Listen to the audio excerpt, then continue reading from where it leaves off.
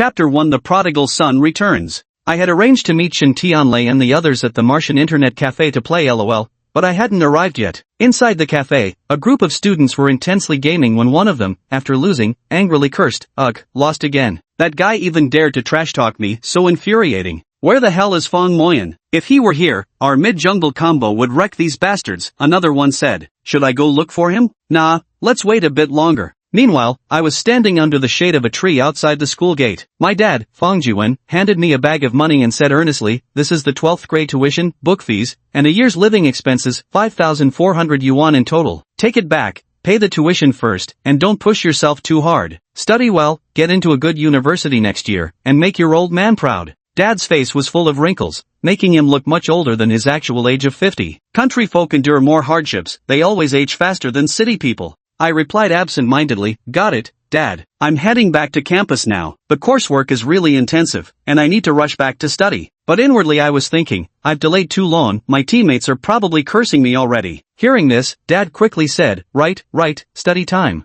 I'll head back too." I asked him, "How will you get back? The long-distance buses stopped running hours ago." He replied, "I'll just find somewhere to sleep for the night. Then I'm off," I said. "Let me walk you inside." "No need, I can go in myself." But Dad insisted, so I finally conceded, Alright, walk me in then, walk me in." Under my father's watchful gaze, I stepped through the gates of Chidu 5th High School. I muttered to myself, my dear old dad, why must you send me back into this cage again? I'd originally planned to meet Shin Tianlei and the others at the internet cafe to squat up for some LOL, but the old man was stubbornly insisting on watching me enter the school. Oh well, I just have to climb back out later. Though I didn't dare try climbing now, not when I thought about the huge wad of cash in my pocket that Dad had worked 3 grueling months to earn. This was a whole year's worth of tuition and living expenses, and keeping such a large sum on me felt unsafe, so I needed to pay it at the school finance office first. Chidu 5th High was a key municipal school with a semi-closed campus policy. Students weren't allowed to leave casually unless they had permission. I arrived at the finance office just as the administrator was still on duty. Hurriedly, I stepped forward and paid all the fees, tuition, meals, and boarding, receiving only a thin receipt in return. With this receipt, I won't have to worry about food and lodging at the future school. Behind the dormitory building, there's a section of wall that can be easily climbed using 2 large trees. On the other side is a small fitness square in a nearby residential area. Using the exercise equipment along the outside of the wall,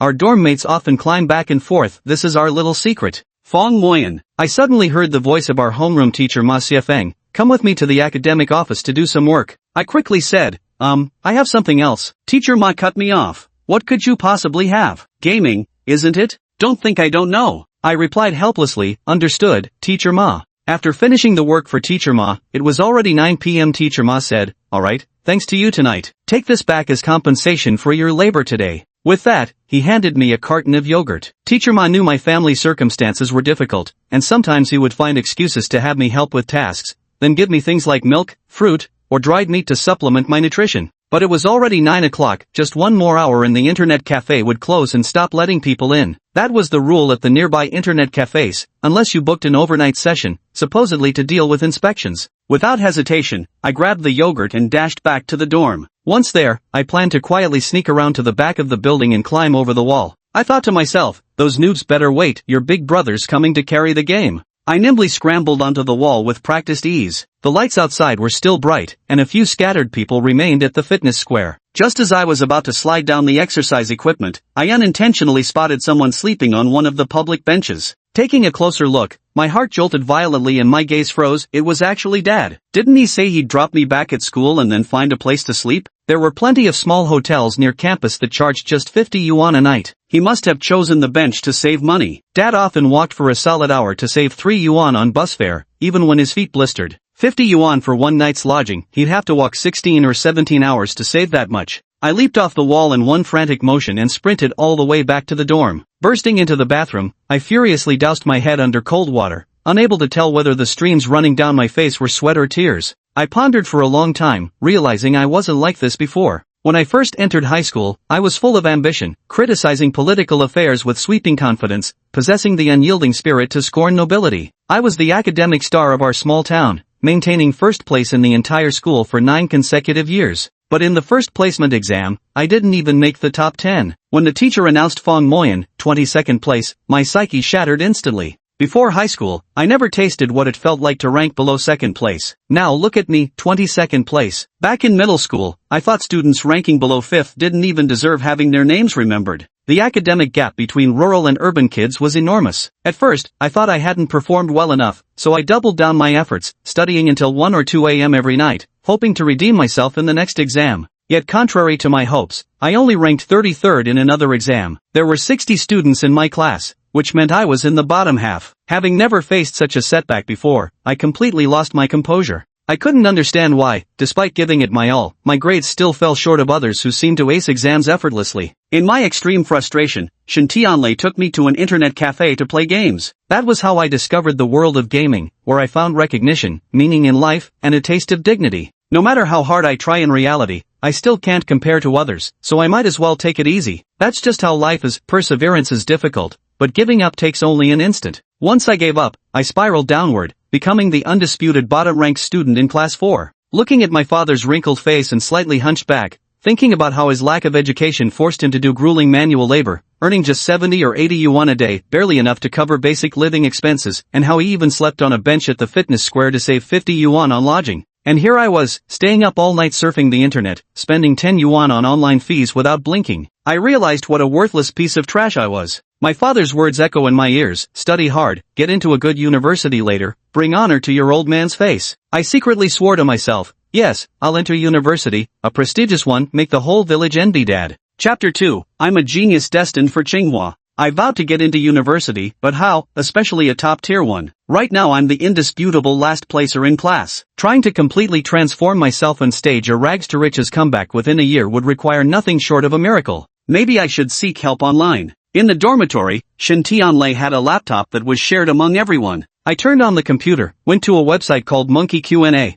and posted a question. I only scored 197 points in the final exam of the second year of high school. How can I get into Tsinghua University in 1 year? My name is Fong Moyan. Actually, I wasn't really aiming for Tsinghua University. I just thought such a question would be more sensational and attract more answers. Unexpectedly, the question quickly shot to the top of the trending list. In less than half an hour, the number of replies surged to 30, and the count kept rising. Most of the responses were dripping with sarcasm, like, how much have you had to drink? If only you'd had a single peanut. Go to sleep, kid, you'll find everything you want in your dreams. At the Huaka lab, an avatar on the screen said to someone named Leopard, we've identified a target subject. The man nicknamed Leopard, Zhang Bao, excitedly opened the profile and saw my profile, a struggling student aspiring to get into Tsinghua University. He remarked that I was the perfect candidate for their genuine system, proposing to customize a program specifically for me that could transform a poor student into a top achiever. He then typed a string of responses online. After scrolling for what felt like ages, I finally found a somewhat credible answer, a 3,000-word guide detailing how to improve scores in each subject for the college entrance exam. Excited, I kept reading, only to see, follow Golden Future Cram School, tuition 25,800 yuan, guaranteeing effortless admission to Tsinghua.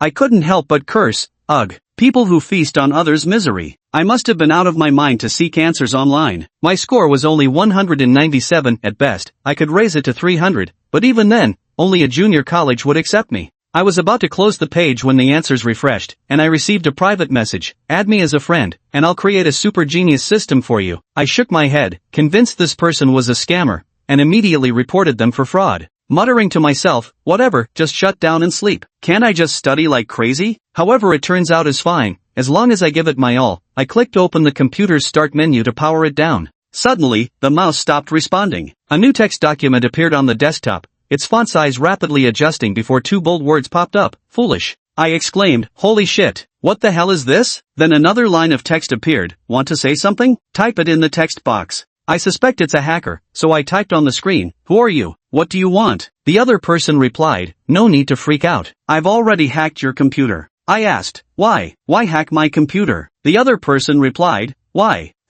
Then why did you report me for fraud? I was completely bewildered. What report? What fraud? The other person said, you won't even admit what you just did? I genuinely wanted to help you, but you reported me and cost me over a dozen credibility points. It was only then that I realized this hacker was the same person who had privately messaged me in the Monkey Q&A with add me, and I'll craft a study guide system for you. I asked, you're the creator of that study guide system? The reply came, duh. I said, ha, you totally sound like a scammer. The other person shot back, Cut the crap. You reported me and cost me my credibility points. As compensation, you have to join this study guide system. I questioned skeptically, if this study guide system were truly amazing, would you be begging people to use it? He asked, I just want to ask you one question, use it or not. I immediately typed, use it. Anyway, I'm penniless and have nothing to be swindled out of. He gave me his QQ number and said, go for it, young man, you're bound to shine brightly in next year's college entrance exam, then fell silent. The strongest academic genius system? Sounds impressive, but the other party was just a hacker I reported who got their credit score deducted. How could they be omnipotent? Probably just an ordinary person.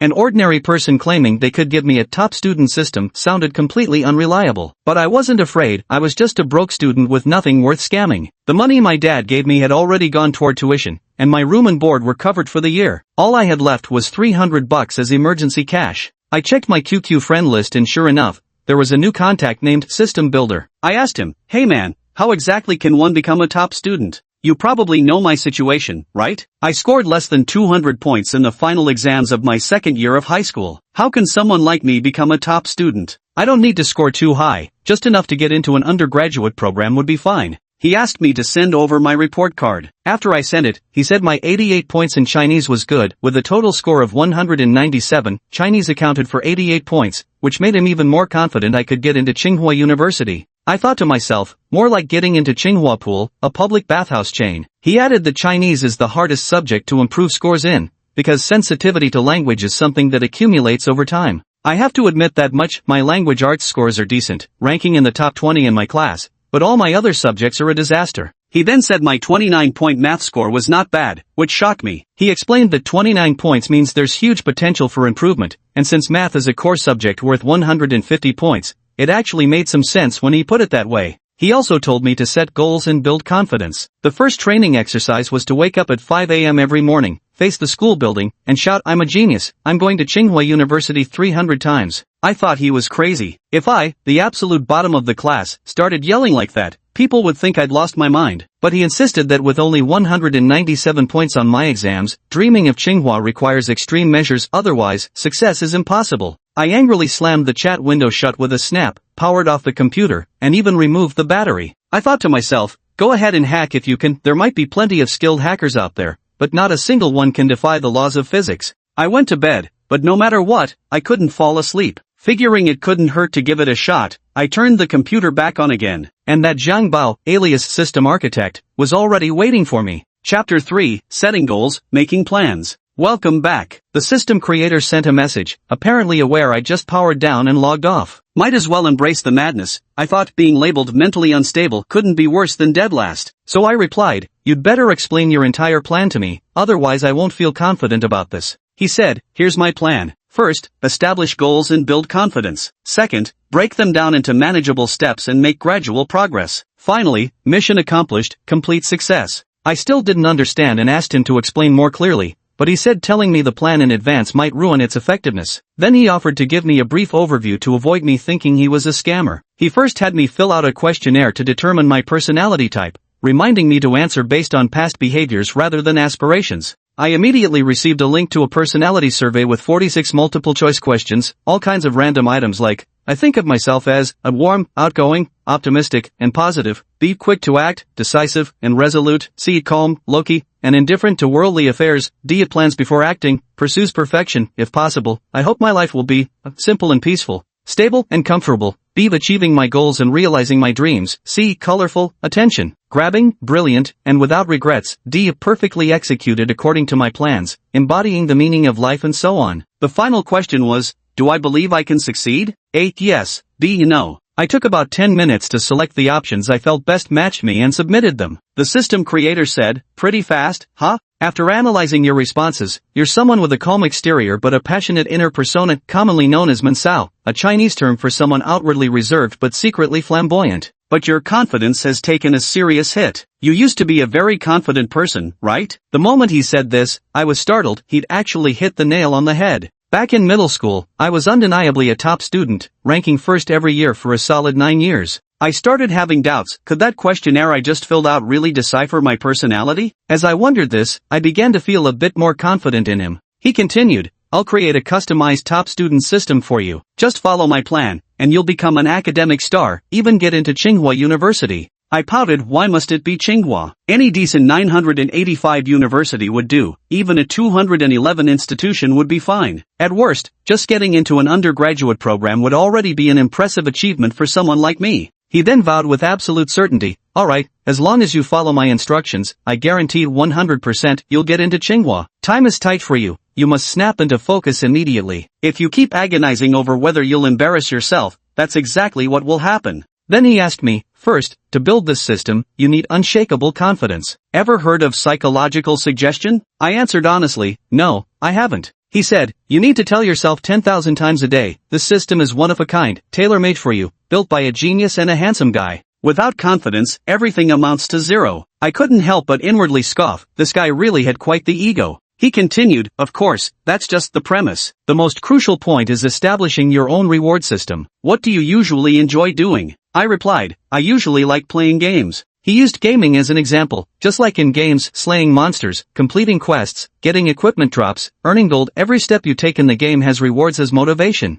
Games are addictive precisely because of their reward mechanisms. If you applied the same enthusiasm to studying as you do to gaming, you'd easily get into Tsinghua University. But you can't reward yourself with more gaming, because ideally the reward should be something you can claim anytime, anywhere. Moreover, the reward system in games would dilute the effects of our program's rewards. Pick something else. What do you like to eat? Do you like candy? I said, I like dried meat. He replied, dried meat works too, at least it's slightly better than candy. Meat is healthier than sugar. Go to the supermarket first and buy your favorite dried meat as a reward for yourself. Setting up my own reward system? That actually sounds kind of fun. He added, tell you what, unless you get a little taste of the benefits, you won't understand just how valuable this system is. When was your last exam? Let's start with something small first. I thought for a moment and said, the nearest exam? School breaks on the 15th, with about a week off. There'll be a small quiz on the 12th. He calculated and said, today is the 4th, so there are still 8 days left. Let me think, the quickest results would be best. English, I see you only scored around 20 points, basically no different from a middle schooler. With my method, I can improve your English by 20 points in 8 days, no problem. I found it hard to believe. Really? He continued with the plan, during these 8 days, all your time must go to English. For a student like you, teachers have long given up, no one cares whether you pay attention in class or not. With this kind of freedom, you can maximize your time utilization. Go buy the prizes first. Oh, it's getting late. Make sure to get the prizes first thing tomorrow morning. Bye, see you tomorrow. The most important thing now is, rest. Those who don't know how to rest properly will never study hard when needed. Let me teach you a quick sleep technique, mindful breathing. Count each inhale and exhale as one cycle, don't count numerically, don't count numerically, don't count numerically, just silently repeat to yourself, in, out, in, out. You'll fall asleep quickly. Remember to wake up early, tomorrow at 5 a.m. I'll give you the English study plan. That's it. With that, he logged off. I was left in a daze, only remembering that I needed to establish my own reward system, like completing quests in a game, and that he promised to help me raise my English exam score by 20 points in 8 days, plus waking up at 5 a.m. tomorrow. The rest went completely over my head. It was already 1 a.m. Time to sleep. Wake up at 5? Yeah, right. At my age, sleep is precious. I pass out as soon as my head hits the pillow. Who needs breathing exercises to fall asleep? Ding ding ding, the alarm blared incessantly. I was dead asleep until someone shook me awake. Damn it, La Fawn, how many times did you set that alarm? It was so loud I couldn't sleep through the wall. It was Lu Qingxue from the next dorm. That guy was a straight-A student, the kind who could score full marks in math just by snapping his fingers, ranking among the top 5 in class. He's a very light sleeper, waking up at the slightest sound, and what's worse, he's obsessive-compulsive. He hears an alarm and immediately wants to get up. Still half asleep, I asked, what time is it? He replied, 4:42. I sighed in relief. Oh good, thanks, you can go back to sleep. As I spoke, I opened my laptop. He cursed under his breath, damn, you're up this early just to play games? I said, no, I made plans with someone yesterday. Lu Qingxue grumbled his way back to sleep, probably thinking to himself, asterisk a lost cause is a lost cause if it's not the internet cafe, it's gaming on a laptop in the dorm. Completely hopeless asterisk. Chapter 4 Morning Reading Aloud. Not bad, quite punctual. The system creator sent a message, now I have even more confidence in you. Today's task is urgent. High school English vocabulary consists of about 3,000 words. Your current mission is to master these 3,000 words thoroughly within 3 days. That's precisely 1,000 words per day, divided into 10 hours, mastering 100 words per hour, which means you only need to master about 1.6 words per minute. I asked, no need to memorize them? He replied, memorize? Can you even keep up? Get familiar with reading them first. Remember, pronunciation must be precise. Once you've mastered 10 words, where's the dried meat I told you to buy today? Just eat one piece of jerky, remember, don't eat too much in a day, afraid you'll get too salty. Alright, better buy the kind that's in individual pieces. Now, first do a proper warm-up, then march toward the first goal, advance. Recite this passage below now. His words to me were, I'm clever, I'm talented, I articulate clearly, I pronounce perfectly, I remember everything I've read, English is too easy for me, I can read English just like Chinese, I understand word meanings just by looking at them. I look at this passage and think to myself, is this it? This is the so-called top student system? Feels more like a system for cultivating mental illness to me. Still, I gave it some thought. The supermarket wouldn't be open at this hour, and since I'd already promised this guy, I might as well give it a try. I glanced around, no one was watching, my roommates had all gone for an all-night gaming session and wouldn't be back until at least 7. Summoning my courage, I muttered under my breath, my words slurred and indistinct, I'm sharp-witted, I'm exceptionally talented. Waves of shame washed over me. He said impatiently, what are you, a buzzing mosquito? Let me tell you, you're already dead last, how much lower can you sink? This is the only chance you'll ever get. Speak up, like you actually believe it. If you can't even get through this, we'll just delete each other, and you can pretend I never existed. I was silent for a moment, thinking what else did I have to lose? I'd already hit rock bottom, another label like crazy wouldn't make much difference. So I shouted loudly, I'm brilliant, I'm exceptionally talented. My voice was louder than I'd expected. At this moment, Lu Qingxue from the neighboring dorm was woken up by my noise. He rushed over and scolded, damn it, Fong Moyan, have you lost your mind? First, you set your alarm over a dozen times early this morning, and just when I managed to catch up on some sleep, you start yelling? You're brilliant? The honorable last place student? Exceptionally talented? Probably all channeled into crooked ways, huh? I was a bit annoyed too and sneered coldly, yeah, I must be sick. By the way, ever since I went crazy, I've actually felt much more spirited. Seeing me act shamelessly, Lu Qingxue angrily slammed the door shut. Since he couldn't sleep anyway, he might as well get up and review his lessons. While studying, he kept grumbling, shameless, absolutely shameless. Really, when a person has no shame, they're invincible. I'm the one who's genuinely clever and talented. After half an hour of self-hypnosis, I finally stopped, and I actually felt quite happy. No wonder people love hearing compliments. Even if they're fake, praising myself for 30 minutes left me in a rather cheerful mood. The system creator asked me, feeling pretty good, aren't you? Yeah, it feels a bit weird to praise myself, but I still think highly of it. I sent a big laughing emoji. The system builder said, this is just the first step, and you're doing great, so there must be a reward. Oh well, since I know you don't have a prize ready yet, I'll send you a red envelope. Then I immediately received the red envelope from the system builder. I opened it, hey, just 1 cent. What? Think it's too little? Well, it's free money anyway. Remember, be good to yourself. When you accomplish something you couldn't before, always remember to reward yourself. Deep within your body lies something called the subconscious. Sometimes it's quite silly, even a single penny can make it happy. Why not take advantage of that? I nodded. Though I didn't quite understand, it sounded impressive. The system creator added, there's still plenty of time. Start reading the words now, every minute counts. What time do you usually have dinner? 6:30 at the cafeteria, I replied. That leaves us a full hour, enough time for you to master 100 words. Begin now, and I'll send you a red packet bonus for every 10 words you master. Okay, I thought to myself, if I'm not even afraid of being mistaken for a mental patient, then openly studying vocabulary should be a breeze. Add up, add up, add up, add up, add up, add up. I had just repeated the word 3 times using my usual memorization method when the system creator immediately stopped me. Don't read the Chinese translation, just focus on the English word itself. Alright, I replied and began reciting only the English word, add up, add up, add up. Lu Qingxue from neighboring dorm 519 probably thought he was seeing a ghost. Here I was, the perennial last-place student in class, the undisputed king of academic failure who only played games, never turned in homework, and slept through every lecture miraculously memorizing vocabulary like never before. Good heavens, the world had gone mad. Even the class dunce was staging a comeback. This thought apparently struck Lu Qingxue too, because he promptly pulled out his English textbook, muttering to himself, no way am I letting this academic disaster show me up. Soon his loud recitations joined mine.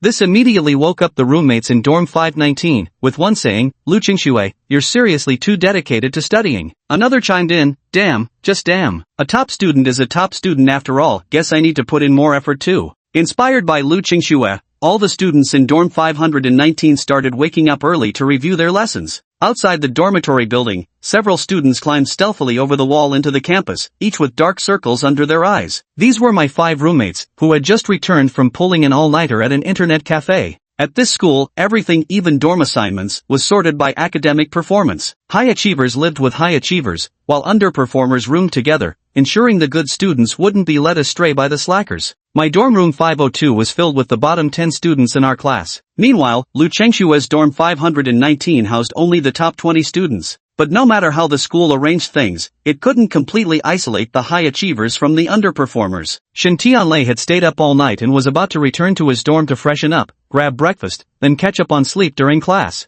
Although our teachers had already given up on these students, they still had to attend classes. Whether they listened or not was up to them, but attendance remained the teacher's responsibility. Preventing students from attending class would risk parental complaints, and that would mean trouble. Those high achievers in 519, they really know how to study. What time is it even? And they're already up memorizing vocabulary, remarked one of my roommates. Yeah, unlike our dorm 502, famously known as the gathering place for academic underachievers, another roommate chimed in. Just a bunch of nerds. After they graduate from college, they'll still end up working for my dad. We already employ 3 postgraduates, Shin Tianlei sneered. His family owned a factory, lived in a villa, and had purchased 3 BMWs alone. As the 5 of them chatted and stepped into room 502 together, they were met with an unbelievable sight. Me, who never studied, was actually memorizing vocabulary. Old Fawn, have you lost your mind? We waited for you all night. You promised to team up for a game, but you never showed. Without you, our master player, we lost all night. It was brutal, Shin Tianlei teased with a laugh.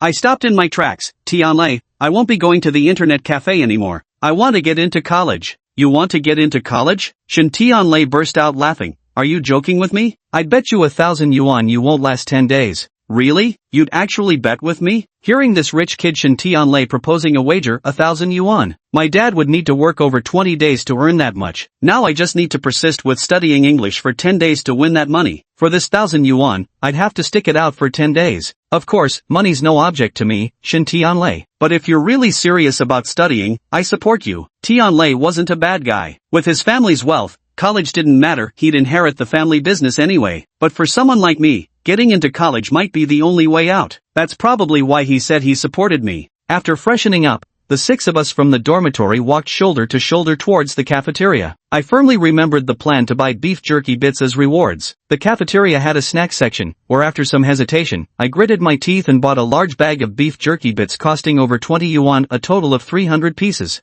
This reward is quite expensive. I better use it sparingly. Didn't that person suggest rewarding myself with 1 beef jerky bit for mastering 10 vocabulary words? Then I'll aim to master 20, 30 words before treating myself to just 1 piece. When the self-study bell rang, the 6 resident slackers of dorm 502, our little den of academic underachievers, sauntered unhurriedly and nonchalantly towards the classroom, quite the contrast to our classmates who had already seated themselves inside long before. Look at them, why aren't they in a hurry? Nonsense. What's the use of them being in a hurry? Exactly. Chidu No. 5 High School is the second best in the city, only behind Chidu Experimental High School, with an 82% college admission rate. But let's be real, none of those guys are actually going to university. Technically, they could still go to vocational college, but does that even count as university? Officially, yes. A few students by the window glanced at us lounging around with what seemed like an air of arrogance and couldn't help but mutter a few complaints. The reason I'm not in a hurry is that getting anxious wouldn't help anyway. Among the 6 worst students, I'm undoubtedly the most hopeless. The title of last place has never slipped from my grasp. So, keeping up with the teacher's normal pace is impossible for me. I have to find another way.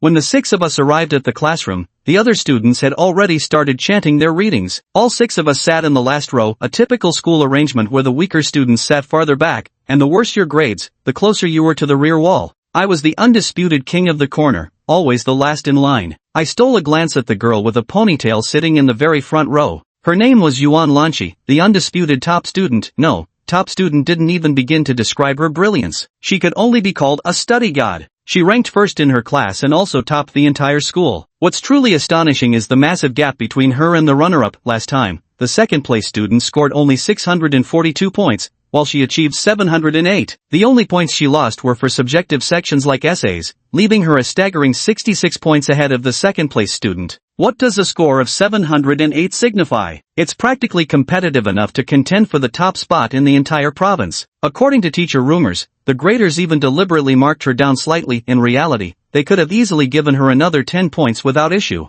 Yuan Lanqi wasn't just an academic prodigy, she was also universally regarded as the epitome of perfection, a true goddess. The term goddess gets thrown around too casually these days, as if any girl with a few admirers qualifies. When it comes to Yuan Lanqi, calling her a goddess is no exaggeration, it's a title the whole school agrees upon. She excels in the arts, singing and dancing with talent, and is also skilled in painting, having held a solo art exhibition at the age of 12. Every year, her performances are the grand finale of the school's galas, and she's even won district-level championships in martial arts routines. Truly, she embodies both scholarly and martial prowess, a beauty with brains and brawn. Her family background is impeccable too. The Yuans are a prominent local clan, with deep-rooted connections and considerable influence. And let's not forget, she's strikingly beautiful. Hers is a kind of approachable beauty that inspires admiration from boys and envy-free admiration from girls. She's universally acknowledged as the most outstanding female student in the school's history. Some say that if you remove the female descriptor, she would be the most outstanding student on campus. Others say that if you take away student, she would simply be the most outstanding.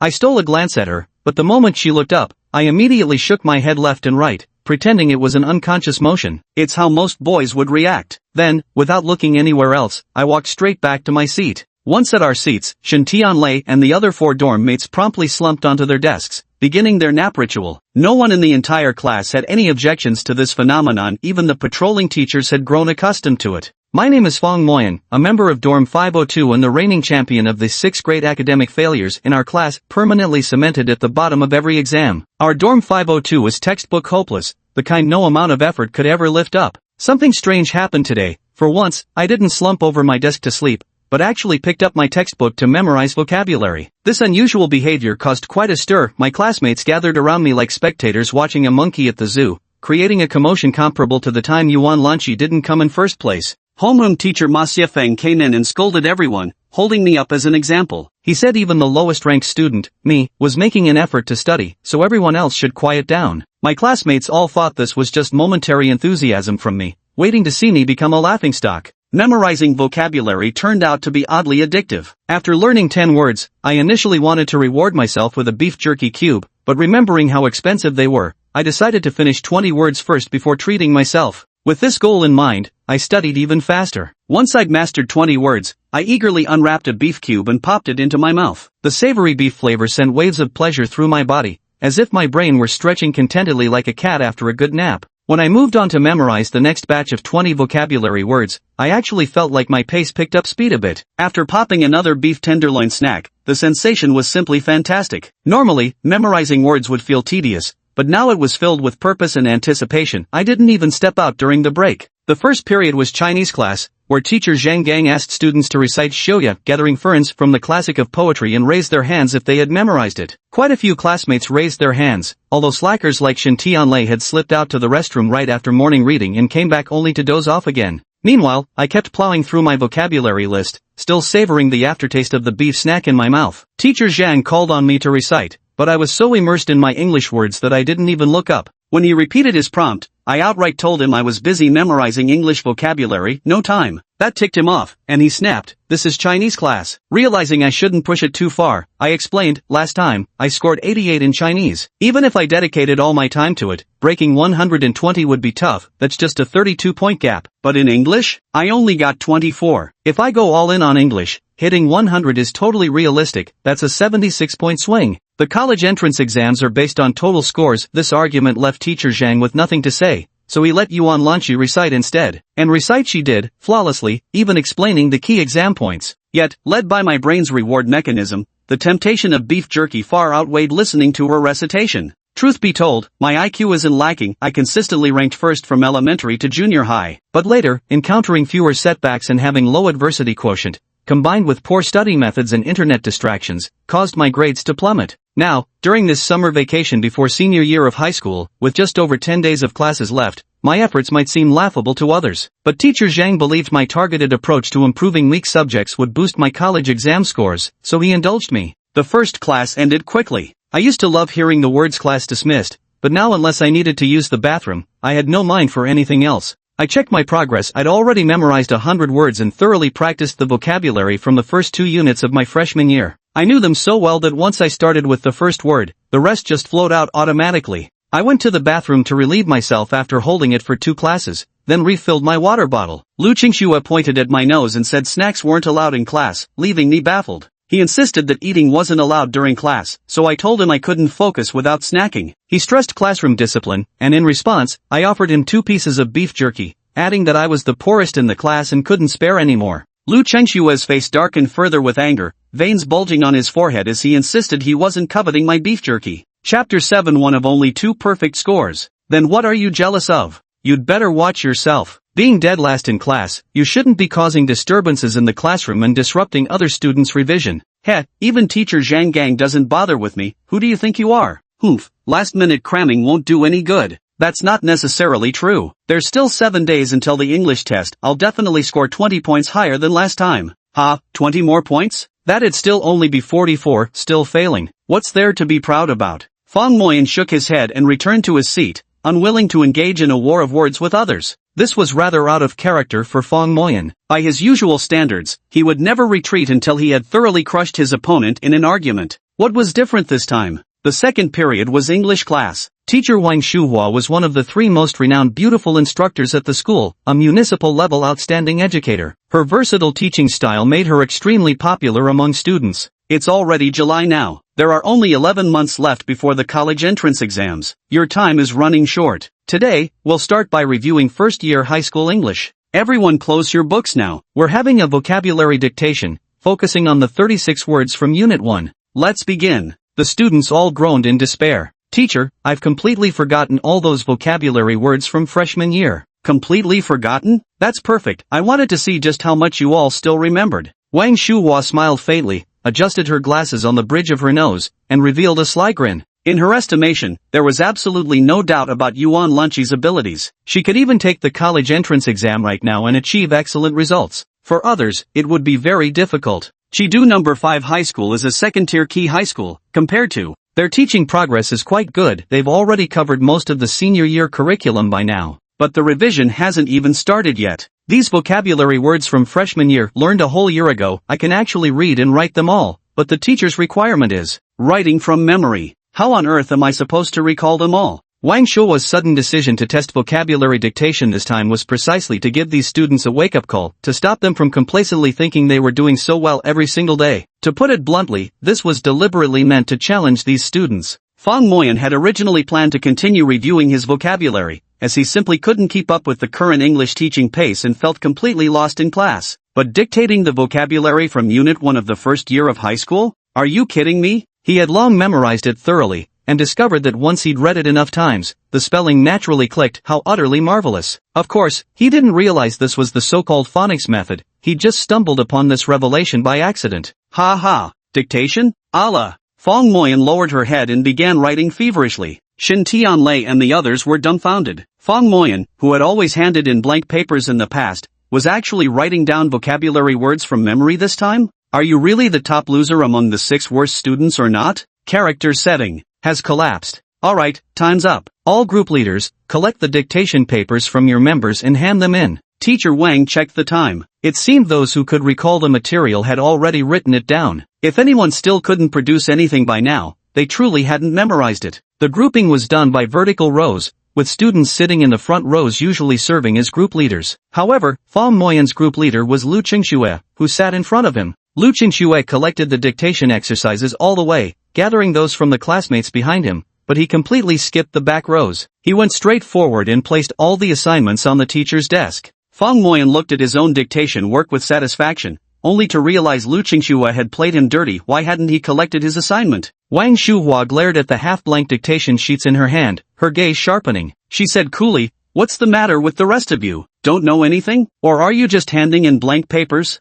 I really can't remember which words they were. I probably know them all, but I can't write them down from memory." Exactly. This test isn't even about which lesson the words come from. Randomly guessing would just be deceiving the teacher, wouldn't it? I'd rather leave it blank than deceive the teacher. Each protest was delivered with absolute conviction. Fang Moyan raised his hand. Teacher, my homework hasn't been collected yet. Ha ha ha, let's just skip yours, shall we? King of the class clowns, please don't make things difficult for the teacher. Wang Shuhua was surprised. This student was famously the worst in class 4, always sleeping through English lessons. Since when had he become so eager? Did you write anything down too? Come and hand it in yourself. Fong Moyan could do nothing about it. He knew his past reputation as a troublemaker who never handed in assignments meant the teacher would never hold Lu Qingxue responsible for this. Any teacher would habitually overlook Fong Moyan by default. Wang Shuhua had originally assumed that a student like Fong Moyan would just scribble random words to deceive her. Without even glancing at his work, she placed it right at the bottom of the assignment pile. She began grading on the spot. As expected from genius Yuan Lanqi, everything was correct with flawless handwriting, absolutely no flaws to pick at. English class representative Su Meijie also did well, nearly perfect with just 2 words missed. Class monitor Sun Yunhai missed 5 words. Lu Qingxue was particularly strong in math, but weak in English, having only gotten a small portion correct. Then he kept grading until the very last one. Another assignment with perfect dictation, the only flaw being 2 misspelled words, but that hardly mattered. A glance at the name. Fong Moyan? She smiled. Wasn't he the notoriously last-ranked student in class? During the last English exam, he scored 24 marks, an astonishingly low score. She had joked back then that even stepping on the answer sheet randomly would yield higher marks than his. With such a prime example available, this would be perfect for knocking those arrogant students down a peg. If even the class's worst student could recite to this standard, this would surely serve as powerful motivation. Wang Shuhua nodded subtly to herself, smiling slightly as she announced, this dictation exercise's results were extremely disappointing. First, some students didn't even manage to write anything from memory. I counted, and shockingly, it accounts for half the class. These students are truly disappointing. Looking at the results, only 5 students completed the dictation with relative completeness. Let me read out these names. In 5th place, Qin Haotian, with a total of 8 words missed or incorrect. A particularly handsome student smugly lifted his chin, he had always been the best at English. 4th place, Sun Yunhai, missed 5 words. 3rd place, Su Meijie, only missed 2 words. Out of 60 students in the class, only 2 managed to write the dictation perfectly without any mistakes. One is our Yuan Lanqi, who never fails to meet expectations, consistently excellent, not only flawless in spelling but also with handwriting so neat it looks typeset. The other students thought it was perfectly normal when they heard Yuan Lanqi simply wasn't on the same level as them. Another student, Fong Moyan. Whoosh! The entire class erupted in an uproar. Chapter 8, I wasn't cheating. What? Did the teacher read the wrong name? What kind of joke is this? That's impossible. He must have cheated. Yeah, he's been reading the 10th grade English textbook since morning. He planned this. We didn't even bring our 10th grade English books, only he did. He must have copied from it. Cheating is shameful. The entire class 4 erupted in chaos. Who is Fong Moyan? The perpetual last place holder. Last English exam? Only scored 24 points, can you believe it? Out of 150 total points, even guessing randomly should get you at least 30 or 40. Oh, Wang Shuhua smiled faintly and turned to look at Fong Moyan. Fong Moyan, so many classmates are questioning you. What do you think? Fong Moyan stood up. Why don't I just recite it for everyone to hear? Survey, upset, ignore, calm, concern. As soon as he opened his mouth, the words poured out in an endless stream, one after another without any hindrance, just like the rapid-fire dialogue in crosstalk, so fluent it was astonishing.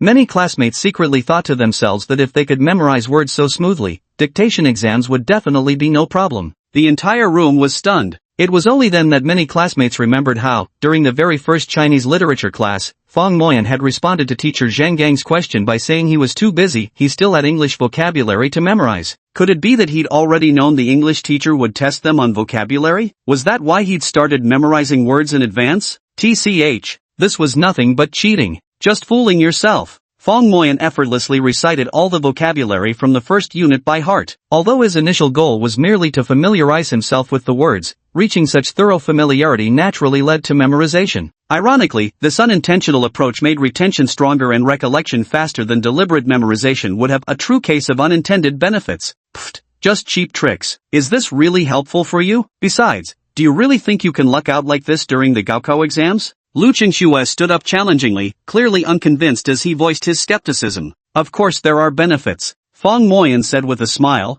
College entrance exam questions definitely won't go beyond the curriculum syllabus, and the vocabulary won't exceed what's in the textbooks. Aren't there just over 3,000 high school vocabulary words, and only a few hundred texts in the textbooks? Keep reading and memorizing everything, and you'll make progress eventually. The room fell into an inexplicable silence after Fong Moyan's bold declaration, only to be broken by sporadic laughter moments later. Isn't it just 3,000 words? Just a few hundred passages? That's kind of ridiculous, right? Doesn't he know his place? Fong Moyan saw that others didn't approve of his words, so he stopped speaking. With his poor grades, anything he said would just be a joke. He thought about it, this impromptu quiz had already taken up much of his time for memorizing words. Deciding to ignore their doubts, he withdrew from the debate. Better focus honestly on his own word memorization. Fong Moyan pulled out his textbook by himself, found his previous progress, and began the mechanical yet swift process of drilling vocabulary. Wang Shuhua smiled and said, Fong Moyan is absolutely right. The college entrance exam certainly won't go beyond the teaching syllabus, and the vocabulary won't exceed the scope of the textbooks. But that's just the foundation. Alright, here's our upcoming review plan. She looked up and saw that Fong Moyan, who had just caught her eye, had actually sat down again, as if isolating himself from the world. The dictation earlier seemed to be just an unintentional self-assessment on his part.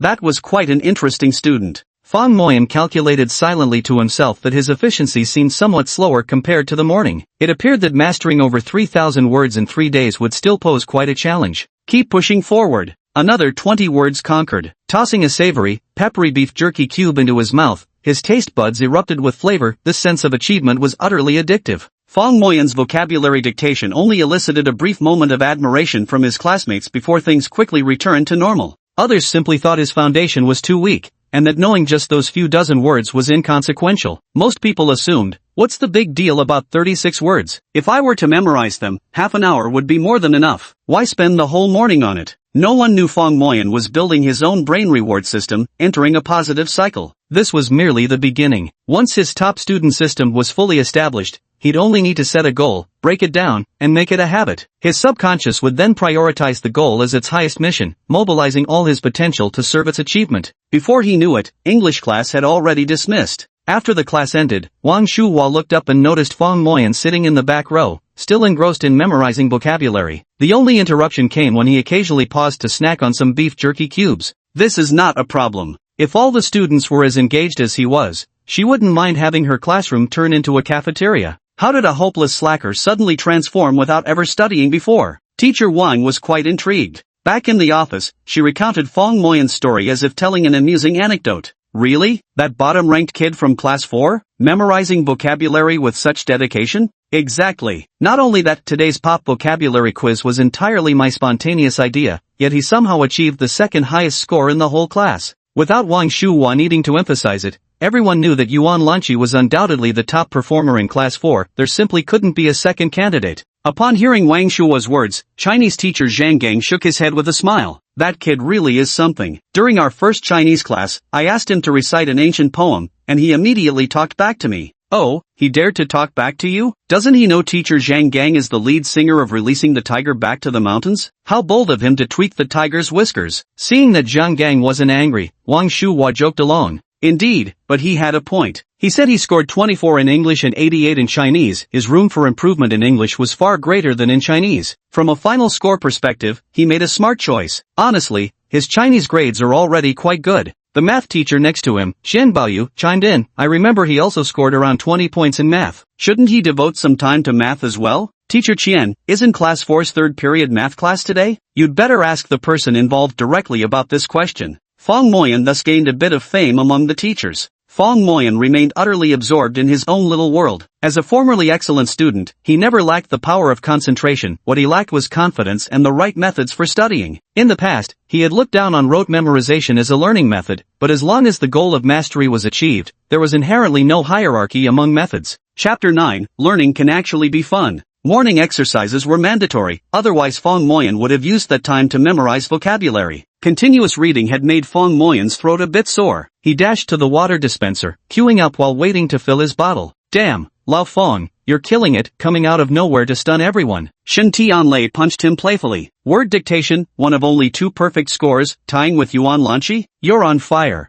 No way, just a blind cat bumping into a dead mouse. Cut the crap. Your grin's stretching to the back of your head. Look how smug you are. So, standing shoulder to shoulder with Yuan Lanqi, got any thoughts? Hearing Yuan Lanqi's name, Fong Moyan's face flushed red all the way down to his neck. Don't talk nonsense, he mumbled. Ha, blushing like crazy, you little CN. Seriously though, your looks do bear some resemblance to Yuan Lanqi. Shen Tianlei was so engrossed in teasing Fong Moyan that he failed to notice the icy glare from a graceful figure beside him. When he turned around accidentally and saw Yuan Lanqi's piercing gaze, he chuckled awkwardly. No, I mean, classmate Yuan Lanqi, I was just kidding around. Such was the intimidating aura of Yuan Lanqi, even someone like Shen Tianlei had to think twice before daring to joke about her. During the break exercises, they went out for a run. Their current schedule didn't waste time on group calisthenics because organizing the whole team took too long. Usually, they just jogged along the tree-shaded paths around campus to refresh their tired minds. While running, Fong Moyan was still preoccupied with reviewing vocabulary. Of course he couldn't bring his textbook along for the jog, so he simply mentally recited the words he'd studied that morning.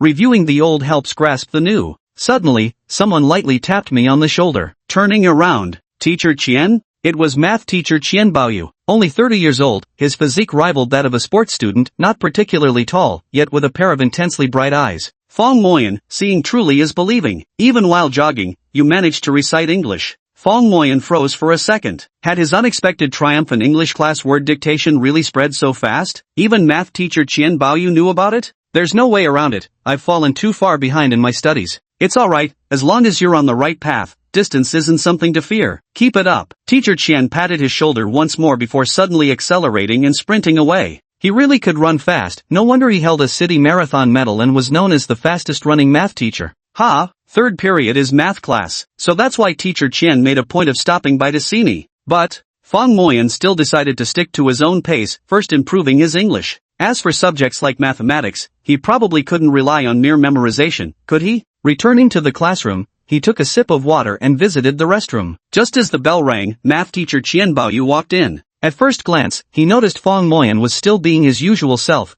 openly studying English during math class. Fong Moyan, the teacher's calling you. Fong Moyan suddenly looked up. Huh? What do you want with me? I heard you took on Lao Zhang, that big tiger? Oh, nothing like that. Fong Moyan vehemently denied it. He wasn't actually denying it, he'd genuinely forgotten. His attention was entirely absorbed by English vocabulary, and he'd selectively discarded all trivial matters. You said you scored 24 in English and 88 in Chinese, so your potential to improve in English is far greater than in Chinese. Then you only scored 21 in math. Doesn't that mean your potential to improve in math is even greater than in English? Math is also a core subject, and the full score is 150 points too. Are you playing favorites here? Fong Moyan was stunned for a long moment before finally catching on. This was what Teacher Qian had meant. Mr. Qian, English is more suited for short-term rote memorization, but math is a science subject. I haven't figured out a better study method yet. It wasn't that Fong Moyan hadn't made up his mind, but rather that the guy who claimed to be the system architect still hadn't told him how to review mathematics. Qian Baoyu nodded. Alright,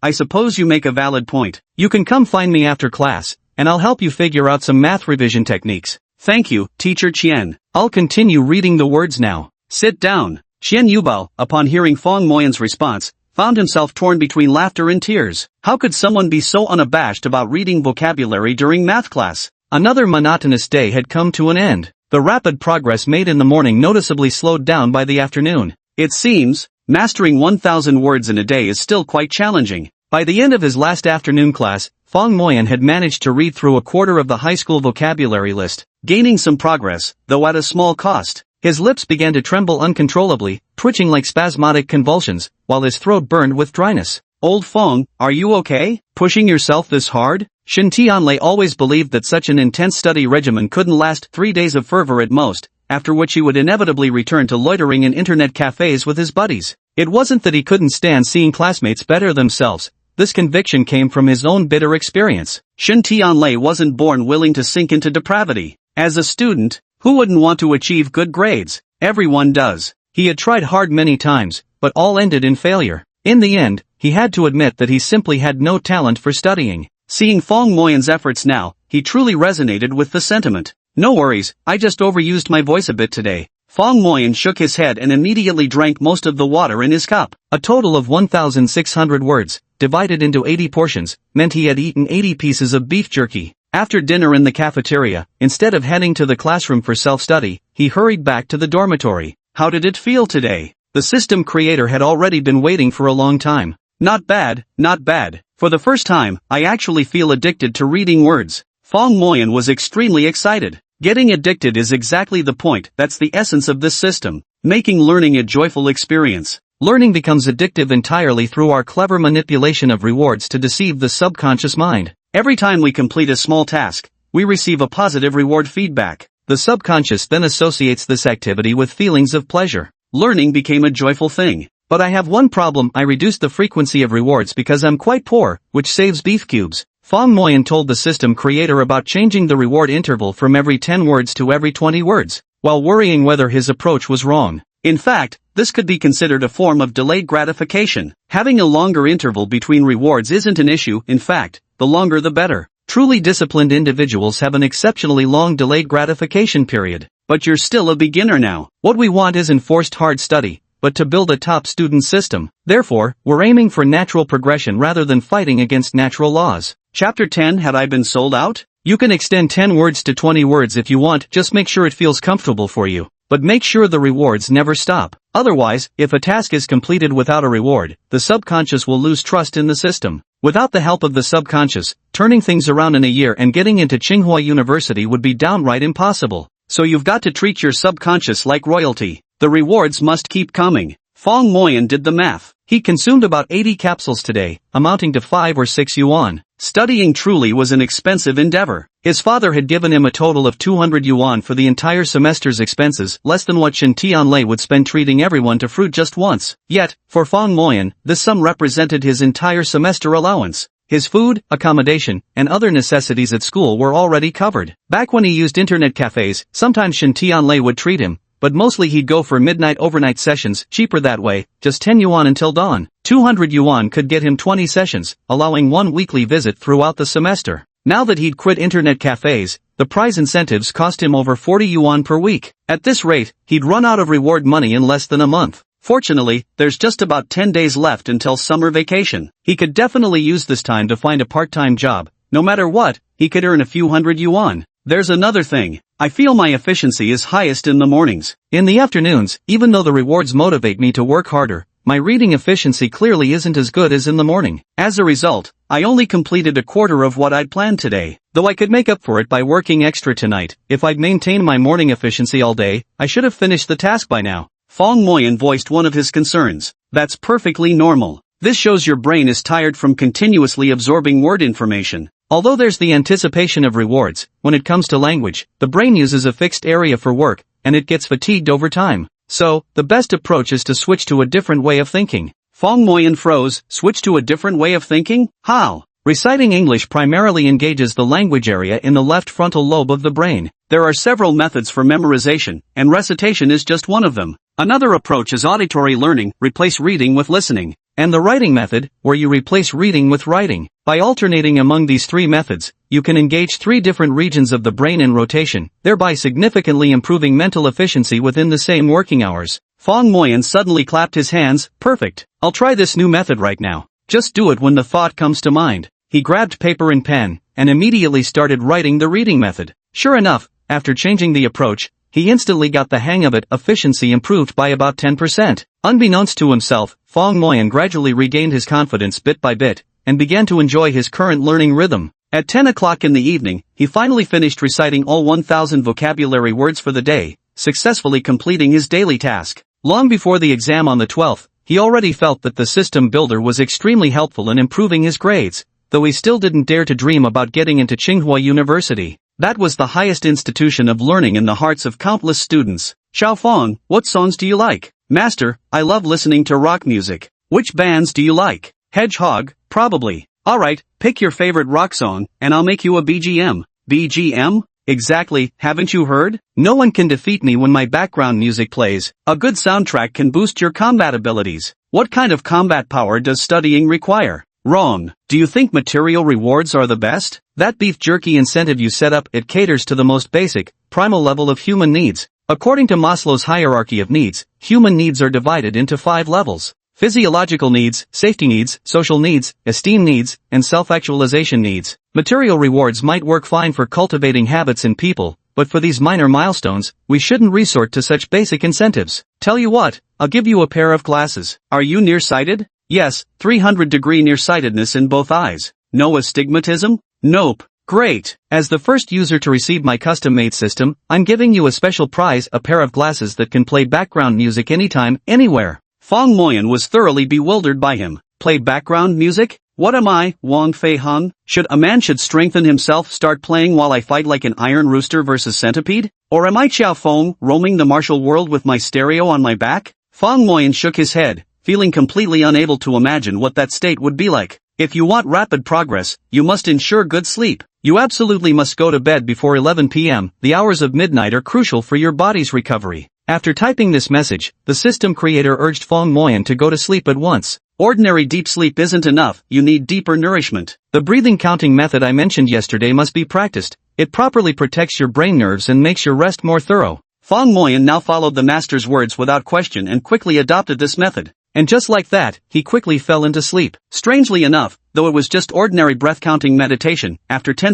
minutes of practice, he genuinely managed to enter deep-level sleep. This allowed his body to achieve maximum self-repair under complete relaxation. This is the incredible self-healing ability inherent in the human body itself. In truth, after a day of intense practice, it's inevitable for the brain's nerves to sustain some latent damage. But through this deep-level sleep, those potential neural injuries were repaired, and his nerves even grew stronger. This brought his physical condition to its optimal state, fueling even greater motivation for learning the next day. It's the same principle as maintaining a car. He slept soundly until daybreak. It was a new day, and the vocabulary from the second part could continue. But before Fong Moyan could begin, homeroom teacher Ma Xiefeng called his name and summoned him to the office. Xiao Fong, there's something we need to discuss. As you're well aware of your grades, getting into a decent school is simply out of the question. There are several vocational colleges here where graduation means employment. With specialized organizations recruiting talent in these fields, graduation leads directly to work. Moreover, the tuition fees aren't high, about 1/3 cheaper than regular colleges. I think you should consider it. Fong Moyan's pupils suddenly constricted. Was the school selling him out? Chapter 11 Gambling with Future Prospects. Standing nearby was a man in a suit, not a school teacher, but Suishio, the admissions director of Chidu Vocational College. He glanced at Fong Moyan. To his eyes, this wasn't a student but a shimmering admissions commission bonus. That's right, our school's programs are very popular. Students from 5th High who come to our school are considered top-notch scholars. Fong Moyan curled his lips. I scored 197 points already. If a slacker like me can become a top student at your school, your student quality must be abysmal. I heard you consistently rank dead last in your class. Instead of muddling through your senior year, you might as well apply for our college's preparatory program now. You'll save yourself a wasted year. Fong Moyan said earnestly, Teacher Ma, I want to take the college entrance exams. Have him transferred to a vocational school instead? Might as well go home and farm. Even if you can't get into Tsinghua, just aim for an ordinary undergraduate college. Put. Suishio spat his tea out with impressive distance.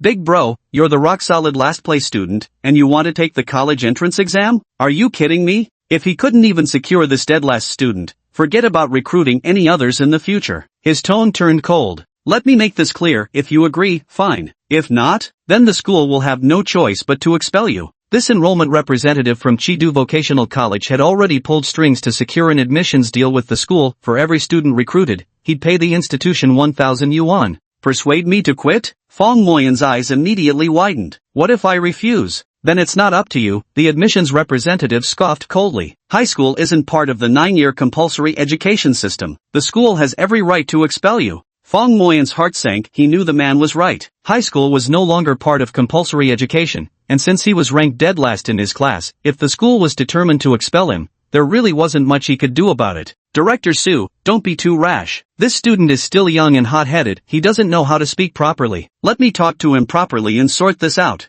Ma Xiefeng stepped forward to mediate. Suishio remained furious. What nonsense, a lousy student acting all high and mighty. Getting into college? With a keyboard? Are you some online troll? Pa! Fong Moyan clenched his fists tightly. This was the first time he truly felt the venomous sting behind the label lousy student. If only his academic performance were better, say, if his scores met the first-tier university admission cutoff, this person wouldn't have dared speak to him so arrogantly. If only he had academic achievements like Yuan Lanchi's, any school would treat him like royalty. For students, grades represent dignity. Grades are everything. I'm definitely going to get into university. Fong Moyan regretted having wasted so much time in the past that he now had to endure such humiliation. Forget about getting into university. If you can move up 10 places in your school's upcoming test in a few days, I won't take any compulsory measures against you. Suishio noticed Fong Moyan's adamant stance. Though displeased, his ultimate goal was enrollment. His usual strategy was to wield the stick first, then offer a carrot. Sheer coercion would backfire. He'd long since sized up Fong Moyan, knowing full well that since sophomore year, the boy had firmly clutched last place without fail. For him to climb 10 ranks would be like the sun rising in the west. Improve by 10 spots? Fong Moyan frowned. He genuinely lacked the confidence to jump 10 places in just a few days. What? Scared? Seems a perennial loser stays a loser, hesitant at every turn, too timid to even aim for 10 spots higher. I'd say you're all talk. Who says I don't dare? I'll take it on. Fong Moyan was young after all, and ultimately fell for this psychological ploy. In reality, his current studies mainly relied on guidance from a master, focusing entirely on building his own academic supremacy system, completely detached from school curriculum. Yet, mental inertia made him instinctively feel that leaving school would be disastrous. Teacher Ma, let's have you be the mediator. If he can improve his class ranking by 10 places in the next test,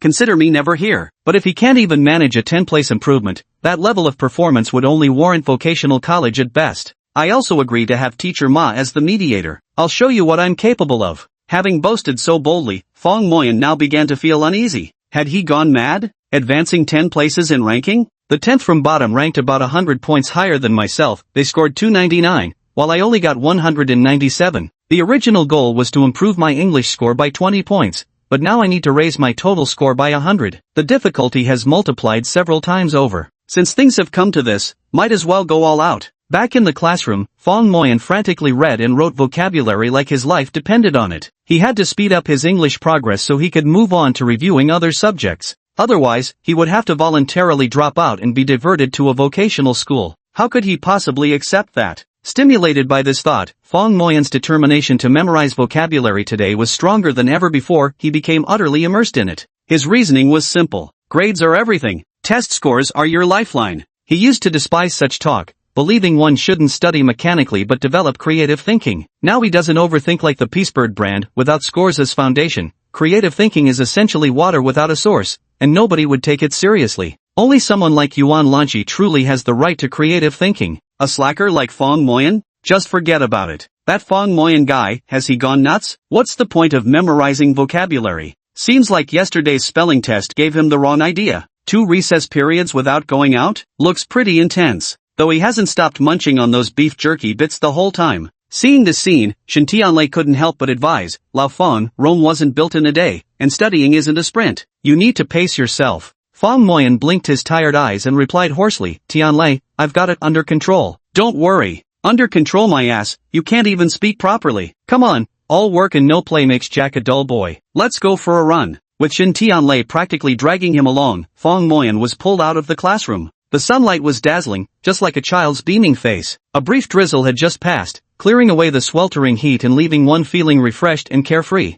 Look, sunshower, several students exclaimed in surprise. The sun was still hanging overhead while a half-formed cloud drifted nearby, casting a delicate patter of rain, an exceptionally beautiful sight. Standing there under those skies, Fong Moyan's mood lifted considerably. Suddenly, everything seemed far less daunting. A floral umbrella in the distance, beneath it a person, walking gracefully through the drizzle, just like a lilac holding an oil paper umbrella. Chapter 12, the Super Scholar System AI glasses have arrived. Ma Xiafeng peered quietly through the classroom's rear window, immediately spotting Fong Moyan's empty seat. He felt somewhat disappointed. If Fong Moyan could indeed follow the steps systematically, improve his grades, and get into a decent university, he would be very supportive. What he couldn't support was idling away one's life, like how Fong Moyan used to be, barely alive, just going through the motions. The director of admissions at Chidu Vocational College making this bet with Fong Moyan was something he approved of. Perhaps pushing the kid a little might do him good. Seems like he had been overthinking things. Learning relies on self-discipline. It's impossible for a student who has let themselves go for a long time to suddenly become disciplined.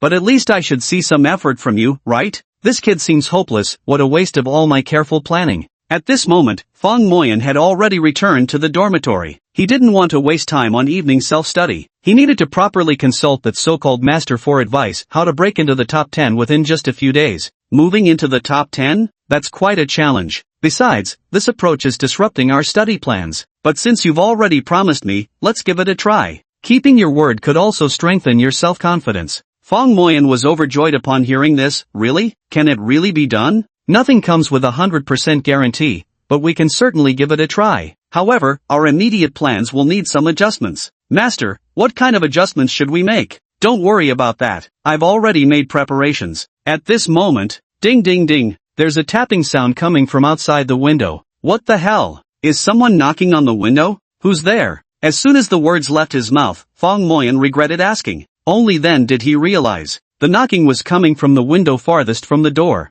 Damn it! It's the 5th floor outside. A layer of cold sweat broke out on his forehead, sending an involuntary shiver down Fong Moyan's spine. He grabbed the mop handle from beside the bed and brandished it a couple of times to bolster his courage. Bang! Bang! Bang! The knocking continued, while outside 2 red eyes stared fixedly at him. Fong Moyan took a deep breath. Hey, what kind of monster dares to cause trouble in room 502? Haven't you heard of Fong Moyan's great name? There was no response from outside. Fong Moyan gripped the mop handle tight, his palms sweating profusely. Beep beep, a new message popped up on the computer. He glanced outside to confirm the eerie thing hadn't moved, then stole a look at the message. Idiot, those are glasses I sent you with a drone. The message came from the system creator Fong Moyan referred to as the master. %%. Fong Moyan finally got a clear look. Ha, what 2 red eyes? Those were just infrared detection lights on a drone. His fright turned to delight as he opened the window, and the drone immediately flew in, landing right on his desk. There was a small box tied to it, about the size of a regular glasses case. Was this the pair of glasses the master had given him? Fong Moyan took the small box down, and the drone then flew away.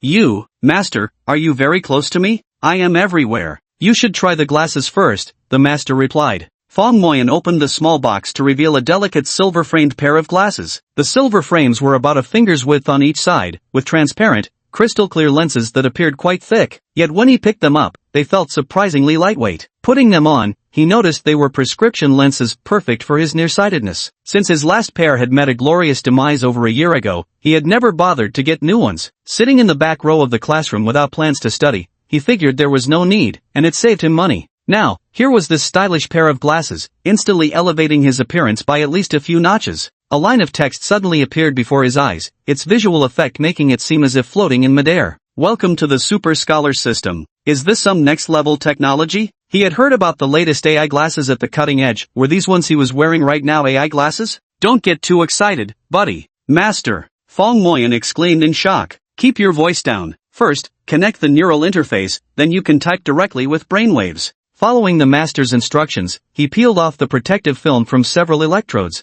allowing the goggles to adhere snugly to his skin. Putting on the glasses again, sure enough, like a computer, I could control the cursor with my eyes and type with my thoughts. This was 100 times more efficient than even the hottest voice input technology available. It was essentially think it, get it. A true marvel. A true divine artifact. This is like carrying a computer in your pocket. With this thing, how could I possibly fail my exams? Of course you'd fail. These glasses aren't meant for cheating. The purpose of these glasses is to check your task completion status anytime, anywhere, and score your own performance. At the same time, it visualizes rewards too. So besides snack rewards, there are also mental rewards, like listening to a song, watching a movie, or playing some BGM. Fong Moyan shook his head. This master had some inexplicable obsession with BGM. Sure enough, there were several menu bars in front of me: task type, task progress, and task rewards. The task types included main quest, side quest, and short-term quest. Main quest, getting admitted to Tsinghua University through the Gaokao. Side quest, none at the moment. Short-term goal, advance 10 places in class ranking during the July 12th quiz.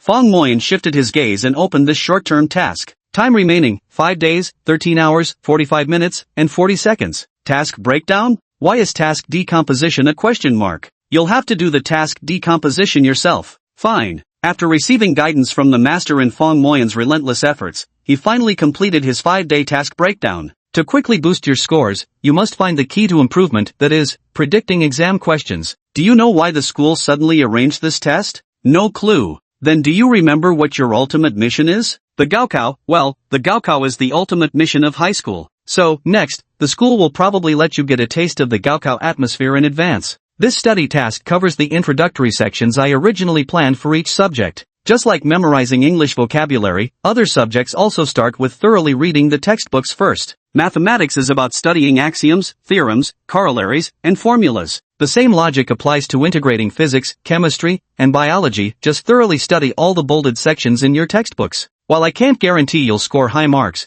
your previous foundational knowledge was too weak. Simply by thoroughly reading and memorizing, you can eliminate most of your knowledge gaps. Fong Moyan thought to himself, this memorization approach seems familiar, much like how he'd been practicing English vocabulary. He'd already persisted with it for 2 days. I need to climb 10 places in this upcoming test. I absolutely cannot be diverted to the Technical Institute. Chapter 13. What is the art of praise? Time for bed. Please complete your washing up within 5 minutes and use the counting breath method to enter deep sleep before 11 p.m. Fong Moyan was figuring out how to use the AI glasses when a message suddenly popped up on the screen. Oh, is it already 11? Right, time to rest. Those who can't rest can't work hard. He finished washing up quickly. That's one advantage of being a guy. Unlike girls, who can't finish showering in less than half an hour. Fong Moyan carefully placed the AI glasses aside. This was truly a magical artifact, far more precious than the Alienware computer Shin Tianlei had tossed in their dorm room. Through the technique of breath counting, with simple breathing adjustments, he quickly slipped into deep sleep. The minor neural damage caused by his intense mental exertion during the day gradually healed during this restorative slumber, strengthening his nerves to endure even greater cognitive demands.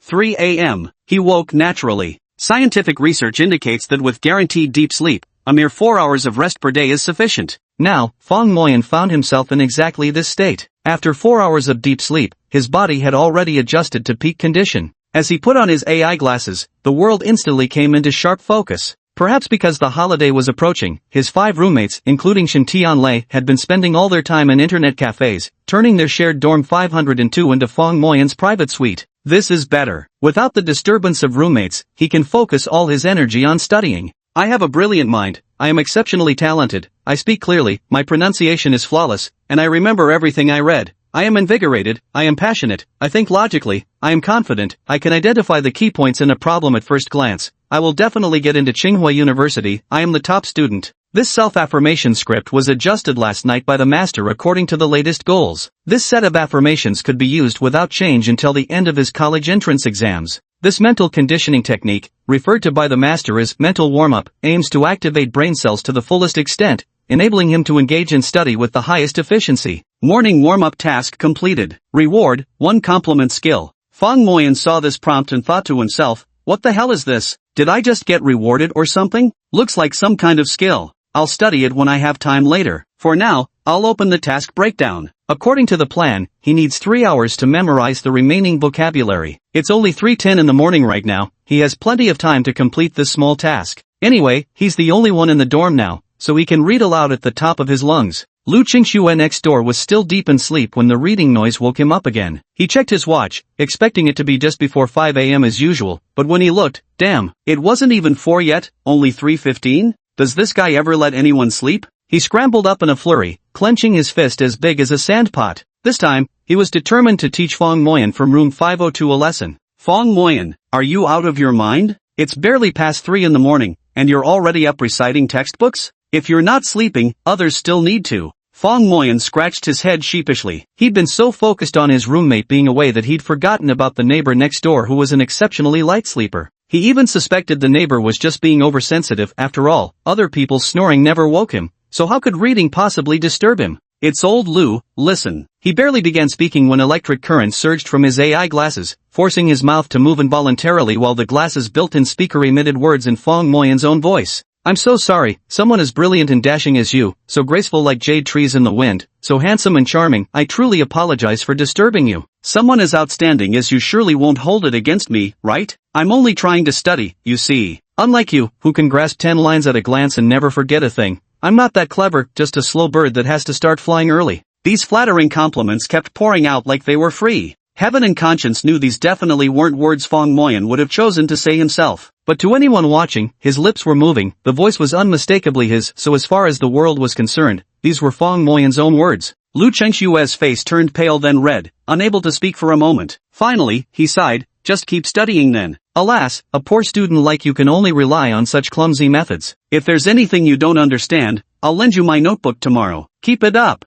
Fong Moyan watched as Lu Qingxue just walked away like that. What did he just say? To keep going? Good heavens, does this guy have any shame at all? That flattery just now wasn't even mine, how dare he accept it? Saying you're smart is one thing, but just look at you, your face is as dark as Judge Bao's, your build is all brawn with no hint of the handsome charmer, alright? Flattery works everywhere, huh? Praise skill activated. Please continue completing tasks to earn more skill rewards. So this is the so-called praise skill rewarded by the super genius system? Unbelievable. But isn't this still a passive skill? Does it automatically activate when others get angry? Right, these AI glasses aren't like those cheap knockoffs on the market. They're connected to top-tier AI intelligence here. Computational speed 10 times faster than AlphaGo Generation 3. Damn, dude, how'd you manage to score that? I've told you, I'm an incredibly skilled hacker. I can customize systems for people that'll turn you into whoever you want to be. That's the power of the super scholar system, absolutely no mysticism involved, just pure high-tech prowess. Impressive, but besides flattery skills, what other abilities does it have? This compliments feature seems completely useless to me, not to mention downright embarrassing.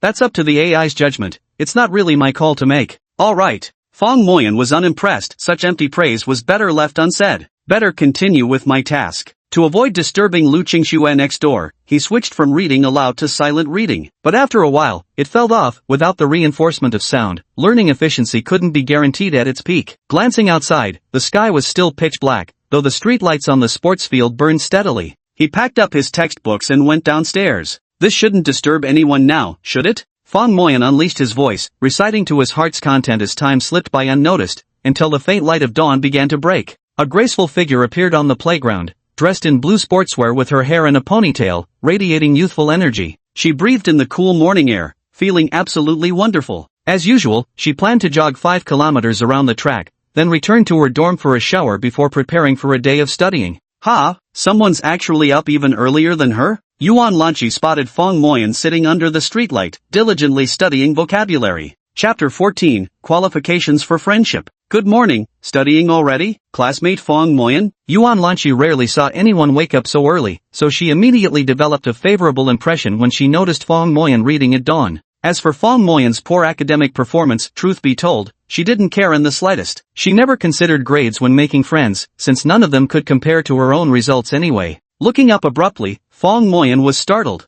Hello, well, have you eaten, Yuan Lanqi? His heart pounded wildly, his face burned, his breath came in short gasps, he was utterly tense with nervousness. Yuan Lanqi couldn't help but laugh at the sight. You're quite the early riser, never seen anyone beat me to it before, she said. Fong Moyan let out a long sigh, steadied his emotions, and then calmly said, Do you always get up this early every day? Yeah, I wake up right on time and can't get back to sleep after that. No wonder you're such a good student. Fong Moyan nodded. She must have excellent sleep quality, otherwise there'd be no explaining how she could wake up this early and still be so energetic during the day. Right now, just a little past 4 in the morning, most people are still sound asleep. Then I'll let you continue, I'm off for my run. Yuan Lanqi waved goodbye. Fong Moyan felt a hint of disappointment. Was she leaving already? But aloud he said, You go ahead, you're busy. I've got studying to do anyway. He watched her slender figure dash across the playground like a nimble forest doe, and for a moment, he completely forgot about his studies. Beep beep beep, user is distracted, first warning.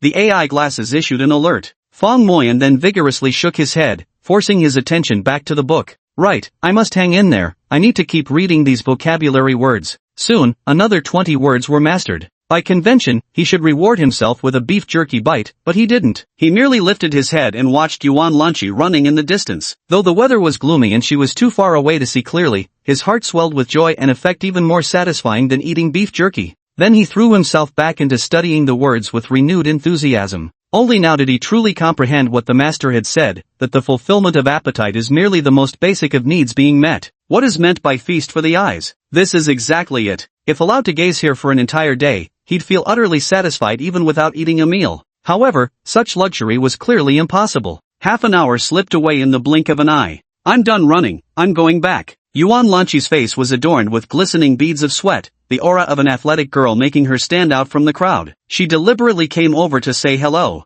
Alright, goodbye, goodbye. Fong Moyan watched Yuan Lanqi's retreating figure and slapped himself twice. Pathetic, can't even string a proper sentence together? When someone says goodbye, you couldn't muster a bit of warmth? Just blurted out goodbye? Goodbye my foot. Then it struck him, there was actually a deep connection between him and Yuan Lanqi. She was the immovable top student in class, while he was the immovable rock-bottom student. At least he shared one special bond with her that no one else could claim. However, would she look down on me? After all, I'm just a lousy student. I need to work harder. If that master wasn't lying to me, after a year of hard work, maybe I really could get into Tsinghua University, then I'd be able to talk to Yuan Lanqi openly and without shame, wouldn't I? I must get into Tsinghua. Otherwise, I wouldn't even have the right to speak with her. More and more figures gradually appeared on the running track. Math teacher Qian Baoyu, a long-distance running enthusiast, ran 5 to 10 kilometers every day without fail and unexpectedly spotted Fong Moyan studying. TSK, and it's English she's reading.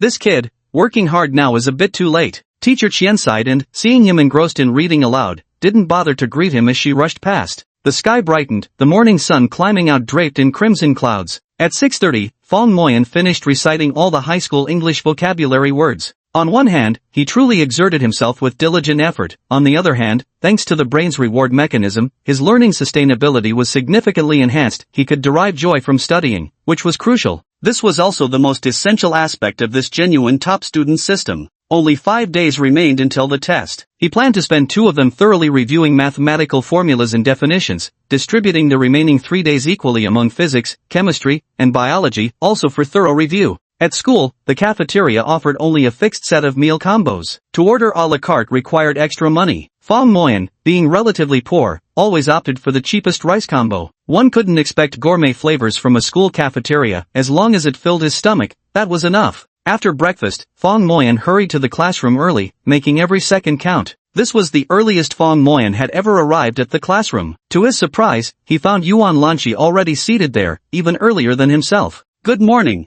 "Morning," Fong Moyan replied with a single word, feeling somewhat awkward himself. Seeing Yuan Lanchi reading, he searched for conversation. "Even a top student like you needs to revise?"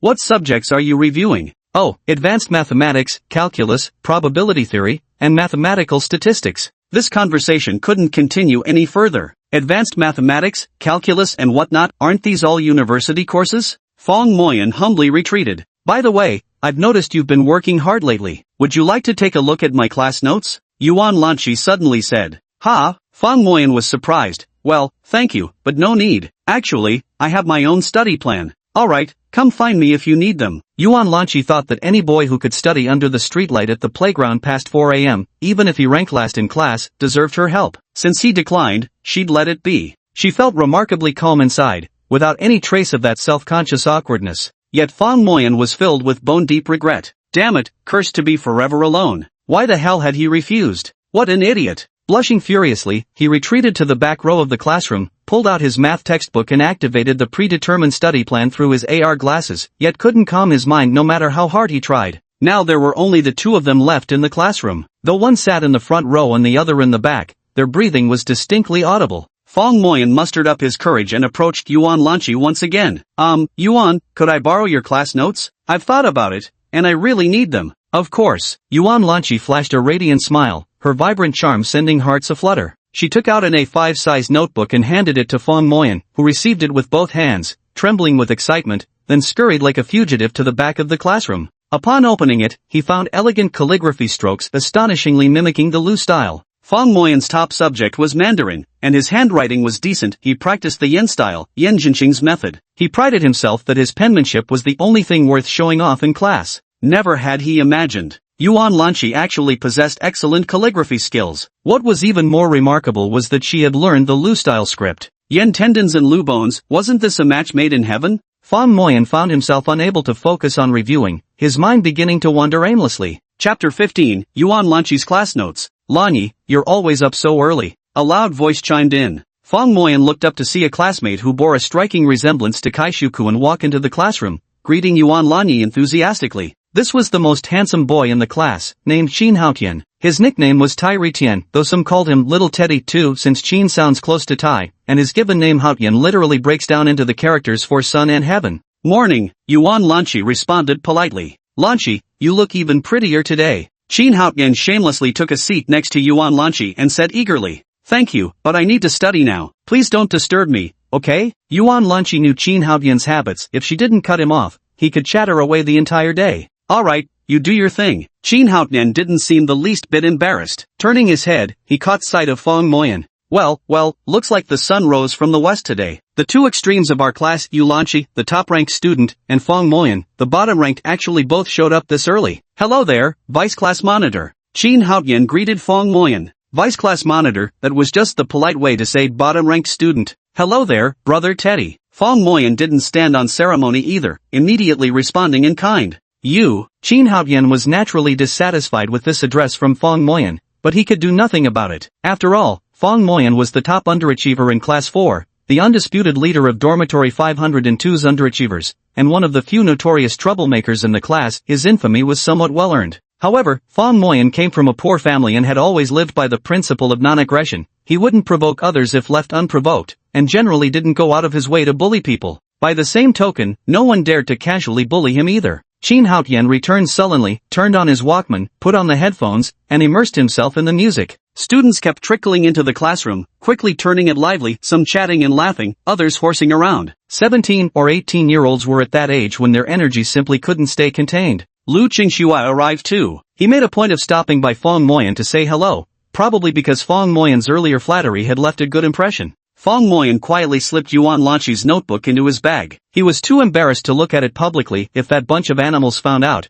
who knew what kind of ruckus they would kick up. He didn't care about himself, but he couldn't let Yuan Lanqi's reputation be affected. He still followed the established plan and began to thoroughly study mathematical axioms, theorems, corollaries, and common formulas. Morning self-study sessions usually focused on reciting Chinese and English texts, with each subject teacher taking turns to supervise. Today, it was math teacher Qian Baoyu's turn to supervise. As he walked around the classroom, he noticed Fong Moyan, the class's bottom-ranked student, unusually holding a math book. His heart stirred with excitement. He deliberately walked to the back of the classroom and paused to listen for a while. This kid, why can't you grasp the key points when studying? What's the use of just memorizing axioms and formulas? He tapped on the desk, and Fong Moyan raised his head. Teacher Qian, what's up? Your method of review isn't quite right, you're missing the key points. That's how it is, Professor Qian. My foundation was too weak before, so I'm just building up the basics now. Professor Qian pondered for a moment. I'll get you a copy of the syllabus later. See if it's helpful. When it comes to reviewing and identifying key points, nothing beats the syllabus. But whether it's useful or not depends on whether Fong Moyan can actually make use of it. Thank you, Teacher Qian. Fong Moyan didn't realize that the sight of his quiet diligence had been noticed by many teachers, including Qian Baoyu. As the saying goes, when your goal is steadfast, the whole world becomes your ally.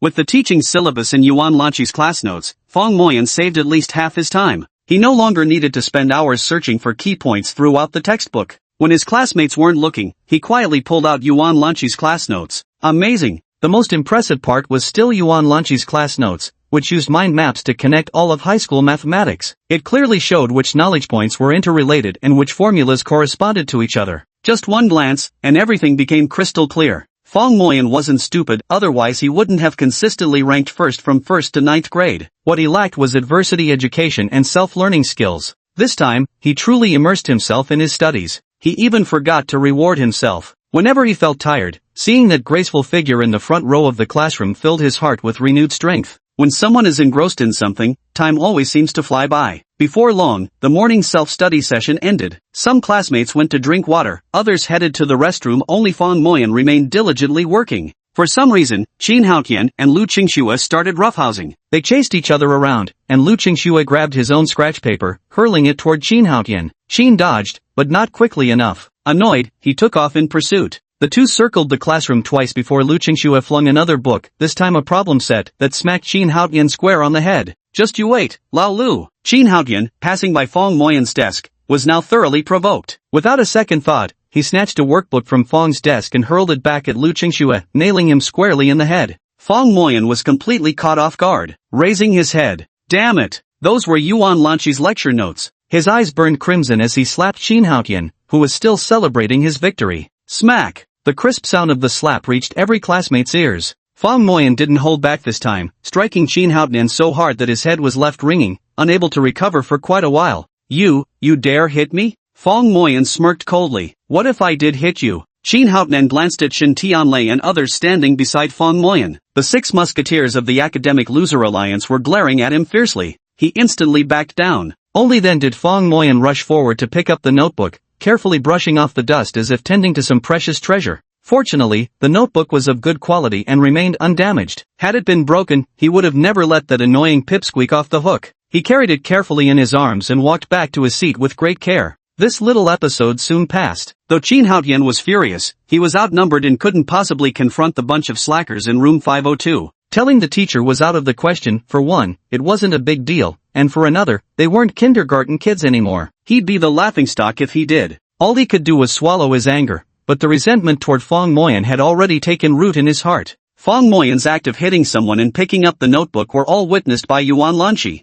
Although her class notes weren't particularly valuable, she couldn't help feeling pleased that someone else treasured them. Her help hadn't been in vain after all. Returning to his seat, Fong Moyan took out his own notebook, intending to transcribe Yuan Lanqi's notes anew. This way, when studying, he wouldn't risk damaging them. Shin Tianlei had sharp eyes and immediately recognized that wasn't Fong Moyan's handwriting. Damn, Xiaofeng, whose sweetheart's notebook did you take? The handwriting is so beautiful. Stop talking nonsense. Fong Moyan's face flushed red all the way down to his neck. Chapter 16, AI glasses make a good butler. Doesn't your class's Fong Moyan just take the cake? Wang Shuhua said with a mix of amusement and exasperation as she complained to Ma Xiefeng, the homeroom teacher of class 4. A few days ago, no matter what class it was, he'd just be reciting English vocabulary, doing English during math class, English during Chinese class. And today, he suddenly switched to studying math. During English class, while everyone else was listening to the lecture, there he was, the only one doing math by himself. Teacher Wang, you know as well as I do that Fong Moyan has been ranking dead last for 4 consecutive exams. His foundation is too weak, he was practically a lost cause. Now that he's found some motivation to study, that's a good thing. Let him learn at his own pace. Even if he doesn't get into a good university next year's Gokao, he can always repeat a year. Qian Baowang expressed a different opinion. He thought the kid had ideas and persistence, it was just hard to tell whether this enthusiasm would last beyond 3 minutes. He preferred to believe that this kid had truly turned over a new leaf and was now worth his weight in gold.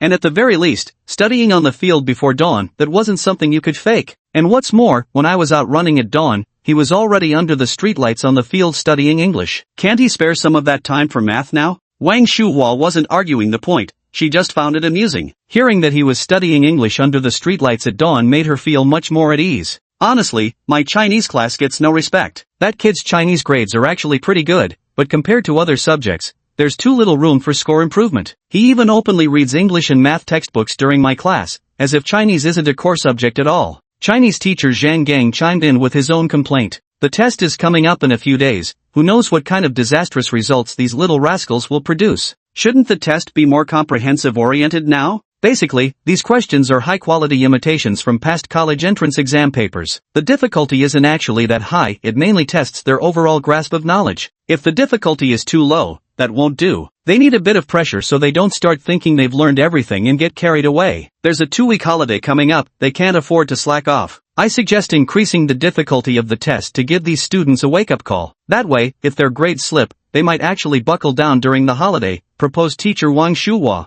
I agree with teacher Wang's suggestion. I agree too. Let's ramp up the difficulty of this test and give them an early taste of the brutality of the college entrance exams. The subject teachers and homeroom teacher Ma Xiefeng jointly determined the principles for setting the test questions. The students were completely unaware. In just 8 days, summer vacation would begin, something they had been eagerly anticipating. As students about to enter their final year of high school, their stress levels couldn't possibly match those of sophomores and juniors. The so-called summer vacation actually lasted less than 2 weeks, and this was considered long. For the honors class, there would only be 1 week off. This brief break simply allowed students to go home, reset their minds, and prepare to face the intense demands of senior year with renewed energy. Tell me, whose girls' class notes are these anyway? Faced with Shen Tianlei's questioning, Fong Moyan evaded the issue with irrelevant remarks. Ha, you're blushing. Fine, I won't ask anymore. There's obviously something going on between you two anyway. Shen Tianlei laughed heartily, making an expression that suggested he understood everything. Fong Moyan checked the mission progress displayed on his AI glasses. Basic mathematics knowledge, 37%.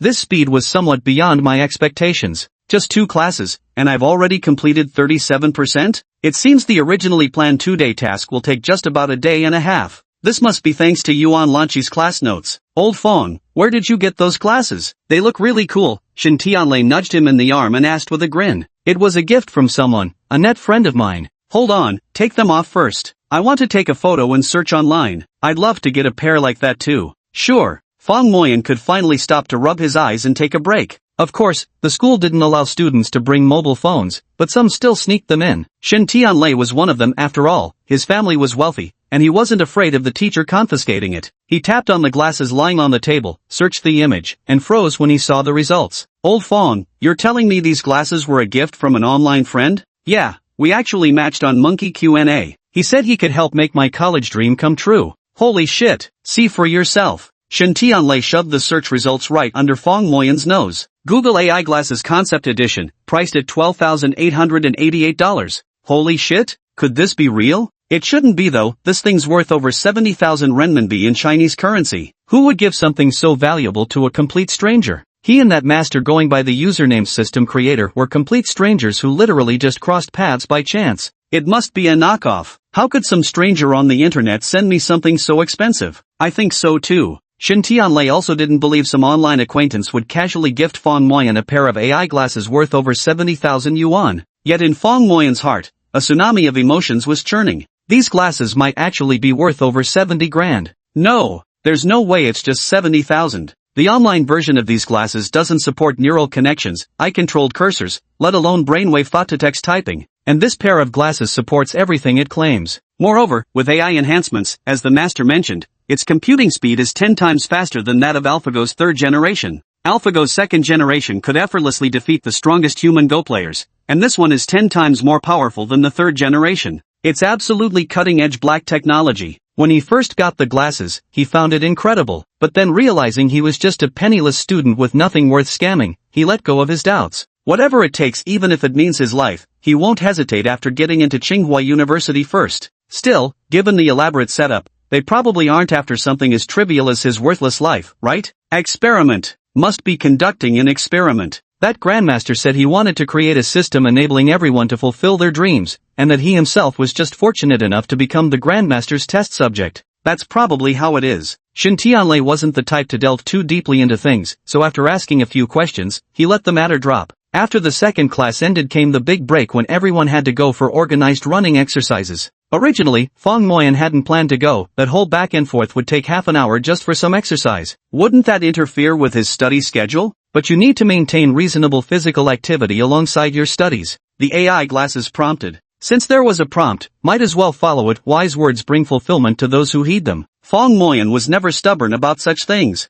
Please maintain a steady breathing rhythm. Stride too fast, please adjust. Swing your arms, don't slack off. The AI smart glasses truly proved to be a considerate caretaker. Chapter 17, Fong Moyan gets beaten up. Under the guidance of the AI smart glasses, Fong Moyan quickly found his optimal running rhythm, one that maximized workout benefits while preventing injuries. When Fong Moyan finished jogging and was about to return to the classroom, several people stopped him. "You're Fong Moyan from class 4? What's the matter?" He looked up and recognized only one of them, Omeo, who was closely connected with local delinquents and known as the school bully. The few men exchanged glances and shouted, "Attack!" They rushed forward with a flurry of blows, fists raining down like a storm. "Duck! Cover your head!" The AI glasses prompted. Fong Moyan didn't have time to think and immediately crouched down, covering his head with his arms. These men wouldn't let up and kept beating him, when suddenly a stern shout was heard. "Stop! What are you doing?" The students' expressions changed at once. "Oh no, it's the Dean of Academics. Run for it." Dean Wang was truly a formidable figure. There had been this rich kid who thought his family connections made him invincible. He'd thrown a tantrum right in front of Dean Wang. Percent. The next day, his father, a renowned entrepreneur in the city, dragged his son to kneel before Director Wang in front of the entire school, displaying utmost humility. From then on, Director Wang's reputation soared far and wide. Rumor has it that he has connections reaching the heavens, with several students holding key positions in provincial and ministerial departments, and even relatives occupying central government posts. Fong Moyan breathed a sigh of relief. Damn, they really laid into me. Luckily, I crouched down and covered my head, so my face wasn't hurt. Run for it. AI glasses prompt. Fong Moyan glanced over and saw those students turning back again. "Oh, so you can do ventriloquism to scare people? Let's beat the crap out of him." There was never any Director Wang. It turned out the AI glasses had synthesized and imitated Director Wang's voice. He didn't care anymore and just sprinted at full speed, quickly darting into the school building. When he walked into the classroom covered in footprints, he caught the attention of two individuals. Qin Haotian looked smugly pleased, while Shin Tianlei furrowed his brows. "Old Fong, what's going on?" "It's Mao. He brought 3 or 4 guys to jump me, but I never crossed him." Mao, that bastard. Ever since his brother graduated, he's been acting tougher by the day. Don't worry, I'll have a word with him. When it comes to fights, our crew from room 502 has never backed down from anyone. We can't mess with Mao now. He's recently latched onto the new city 12 young masters and is acting like hot shit these days, Peng Sinwei said. He was also from dormitory 502, nicknamed Peng the Crooked because he always had a habit of twisting his mouth to one side. The 12 young masters of Xinsheng? That does sound troublesome. Although Shin Tianlei came from a wealthy family, even he preferred to steer clear of such shady semi-criminal elements like the 12 young masters of Xinsheng.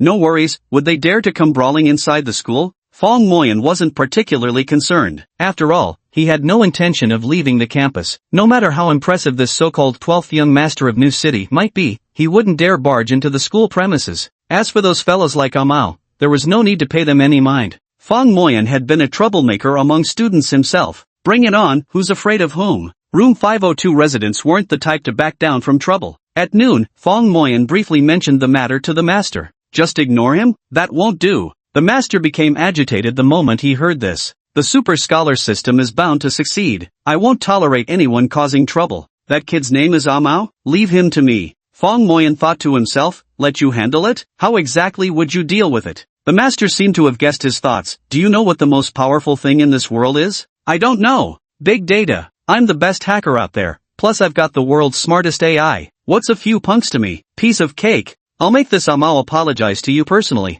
Thank you for that. Fong Moyan didn't take it seriously. He had just casually vented to the master about this matter without any ulterior meaning. As long as they didn't interfere with his exam on the 12th, he couldn't be bothered with all this. If that Amao doesn't know when to back off, he won't mind letting others understand why he's the undisputed king of the 502 academic underachievers. When has a kid from the countryside ever been afraid of a fight? Better make the most of study time, can't afford to waste too much of it. The afternoon schedule featured physics, chemistry, and biology classes, perfectly aligned with the science comprehensive exam. Physics was homeroom teacher Ma Xiefeng's class. Fong Moyan had already discussed with the teacher that he would review using his own methods, and Ma Xiefeng permitted it. In truth, it didn't matter if he asked. Many teachers had long given up on students like Fong Moyan who sat in the last 3 rows. Study or don't study, who cares? 3 classes later, Fong Moyan finished the day's lessons while chewing on beef jerky bites. Mathematics truly defines very few concepts, but to apply them well, one must have a clear grasp in mind.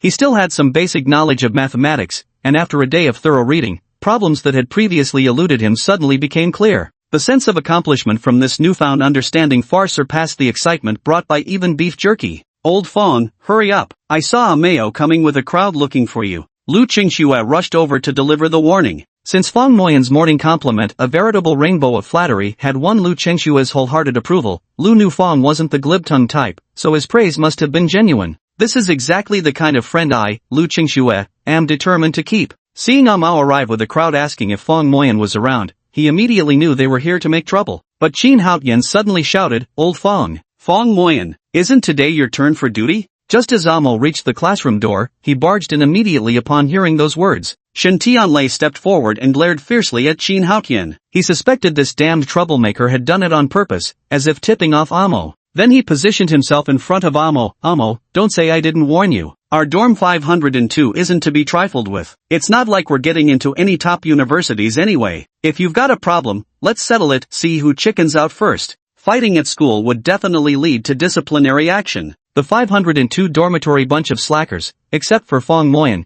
had all given up on the college entrance exams already. Things like disciplinary actions? They couldn't care less. But since Fong Moyan actually wants to study hard for university, the brothers have nothing to say, they'll just have his back. Disciplinary actions?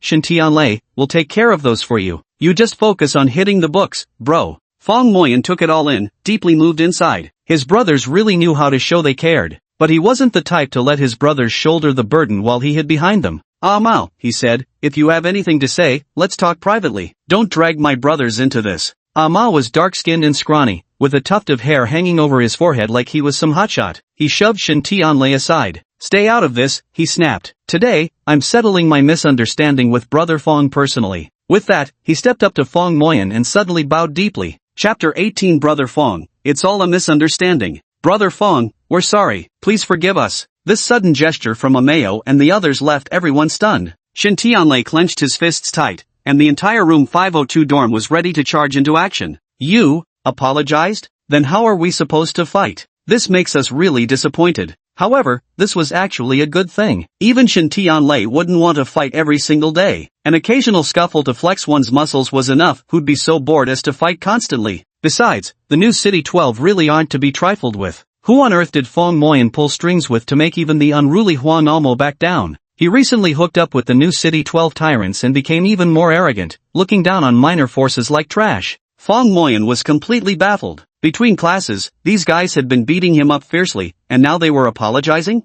After much thought, the only possible explanation was that Master had vowed solemnly to make this Mao guy apologize to him personally. He hadn't taken it seriously at the time, but who would have thought this situation would come up right before school let out? What kind of master is this? His influence is enormous. To be honest, Amao didn't want to apologize either. For a student used to getting by, this was practically the bottom line of his social survival. Apologizing to others, wouldn't that cost him his pride? But the orders of the 12 young masters of New City he didn't dare disobey. Who knows what tricks Fong Moyan has up his sleeve to make his superior bow his head. In short, starting from today, Fong Moyan's "Don't Mess With Me" label is officially stamped. I hadn't even done anything substantial, just gave him a few hits during the big break, yet he managed to make my boss, the legendary 12 young masters of Xinqiang, personally send someone to order me to come apologize. This is someone even the 12 young masters dare not provoke. Brother Fong, I'm sorry, please forgive me. Brother Fong, I'm sorry, please forgive me. Huang Ameo pressed his companions' heads down, bowing repeatedly in apology. Huang Ameo glanced at Fong Moyan's lack of response. Were these apologies being accepted or not? I could only repeat over and over. All the dignity of a mature adult was completely lost. Just as Huang Ameo was wishing he could crawl into a hole out of embarrassment, Fong Moyan finally spoke up. Forget it, nothing much actually happened. Let's just get along peacefully from now on. I need to focus on my studies anyway, so let's leave it at that. Huang Ameo felt as if he were listening to heavenly music. Thank you, Brother Fong, for your generosity in forgiving past grudges. I, Huang Ameo, declare this publicly, at Fifth High. Anyone who dares provoke Brother Fong will have me to deal with. Brother Fong, I won't disturb you further. I'll take my leave now if there's nothing else. Go ahead, it wouldn't look good if a teacher saw us. Fong Moyan waved dismissively, unperturbed. Turning his head, Huang Ameo caught sight of Qin Haotian standing nearby with a faint look of disappointment, and his anger boiled over instantly. It's because of you, brat, that I've offended this almighty figure. Take him down. He charged at Qin Haotian first, and with a whirlwind of punches and kicks, knocked down the disappointed Qin Haotian who had missed out on the spectacle. The situation changed too quickly. Before Class 4 could even process the fact that Huang Ameo had apologized to Fong Moyan, Qin Haotian, the little teddy, was already beaten up by this group. This Qin Haotian had never been well liked, so naturally, no one stepped in to help. Huang Ameo and his crew moved fast. After finishing the beating, they quickly vanished without a trace. Even reporting to the teachers wouldn't pin anything on them. These guys, much like the slackers from room 502, were another group forsaken by the Gaokao, completely indifferent to school anyway. There's really no way to deal with them. The little teddy bear, his face bruised, went to the infirmary alone. It turned out that it was Qin Haotian who had thrown away the notebook Yuan Lanqi lent to Fong Moyan. Fong Moyan had publicly slapped him in the face for this, and since then, Qin Haotian had held a grudge. He then used his connections to find Huang Ameo, paying him 1,000 yuan to beat up Fong Moyan. So why on earth did this Huang Ameo turn around and apologize to Fong Moyan? What kind of move was that? Actually, that master didn't really do much either. However, by using web crawlers, they managed to uncover Huang Ameo's connections and directly dig up incriminating evidence on his backer, the infamous 12 young masters of Xinqiang. With the hacker skills of the master, it was done in no time. This damning evidence was more than enough to put the 12 young masters of Xinqiang behind bars for a few years. With just a slight threat, the 12 young masters quickly caved in. The power of big data is truly remarkable. Shidu Vocational College's admissions director, Sui Xiu, had hit a snag with the underachiever Fong Moyan and made a wager for a quiz in 5 days. But he wasn't idle either. Through his connections at the school, he lobbied the academic affairs office to increase the difficulty of the quiz. A perennial bottom-of-the-class loser dares to challenge me to a bet? Go eat shit. For the teachers, this just meant swapping out test papers, and it happened to align with many teachers' views. The point was to ramp up the difficulty of exams before holidays, lest these privileged brats get too full of themselves. Fifth High students were still exceptional. They looked down on every school except municipal experimental. Thus, Sui Xiu's idea quickly became reality. According to the teacher who designed the exam, this test was so difficult that virtually every student would likely score 30 to 50 points lower than usual. That poor kid who made the bet with me only scored 197 last time. This time, wouldn't they struggle to even reach 150? And they still hoped to move up 10 places in class ranking? Dream on. 5 days passed in a flash. Fong Moyan followed the routine, subdivided task objectives, strengthened task reward mechanisms, and continuously gained a sense of accomplishment. This is a virtuous cycle. Put more energy into studying to learn more and gain a greater sense of achievement. Round and round it goes. It all started with a single piece of beef jerky. The test is tomorrow, are you confident? Shin Tianlei was also worried about Fong Moyan's bet. It should be fine, Fong Moyan thought to himself. After this period of study and familiarization, he was brimming with confidence in the super student system that the master had tailor-made for him. But after all, it hasn't been tested in actual exams. Whether it's a donkey or a horse, it's time to take it out for a spin. I'll go find Lu later and have you switch seats with Lu Qingxue. Why change seats? What's the deal? Think about it, you usually sit in the back row surrounded by us underachievers, with no one to turn to when you're stuck on a problem. Swap seats with Lu Qingxue and you'll be right behind Yuan Lanqi. What a perfect opportunity. What kind of opportunity? I don't even know her well. Damn it, nobody's asking you to date her. Can't you just borrow a few answers? Shin Tianlei added, look at Yuan Lanchi, being too outstanding as a girl isn't great either. No one dares to chase after her. What? Lao Shun, you got eyes for her? Bullshit, who'd dare to chase her? Standing before her makes you feel utterly inferior, completely emasculated. Feng Moyan thought to himself, I may dare to imagine it, but in reality, I wouldn't dare make a move either. Unless I could get admitted to Tsinghua University with an acceptance letter in hand. Chapter 19. The test begins. Lu Qingxue is really decent, he agreed immediately when he heard he'd be switching seats with you. Don't we need to inform the teacher about switching seats? No need. It's just a small quiz, teachers don't pay much attention to these things. People have switched seats before, and our homeroom teacher never interferes. There's really no need. Feng Moyan thought to himself, the master system architect would never agree to let him cheat. If it were possible, wouldn't cheating be as easy as pie with this AI smart glass? But that wasn't his true capability. Better safe than sorry, Shin Tianlei felt his arrangements were thoroughly appropriate. After breakfast, when they entered the classroom, an intense atmosphere of impending exams washed over them. Feng Moyan didn't refuse the face-saving request from Shin Tianlei and Lu Qingxue, so he changed seats. He absolutely wasn't planning to cheat at all. Teacher, this classmate changed seats without permission. Just because Feng Moyan didn't intend to cheat didn't mean others saw it that way. Take the little bulldog Qin Haotian, for example. He raised his hand to report to the proctor. The feud between the two seemed to be growing deeper. The proctor was from another class. In theory, seat swapping was rare, nor was it usually monitored. Did they really think cheating wouldn't happen without seat changes? No complaint, no investigation. But since a student reported it, this matter has to be addressed. Teacher, Feng Moyan ranked last in our class. For this test, he switched seats with Lu Qingxue just to get closer to the top student and cheat, didn't he? Qin Haotian was blinded by hatred and committed the greatest taboo for a student, snitching. This is the most despised behavior among students, equivalent to standing against all your classmates. Qin Haotian remained smugly unaware. Trying to plagiarize by switching positions? Not a chance. Can't escape my watchful eyes. The proctor verified at once that Qin Haotian was telling the truth. With no room for argument, Feng Moyan and Lu Qingxue were ordered to return to their original seats. Feng Moyan clenched his fists in fury. Not because he'd planned to cheat anyway, but because the seat change would have let him sit closer to Yuan Lanchi. Now the chance was utterly ruined. After this report, the proctor focused their gaze on Feng Moyan, as if convinced he would cheat. Feng Moyan was somewhat nervous too. After all, the time he had devoted to studying was far too short. Counting all the days, it had only been 7 days of preparation. How could he possibly improve his ranking by 10 places? It's so difficult. But the master disagreed. He believed Feng Moyan had improved significantly compared to a week ago, it was just that his mindset hadn't changed yet. Be bold in taking the exam, believe in yourself. The master only gave him these 8 powerful words. The first exam was Chinese, Feng Moyan's strongest subject, the only one he could proudly showcase. In the last final exam, he scored 88 in Chinese, accounting for nearly half of his total score. Based solely on Chinese scores, he ranked among the top 20 students at least. However, his performance in mathematics, physics, chemistry, biology, and foreign languages was downright dismal,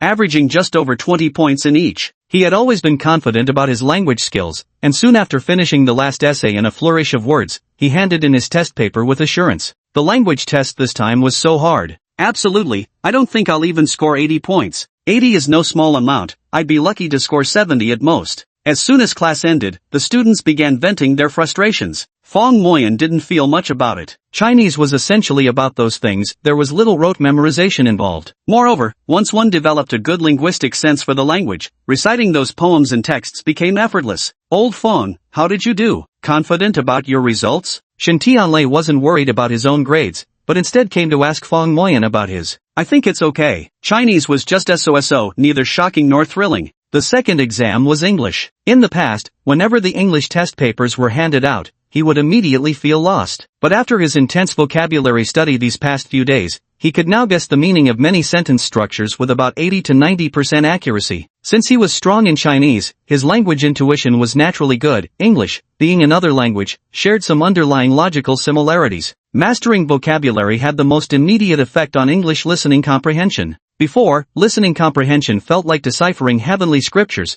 but now, using elimination at least boosts accuracy. Though the grammar and some sentence structures remain unclear, even half-guessing and half-knowing should secure a decent score. At least a 20-point improvement, right? With that, my class ranking could climb several places. Qin Haotian stole a glance at Feng Moyan, thinking, let's see who you can copy from this time, you little punk. surrounded by nothing but bottom-ranking losers. Speaking of which, today's English test was somewhat challenging too. Even a decent student like me struggled with it, so a hopeless case like Fong Moyan probably looked completely bewildered, like 10,000 faces of confusion. Looking at Fong Moyan's demeanor, anyone could tell he didn't have what it takes. Clack, clack, clack. The proctor rapped on Qin Haotian's desk and warned him, "Stop looking around." Their eyes brimmed with vigilant suspicion, guarding against any potential cheating. Qin Haotian felt wronged, since when did he need to cheat on an English test? But there was no choice but to obediently follow the teacher's instructions and lower his head to work on the exam. This English test is tough again. I've completely forgotten some of these damn words. Yeah, the first and second year students haven't started reviewing yet, and they've pretty much forgotten everything already. I'm done for, I totally bombed this English test. Yet Fong Moyan felt puzzled. This English test paper was clearly much easier than previous ones, wasn't it? But seeing most classmates say this exam was difficult, could I be mistaken? Whatever, it's out of my hands. Might as well prepare for the afternoon exam. The afternoon will be math and science subjects. I'll use lunchtime to review my weak areas again to secure a few extra points. Don't worry bro, if we don't make it this time, we'll work harder next time. Seeing Fong Moyan pick up his textbook again, Shin Tianlei instinctively thought he must have done poorly on the exam, hence the extra effort. You're right, I'll keep working hard. Fong Moyan nodded, though he wasn't actually very confident about this exam. Lanchi, let's compare answers. Qin Haotian shamelessly scooted closer to Yuan Lanchi. She didn't hold back, handing Qin Haotian her answers scribbled on scratch paper, while several classmates crowded around to check theirs. They all tacitly agreed that Yuan Lanchi's answers were the standard ones. If the answer doesn't match the standard one, it must be the teacher's printing mistake, not Yuan Lanchi's wrong answer. I only got 116 on this English test. I did okay with 128. I did even worse, less than 80, a failing grade. There were so many words I didn't know on this test. It's been brutal. But why should we choose C for question 15? I think B is the correct answer. Don't you trust Yuan Lanchi's answer? Honestly. Shin Tianlei pushed through the crowd. Everyone, let me and old Fong cross-check our answers too. By this time, Lu Qingxue had already finished checking the answers and handed Yuan Lanchi's paper back to him. Tianlei, it's understandable that you check your answers, but does Fong Moyan even need to bother? Exactly. He's always last place anyway. Why waste time? Fong Moyan clenched his fists tight. Chapter 20 Last place has no right to be picky. Lao Fong, have you checked the answers? What's your score? Shin Tianlei wasn't actually doing this for himself, he was asking because of Fong Moyan. Let me double check. Fong Moyan stared in disbelief at the final calculated score 85 points. The total score for English was 150. Most students could score above 100, which was considered excellent, while 90 was just barely passing. But don't forget, Fong Moyan's last score was 24 points, which is a whole 61-point improvement this time. Based on the previous results, this has already surpassed 6 rankings. There's still the afternoon math and comprehensive science exams to come. I still have good hope of moving up 10 places in the rankings. To hell with that admissions director of Chidu Vocational College. Trying to stop me from taking the college entrance exams? Not a chance. From 24 points to 85 in just 8 days, with only 3 of those days devoted to English, and I managed to improve by 61 points in a single attempt. Fong Moyan couldn't believe his own eyes. So, how many points? Shin Tianlei asked with concern. Better than last time, probably around 40 points. Fong Moyan gave an ambiguous answer. That's not bad at all. Better than last time, that's progress itself. We've still got 3 other subjects left, haven't we? No rush. Because Fong Moyan had paused and hesitated a moment, Shin Tianlei assumed he was unhappy with the score and offered words of comfort. 40 or 50 points? Are you seriously bragging without thinking? Qin Haotian had compared answers. His own score had dropped 10 points from the final exam last semester. Hearing Fong Moyan, the perennial last placer, had actually improved was something he simply couldn't believe. Oh, I was just bragging. Fong Moyan had no intention of arguing with others. Before the results came out, any war of words was meaningless. Hearing Fong Moyan admit so directly that it was all talk, Qin Haotian didn't know how to respond and could only mutter grudgingly. Humph, I knew you couldn't do it. 2 exams in the afternoon, math and science. The classmates still crowded around Yuan Lanchi to compare answers. This math test was tough too. And the science section wasn't easy either. Lots of questions felt ambiguous. Oh no.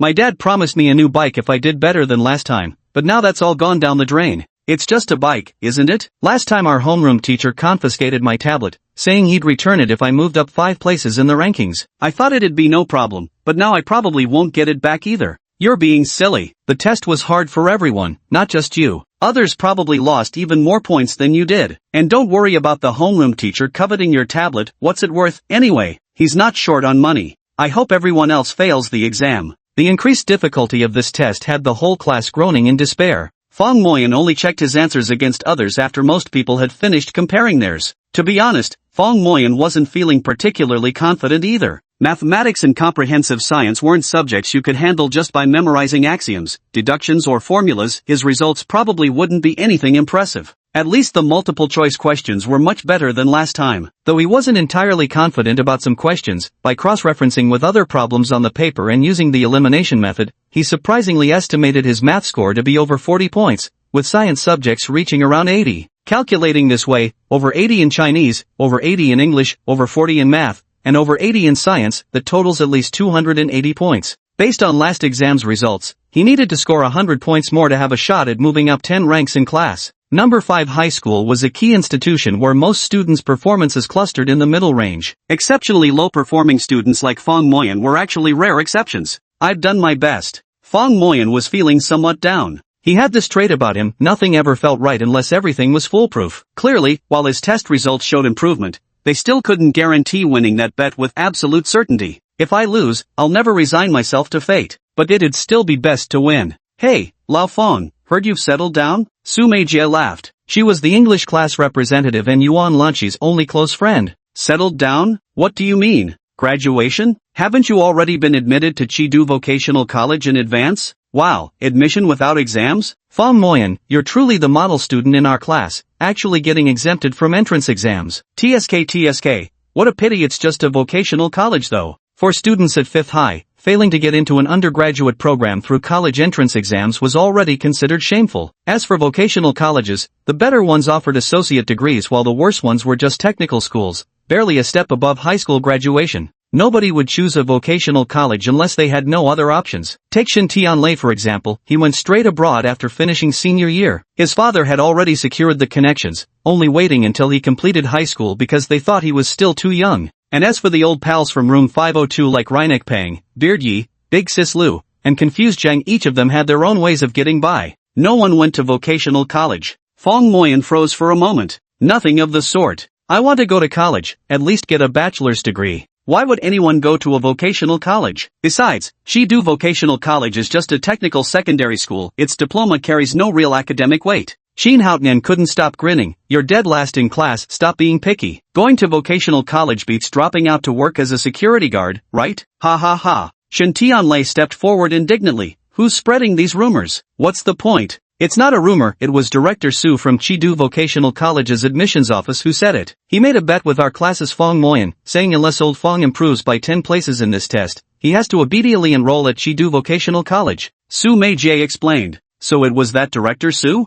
Fong Moyan thought to himself, this bet was originally just between him and that damn director, with homeroom teacher Ma Sifeng acting as witness. What does this Director Su mean? Is he afraid I'll back out? That must be it. By publicizing this bet, once I lose, I'll have no choice but to enroll in the vocational college under peer pressure. But why are you so certain I can't advance 10 places? Admittedly, the odds aren't great, but before results come out, anything is possible. So what if I manage to advance 10 places? Fong Moyan said. Even the last place can make a comeback? It sounds thrilling and touching, but the probability is just too low. Old Fong, you've held consecutive last place 4 times running, your position as vice monitor is far too secure to challenge. Old Fong, you've got to eat bite by bite and walk step by step, don't aim too high with unrealistic ambitions. Exactly. How many days has it been since the final exams? If you climb 10 ranks each week in our class of 60, you'd be first place in just 6 weeks. Facing his classmates' skepticism, Fong Moyan remained silent. Chapter 21, The Most Improved Award. To say there's no pressure would be a lie. When we talk about school bullying, besides physical violence, there's also what we call cold violence, excluding or ostracizing peers. This form of violence is more insidious, yet its harm to students is more profound and long-lasting. This Suishio was intentionally creating an environment of cold violence against Mo Yen. When the bet was lost, even if he refused to honor it, he would still lose face among his classmates. Some sensitive students might consequently make choices that aren't in their best interest because of this. For teenagers, an old fox like Suishio had plenty of ways to manipulate them. But Fong Moyan had one redeeming quality: once he set his mind to something, he would cling to it with bulldog tenacity, never looking back. Since he had resolved to get into a prestigious university, he was determined to make it happen. Only then could he live up to his father's sacrifices, selling pots and pans just to support him, match the admiration his classmates had held for him from 1st to 9th grade, and honor the teachers who had always taken pride in him. To this day, my portrait still hangs on the honor roll of my former school, admired by countless students. Although he was also worried about the outcome of this wager, no matter the result, it couldn't shake his determination to get into a top university. Since it was just a minor quiz, many subjects' grading had already been completed. The class representatives were even called over to assist with marking the papers, since grading was simply done against the standard answer key. The next day, math teacher Qian Baoyu walked into the classroom holding a stack of score reports.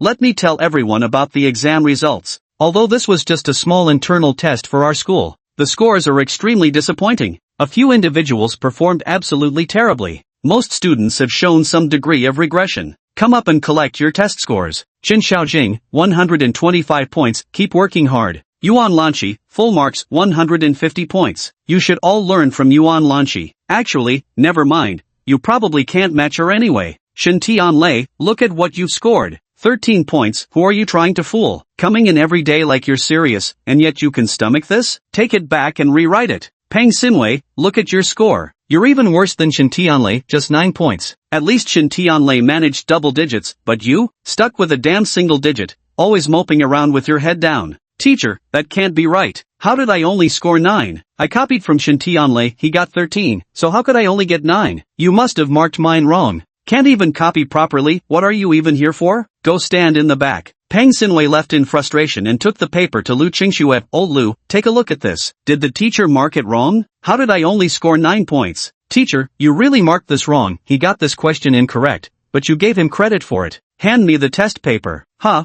I really did mark it wrong. You only scored 7 points. A new low, huh? The students burst into laughter. He probably didn't get the lowest score. Yeah. And there's the perennial last placer Fong Moyan, he must have scored even worse. Oh, it couldn't be 0, could it? No way. Even blind guessing should get some points. Qian Baoyu picked up the exam paper. Fong Moyan scored 28 points this time, 1 point better than last time. Learning is like rowing upstream against the current. Look at how others have regressed, Peng Xinwei in particular. Last time he got over 30, but this time only 9, wait no, just 7 points. Meanwhile, Fong Moyan scored 28, overtaking them all. Peng Xinwei, don't twist your mouth like that. I can see the last place throne is finally yours to claim this time. As Qian Baoyu finished distributing the test scores, the class period came to an end. During the next period, homeroom teacher Ma Xiafeng entered the classroom. Now I'll announce the awards each of you has earned. Most Consistent Achievement Award Yuan Lanqi. Yuan Lanqi continues to excel as always, scoring another outstanding 700 points out of 750 this time.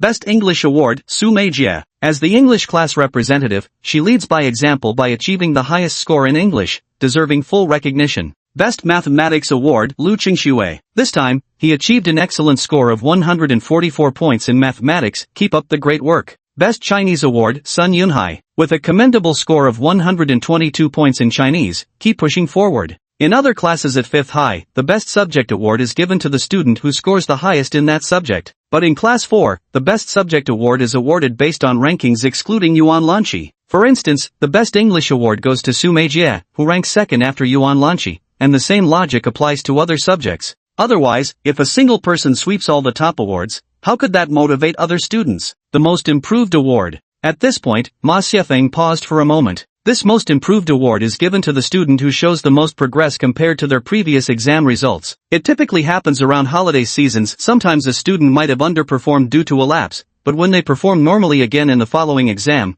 they often win this award. It must be Zhang Jiabin. He made a mistake in the last exam and fell behind by 12 places. As long as he performs normally this time, he's sure to win the Most Improved Award. No way. It has to be Yang Xining. He was sick last time and missed an entire subject exam. Plus he didn't do well in the others. Now that he's prepared thoroughly, it's definitely going to be Yang Xining. The classmates began speculating wildly, while Ma Xiafeng wore a faint smile and didn't stop them. His expression seemed to say, go ahead, guess all you want, guess correctly and I'll eat my hat. Only when the debate among the students reached fever pitch did Ma Xiafeng leisurely announce, Most Improved Award goes to Fong Moyan, who rose from 60th place in the last final exams to 42nd place this time, an impressive leap of 18 positions, surpassing Yang Xining's 15th place improvement and Zhang Jiabin's 11th place climb to take top honors in Progress Awards. Whoa! The whole class erupted in an uproar. How is this possible? The perpetual straggler won the Most Improved Award? Teacher, are you sure you didn't misread? This is utterly unbelievable.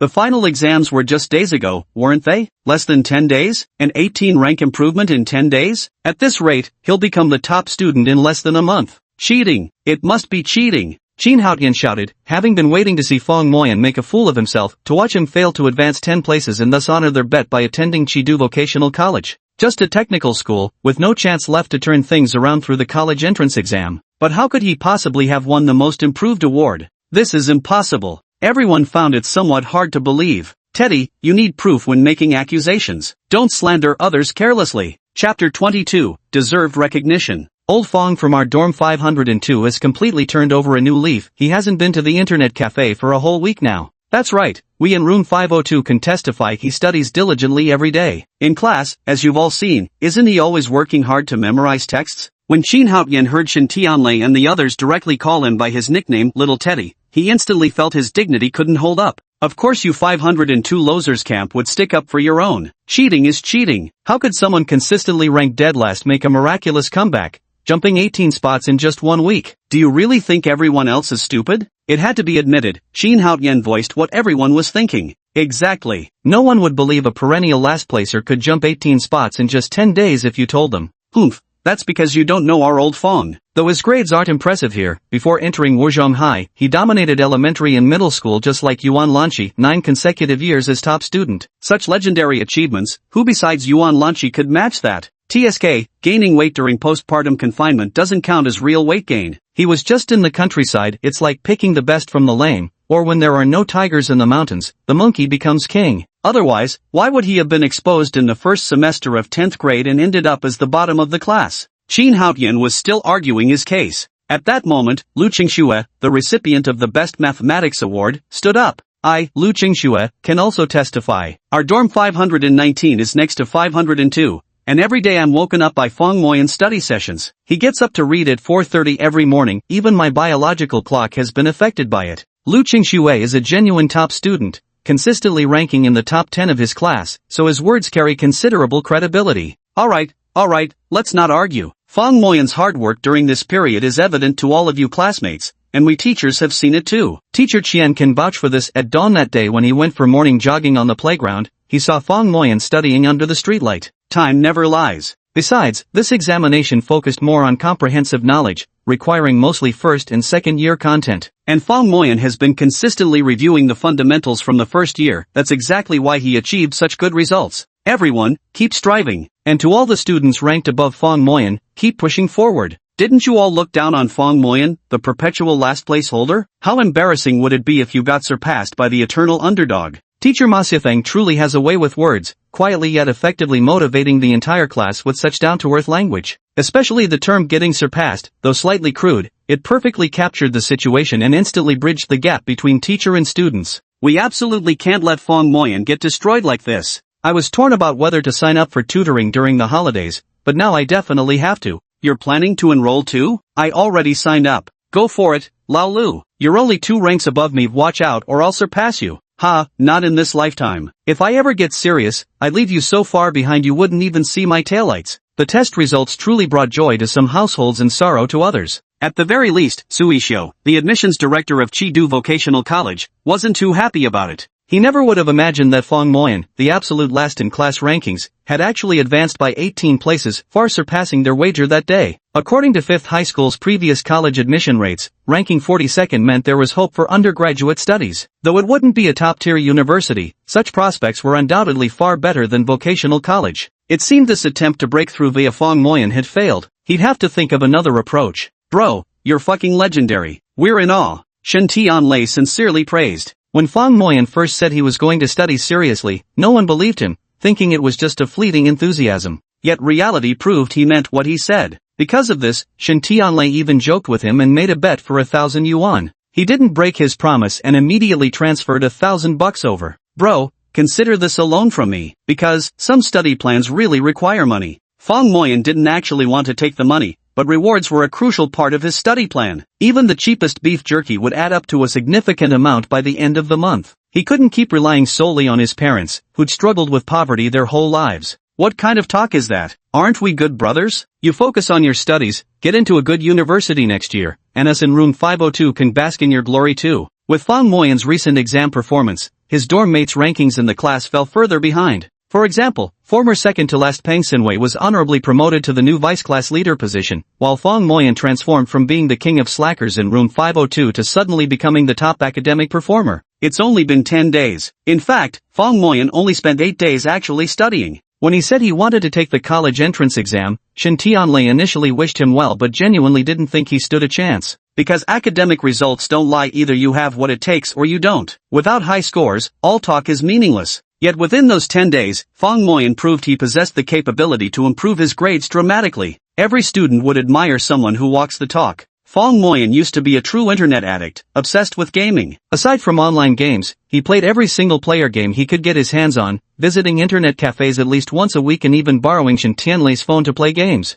Without a doubt, he was a hardcore gaming addict. Yet one day, he quit gaming cold turkey, something ordinary people simply couldn't pull off. Ruthless. Too ruthless. A person who is so relentless with themselves can accomplish anything. But in reality, quitting gaming is truly difficult. If not for the super top student system crafted by the master based on brain reward mechanisms, coupled with Fong Moyan's all-or-nothing personality, he likely would have given up halfway. From another perspective, the master was a great deceiver. He had transformed the inherently tedious learning process into a level-up monster hunting game through the allure of food and his formidable persuasive skills. Every small step completed felt like clearing a stage in the game. Fong Moyan hadn't quit gaming, he had merely switched to a real-life game called studying. Fong Moyan was genuinely thrilled. He couldn't wait to share the good news with the master. Is that all the progress you've made, and you're already satisfied? It's still too early to think about Tsinghua University. Keep working hard and thoroughly reflect on what you've learned this time. Next, you should start preparing for the next phase of your studies. On his way back to the dorm, he was communicating with his mentor through AI smart glasses, completely unaware that classmates around him were pointing fingers at him. Is that the guy who made a bet with the admissions director of Chidu Vocational College? That's him. Fong Moyan always been the bottom of class 4 forever.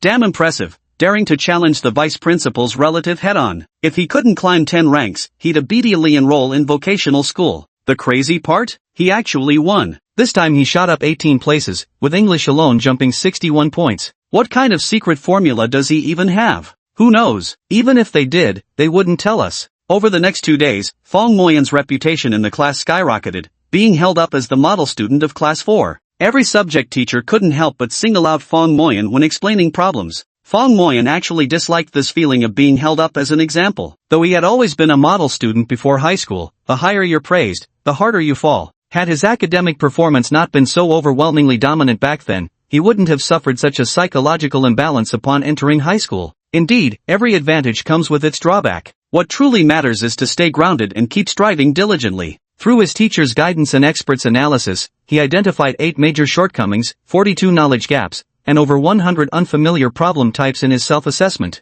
Every exam is a process of evaluation. By identifying your weaknesses and gradually overcoming them, you can steadily improve your grades. Solving each of these difficulties one by one is truly no easy task. On the evening of July 14th, after night study session ended, students whose families had cars were already picked up by their parents. Fong Moyan needed to take a bus to the station first, then transfer to an intercity coach to return to the remote Huzhou County. There was certainly no way to leave that evening. He'd have to wait for the next day's bus. He declined Shin Tianlei's kind offer to see him off, saying he could take the bus by himself. He'd gotten used to it over the years. Before deciding to take the college entrance exam, he simply couldn't face his parents, his former classmates, or his old teachers. He truly had no shame left to meet anyone. Although his current results were still mediocre, they at least gave him a glimmer of hope and a goal to strive for. On the morning of July 15th, Fong Moyan waited at the school gate's bus stop with a canvas bag serving as his luggage, when a girl walked over from afar. He glanced unintentionally, then couldn't look away. Was that Yuan Lanchi? Dressed in a blue and white school uniform with a backpack, she too approached the bus stop. Although the aesthetics of school uniforms have always been questionable, even that oversized, bulky uniform looked quite attractive when worn by Yuan Lanchi. Chapter 23, Journey of 10,000 Miles. So fundamentally, it's not the clothes that look good, it's the person wearing them. On an attractive person, even rags would look like Huang Rong's finest attire. An unattractive person wearing a cheapao still looks like Sister Pomegranate. Fong Moyan, waiting for the bus home? Yuan Lanchi was quite gracious and confident as she greeted Fong Moyan. Yes, are you taking the bus too? Didn't your family come to pick you up? If Fong Moyan remembered correctly, Yuan Lanchi's family financial circumstances were quite exceptional, the kind worth hundreds of millions, usually with a dedicated chauffeur at their disposal. I don't need them to pick me up, I'm not a child. Yuan Lanqi seemed reluctant to discuss her family affairs further. Ah, you're right about that. Fang Moyan recalled those classmates of his who came and went by private car and felt they belonged to a different circle, and of course, so did Yuan Lanqi. Where are you from? Hezhou County. That's quite far. It's near the Yellow River there. Yes, precisely because of the Yellow River's waters that Hezhou was incorporated into Chengdu City. Is the Yellow River fun to visit? Yuan Lanqi smiled slightly, looking at Fang Moyan. His heart couldn't help but skip a beat. It's alright now. The scenery in summer is quite beautiful, and the Yellow River Wetland Park is worth a visit. Though Fang Moyan said this, it was merely small talk. Having grown up by the Yellow River, the scenery that others found captivating had long since lost its novelty for him. Then my goal this time will be to see the Yellow River. Fang Moyan smiled. He had originally wanted to say there was nothing special about the Yellow River, although environmental conditions had improved significantly nowadays. It was still thick with sediment. Places like the Wetland Park, for instance, several parks in Chengdu City had far superior facilities that were designed much more scientifically. Don't you need to go home? Yuan Lanqi grinned. I want to take advantage of the holiday to visit more places, broaden my horizons. Alright, this is what they call a passion for traveling. But this hobby can be quite costly, mainly due to accommodation and transportation expenses. Fang Moyan had always assumed Yuan Lanqi was joking, but when the bus arrived, she hopped right on. What? Are you really going to see the Yellow River?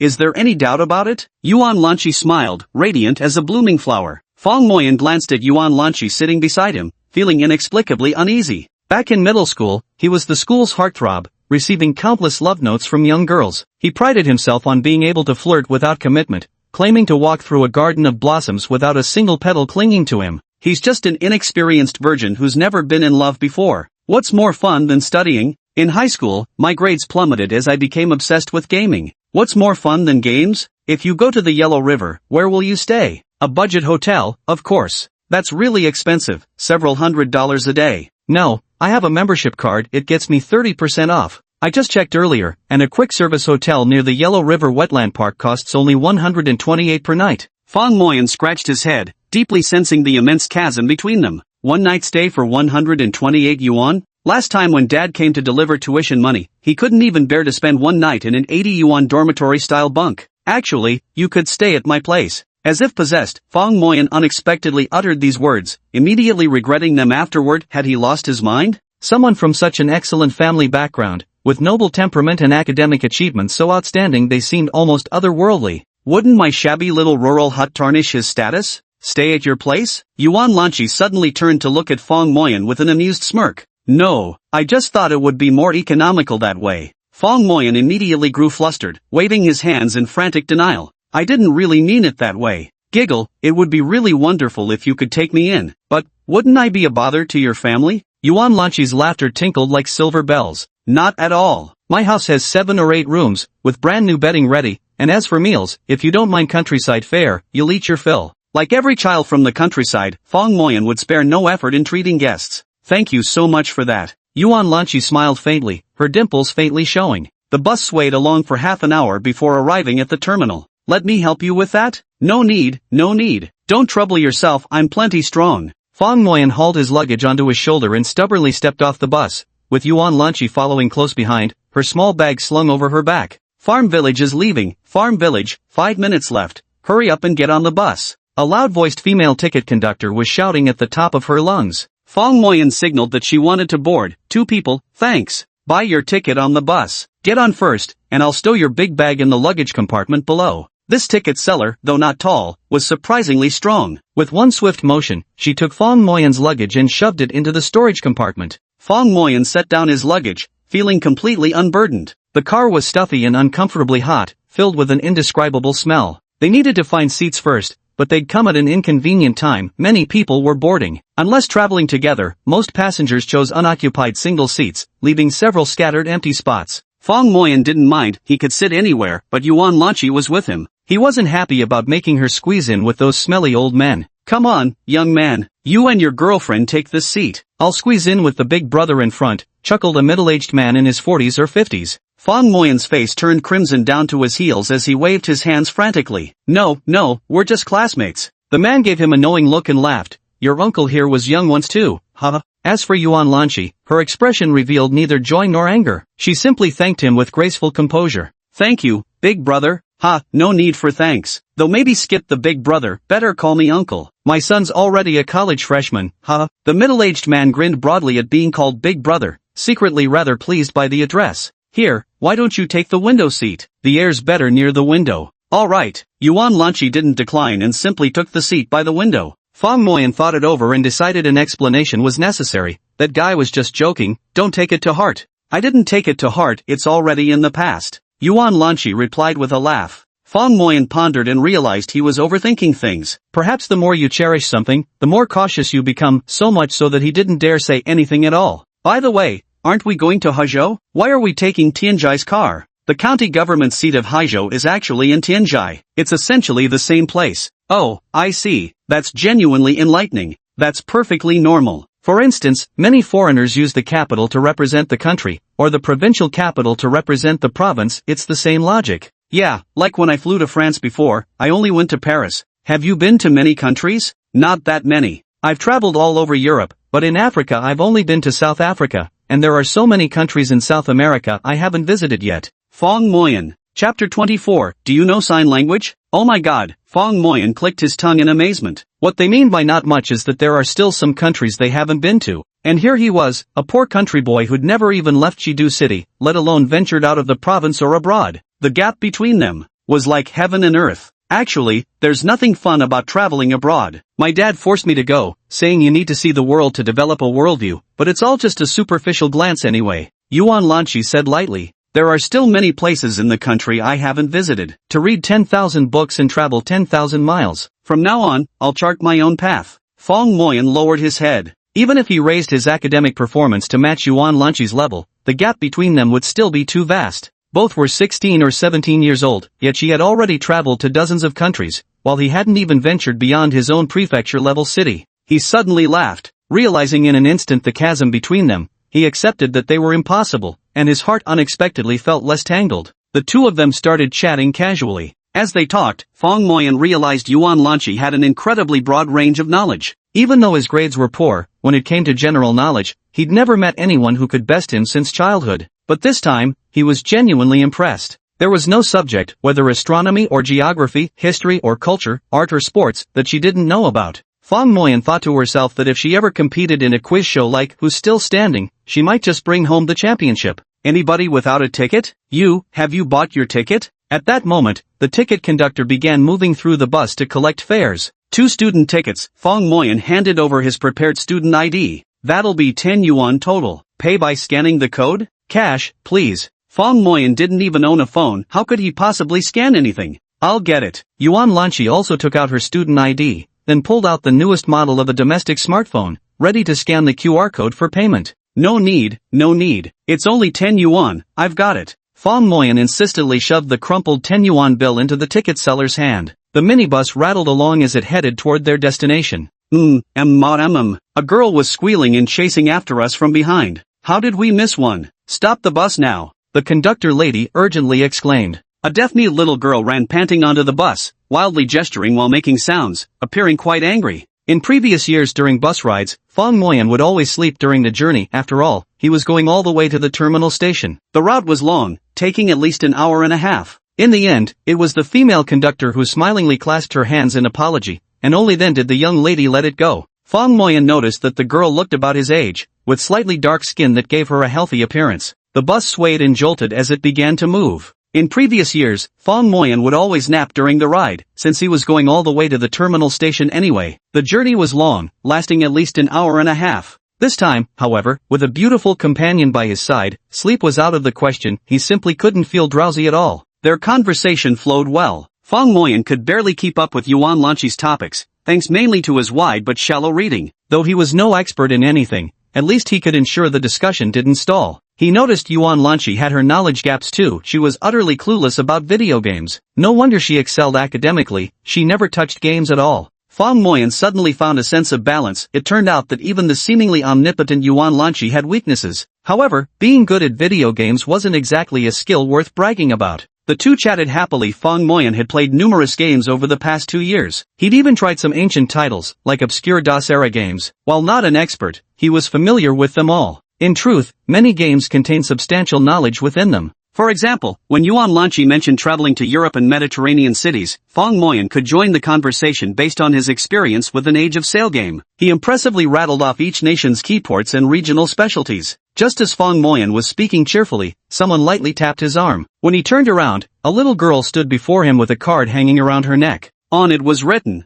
"Certified by the Disabled Persons Federation. Donate with love. Sir, Miss, Madam. Though we cannot bring beautiful sounds to the world, we can bring light. Unfortunately, we are a group of deaf mutes, but we have dreams, goals to strive for, and faith in life. To make a living, we can start with simple things. Your kind donation may seem small, but it means the greatest encouragement and care for us with disabilities. Though we cannot hear your love, we can see it clearly. We will forever cherish all the help everyone has given us in our hearts. Donation amount, 10 to 50 yuan. Name, occupation, donation." Below the card are 2 payment QR codes. Look up, there are already 2 donation records. One person donated $10, and another, clearly a big spender, directly gave 500. That's really generous. Fong Moyan felt sorry for the girl. While he couldn't give much, 10 yuan was still affordable, at least it would ease his conscience. Just as he was about to take out the money, Yuan Lanchi suddenly grabbed his wrist. Startled, he saw Yuan Lanchi smiling at the deaf-mute girl and saying, "Are you deaf and mute?"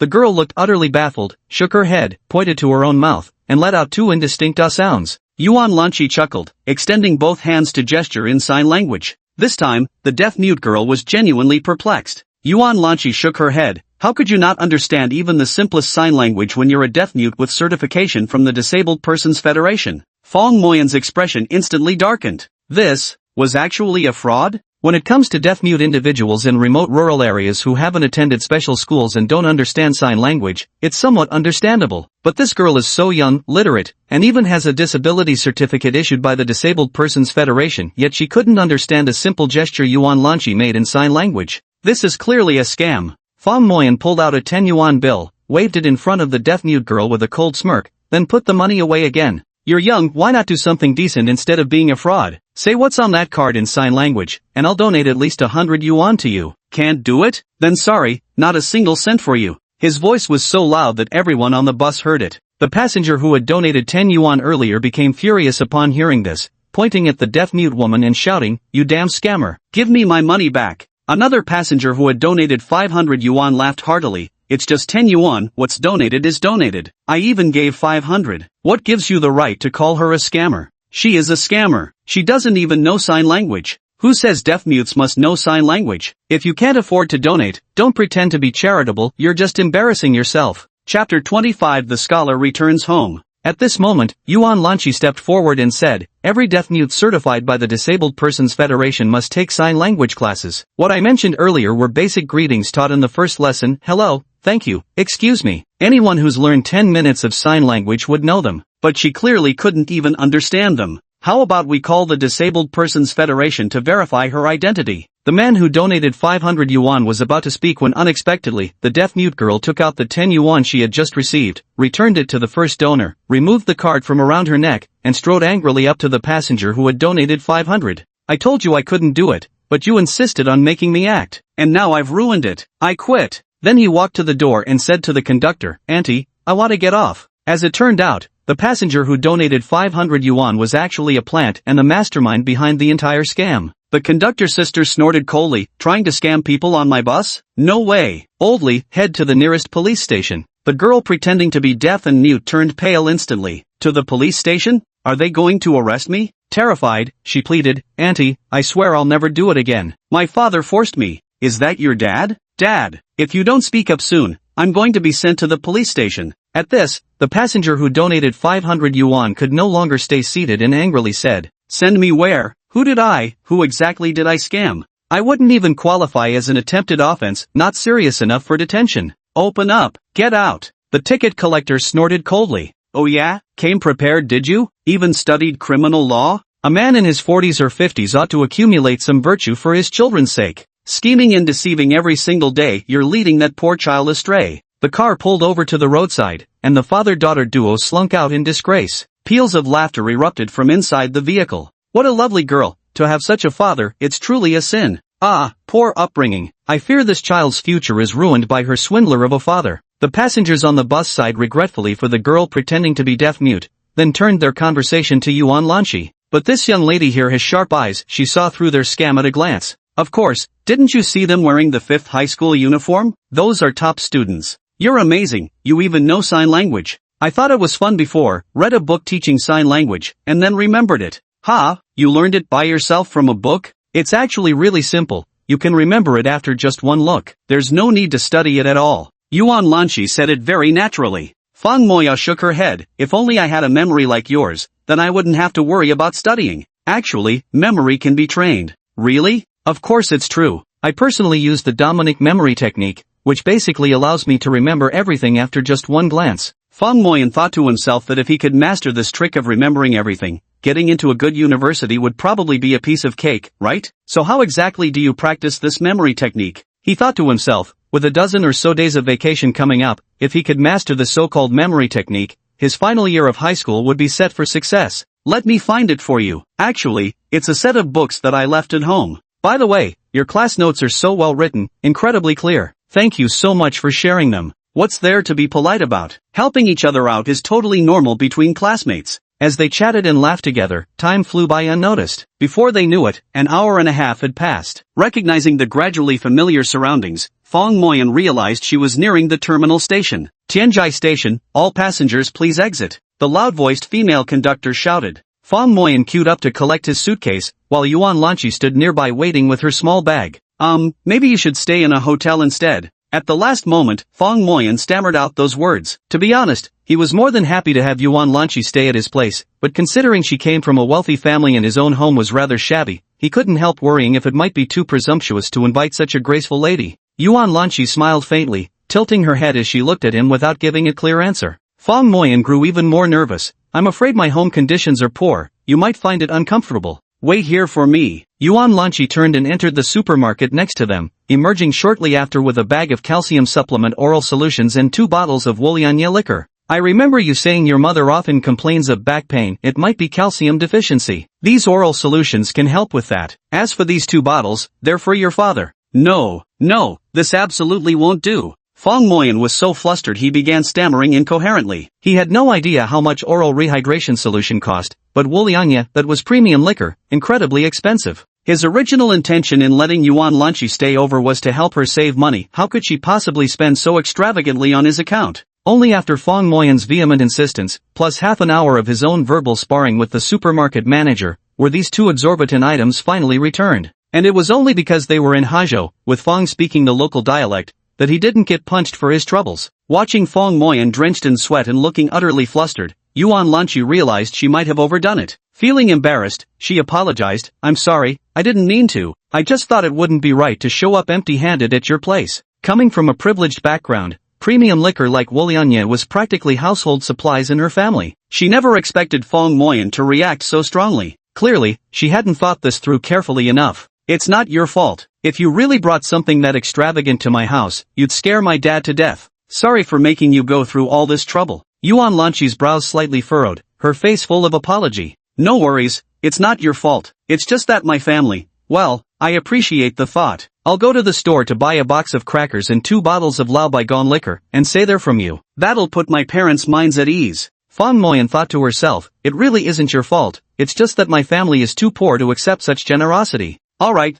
let's do it this way. Yuan Lanchi immediately smiled. They were still over 10 kilometers away from Fang Moyan's home, and would need to take a rural coach back. Oh my, isn't this the top scholar from our Fangjing town? When did you return home? A sharp feminine voice called out. She grabbed Fang Moyan's arm. I must soak up some of our top scholar's brilliance, maybe then my boy will get into the 5th high school. Fang Moyan looked somewhat embarrassed. Well, auntie, I'm not actually the top scholar. Don't be so modest now. Fangjing town hasn't produced talent like you in decades. Young lady, are you his girlfriend? My, you're quite the beauty. You probably don't know that our Fang here was simply peerless in his studies, ranked first in his school for 9 consecutive years, never slipping to 2nd place. He achieved the highest county scores to get into Chidu No. 5 High School, that prestigious city institution. Getting into No. 5 means you're already halfway through university gates, practically calls for a cannon salute celebration. When the top scholar returns home, we simply must welcome him properly. Chapter 26, Authentic Rural Organic Produce. Before entering high school, Fang Moyan would have taken such flattery for granted. But after starting high school, he learned the truth that there's always someone better, and that,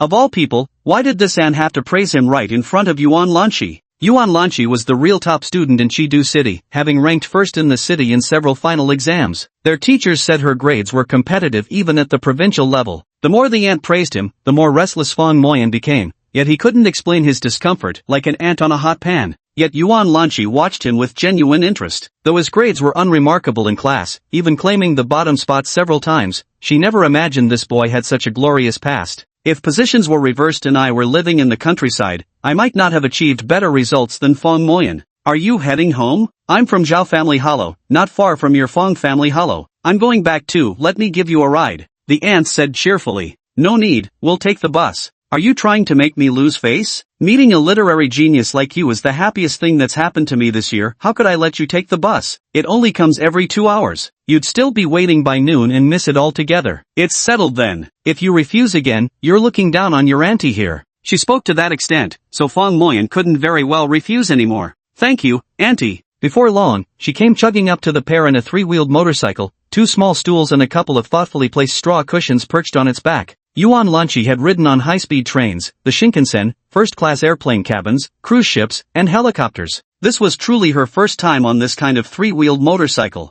Panoramic sunroof, rear-wheel drive with 3 wheels, manual disc brakes, ergonomic seating. Her heart brimmed with curiosity. I thought to myself, given my family circumstances, there was absolutely no chance I'd ever get to interact with country folk like this. Girl, is this your first time coming to our place? What we're most famous for here is the Yellow River Wetland Park. And the best thing to eat is yellow river carp. Our local top scholar Fong will show you around real good. The kind auntie started up the motorized tricycle and headed toward Fangjiawa village. Immersive translate. Oh my god, is Xiaoxi about to get kidnapped? Bei Aoshua held her forehead and sighed deeply. A grown daughter cannot be kept at home forever. A striking woman, with graceful curves, sat astride a massive motorcycle nearly as tall as a person. Positioned where the tricycle had just been, she stared in the direction Yuan Lanchi had vanished, sighing, and shaking her head repeatedly. She furrowed her brows, then revved up the motorcycle with a deafening roar and gave chase. Buffeted by the hot rural winds, the 3-wheeled vehicle raced along for about half an hour before finally arriving at Fong Moyan's hometown Fangjia Hollow. Auntie firmly refused Fong Moyan's offer to pay for the ride, hit the gas, and sped off. Fangjiawa village had developed quite well now. The roads connecting all villages had long been completed, and recently a large feed factory had invested here, solving employment issues for several nearby villages. Before Fong Moyan even entered the village, he encountered a flock of sheep coming his way. The elderly shepherd, about 60 years old and wearing a white straw hat, immediately called out upon seeing Fong Moyan. Xiao Mo, you're back? Yes, Uncle San, you're back from herding the sheep? Yes, who is this, you? No, this is my classmate, my fellow student. Oh my, look how stylish she is. City girls really have that fashionable air about them. Is my dad out in the fields or somewhere else right now? He probably went to the feed factory. Alright, I'll head home and drop off my things first. Go on back now. Fong Moyan followed a narrow gravel path, passed through 3 village lanes, and arrived at a small alley. Walking to its end, this was his home. A single-story house, roughly 300 square meters, its iron gate secured by a lock. At this hour, his father would usually be out either working the fields or doing odd jobs, while his mother wasn't home either. She must have gone to Granny Three's place to make cloth shoes. He reached out, felt along the cracks between the red bricks beside the gate, and retrieved a key. With it, he unlocked the door. This move left Yuan Lanchi stunned. Why would you hide the key there? Aren't you afraid of burglars? There's nothing valuable in the house anyway, and whenever a stranger shows up here, practically the whole village knows. Burglars usually can't be bothered. Please come in. It's just a bit crude. Fong Moyan opened the door. There's some chilled mung bean soup. Would you like a bowl? Sure. Yuan Lanchi looked around, finding this place quite different from her impression of rural areas. On such a scorching summer day, a bowl of mung bean soup was truly more refreshing than any soda could ever be. Make do with it. There's no air conditioning. After drinking the mung bean soup, it doesn't feel as hot anymore. Yuan Lanchi thought the taste of this mung bean soup was strikingly different from any she'd had before. Do you eat tomatoes? I'll pick a few for you, they're at their best right now. Really? Homegrown? Yuan Lanchi raised an eyebrow, intrigued. I'll have to take a look then. Homegrown. The beauty of rural life is being able to plant whatever you crave right in your own fields. The two of them arrived at Fong Moyan's small vegetable patch, just in the neighboring yard. This used to be my uncle's home. After they moved to Moito City, the yard was left unused. My father planted some fruits and vegetables here and also took care of the house maintenance. The yard was filled with rows of seasonal vegetables, 2 plots planted with chili peppers and tomatoes, while the corner trellis was tangled with climbing beans, with a few eggplants nestled shyly to one side. A grapevine as thick as an arm stretched out in front of the house, forming a natural trellis. Sunlight filtered through the gaps in the leaves, scattering shattered silver coins across the ground. Yuan Lanchi felt this trip was truly worth it. This was real pastoral life, the kind of authentic rural freedom that simple sightseeing tours could never offer. Tender eggplants, care for one? Can eggplants be eaten raw? The tender ones taste alright. The ones at supermarkets are usually too old, definitely shouldn't eat those raw. As he spoke, Fong Moyan plucked a finger-thick baby eggplant, wiped it with his hand, and began eating. Yuan Lanchi tentatively took a bite. The flavor was somewhat peculiar, but still acceptable. What is that? She pointed at the waist-high shelf where green vines were climbing, though they weren't pea plants. This? It's also good stuff, you can eat it raw. Fong Moyan reached into the leaves and pulled out a handful of peanut-sized objects that looked like miniature potatoes. She carefully picked one up and tossed it into her mouth. It was crispy, not sweet, and had a slightly sticky texture. Can you tell what it is? No. Lanchi Yuan, who was usually all-knowing and capable, revealed one of her rare shortcomings. Guess what? Fong Moyan teased with an air of mystery. Judging by the plant's appearance and the morphology of its stems and leaves, this should be a monocotyledon from the order Liliaceae. It somewhat resembles a potato in appearance, but the taste is different. Potatoes have a higher starch content. I guess, maybe Chinese yam? Now it was Fong Moyan's turn to be dumbfounded. These were indeed Chinese yam bulbs. At this moment, a hurried voice called out, "Auntie, your husband got beaten up at the feed store. Come quick." Fong Moyan's heart skipped a beat. Dad got beaten? Chapter 27, Withholding Wages. His father was the second eldest in his family, and from the voice, it was the sister-in-law next door. She was the one who called Fong Moyan's father second uncle. Sister-in-law, what happened to my dad? How could he get beaten up? Why? It was that bald Wu San from the feed factory. Something about labor fees led to an argument with second uncle, and then he called a bunch of workers from the feed factory. They just started beating him without even asking for the full story. Hey, slow down. Don't be impulsive. I'm going to third grandma's place to fetch second aunt. Fong Moyan jumped up in a rage. Without waiting for the sister-in-law to finish, he sprinted toward the feed factory at the village entrance. Yuan Lanchi froze for a moment, then quickly ran after him. By the time he reached the village's feed factory gate, a crowd had already gathered. Fong Moyan's father Fong Jiwan was quite popular. Hearing he'd been beaten, nearly the entire village, men, women, old and young, had come to see. In Fangjiawa, someone actually dared to hit people? How dare you act so outrageously? But when we got there, everyone was dumbstruck. The one who did the beating was none other than Wu Santuzi, from the feed factory. Seeing his father's bruised eye sockets, Fong Moyan erupted in anger. Who did this? Just who the hell did this? Who dares lay a hand on my dad? You little punk! You must be the brat from the Fong family? A short, stubby black man with a receding hairline cursed at him, surrounded by 5 or 6 employees from the feed factory, all glaring menacingly. So you're bald-head Wu? Fong Moyan steadied himself. Though he was alone and outnumbered, he knew the villagers had his back, but most were probably just there for the show,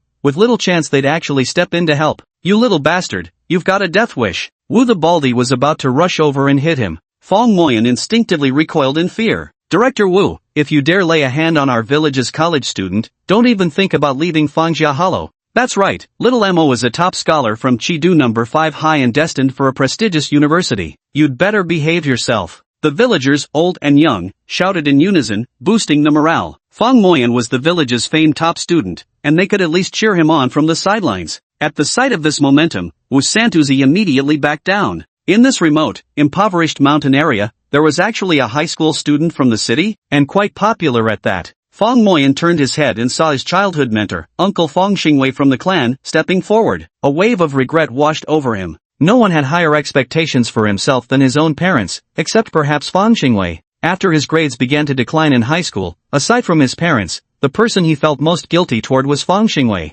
So, from high school onward, he never dared to face teacher Fong again. In this moment, standing here, he felt a storm of emotions too complex to put into words. Teacher Fong, that's enough, don't say any more. Save those words for when we get to my place. Teacher Fong waved his hand dismissively. He had been keeping an eye on Fong Moyan's academic performance from behind the scenes. Ever since his grades took a nosedive, he'd personally come looking for him several times, trying to wake him up to reality. But Fong Moyan had completely avoided facing him, always slipping away. What are you doing? Trying to ruin my business? A man in his 30s with slicked back hair and dressed head to toe in designer labels, clearly someone of authority, emerged leisurely from the feed factory. He was Liao Qingfu, the general manager of Renha Feed Factory. Behind him followed 2 burly bodyguards, each standing a towering 1.9 meters tall, thick and muscular like wild beasts. Manager Liao, is this how Renha Feed Factory bullies people? Fong Xing exclaimed. Haha, how could that be? Village Chief Fong and I are old pals, would I ever bully people? Manager Wu, what on earth happened?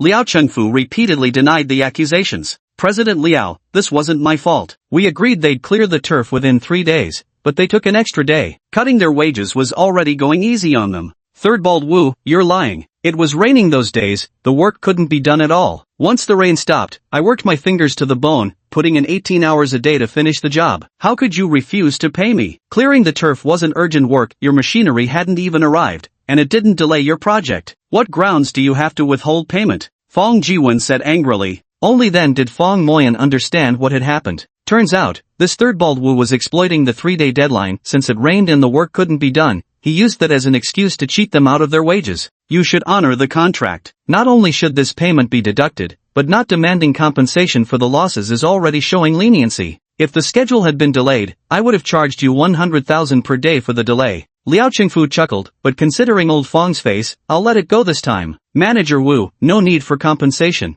You, as someone with no education, no specialized skills, and no connections, a true 3-0 individual, Fong Jiwen could only take on the dirtiest and most physically demanding jobs. 3 days' wages meant quite a bit for someone earning less than 2,000 yuan a month. But, Fong Jiwen looked up at Liao Qingfu's arrogant expression and knew this wasn't someone to be trifled with. It was bad enough that Liao Qingfu, as the boss of Rinha Feed Factory, dined daily with the town mayor and police chief. The problem is his notorious reputation. Last time he got into a jealous feud with some small-town businessman, stormed into the guy's office, and hacked him up, even severed the Achilles tendon. Yet after just 2 days in custody, the case was settled through mediation. No consequences whatsoever. The official conclusion? Mutual brawl, 50-50 responsibility. Word is he's got connections higher up, serious influence. Forget it. How could ordinary folks ever win against these wealthy people? Fong Jiwen swallowed his indignation, sighing repeatedly about his bad luck dozens of times. Everyone also knew Liao Qingfu wasn't someone to be trifled with. If he insisted on the strict 3-day deadline,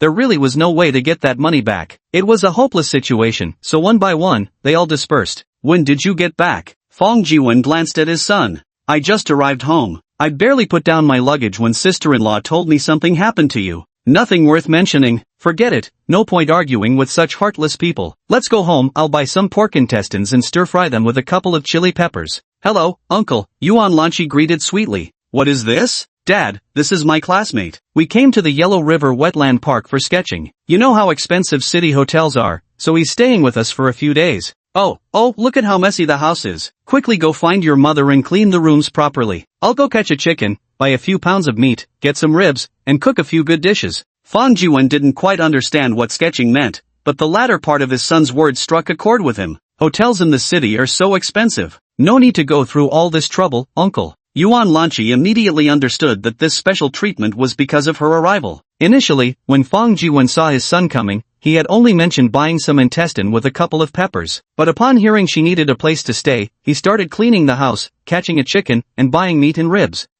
Isn't this too shabby? Little sister, lunch is on me today, you can pick any place in Hezhou County. Liao Qingfu's voice rang out at the most inappropriate moment. Speaking of Yuan Lanchi, her figure and looks were simply too striking. Even wearing a school uniform couldn't diminish her radiance, and she carried an extraordinary, ethereal aura about her. No wonder this hungry wolf Liao Chengfu had his desires aroused. Chapter 28, Sending Beidou Positioning Coordinates. Yuan Lanchi's gaze instantly turned ice cold. She glanced at Liao Qingfu who had spoken. The man exuded the greasiness of a middle-aged wealthy gentleman, so slick he practically shone. Just looking at him longer felt like sullying her own eyes. Fong Jiwen, who was preparing to go grocery shopping, started in alarm upon hearing Liao Qingfu speak. Liao Qingfu, now here was no good fellow indeed. The last time I severed someone's Achilles tendon, it was over a love rivalry, rumor has it. It was for some high-end call girl. What's wrong, little sister? Worried about something? Don't worry, big bro's got a car. We can go anywhere you want. My ride's pretty high-end. He snapped his fingers, and one of his bodyguards went into the feed factory, returning shortly behind the wheel of a rather upscale Volkswagen.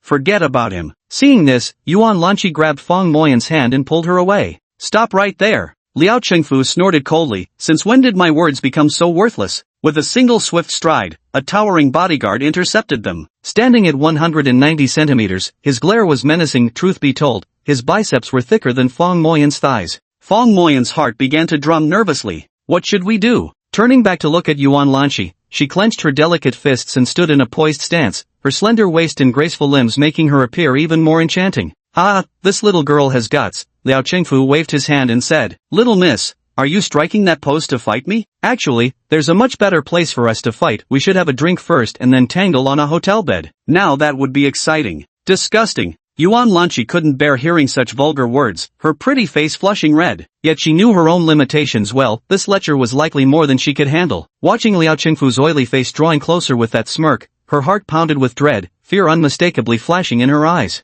Little sister, don't be like that. You haven't experienced what Big Brother can offer yet. Once you do, even if I hit you, you won't leave. Liao Qingfu was utterly convinced that with his wealth and influence, snaring an ordinary girl like her would be child's play. Emboldened by this certainty, he swaggered right up to Yuan Lanqi. The terror in the girl's eyes only fueled his arrogance further as he reached out to grab her. Suddenly, a sharp pain shot through the back of his head, and he instantly lost consciousness. Fong Moyan tossed aside the brick in his hand, grabbed Yuan Lanqi's arm, and sprinted down the path, quickly disappearing into the woods. The bodyguard hesitated between giving chase and tending to his unconscious employer, ultimately watching helplessly as the two figures fled into the distance. They pinched his philtrum and massaged his chest for quite a while before Liao Qingfu finally came to. The back of his head was swollen with a large bump, blood oozing out, and his mind remained dizzy and groggy. Damn brat, daring to ruin my plans, he cursed angrily. Since arriving in Huzhou County, when had he ever suffered such a major setback? Not only had his prey escaped right under his nose, but he'd even taken a brick to the head. Bring out Damao. Director Liao, this could get someone killed. When I tell you to bring him, you bring him. Must you prattle on so? Yes. Bodyguard A was scolded before he ran to the factory and brought out a large yellow-furred dog. Standing nearly half a person's height, with sharp fangs and drool dripping from its mouth, its head was twice the size of a basketball. It walked with intimidating vigor, like a young bull. The dog was named Kangal, also known as the Hound of Hell, weighing at least 80 kilograms, a fiercely aggressive giant breed that could overpower even ordinary wolves. Think you can hit me and just walk away? Not a chance. This time, I'll make sure you regret ever crossing me. Liao Qingfu, with a big lump on the back of his head, scoured the hills and valleys in search of the two students who had hidden themselves. Damn it all, where on earth is this? Oh dear heavens, have I really been whisked away to this tiny mountain village? Running away together is one thing, but why turn off the location tracking? Damn GPS, can't you be more reliable? Bei Aoshue got lost again. She sat helplessly on her $3 million Rolls-Royce-made MTT turbine superbike Y2K, staring at the path ahead blocked by branches. Realizing her intuition was truly hopeless, her sense of direction was incurable. Uncle, how do I get to Fangjiawa? Turn east from here onto the main road, and you'd be there soon. Thanks a lot, but I've got urgent matters. Bye. Bei Aoshue stepped on the gas and sped away. Fong Moyan led Yuan Lanqi, running non-stop for 3 kilometers until they reached a small hill before finally stopping. Don't worry, they won't catch up. Only locals know about this path. No one else can find it. Fong Moyan gasped for breath for a while before speaking. Yuan Lanqi nodded. Luckily we ran fast enough. Looking at them both again, in their hurried escape, they had picked up quite a few stray weeds and burrs clinging to their clothes. When they crossed the small ditch, they even got splashed with mud all over their backs. The two of them burst into laughter as they looked at each other. Who would have thought the owner of that feed factory could be so domineering, utterly lawless? Yeah, I used to come here often when I was feeling down. Yeah, let's take this side path back. Are you hungry? Not really. Fong Moyan, could you let go of my hand first? Only then did Fong Moyan realize he was still tightly gripping Yuan Lanqi's hand, having squeezed it until it was sweaty. He hastily let go. I didn't mean to do that. Is the path this way? Yuan Lanqi didn't respond to his remark, smiling instead, clearly unbothered by it. Yes. Fong Moyan nodded repeatedly, the lingering fragrance from Yuan Lanqi's hand still on his palm making his heart pound wildly. The two took a detour and returned to Fong Moyan's home. Before even entering the alleyway, they could hear shouting. That brat of yours beat me up and ran off. Listen here, Fong Jiwen, if you don't hand over that little bastard, I'll chop you up and feed you to the dogs. Liao Chengfu had searched everywhere without finding Fong Moyan. Realizing that while the monk might flee, the temple remains, he'd come straight to Fong Moyan's family home. His Volkswagen was blocking the alley entrance, with a fierce-looking mastiff chained nearby by a thick iron leash. If not for the burly man guarding it, most people wouldn't have been able to restrain that dog. Fong Moyan's heart skipped a beat as he urgently whispered to Yuan Lanqi, "You go ahead first, there's a bus back to the county seat at noon." He sensed this situation wouldn't end peacefully today. "I'm not leaving. We agreed I'd stay at your place tonight." Yuan Lanqi's stubborn temper flared up too. That greasy man had clearly come targeting her. If she left now, Fong Moyan's entire family would suffer. She didn't even consider how a frail high school girl like herself could possibly be any match against a bully like Liao Qingfu.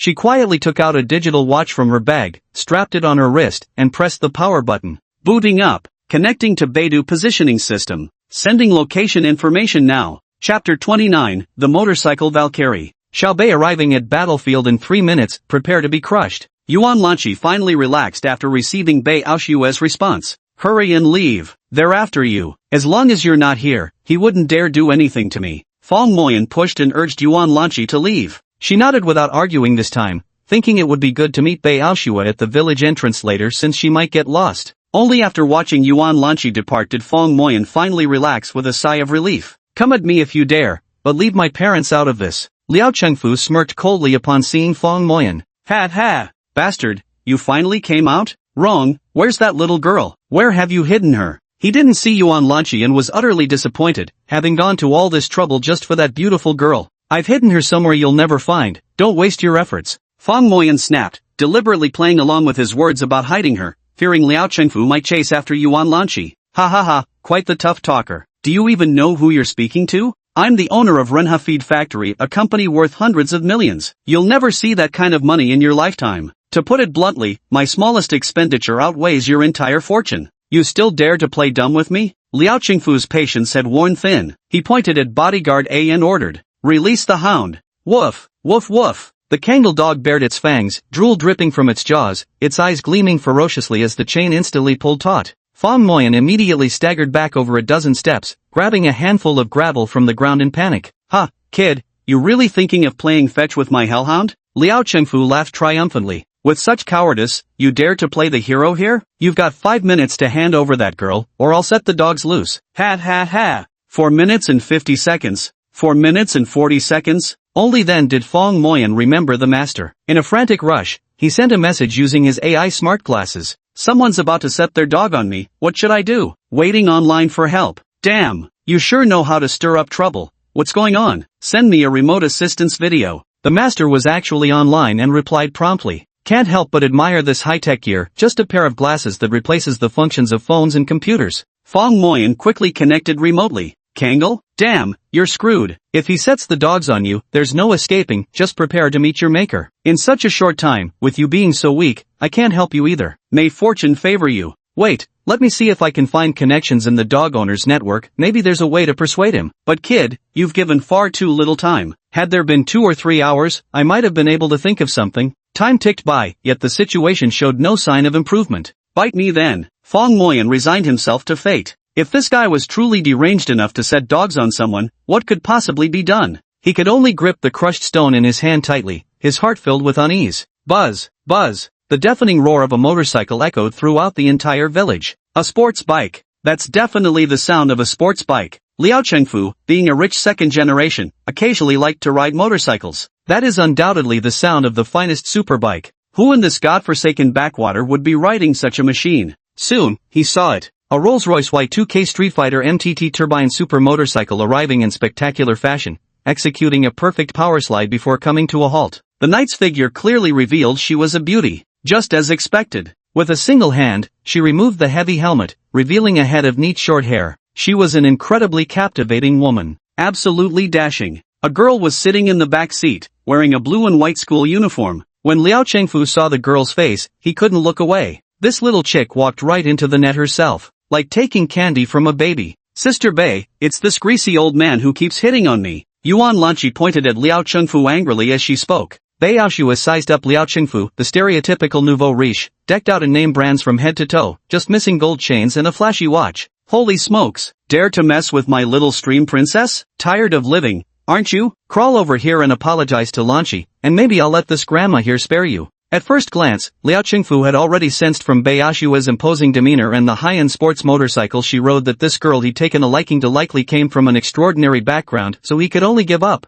But Bei Aoshue's words had provoked him to anger. Liao Chengfu had long grown arrogant from wielding power, how could he ever endure such humiliation? In recent years, his family business had expanded many times over, and so had his temper. Hearing Bei Aoshue's words, crawl over? Himself, the dignified owner of Renha Feed Factory, a successful businessman with a net worth of hundreds of millions, to be humiliated like this by others? Just because he rode a motorcycle worth a few million? I could totally afford it myself. Don't be fooled by the Volkswagen badge, that's actually a Phaeton. A luxury car worth several million. Even though the car was secondhand, he wasn't the least bit embarrassed about it. Moreover, this is your own territory. Even the strongest dragon can't suppress the local snake. How dare they come knocking on our door? Jahoan, Jahowu, grab these two girls for me. With a wave of his hand, the two towering bodyguards charged forward. These two bodyguards turned out to be brothers, no wonder they both looked so intimidating. Standing at a whopping 190 centimeters tall, they resembled hairless gorillas. Their fingers were as thick as drumsticks, their fists the size of sandpots, and their palms as wide as cattail leaf fans. Just standing there, they were like Qin Xiong and Yuchi Gong, the legendary living door gods.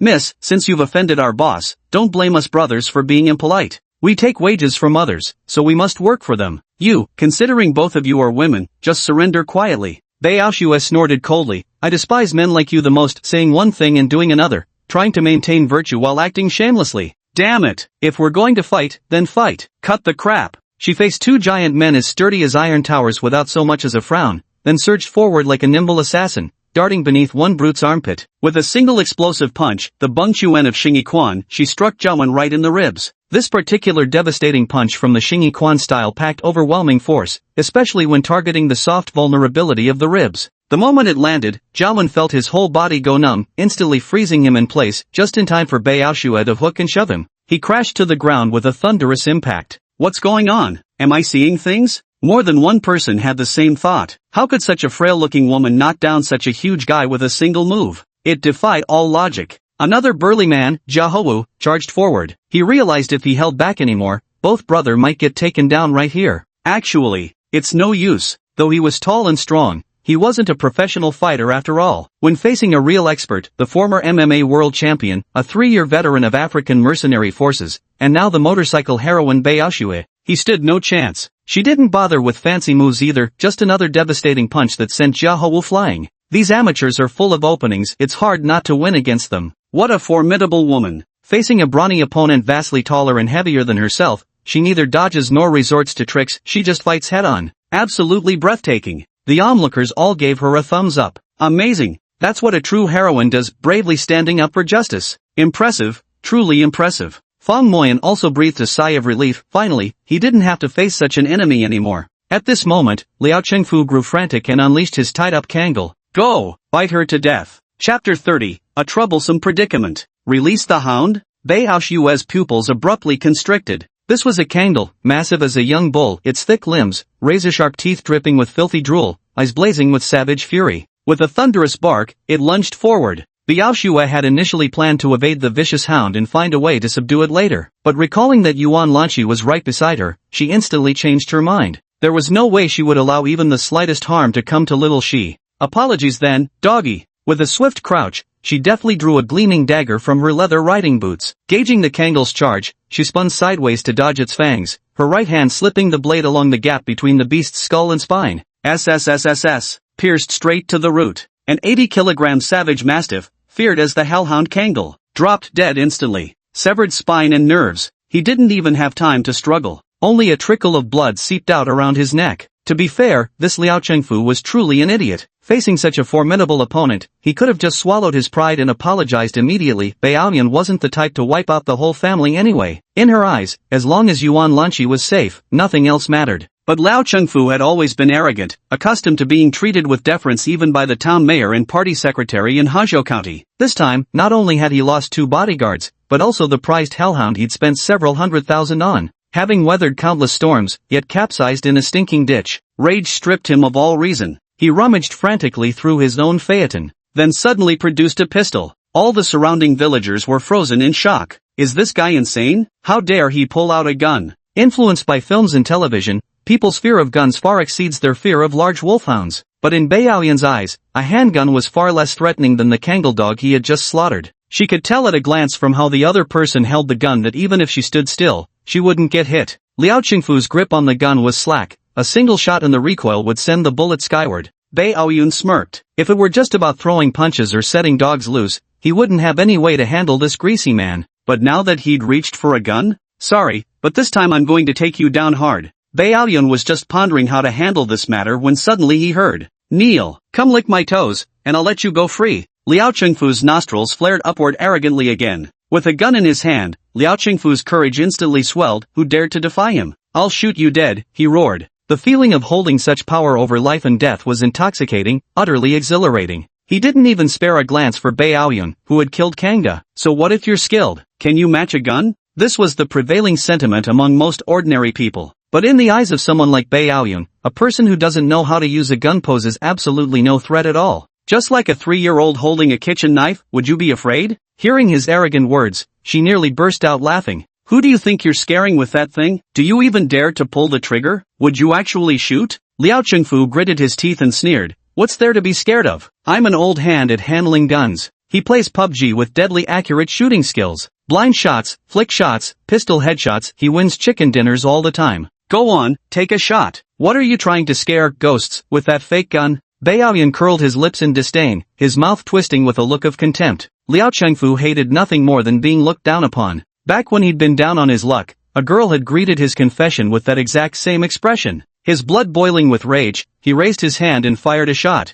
The recoil from the Type 54 replica pistol was still astonishing, and he had little experience with firearms, at most having shot rabbits a few times. This hasty shot was completely unprepared. The bullet went flying into the sky. Bei Aoyun twitched the corner of his mouth and grinned. She knew this shot would definitely go wild even before he pulled the trigger. I want you to shoot now. She lunged forward in a flash, punches, elbow strikes, shoulder slams. Snap! And in moments, Liao Chengfu's arm was dislocated, hanging limp and useless. You just wait. You're in for it now, big trouble, I'm telling you. Liao Chengfu snarled through gritted teeth, still managing to hurl threats despite the pain. He struggled desperately to pull out his phone to call for help, but with his arm dislocated, he couldn't move at all. At this moment, his 2 bodyguards, Jia Hoan and Jia Hou, crawled forward with great effort and supported him. Boss, what do we do now? What do we do? Call for help. What else can we do? Open my phone's contacts. Find Ma Rulong's phone number. Call him now. Under Liao Chengfu's sharp command, Jia Hoan dialed the number. Brother Long, it's me, Liao Chengfu. I'm at the Fangjiawa factory area. Hurry up and get here. I'm about to be killed by these people. Bring more men, this one's tough. After hanging up the phone, Liao Chengfu spotted Bei Aoyun and thought to himself, this woman is quite formidable. So what? Even a mighty dragon cannot crush a local snake. Wait till my backup arrives, let's see how you handle that. The man Liao Chengfu had found, Ma Rulong, lived up to his name, literally dragon-like horse, and was the undisputed bully of Haizhou County, with connections spanning both legal and underworld circles. The last time Liao Chengfu severed someone's Achilles tendon and walked away unscathed, it was all thanks to Ma's influence. This Ma Rulong was known as the godfather of Haizhou, a figure of immense notoriety in Haizhou County, oppressive, predatory, and utterly ruthless. With fearless audacity and a willingness to fight, he quickly amassed his first fortune during those lawless times. When he heard that someone had dared to trouble one of his underlings, this Liao Chengfu, a man who had shown him particular deference, he knew he couldn't simply stand by. It was a matter of his own prestige. Recently, he had received advice from a master, to ascend even higher, to become a true aristocratic family, he needed loyal followers. And Liao Chengfu was one such follower. Standing up for his subordinate was a responsibility the godfather wouldn't shirk. When he heard Liao Chengfu say he was nearly killed by someone and that the opponent was formidable, he knew Liao Chengfu's factory was in Fangjiawa, which could be considered home turf, and he even had 2 burly brothers as bodyguards. In such a situation, someone still managed to overpower him? Seems like this guy ran into some serious trouble. Who cares about his background? I'll handle this. We're heading over right now. With that, Ma Rulong got into his stretch Lincoln and rushed straight to Fangjiawa with his men. Just you wait. The people I called will be here soon. Don't you dare run away. Liao Chengfu felt greatly reassured upon receiving Ma Rulong's affirmative reply. The godfather of Haizhou, was he someone ordinary? In this territory, he could command the wind and summon the rain, holding absolute power. Still playing dumb with me, huh? Bei Aoyun smirked coldly. She had already planned the aftermath. Without delay, she dialed Qi City Criminal Investigation Division through the Yuan family's dedicated hotline. After briefly explaining the situation, she immediately alarmed the division chief, who reported directly to the deputy mayor without hesitation. Nothing concerning the Yuan family is trivial. For scum like Liao Chengfu, decisive action was necessary. Given the current evidence, he could be locked up for at least 3 years. Judging by his arrogant demeanor, he'd clearly violated laws frequently. With the Yuan family's influence, gathering more incriminating evidence would be child's play. Lock this bastard up for life. This is what it means to root out evil completely. She wasn't overly concerned about the current situation, just taking down one unscrupulous merchant was trivial. Seeing Yuan Lanchi whispering with that young man on the side, Bei Aoyun felt quite exasperated. But Shao Creek's romantic troubles were the truly headache-inducing matter. Chapter 31, The Uncrossable Yuan Family of Jiangbei. Where did you dig up this reinforcement? Fang Moyan was utterly dumbfounded, instantly defeating a 190 centimeters brute, slaughtering a vicious calf-sized hound, and showing no fear in the face of a gun. She's practically a heroine among women. My dearest Beijia, who watched me grow up since childhood. Watching Bei Aoshua move with lightning speed, nimble as a rabbit yet precise as a falcon striking its prey, to swiftly incapacitate the enemy, Yuan Lanqi felt profoundly reassured. As long as that figure remained present, no hardship seemed daunting. Impressive, truly impressive. Fang Moyan's eyes were filled with admiring stars. 7 or 8 BMW 7 Series luxury cars roared in, completely blocking the already narrow road. Soon, more than a dozen men in black suits and sunglasses stepped out of the cars, dressed tightly despite the sweltering heat. They lined up in a row, standing on both sides. Please step out of the car, big brother. From the last BMW, a man emerged, cropped hair, casual t-shirt, and a smile on his face, resembling the famous actor Andy Lau. Amidst everyone's gaze, he approached Liao Chengfu. It was none other than Ma Rulong, the godfather of Haizhou County. Where is everyone? Left already? Brother Long, it's her. Liao Chengfu pointed at Bei Aoyun, who was held in his arms, looking at him with disdain. Where are her accomplices? All by herself, no help at all. Ma Rulong's eyes narrowed sharply as he studied Bei Aoyun closely. About 30 years old, standing at 170 centimeters, with delicate features and a slender yet curvaceous figure, she bore some resemblance to a celebrity. Could this fragile-looking woman really have taken down both of Liao Chengfu's Jia siblings? Was she perhaps a martial arts master? Such a woman, if I could subdue her as my bodyguard, wouldn't that be impressive?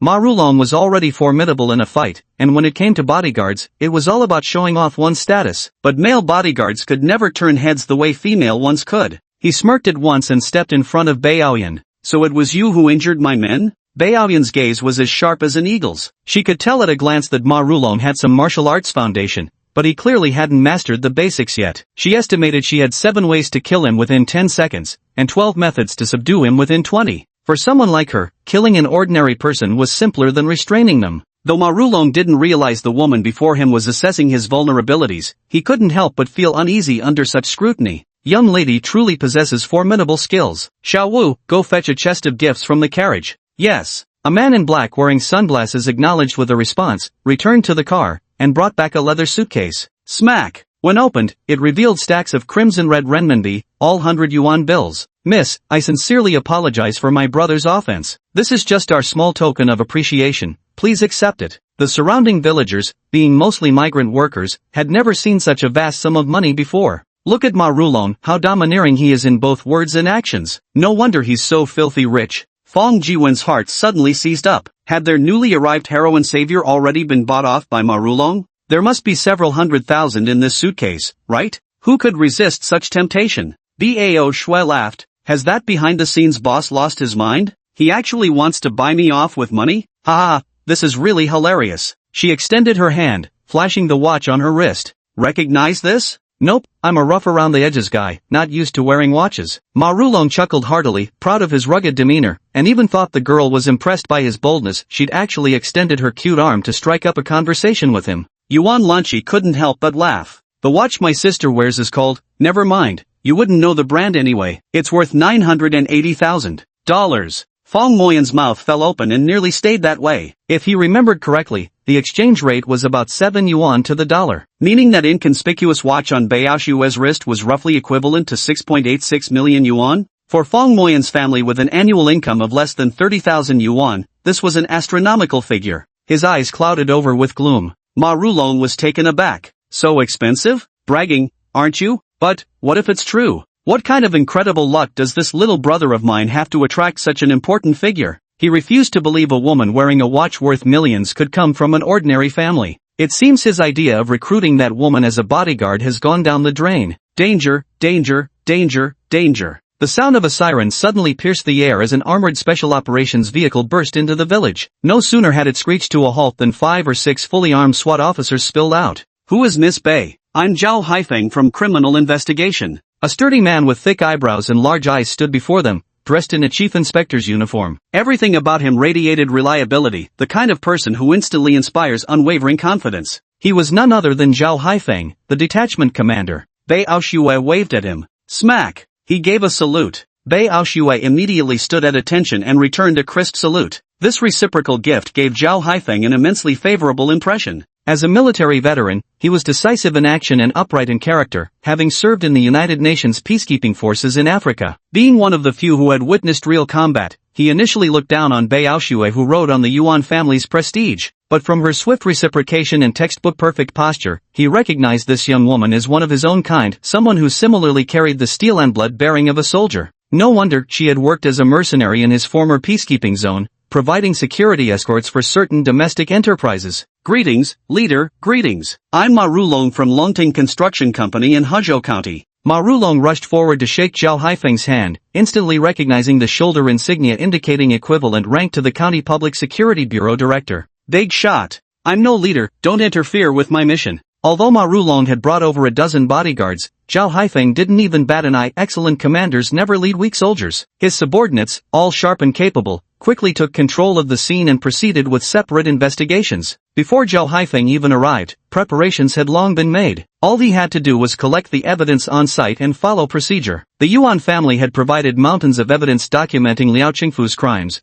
more than enough to completely crush him. Captain Zhao, I'm quite close with Chief Ko, I'm also tight with Captain Feng from the traffic police. Xiao Ma from the IT department, we grew up together. Seeing the situation, Ma Rulong quickly began trying to curry favor, but Zhao Haifeng uniformly responded, "Don't interfere with official duties." Officers had already loudly escorted Liao Qingfu, who was sitting aside, into a vehicle for questioning. Ouch, be gentle, or I'll sue you. Ow, my arm's coming off, be careful. Ma Rulong watched as Liao Qingfu was taken away. His steadfast underling must be protected at all costs. He anxiously called all his connections. Whether it's Bureau Chief Ko, Captain Feng, or Ma Rulong, always generous with his dealings, these people initially assured him it wouldn't be a problem, that they could at least put in a good word. But the moment they heard the operation was being led by Zhao Haifeng, they immediately shook their heads. There's no reasoning here. Judge Zhao Haifeng, the iron-faced arbiter, can't be swayed by threats or favors. He doesn't spare anyone's dignity. And as a decorated veteran who served in the UN peacekeeping forces, he's a man of impeccable integrity, definitely not someone to mess with. Better just let it go. You'll have to swallow this bitter pill. It was Detective Ma from the Intelligence Division, always the best informed, who finally told him. That underling of yours, Liao Qingfu, has crossed a powerful family. He's as good as dead. You still want to protect him? Don't end up getting yourself dragged down with him. Have you never heard of the Yuan family from Jiangbei? The Yuan family of Jiangbei? Ma Rulong stumbled backward several steps in quick succession, nearly falling to the ground. 10,000 F*****ing horses gallop past. Does he care? Can he even handle it? Looking to die sooner? He instantly made his decision and waved his hand. Xiao Wu, retreat. Chapter 32, People from Two Different Worlds. Liao Qingfu was getting anxious. Why did the boss just leave? What am I supposed to do then? You don't need to do anything. Based on the evidence we've gathered, you'll never starve in this lifetime. Meals are provided. The stern Judge Zhao Haifeng snorted through his nose as he watched Ma Rulong's fleet of 7 or 8 BMWs drive away one after another. Miss Bei, is there anything you'd like to add regarding the evidence? No, I just hope you can enforce the law impartially. Officer Zhao, I'll be counting on you. It's my duty. Bei Yaoshui also highly approved of Zhao Haifeng's work style, and the two even felt a mutual admiration and reluctance to part. After gathering statements and evidence from those around and confirming the testimonies, Zhao Haifeng left with Liao Qingfu and his 2 henchmen. Bei Yaoshui knew that the little boss who tried to bully Yuan Lanqi was definitely finished. Aside from illegal firearm possession, there were also the 8 major charges the Yuan family had gathered against him. With multiple offenses combined, he wouldn't get out for at least 50 years. Only after watching the police car drive away with its siren wailing did Feng Jiwen and his wife finally breathe a sigh of relief. Honest, simple-hearted farmers instinctively feel nervous at the sight of anyone in uniform. The crowd dispersed. "Sweetie, come have a meal at our place." Feng Mu and Lizzie invited Yuan Lanqi and Bei Aoshue to come inside. "No need, Auntie, we should be heading back." Bei Aoshue cut Yuan Lanqi off before she could speak, still harboring resentment over Yuan Lanqi turning off her watch's tracking, a grievance she'd now shifted onto Feng Moyan. And the two of them are simply not a good match at all. "Sis, I'm not going back," Yuan Lanqi said firmly. "I don't want to face that person." "Lanqi, I know, but you shouldn't have turned off your location tracking too, right? It made me so worried. Am I not even allowed to have my own space and time? Can't I have my own privacy? Can't I make my own choices? After all, you are a daughter of the Yuan family." I refuse to believe that without the Yuans, I'd freeze or starve to death." Bei Aoshue truly had no way to deal with Yuan Lanqi. Could it be that Xiaoxi has fallen for that guy? No way. As for Feng Moyan's background, Bei Aoshue had already investigated everything thoroughly. Just a nobody who's terrible at studies. Spending all his time in internet cafes, addicted to gaming, he seized the throne of being dead last in his class since the second semester of sophomore year, maintaining his dominance ever since. A few days ago, he won the most improved award in a test, yet that only landed him at 42nd place in the class, still far from the cutoff for university admission. And Yuan Lanchi? She could even compete for the provincial top scholar, with her pick of any university in the country. Comparing their academic performance was like contrasting the heavens with the mud beneath. He wasn't handsome either, just an ordinary face in the crowd, not eloquent by any means, and certainly not one to whisper sweet nothings. Yuan Lanchi was the least likely person to like Fong Moyan. How did these two end up together? It must be that mischievous Xiao Shi being willful again. During the long holiday break 2 years ago for the high school entrance exams, she had traveled alone by train to Lhasa. But back then, she hadn't turned off her phone's location services. Bei Aoshua had been secretly following and protecting her all along. But this time was different. She turned off her watch's GPS tracking, completely vanishing from Bei Aoshua's sight. Had she not actively called for help when encountering trouble, given her tendency to get lost easily, she might have genuinely gotten herself misplaced. Human emotions are the hardest to decipher. What if Xiaoxi had been deceived by someone? Not if, but definitely yes. Bei Aoshua looked at Fong Moyan with disdain. She was sure this had something to do with him. Why doesn't he take a piss and look at his reflection in it? Pure delusion, a toad yearning for swan meat. She resolved to have a serious talk with Fong Moyan. Xiao Mo, quickly show your two older sisters inside to sit down. Mother. When Lizzie once again stepped forward with an invitation, her manner especially sincere and warm, so heartfelt that even the decisive Bei Aoshua found it hard to refuse a second time. The house followed the most common single-story layout, 5 north-facing rooms, 3 large and 2 small, with the central room serving as the living area. A vintage 21-inch color TV sat atop a long cabinet, while a wooden square table occupied the center of the room, surrounded by 5 or 6 small round stools. The furnishings were simple, devoid of any high-end furniture, but everything was spotlessly clean. Even the somewhat fastidious Bei Aoshua couldn't find the slightest fault with it. A set of white porcelain teaware contained swirling leaves emitting a faint, refreshing fragrance. What kind of tea is this? Yuan Lanchi had been feeling quite thirsty. She picked up a cup, gently blew on it a few times, and found the aroma wonderfully invigorating. It's stir-fried with bitter herb leaves, done by my mom. The water's mountain spring water we collect from the nearby hills. Very tasty. Yuan Lanchi gave a faint smile. But Bei Aoshua saw this and grew even more displeased. Yuan Lanchi suddenly blushed, then leaned close to Fong Moyan's ear, her warm breath brushing against it, making his face burn and his heart race. Hey, Fong, where's the restroom? Fong Moyan's mind wavered momentarily before he stammered, restroom? Well, in the countryside, we don't have restrooms, just outhouses. What's the difference? Yuan Lanchi thought this was just a matter of different terms. But Fong Moyan knew that rural areas only had squat toilets without flushing facilities, especially during the scorching summer when flies and mosquitoes swarmed. How could he possibly let the goddess-like figure in his heart endure such conditions? Suddenly, he remembered his neighbor, Uncle Wu, whose second daughter was a chief physician at the Municipal People's Hospital. A cleanliness fanatic, she had never stayed in the countryside during New Year visits all those years, opting instead for hotels in the county town. Back then, the villagers had berated her for forgetting her roots. Wasn't she born and raised in Fangjiawa? Who didn't grow up sleeping in dilapidated houses on earthen beds? Forgotten your roots. Living too long in the city has given you airs. Later, it wasn't until fifth uncle's house installed flush toilets and showers that second sister's family finally returned to live in the old house. They have a proper bathroom now. Classmate Yuan, wait a sec, Mom, please take my classmate to Uncle Wu's place. Fong Moyan hurried over to his mother and explained the situation. He absolutely couldn't bear the embarrassment of having her use their family's outhouse. He instantly regretted inviting her to stay overnight. Alright, I'll take her right away. Your Aunt Wu is at home. When Lizzie hastily responded, leading Yuan Lanchi to the neighbor's house, Bei Aoshua seized this opportunity to speak with Fong Moyan, intending to make him retreat from the difficulty. Hey kid, I'm Xiaoxi's bodyguard. I've got something to say to you. Please go ahead, sister. Are you dating the stream? No, absolutely not.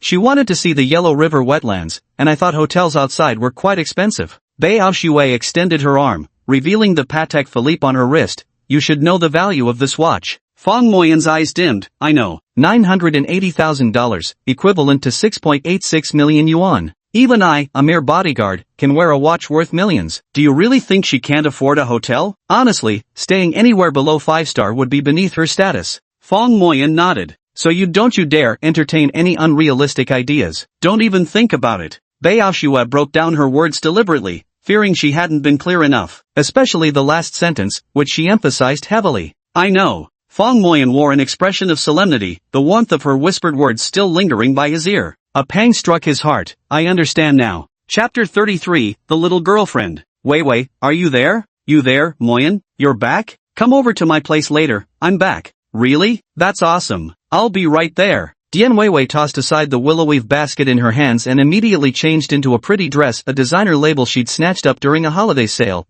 costing her several hundred yuan. She twirled happily before the mirror, admiring herself. Washing my face, applying concealer, putting on foundation, drawing eyeliner, filling in my brows, and finally adding lipstick. I dashed out like an excited little bird. What are you up to, girl? Mom, brother Moyan is back, and he asked me to come over. Xiao Mo's back? That's wonderful. You should hurry over. Wait, take some of our goose eggs with you. Got it. Dian Weiwei carried a small basket woven from white willow twigs, loaded to the brim with goose eggs, as she walked toward Fong Moyan's house. Hadn't it been nearly half a year since they last saw each other? She hadn't been a good student herself, never even attended high school, having quit early to help her parents with farm work. Last year, following Fong Moyan's advice, she started posting short videos about rural life on Douyin and unexpectedly gained quite a following. The two could be considered childhood sweethearts, and their parents were also extremely familiar with each other. However, ever since Fong Moyan achieved the top score in the entire town and was admitted to Chidu No. 5 high school, the distance between them grew wider and wider. He was destined to soar to great heights like a phoenix, while she remained nothing more than an ugly duckling confined to the countryside.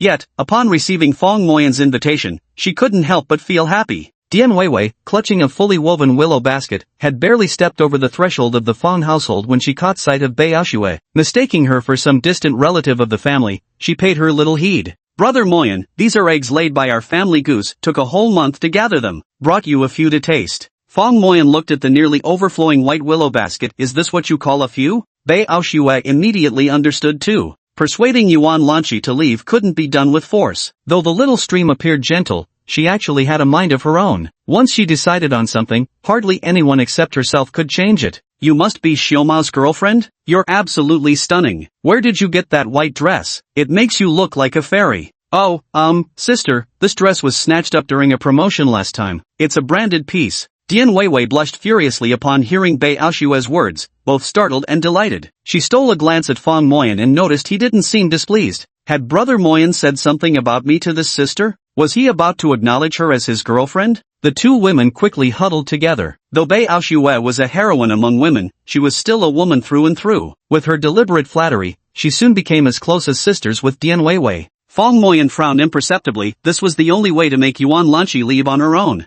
Not to make her jealous or anything, but since Fong Moyan already had a girlfriend, it would certainly be inconvenient for her to continue staying over. Naturally, she would leave. He was absolutely certain that Yuan Lanchi had not the slightest romantic interest in him at all, interacting with him purely as a classmate. It was his own unrealistic notions that had clouded his judgment. This would be the perfect opportunity to completely cut ties. His mother and Yuan Lanchi returned laughing and chatting, appearing to have had a rather pleasant conversation. Dian Weiwei froze momentarily upon seeing Yuan Lanchi. What a striking young woman, beautiful features, a slender figure, and radiating remarkable warmth, with every step carrying a rhythmic grace. She carried an aura that made others feel inferior in comparison. Dian Weiwei instinctively took a step backward. She thought to herself only such a girl would be worthy of the brilliant Moyan. Xiao Shi, let me introduce you. This young lady is Dian Weiwei, Xiao Fang's little girlfriend. She's a diligent and pretty girl, and we've been getting along quite well. Yuan Lanchi was visibly stunned. Little girlfriend?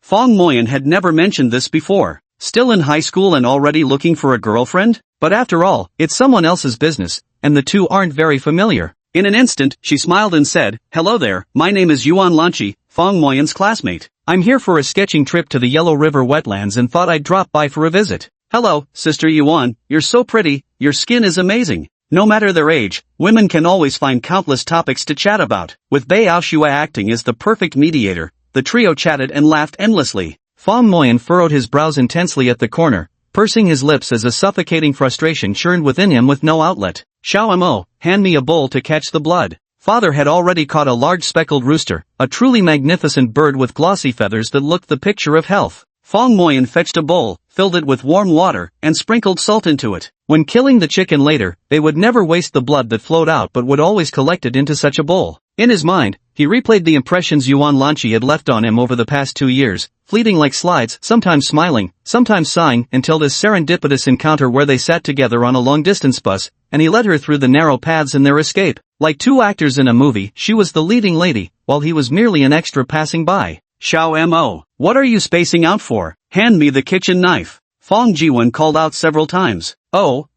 Fong Moyan brought over the kitchen knife. Fong Jiwen took it, sprinkled some water on it, and gave it a few more strokes on the whetstone, making it appear even sharper and shinier. Dad, let me do it. Are you sure you can handle it? Of course, I've watched you slaughter chickens so many times. Fong Moyan took the kitchen knife, firmly grasped the multicolored rooster from Fong Jiwen's hands. Just as he'd confronted every injustice fate had dealt him, he drew the blade across its neck with a decisive slash. Following his father's old method, he drew the knife, drained the blood, then tossed the chicken into the yard to let it kick its legs. This way it would taste better. Flap flap. Suddenly, the rooster flapped its wings twice right where it stood, and then, impossibly, it flew up, all the way to the top of the wall, standing tall as if puffing out its chest. Your technique still needs work. Fong Jiwen shook his head, recaptured the rooster with a net, and slaughtered it anew. What a useless fool. Can't even properly slaughter a chicken. Fong Moyan grew even more depressed. The rooster stewed in a cast-iron pot over firewood in the countryside indeed had a distinctive flavor. Soon, the rich aroma of chicken soup permeated the entire courtyard, even drawing the 3 chatting girls out from inside the house. The Aoshue sniffled slightly. She tasted many fine delicacies before, but such a rich aroma of chicken soup was something she'd never encountered. Fong Moyan tried hard not to look at Yuan Lanchi's figure and busied himself stoking the fire in the kitchen. The dishes were simple: iron pot stewed chicken, sugar-mixed tomatoes, smashed cucumbers, cold-tossed chili peppers, and freshly handmade steamed buns. The whole family was enjoying a harmonious and happy time together. Fong Jiwen sat firmly in his seat, pouring drinks for himself, exuding the dignified air of a family patriarch. When Lizzie, hospitable and enthusiastic, kept urging everyone to help themselves to dishes, scurrying in and out, the very picture of a devoted homemaker, Yuan Lanchi and Bei Aoshue received her meticulous care and attention. Dian Weiwei visited often, and was never treated as an outsider. Only Fong Moyan was secretly gloomy in his heart. What an enticing aroma. Everyone's fingers were itching to taste. Fong Moyan ate without any relish. Just as he had anticipated, after the meal, Yuan Lanchi announced an unexpected change of plans and immediately followed Bei Aoshue as she departed. She couldn't very well bring up the matter of staying over in front of Fong Moyan's little girlfriend,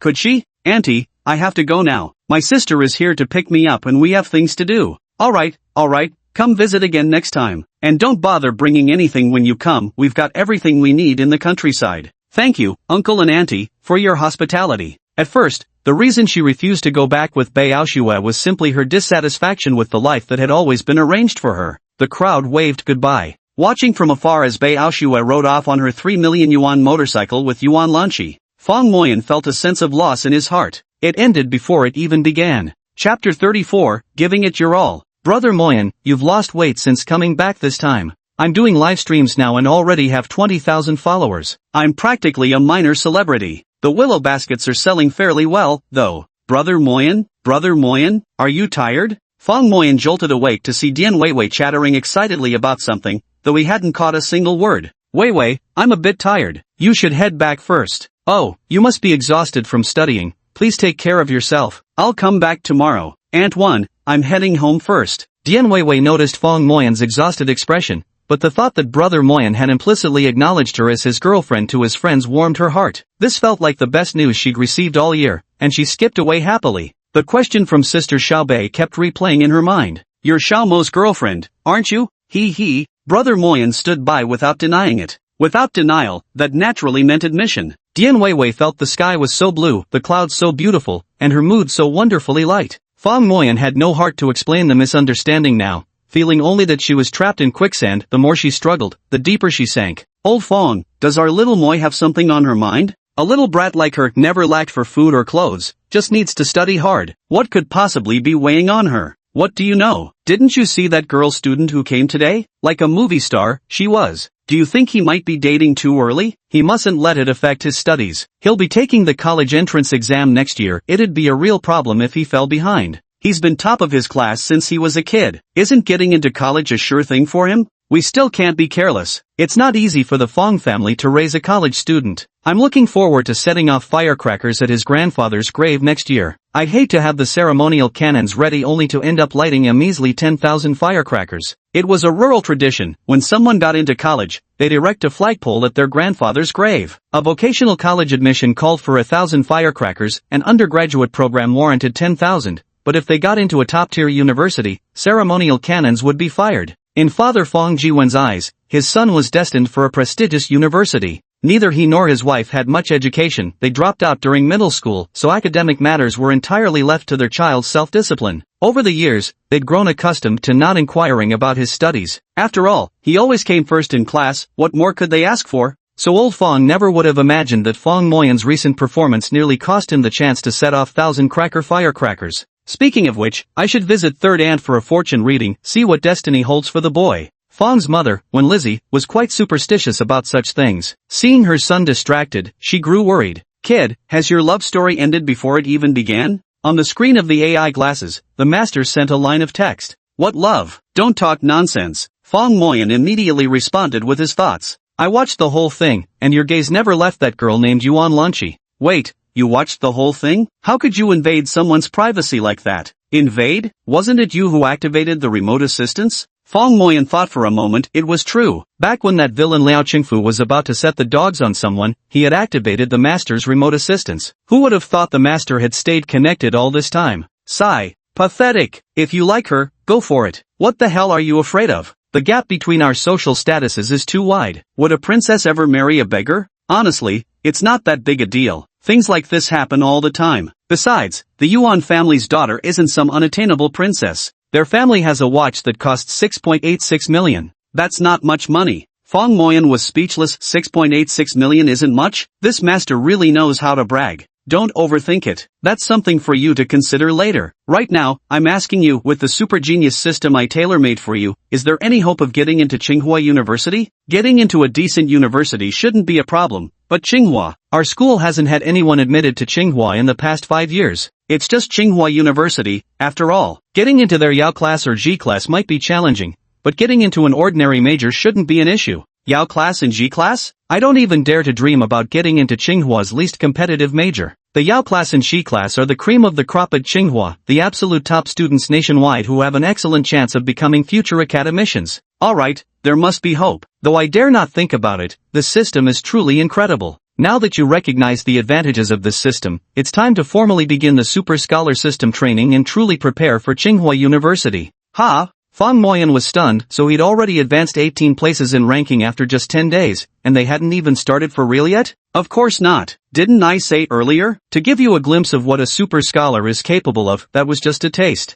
What does a truly super top student system look like? Look, the master first played a little coy, then promptly sent over a detailed training manual. The 6 major sections of the Super Scholar System. 1. Brain reward mechanism to maintain continuous learning motivation. 2. Subconscious suggestion power to build strong confidence. 3. Mind mapping to break down goals, ensuring steady progress. 4. 2 scientific memory methods to guarantee unforgettable retention. 5. Meditative deep sleep for brain neural regeneration. 6. Exercise scientifically to maintain strong physical fitness. Fong Moyan watched in awe. It sounded incredibly impressive and sophisticated. Make the most of your 15-day vacation. Dedicate all your energy to honing your skills. Sharpening knives? Exactly. Sharpening the axe won't delay the woodcutting. During this 15-day vacation, we'll divide it into 3 5-day segments, focusing mainly on training your memory skills. Is it the Dominic memory system? Fong Moyan remembered Yuan Lanchi once mentioning her photographic memory came from using the Dominic method. You know about the Dominic system? But no, though the principles are similar. The 2 major memory techniques are right brain photographic memory and the memory palace association method. I suggest you start by learning the right brain photographic memory technique. What? Right brain photographic memory method? Exactly. The human left brain mainly handles language, reasoning, and logical thinking, while the right brain is responsible for images, emotions, and spatial imagination. Sounds pretty impressive. Of course, as the mighty system creator I am, I've always been this amazing. Fong Moyan pondered for a moment and decided to set aside his emotional issues for the time being. Getting into a top university should be his priority now. As for the future, who could say for certain? With academic results like Yuan Lanchi's, she was definitely aiming for China's top 2 universities. Whether she chose Tsinghua or Peking University would be entirely up to her. As a science student, Tsinghua was the more likely choice. If he could really defy the odds and get into Tsinghua, perhaps then he'd be able to speak to Yuan Lanchi truly as an equal. Keep it up. Turn grief into strength. I will get into Tsinghua University. Fong Moyan silently made up his mind, took out paper and pen, and began conducting mental rehearsals according to the training manual. Then let's begin our vacation training. That's more like it. Show some spirit and fight like a man. Awesome. Chapter 35, A New Day, A New Training Session. At 4 in the morning, Fong Moyan was already awake before the alarm could ring. Every night before bed, he would practice the meditation breathing technique taught by the master, entering a deep sleep that allowed his body and mind to rest fully, while repairing any neurological damage caused by daytime mental exertion. The first thing to say upon waking is to give yourself a boost of motivation. Step 1, warm up the body. Fong Moyan methodically moved his neck, shoulders, waist, knees, and ankle joints for 1 minute each, then gradually stretched his muscles in place until his entire body muscles, joints, and tendons felt fully limber. Switching into his running shoes and steadying his breath, he began his first day of training. Mind your breathing rhythm. Maintain your stride. Watch your step for loose stones. Watch out for the dog poop ahead, please detour. The AI glasses reminded intermittently. It was pitch dark outside. Without the infrared vision feature of the AI glasses, he would have been completely blind, walking right into the dog's luck. Huffing and puffing, he had been jogging along the village path for most of the morning when the mist dampened his hair. About half an hour later, the sky suddenly turned even darker. That must be the darkest hour before dawn. Fong Moyan finished his run, sweating profusely. Upon returning home, he did a full body stretch to give his muscles thorough relaxation. His parents were still fast asleep. The countryside nights were exceptionally cool, they didn't even need to use a fan. Fong Moyan took a quick shower and began preparing for today's mental warm-up. In a calm and peaceful state, he began reciting the following words. I'm intelligent, I'm talented, I articulate clearly, I pronounce perfectly, I can easily maintain calmness, my concentration is extremely focused, my imagination is boundless, and I can sustain a state of flow. He was indeed filled with anticipation because he was about to begin his memory exercises. After about 5 minutes, Fong Moyan felt he had reached the state of flow. Note, flow is a psychological state where people are fully immersed in an activity. Psychologist Mihai Csikszentmihalyi defined flow as the feeling of complete absorption in an activity, accompanied by heightened excitement and a sense of fulfillment. Photographic memory method with the right brain. Sounds like something I'm really looking forward to. Phase 1, Vision Span Training. What the heck? What does vision span training mean? Visual span training is an exercise to expand your field of vision. Normally, people can only see half a line of text at a glance, but through visual span training, one can eventually read 1 line, 3 lines, 10 lines, and ultimately an entire page at a single glance.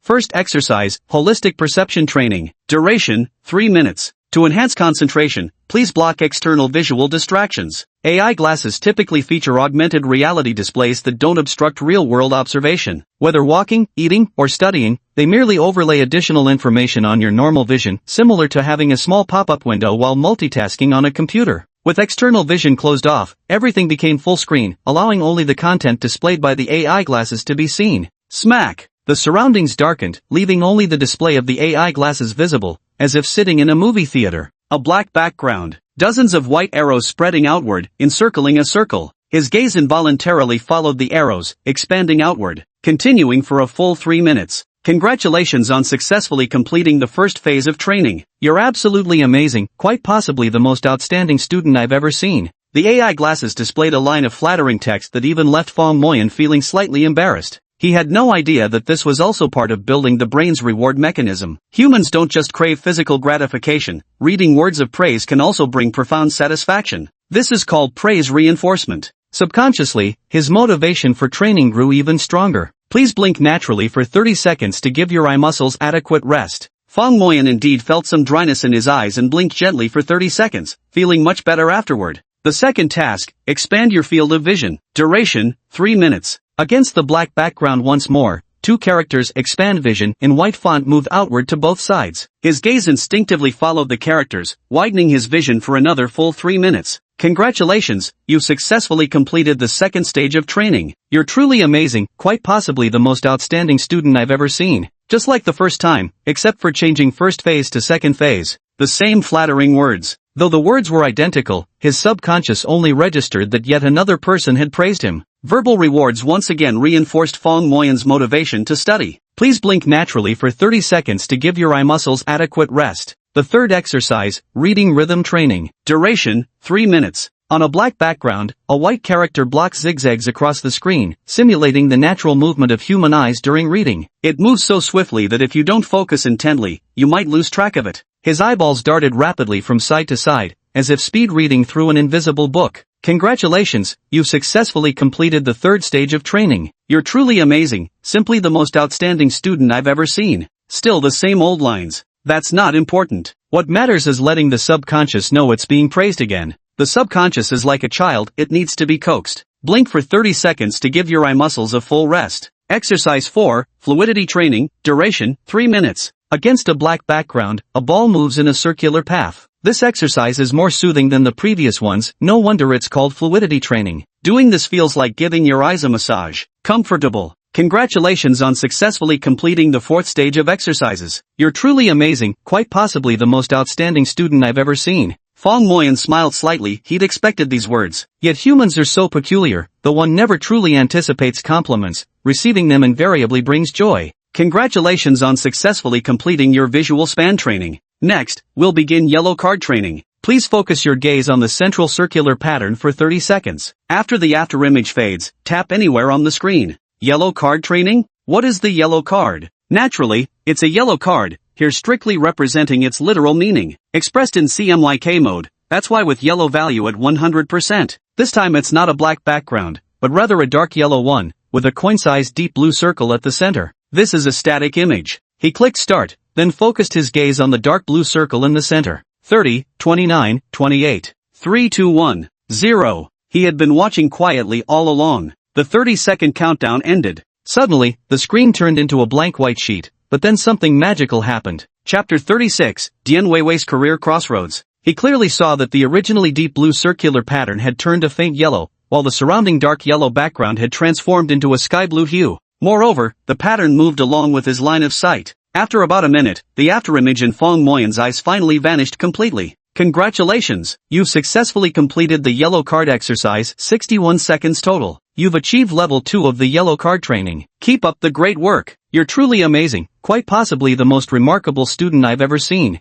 Fong Moyan didn't pay much attention to the praise, instead sinking deep into thought. What kind of phenomenon was this? This is the principle of complementary colors. To alleviate the fatigue caused by prolonged exposure to a single color, the optic nerve induces a complementary color for self-regulation. For example, when surgeons operate for extended periods while focusing on the color of blood, they may see green when looking at white walls. That's why emergency rooms and operating theaters often have medical staff wearing green uniforms. Maintaining complementary color perception for over a minute, reaching level 2, such performance exceeds 80% of the population. Fong Moyan probably understood now. It seemed everyone had this kind of ability. It wasn't any superpower, but managing to reach tier 2 on his first attempt should count as a decent performance, right? Practicing with the yellow card is meant to develop your brain's visual memory. Later, there will also be mandala card exercises and flash vision training. Now, proceed with counted breathing meditation to rest. Time, 10 minutes. Be careful not to fall asleep. Another rest already? He'd only practiced for about 20 minutes. But since the plan has been made, it must be followed. He sat down and began counting breaths, gradually entering a strange state, neither fully asleep nor fully awake. Alright, 10 minutes are up, time to resume training.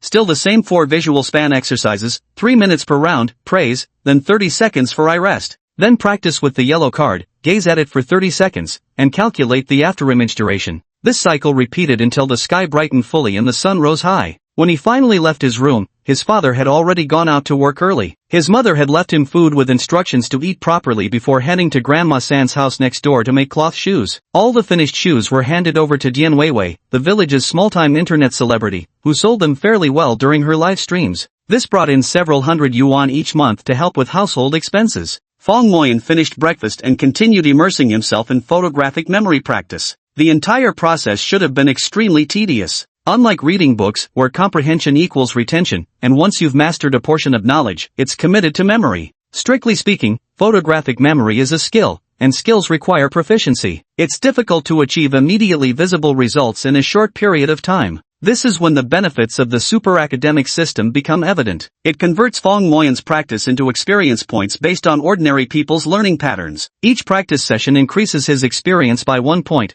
just like leveling up in an online game. Thus, what others would find impossible to endure, Fong Moyan treats as playing a game. He repeats the exercises over and over, unwittingly entering a state of flow. Moyan, are you there? A delicate voice calls from outside the house. It's Dian Weiwei. I'm here. Fong Moyan had just finished a cycle of practice and stood up to greet her. Dian Weiwei was wearing a cross-collared robe with right lapels today, trimmed with moonwhite silk, giving off an ethereal, fairy descending to earth vibe with her flowing sleeves. Probably just like the moon goddess Chang'e. Weiwei, your outfit is really beautiful, just like Chang'e. Really? I can wear it for you every day. Dian Weiwei exclaimed with delight. Fong Moyan rubbed his nose, sensing something amiss in the atmosphere. Was this girl misunderstanding something? Well, it's not that. Oh, how should I put this? What brings you here to see me so early in the morning? Fong Moyan was practically tongue-tied. After some thought and still unable to come up with an explanation, he could only change the subject. Moyan, it's already 9 o'clock, hardly early. I actually wanted to ask you about something.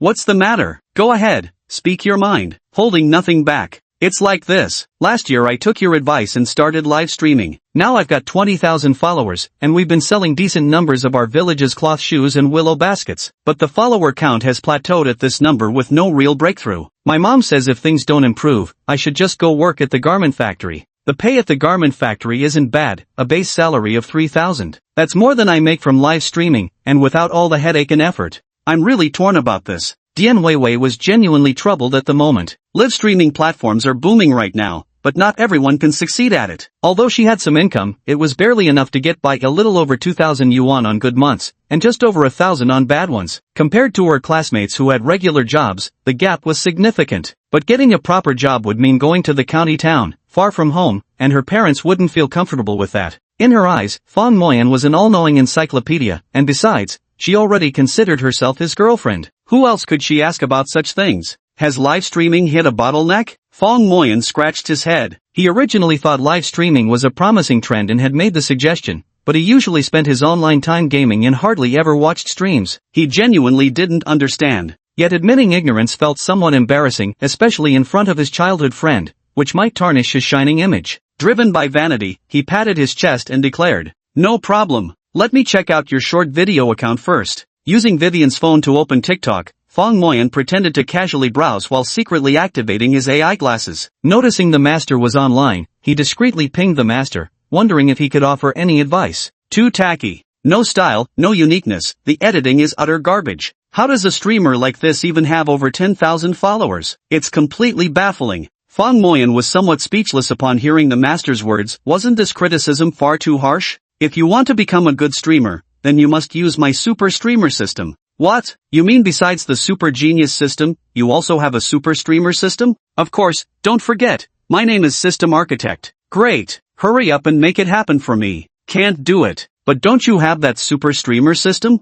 I do, but for certain reasons, the experiment subject can only choose one focus. Don't you want to get into Tsinghua University? You'd rather be a streamer? Oh, so that's how it is. Never mind then, I still want to aim for Tsinghua. But, could you give me just a little guidance, master? Your knowledge spans the heavens, you're truly the most exceptional mentor I've ever met. Even a casual word of advice from you could benefit me for a lifetime. Well now, you've learned to speak more smoothly than before. Your tongue's grown sweeter, teachable indeed, young man. It turns out even the creator of this system enjoys flattery. Alright then, listen carefully. Chapter 37 The Sound of a Shutter Click. Brother Moyan, is the situation really serious? Dian Weiwei noticed Fong Moyan staring silently at her account without speaking. She couldn't see any content within those AI glasses. Nothing major, just many areas needing adjustments. Fong Moyan listened intently to the master's advice and followed it to the letter. First, you'll need to craft several key designs, encompassing the following aspects. Image design. Your current look lacks distinctiveness and fails to leave a strong, memorable impression on viewers. It doesn't grab their attention. Change it. Name design. My name is Dian Weiwei. Such a dry statement needs revising too. Label design. The works you've posted are too varied. There's food, entertainment, and what's the point of sharing random life snippets? Not to mention the comedy clips. It's practically a junk drawer. Needs fixing.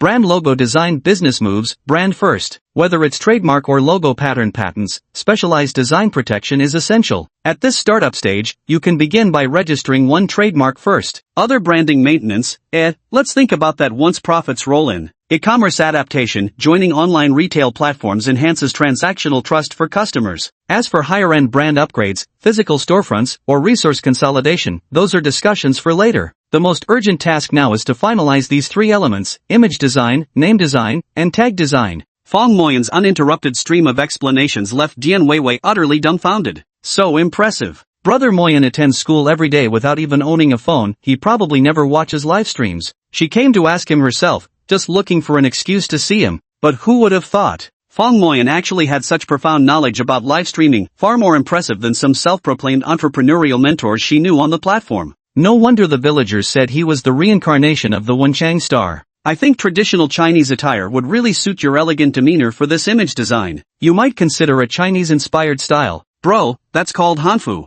The name doesn't matter as much as the ethereal grace you carry. How about the name concept then? Dian Weiwei the Striver? Or Dian Weiwei the Gourmet Chef? The name is important. Let's think about it slowly, no rush. First, let's look at label design, which is about positioning. Whether it's beauty bloggers, food bloggers, or outdoor hiking, every streamer has their positioning. They label themselves to define what kind of streamer they want to be. I particularly love tailoring. Dian Weiwei's outfit was made by herself. That's perfect. Among the essentials of life: clothing, food, shelter, and transportation, you've claimed one with clothing. You'll surely carve out your own niche. Speaking of which, now we have a name too. Since the main focus is making clothes, let's call it the We Lack Robes. We share one cloak. From Diane's house, a daughter named Weiwei. Fong Moyan suddenly felt inspired and successively finalized the character design, name design, and branding concept. The path for Dian Weiwei's live streaming career suddenly became clear. This was as far as he could help her. There's one more thing: your editing is completely unprofessional. I'll give you some websites that are easy to understand and even offer free materials. You should check them out when you have time. Fong Moyan concluded. These were, of course, the most elite video editing tutorials hand-picked by the master himself, specifically tailored for short-form video content. These URLs alone were worth their weight in gold. Dian Weiwei arrived filled with starry-eyed aspirations and left brimming with grand ambitions. She too was a woman of ambition, though her academic performance left much to be desired. There burned within her a fervent desire to change her circumstances. With Fong Moyan's advice now at hand, she felt as though a golden boulevard had suddenly unfolded before her eyes. Brother Moyan, if this works out, half the credit goes to you. She almost said before leaving, but thought better of it in the end. Saying such things makes it sound so distant between us. No, I need to restrain myself. He's still in high school, and his most important task right now is studying. I can't affect him. When Brother Moyan gets into university, he can openly date without hiding it. I heard college students can even get married. Her face flushed and her heart raced uncontrollably. Moran Go is bound to get into a top-notch university. She must work hard too, or risk falling behind. Fong Moran had cleared up Dian Weiwei's confusion, but now it was time to return to her memory drills. This skill was honed through persistent effort. Without the passage of time, achieving a breakthrough wouldn't come easily. Fortunately, no one disturbed him at home. His mother would finish her work and come back to cook for him. Since childhood, he had never lifted a finger for household chores because he was devoted to his studies. Unknowingly, 3 days passed. Why can't I improve beyond 5 minutes in this yellow card exercise? Fong Moyan felt somewhat frustrated. It turned out that when the yellow card exercise reached the stage of maintaining the afterimage for 5 minutes, some people had already begun to see the original color, meaning after the image disappeared, they would first see the complementary color, then the original color. This barely activated the alpha brainwaves, making speed reading and memorization possible. Yet this crucial step remained insurmountable for Fong Moyan. Even if the AI glasses repeated "you're the best" 1,000 times, it wouldn't help. His frustration became uncontrollable. Let's try a different approach. Train flash reading today, the master suggested. What is flash reading? You'll understand when you start practicing, the master replied with a smile. Instant flash vision training. Fong Moyan found it strange. Why wasn't there any specified training time? He tapped once. Several white spheres appeared in the black background picture. Swish! The image vanished instantly. How many white balls are there? Options: 6, 7, 8, 9, 10, 11, 12. Oh my goodness, how could I react so quickly just now? It seems like 8, or maybe 9. He chose 8. A big red times appeared on the screen. The answer is 11. Again. He tapped the graphic once more. Swish. Even though he counted at his fastest speed, he still couldn't keep up. Wrong again. I refuse to believe this. Once more. Wrong. Wrong again. Finally got it right this time. The answer is 6, and these 6 balls happen to be arranged with some pattern. Otherwise, I still wouldn't have been able to count them. Idiot. What an idiot. The master was speechless when he saw Fong Moyan's performance. This is instant flash training. Why are you counting? The image only exists for 0.05 seconds. How could you possibly count them? What's the name of our memorization method again? Do you still remember? Fong Moyan, thoroughly chastened, replied without protest, right brain photographic memory method. Then if the moment the picture appears, your mind presses the shutter, takes the picture, and when filling in the answer, you discount based on the photo in your mind, can't you even count then? Will that really work? Nonsense. Let me teach you a little trick. When the picture appears, shout click in your mind, then imagine the picture being taken, and then just go ahead and count. Fong Moyan was half convinced, half doubtful. Was this photographic memory technique really that magical? Chapter 38 A Reunion of Brothers. Sure enough, after several attempts, accompanied by a clicking sound from Fong Moyan, the image lingered in his mind for a second or two before fading. Although it quickly became indistinct, it lasted long enough for him to count exactly how many white balls were in the picture. Fong Moyan thoroughly enjoyed playing with this newfound ability. Snap, snap, snap. In that instant, Fong Moyan truly felt as if his brain had gained a camera of its own, one capable of snapping pictures of whatever lay before his eyes. However, this is a long-term process. The duration of the residual images he currently retains is far too brief, and their accuracy is too poor to be of much use. It works quite well, indeed, when it comes to the simple game of counting small balls. Old Fong, are you there? Fong Kwai Go. Fong Moyan came to a halt. This is the voice of Scorpion Zhang Hongxing, his childhood friend who earned the nickname Scorpion Zhang because his bones were so flexible as a child that he could easily curl his fingers into the shape of a scorpion. His family owned several dozen acres of farmland, including greenhouses. This old Fong isn't referring to Fong Jiwen, his father, but to Fong Moyan. Square Hook was his nickname, derived from his family name. It's you old scorpion. What's up? What's up? You've been back on vacation for damn near a week and haven't even thought to come find me? If I hadn't run into Dian Weiwei, I'd still be kept in the dark. Been busy, you know. Gotta prepare properly, college entrance exams next year, study schedules tight. Cut the crap. A genius like you needs to study? Back in middle school you partied harder than anyone and still aced first place. It's different, high school is way harder than middle school. You can't just study all the time, you need balance. Come on, I invited Brother Wei and Old Ding. It's been 6 months since we last got together, I'm itching for it. Let's all catch up properly. When Zhang Hongxing said getting together, he meant playing cards, specifically poker. With 4 players, they'd play guafeng, with 5, boang, with 6, guji. Shouting rowdy commands, one moment cursing with F***ck your mom and the next exclaiming what the hell**. This is the kind of scene you only see between the closest of buddies. Fong Moyan checked today's training progress, he still needed to push himself harder. But on the other hand, his childhood buddies, those he'd grown up with, were right there. The bond ran deep, and he missed them terribly. Let's go play poker, blindfolded. It's a perfect real-world scenario to test what you've learned, the masters suddenly piped up. With the master's suggestion, why not go for it? The two of them, arms slung over each other's shoulders, rode the electric scooter Zhang Hongxing had brought and arrived together at Old Ding's place. Old Ding's full name was Ding Ying Kai. His family ran a small convenience store, what people nowadays call a supermarket. The backyard was spacious and well located, making it the usual gathering spot for their group. Old Ding's parents were also very kind people who always welcomed the kids and never showed any irritation at their visits. Big Gao went by Cao Wei Chang. His family ran a mechanical repair shop, whether it was cars, motorcycles, or even walking tractors, they fixed them all. He was essentially following in his father's footsteps, often covered in motor oil and smelling like a toolbox. Old Ding and Big Gao had already arrived and were sitting there, sipping tea with exaggerated refinement. Damn, Old Fong, you finally decided to show up? Don't just bury yourself in problems all day, you still need to have fun. Remember to balance work and play. Fong Block, how many beauties have you hooked in high school this time? Back in junior high, you had Yang Jingying and Dian Weiwei completely smitten. High school must be treating you just as well. Bullshit, your bro here is determined to study now. Gonna hit the books hard and aim for Tsinghua. Fong Moyan, facing his closest buddies, voiced his ambition for the first time. Aim for Tsinghua. The group momentarily froze. These three happened to be among the few who knew Fong Moyan's high school performance had plummeted disastrously, landing him at the very bottom of his class. Yet each had kept their lips sealed, never letting even a whisper of this truth escape. To this day, Fong Moyan's reputation in the village remains untarnished as the most brilliant student they've ever produced, the prodigy who tested into elite Chidu 5th High School at 15, destined for university greatness, the academic superstar who'd surely warrant 10,000 firecrackers at the ancestral gravesite next year. This, perhaps, was what true brotherhood looked like. At that time, they also felt regretful, but there was nothing they could do. Country children and city children had inherent differences, they simply weren't on the same starting line. It truly was a despair-inducing realization.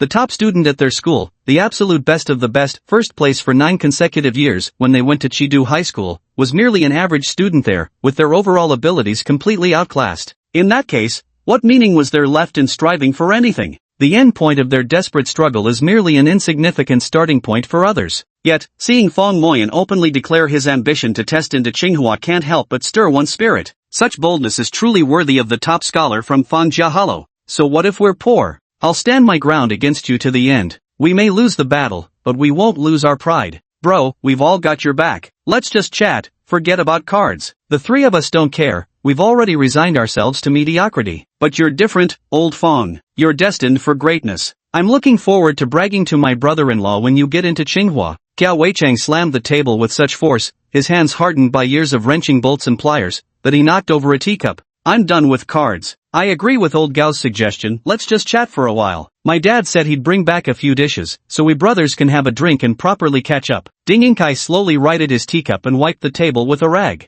No more cards for me either. I also agree with old Gao's idea, but, old Gao, stop bragging all the time. When are you gonna introduce your wife to us brothers? Zhang Hongxing pointed at Gao Weichang and laughed. Country folks marry young and start relationships early too. Some begin working, whether laboring, farming, or taking over the family business right after finishing middle school. Often, they get their marriage licenses as soon as they hit the legal age, and by then, some already have toddlers running around. Soon. She's shy, I still need to work on her a bit more. Fong Moyan could sense their genuine concern for him in their words and felt immensely grateful, but, who said we're not playing cards? I came specifically to play with you all. Wait. Aren't you supposed to be studying hard for Tsinghua University entrance exams? How will playing cards help you get into Tsinghua? I've been practicing a memory technique recently. Once mastered, it'll give me virtually photographic memory. With that kind of ability, getting into Tsinghua or Peking University would just be a matter of personal choice, wouldn't it? Really? Old Fong, don't let someone trick you. Let's play a few rounds of cards first. See if I can remember them, that's part of the training too. Hearing this, card games were training tools for memory. The three of them had been waiting for this game for ages. Why would they refuse? The four of them could only play Guafeng, using two decks totaling 108 cards, with 4 cards as the base and 26 cards dealt to each player. This variation evolved from the game Xingji and remains highly popular in central and northern Shandong. The three of them clearly didn't approve of Fong Moyan's so-called memory technique. Anyone who plays cards regularly remembers them, it's nothing extraordinary, especially in a game like Gale, where good or bad hands make all the difference. Can you really make magic out of remembering cards? Chapter 39, Deng outshines the Marquis of 10,000 households of yesteryear. The four divided into 2 teams of 2. Fong Moyan partnered with Zhang Hongxing, while Gao Weichang teamed up with Ding Inkai. Shuffling and drawing tiles, nothing particularly memorable about that process, except that Fong Moyan played blind, barely glancing at the tiles he drew. Snap! Remember what card this is, then insert it into your own hand. This is also to exercise your memory. Normal people would lay their cards out openly. Pick up a card. Snap! Snap! The photographic memory technique, it turns out, requires simulating the sound of a shutter in your mind. Luck was on their side. Zhang Hongxing revealed his cards, placing them on stage, while Gao Weichang and Ding Inkai remained off stage. In game terminology, on stage refers to dealers/bankers. The card game began. Fong Moyan still refused to look at his cards. He kept them face down on the table, and whenever it was his turn to play, he'd rely on memory to identify which card to play, pulling out and revealing the exact correct card each time. However, since this method required substantial mental calculation and it was Fong Moyan's first attempt, his gameplay progressed quite slowly.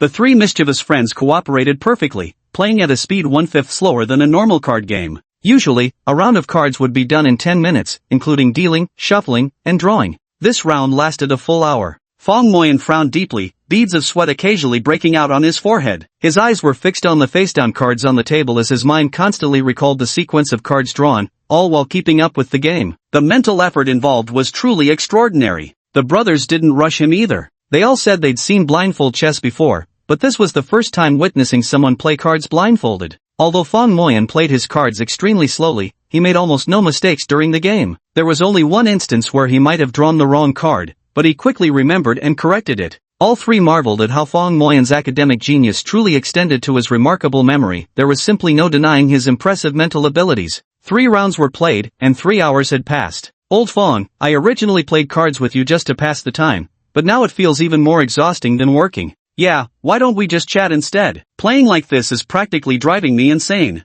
It feels like we've entered a world where time moves in slow motion. Fong Moyan smiled awkwardly, realizing that for his brothers, such gameplay was no longer entertainment but sheer torture. It was a wonder they managed to endure until the 4th round. Don't worry, I'll finish this round quickly, Fong Moyan said with a laugh. In the first 3 rounds, he had mainly focused on learning from mistakes while deciphering the patterns of memorizing playing cards. Now, it's time to showcase his research results. One more round? One more round. We're practically helping a future Tsinghua prodigy practice. Hurry up and master that photographic memory, it's the stuff of legendary child geniuses. Starting another round, Fong Moyan could clearly keep up with the others' rhythm now. Though still playing blind, Fong Moyan no longer needed to mentally visualize, snap, each card as it was drawn like before. Instead, he'd wait until all cards were dealt before processing everything in one mental snapshot. This reduced the computational load from over 20 images to just a few. Once his brain acclimated to this rhythm, his efficiency accelerated significantly. This round took 15 minutes, already matching regular gameplay speed without compromising his card-playing accuracy. In fact, being immersed in card calculations gave him deeper strategic insights into the game.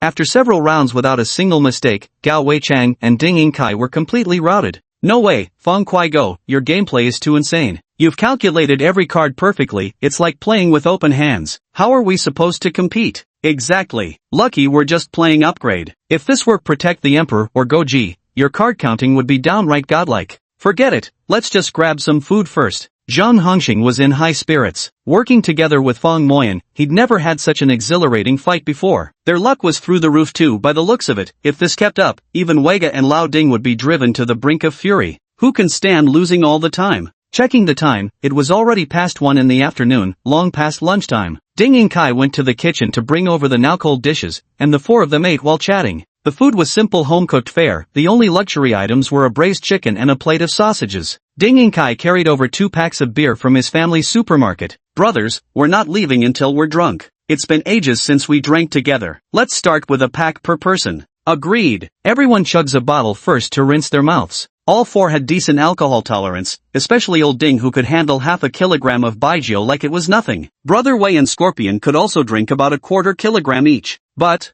Fong Moyan didn't drink. Sorry, guys, count me out. After next year's college entrance exams, we'll drink to our heart's content. Alcohol impairs memory. Alright, I'll let you off this time. You'd better work hard and get into Tsinghua University for us. The 4 of them sat in a circle, stripped off their shirts, and with the rickety fan whirring noisily overhead, they clinked glasses and shot the breeze bare-chested. They jumped from soccer to ping-pong, from Iron Man to Sun Wukong, none afraid their opinions might sound naive, arguing till their faces turned red and necks thickened with passion. Bro Fong Kuai's already set for the future, but us staying behind can't slack off either. I've decided I'm gonna be the best grower in the county, raising the tastiest tomatoes and cucumbers. Zhang Hongxing has clearly thought this idea through for a long time and is very confident. Scorpio's idea is great, it truly has the flair of a vegetable king. As for me, I don't have grand ambitions. I just want to run my small supermarket well, connect it to AliExpress, and sell our village's quality products worldwide. Ding Yingkai said unhurriedly. Both Scorpio and old Ding spoke well. Not me though, I'm just the idling type, waiting out my days. I'll keep my dad's repair shop, get married, have kids, live an ordinary life. The 4 of them gathered together, chatting freely about their ideals and looking ahead to the future. What a lively group of young people they were.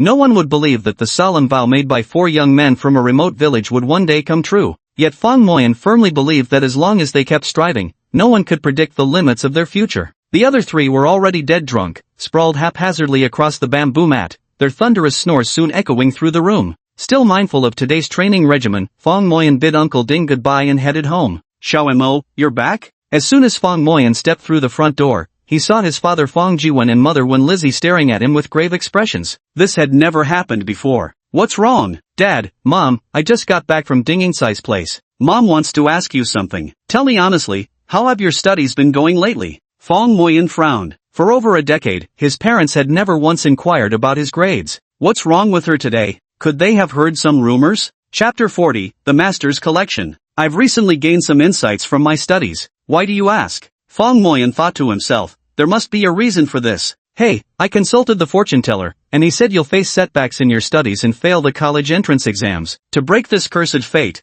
you'll have to spend some money. That's why I'm asking how your studies are going. Fong Moyan let out a long sigh of relief, feeling as if a weight had been lifted off his shoulders. You scared me witless. I thought my ranking as dead last had been exposed. Turns out it was just that fortune-telling charlatan playing tricks. Mom, don't you believe those fortune tellers? Every last one of them is a fraud. Fong Moyan said with a laugh. Xiao Mo, this master fortune teller is different. You know what? When I went there, the place was packed, people were lining up. Others have to provide their birth details for fortune telling, but this master doesn't need that. He had me pick a slip with your birth date written on it, then place it face down on top of a large sheet marked with your birth date. He didn't even look at it, just had a little bird glance at the slip. The bird would then peck out your fate card, and the master could divine your exact birth date. One Lizzie was clearly impressed by this master fortune teller's abilities. Is this some kind of magic? Without even looking, just by using small birds, he can calculate exact birthdays with perfect accuracy. And it's not just him being this precise, every single person who goes there gets the same perfect results. He's practically a celestial being. But when Fong Moyan heard this, he always felt something wasn't quite right about it. This defies common sense.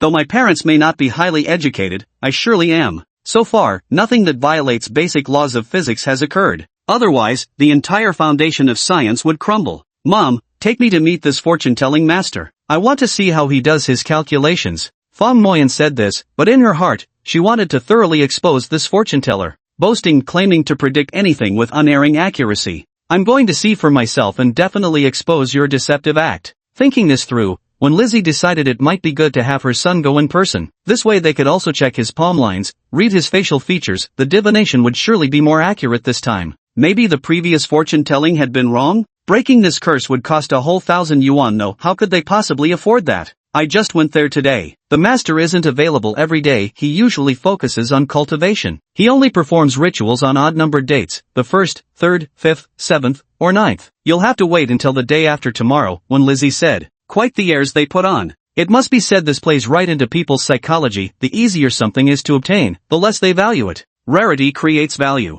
Fong Moyan returned to his room and began reviewing his experiences with memorizing playing cards, then continued practicing his photographic memory. The process of memorizing playing cards greatly expanded his imagination for colors and imagery. Finally, the yellow card overcame the hurdle of complementary colors, allowing him to see the original hue. In reality, seeing the original color relied solely on the brain's imaginative power for colors. As for the instant flash recognition training, even the simplest task of counting white balls no longer posed a challenge for him. He then progressed to the next stages of training, number flash recognition, letter flash recognition, each more demanding than the last. The most challenging part was the flash recognition of rare Chinese characters. 6 obscure Chinese characters would appear instantly. Characters. This significantly increased the difficulty of memorization, as the exercise aimed to minimize reliance on pronunciation for recall, forcing one to rely solely on visual memorization. Again and again. Congratulations! You've successfully completed the Chinese character flash recognition exercise. You're truly amazing, quite possibly the most outstanding student I've ever seen. The AI glasses kept praising him over and over. Detected significant attenuation in the effectiveness of language-based appreciation rewards. Suggests switching to visual reward incentives instead. These AI glasses are incredibly powerful. They can actually detect Fong Moyan's growing immunity to verbal praise. Visual reward incentives? Swish! The scene suddenly changed, an eye-popping, scorching hot image of a bombshell beauty flashed across the screen, with fabric so scant it commanded a standing salute. Fong Moyan was only 17, at that age brimming with youthful vigor. How could he possibly endure such stimulation? Instantly, blood surged toward both heads. Fortunately, it was in my own room, otherwise, this would have been a major embarrassment. A sudden warmth in my nose signaled a nosebleed, and blood trickled down, staining my hands. Tossing aside the AI glasses, Fong Moyan rushed into the yard to wash up, rolling toilet paper into strips before stuffing them into his nostrils. What happened, Xiaoma? Mom asked with concern. The weather's so dry and hot, I'm feeling a bit feverish. I'll go wash some persimmons for you. Fong Moyan put his AI glasses back on, only to see the artificial intelligence slowly typing out a line of text. Sorry, accidentally leaked that bastard Zhang Bao's private stash. Is Zhang Bao the name of the master? Fong Moyan immediately called back to inquire. He always felt this AI wasn't just an ordinary computer, it felt eerily human, the kind that could probably pass the Turing test. As for the mysterious figure who provided him with the super scholar system, that self-proclaimed system architect, just what was his deal anyway? Who is Zhang Bao? Zhang Bao is me, you fucking stupid AI, even exposing my damn name. What a complete idiot. At this moment, the master sent a message saying, knowing my name is useless anyway, I've already erased all traces online. Fong Moyan trusted the master, that is, Zhang Bao's abilities. Actually, I always felt calling you master that didn't seem quite real. Knowing your name makes me feel much better. Alright, let's get back to the beauty reward system. Those kinds of pictures earlier are meant for middle-aged otaku like me, someone young like you can't handle that strong a dose. Normally, you'd just look at this kind. At that moment, Zhang Bao posted a series of celebrity portraits, all with clothing covering everything from the neck down to the ankles. Still, such photos were rather pleasing to the eye. Master, can't the reward be a bit more normal? Food and lust are human nature. Even Confucius didn't deny the existence of lust. Why are you pretending to be so high-minded? No, what I mean is, something like HD landscape photos from National Geographic would be more appropriate. I'm not into celebrity chasing. Fine. HD landscape photos? That damn dog AI can download them for you. Zhang Bao finished cursing at the AI and immediately ran away. Moments later, images as clear as reality itself appeared before his eyes, along with aerial footage. The scenery was incredibly beautiful. No wonder Yuan Lanchi was determined to travel the world. After gazing at those scenic beauty shots for a while, being youthful at heart after all, that brief glimpse earlier had indeed left quite an impact on him. Back in the day when he frequented internet cafes, he was too busy gaming to pay attention to such restricted-level images. Moreover, the stunning beauty photos collected by Master Zhang Buozhen were exceptional. Each image was top-tier. Ordinary ones simply wouldn't make the cut. An average person wouldn't be able to handle it. Though Fang Moyan had rinsed his face with cold water to suppress his impulses, at this age, everyone knows you the great's flood control wisdom blocking is inferior to dredging. After all, youthful nature prevailed. He removed and hid his glasses, securely locked the door, and relieved his fatigue with his fingers. Chapter 41, The Fortune Teller's Routine. Is this the master's house? Fang Moyan gazed at the three-story villa, an exceptionally rare sight in the countryside, encircled by walls with a Japanese SUV parked outside. This was practically a countryside mansion. Looks like this so-called master had amassed quite a fortune. Building such a house in rural areas would cost at least 3 to 500,000 yuan. A pair of couplets hung at the front door. Divine oracle with unerring accuracy. Scientific fortune-telling. When he got inside, quite a few people had already arrived. Determined to secure an early spot in line, Fang Moyan arrived by bicycle with his mother before 6 a.m., only to find out he still wasn't the first in line. There were already 6 or 7 people lined up ahead, all standing below the villa's steps, waiting to be received by the fortune teller. Each reading costs 100 yuan, and if it's inaccurate, no charge. No bargaining allowed. Fang Moyan watched quietly, waiting for over half an hour before a middle-aged man with a darkened complexion and wearing sunglasses emerged from inside. The master has arrived. Master, please divine what can be done to cure my son's illness. And also, when will I become wealthy? My daughter won't listen, she's 35 and still won't find a partner. How can I teach her better? Where is her destined marriage? Will I have a chance for promotion in the next leadership reshuffle? The questions people come to seek divination for are truly varied, mostly about illnesses, careers, wealth, marriages, or children. One at a time, the fortune teller spoke up. His voice soft but firmly effective. The crowd fell silent. I'm the first, shouted a 60-year-old man. Pick out the birth date of the person you want to divine for. The fortune teller pulled out several cards, each marked with some numbers. The old man flipped through it for a while. Once you find it, don't show me. Turn it face down and place it there. The fortune teller pointed to a large card nearby, which also contained some numbers. The old man picked out a card bearing the numbers 6, 12, 18, 24, 30 without showing it to the fortune teller and covered one of the month-labeled squares on the large card, which read March 18th, 21, 23, 25, 27, 29. Having completed these steps, the fortune tester brought forth his spirit bird, said to possess phoenix lineage, and instructed the old man to briefly show the chosen dates to the bird before covering them again on the large card. Spirit bird,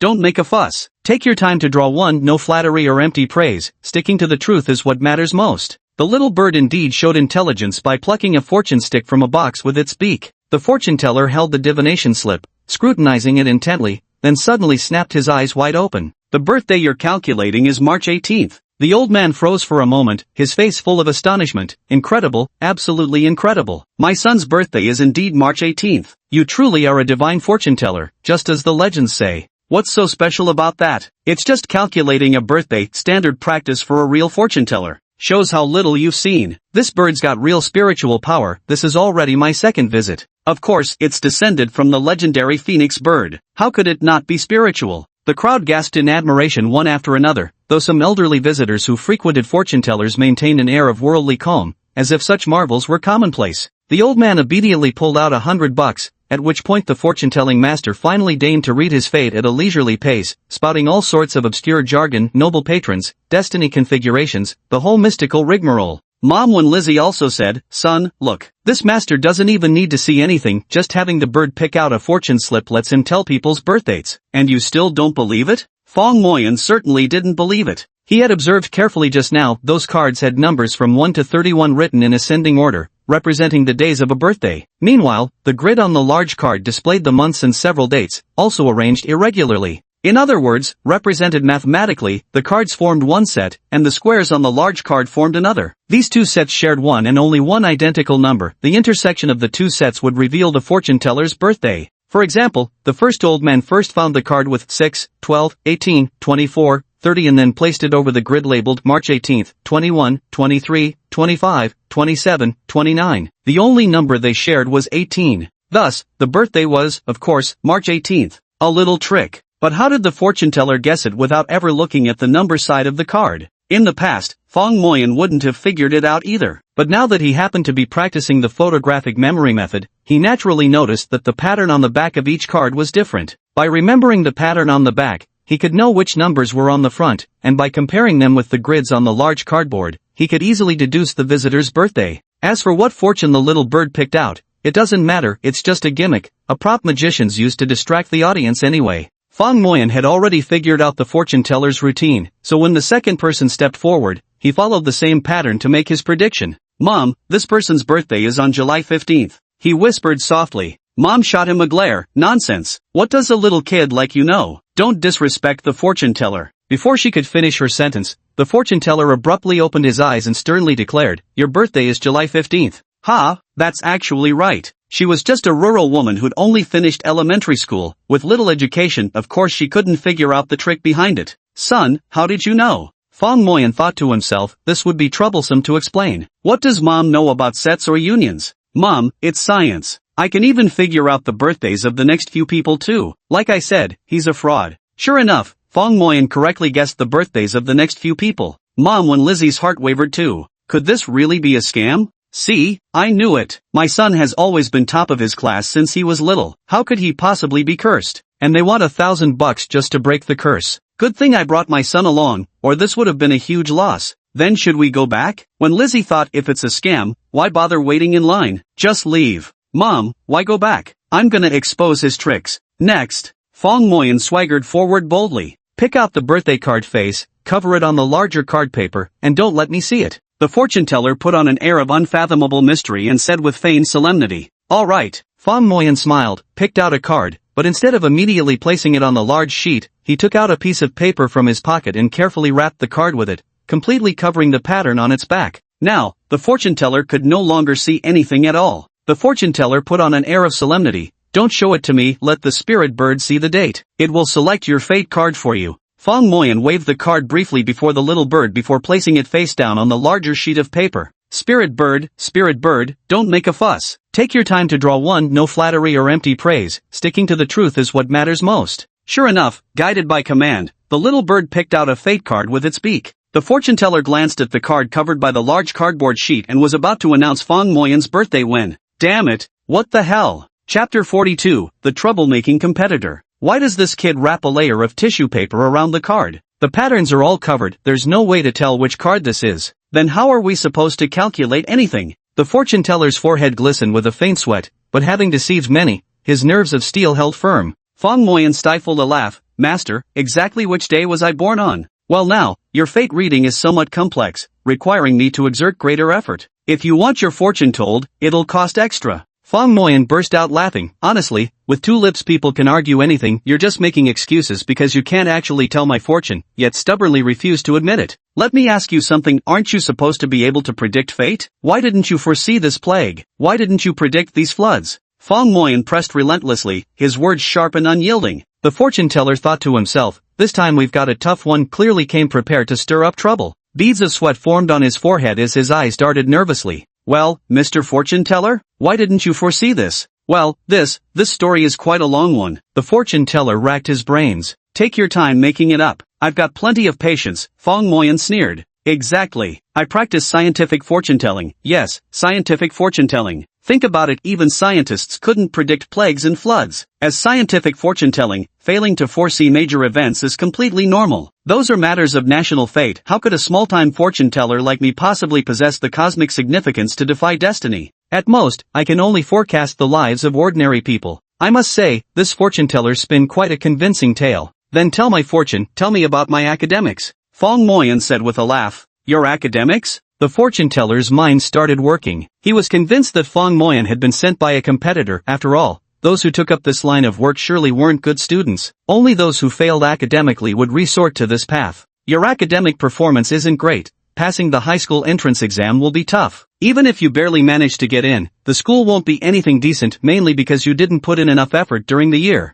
said the fortune teller with a shake of his head. The unwritten rule of fortune telling was never to speak in absolutes, always leave some room for maneuver. How much wiggle room to leave depended on how much information the client inadvertently revealed. This statement would normally hold true. After all, most students in Haizhou County struggle to even pass the high school entrance exams. But Fang Moyan was the exception. Though he had degenerated into an academic underachiever in high school, during middle school and before, he was the undisputed top student. Squelch! Fang Moyan couldn't help but laugh. Do you even know my name? The fortune teller thought to himself, what kind of celebrity could a little brat like you be? Doesn't seem like it at all. My name is Fang Moyan. I was the top scorer in the district exams back in middle school. The fortune teller was still puzzled. As someone who told fortunes, how could he possibly keep tabs on some high school kid? So it's you, Fang Moyan, the top scorer in our town's high school entrance exam 2 years ago. A straight-A student who ranked first for 9 consecutive years. Rumor has it he went to Chidu No. 5 High School, a prestigious institution, and now studies downtown.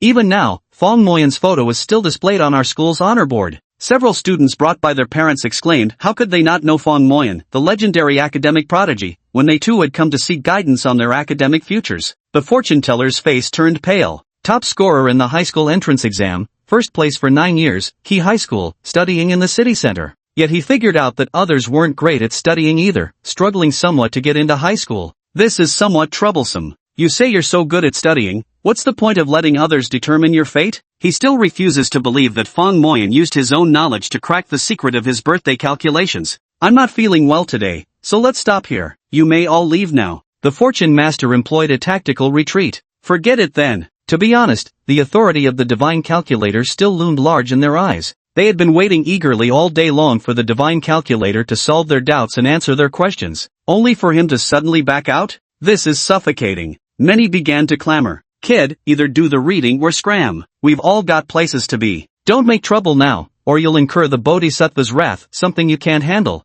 I'm still waiting to ask about my love life, hurry up. Fang Moyan felt utterly speechless. Here he was exposing the scam of this fortune teller. And you lot? Still defending him? Whatever, never mind then. Fang Moyan stepped back, and with his retreat, the people behind him moved up in line. The fortune teller secretly wiped away his sweat, glad to have bluffed his way through. This fortune teller was notoriously stingy. He hoarded his earnings for himself alone. Though relatives clamored to assist him, fearing they coveted his wealth, he refused them all. Thus, when Fang Moyan crashed the scene, he was utterly defenseless. Reluctantly, he restored Fang Moyan's toilet paper card to its original state. Next. A word of caution, when I tell you to cover it, just cover it. Don't try any tricks. If you disrupt the fate chart, even I won't be able to save you. Afraid that someone else might copy Fang Moyan's move, they made sure to block the pattern on the back of the cards. The superstitious fortune tellers nodded earnestly at these words. Forget it, let's go. We won't settle scores with him. Mom Wen Lizzie was a simple, honest rural woman who never wanted to stir up trouble. Hold on. Fang Moyan felt indignant and decided to expose this fraud. He stood nearby observing, yet even under his gaze the fortune teller didn't dare act out, still having to maintain his mystic charade for other patrons. Fang Moyan kept watching quietly from the side. Fang, you're such a genius. Can you share some study tips with us? Yeah, our idol, please teach us. Studying is just too hard. Bro Fang, my physics scores aren't improving no matter what. Any secret tricks? I'm struggling not just with physics, but chemistry and biology too. Fang Moyan cleared his throat. Didn't you come for fortune telling? Why not let that gentleman do his reading first? With a top student tutoring me, who needs fortune tellers? I didn't want to come, my mom dragged me here. Well, Fang Moyan thought, this kid's just like me, forced to come by their parents too. Wait and see, there's going to be a good show in a moment. The students quieted down and turned their attention to the fortune teller's performance together. The mystic still followed his usual routine, his nerves were truly steady. Despite the interruption from Fang Moyan, he maintained his convincing act without missing a beat. This time, it was a plump middle-aged woman seeking a love fortune reading. Pick out the birthday card face, cover it on the larger card paper, and don't let me see it. Don't show me, just let the spirit bird glimpse the date. It will choose your fate card. Spirit bird, don't make a fuss. Take your time to draw one, no flattery or empty praise, sticking to the truth is what matters most. Fang Moyan glanced over, he had long memorized the numbers and patterns on those few cards. Before the fortune teller could even speak, he cut in first and said, birthday, the 8th day of the 5th lunar month. The voice was loud, and everyone in the room heard it. The plump ant was stunned. She hadn't disclosed her birthday, so how could it be guessed so accurately? Wait, this voice didn't belong to the legendary master fortune teller. It unmistakably came from someone much younger. The fortune teller's face changed drastically. Young man, don't you think this is too much? Chapter 43, Refund. Bro Fong is awesome. That's amazing, how did you know her birthday? And you even calculated it correctly. Scholar bro, don't tell me you've also studied fortune telling? This is absolutely unbelievable. The students around Fong Moyan couldn't resist showering him with praise first. Who could have imagined? In a fortune teller's own territory, they ran into their idol, and then the idol proceeded to slap the fortune teller's face metaphorically. No wonder Brother Fong said there'd be something interesting to see later. Fong Moyan's blunt revelation of the plump auntie's birthday genuinely stunned everyone. This divine fortune teller had always relied on this signature trick to establish his reputation for infallible predictions, his first step in building trust. Now that some high schooler had exposed his trick, how was this show supposed to continue? The divine calculator flew into a rage from shame. Today's session was definitely not going to proceed. Today I've exerted myself too much, my mental faculties are exhausted. Let's reschedule, everyone should disperse now. Go on, disperse. Liar. The fortune teller's full of it, claims prophetic insight but couldn't even calculate as fast as Brother Fong. Utterly shameless and disgraceful. Nothing but a fraud. Brother Fong saw right through it in an instant. These kids really dare to speak their minds, talking back and forth without leaving any face for the fortune teller. Even the parents' attempts to stop them were useless. Refund. The plump ant suddenly realized that the high school student earlier was definitely no fortune teller, yet he had accurately stated her birthday at a glance. Though she didn't understand the trick behind it, she knew there had to be some deception involved. What refund? You didn't even pay anything. What about last time? This is my second visit. Last time you used the same trick, mentioning my mother's birthday, to make me believe you when you told me about her health. Refund. A few students, never once to miss out on stirring up trouble, joined in the excitement. Their commotion even caught the attention of two others who had already finished their calculations but hadn't left yet, drawing them into the growing circle as well. It was crystal clear, if even a high school student like Fong Moyan could figure out their birthdays, then this so-called divine fortune teller was nothing special after all. With this plump ant taking the lead, and a few students egging everyone on, the whole crowd got swept up in the excitement. I never thought this fortune teller would turn out to be a fraud. Exactly. Last time he told Widow Wang in our village her fortune, none of it came true. And the one he did for my second cousin? Only half of it was right. No way, we should demand compensation from him. We wasted our whole morning waiting for nothing. I even came by bus. You'll have to reimburse my fare. All these fortune-seeking visitors had suddenly become regular clients in no time, each complaining about being ripped off for 100 yuan during their last visit, while others demanded compensation for lost wages and travel expenses. Of course, some claims were genuine while others were just fishing in troubled waters. With so many petitioners for divination, even the divine calculator was powerless. The only solution was to pay them off to avoid disaster. Whether genuine or not, he returned every divination fee he'd collected that day. Fong Moyan also reclaimed the money his mother had previously paid for fortune-telling. No sense letting this scammer keep it. After waiting in vain all day and witnessing quite the spectacle, some even making 100 yuan profit, the crowd gradually dispersed. The divine fortune teller was beside himself with anguish. Wanting to call the police yet fearing it would invite trouble, he stood rooted to the spot lamenting, I really should have hired a few burly bodyguards. Several students crowded around Fong Moyan like heroes, stepping out of the fortune teller's door. Brother Fong, give us some pointers. How do you actually get such good grades? I always lose focus during class. Yeah, my mind keeps wandering too. Any tricks for that? Open a tutoring class, and I'll definitely sign up. Exactly. I don't think any tutoring center could teach as well as Brother Fong does. Fong Moyan shook his head. No, really don't have the time. I'm taking the college entrance exam next year, so I'm even more nervous than you. The middle school students exchanged glances. With such a legitimate reason as preparing for the college entrance exam,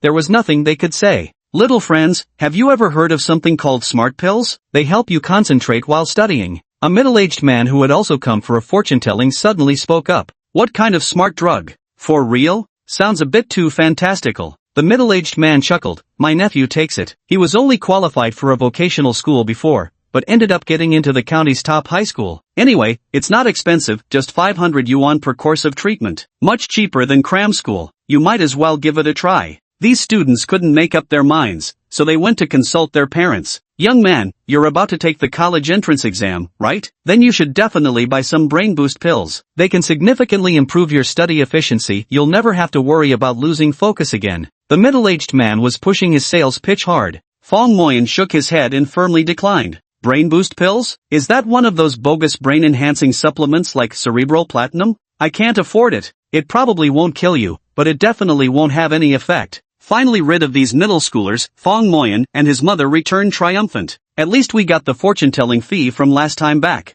Mom, don't believe all that nonsense. If you want to get into college, you've got to rely on hard work and real skills. Do you really think some deity can help students cheat on exams? Alright.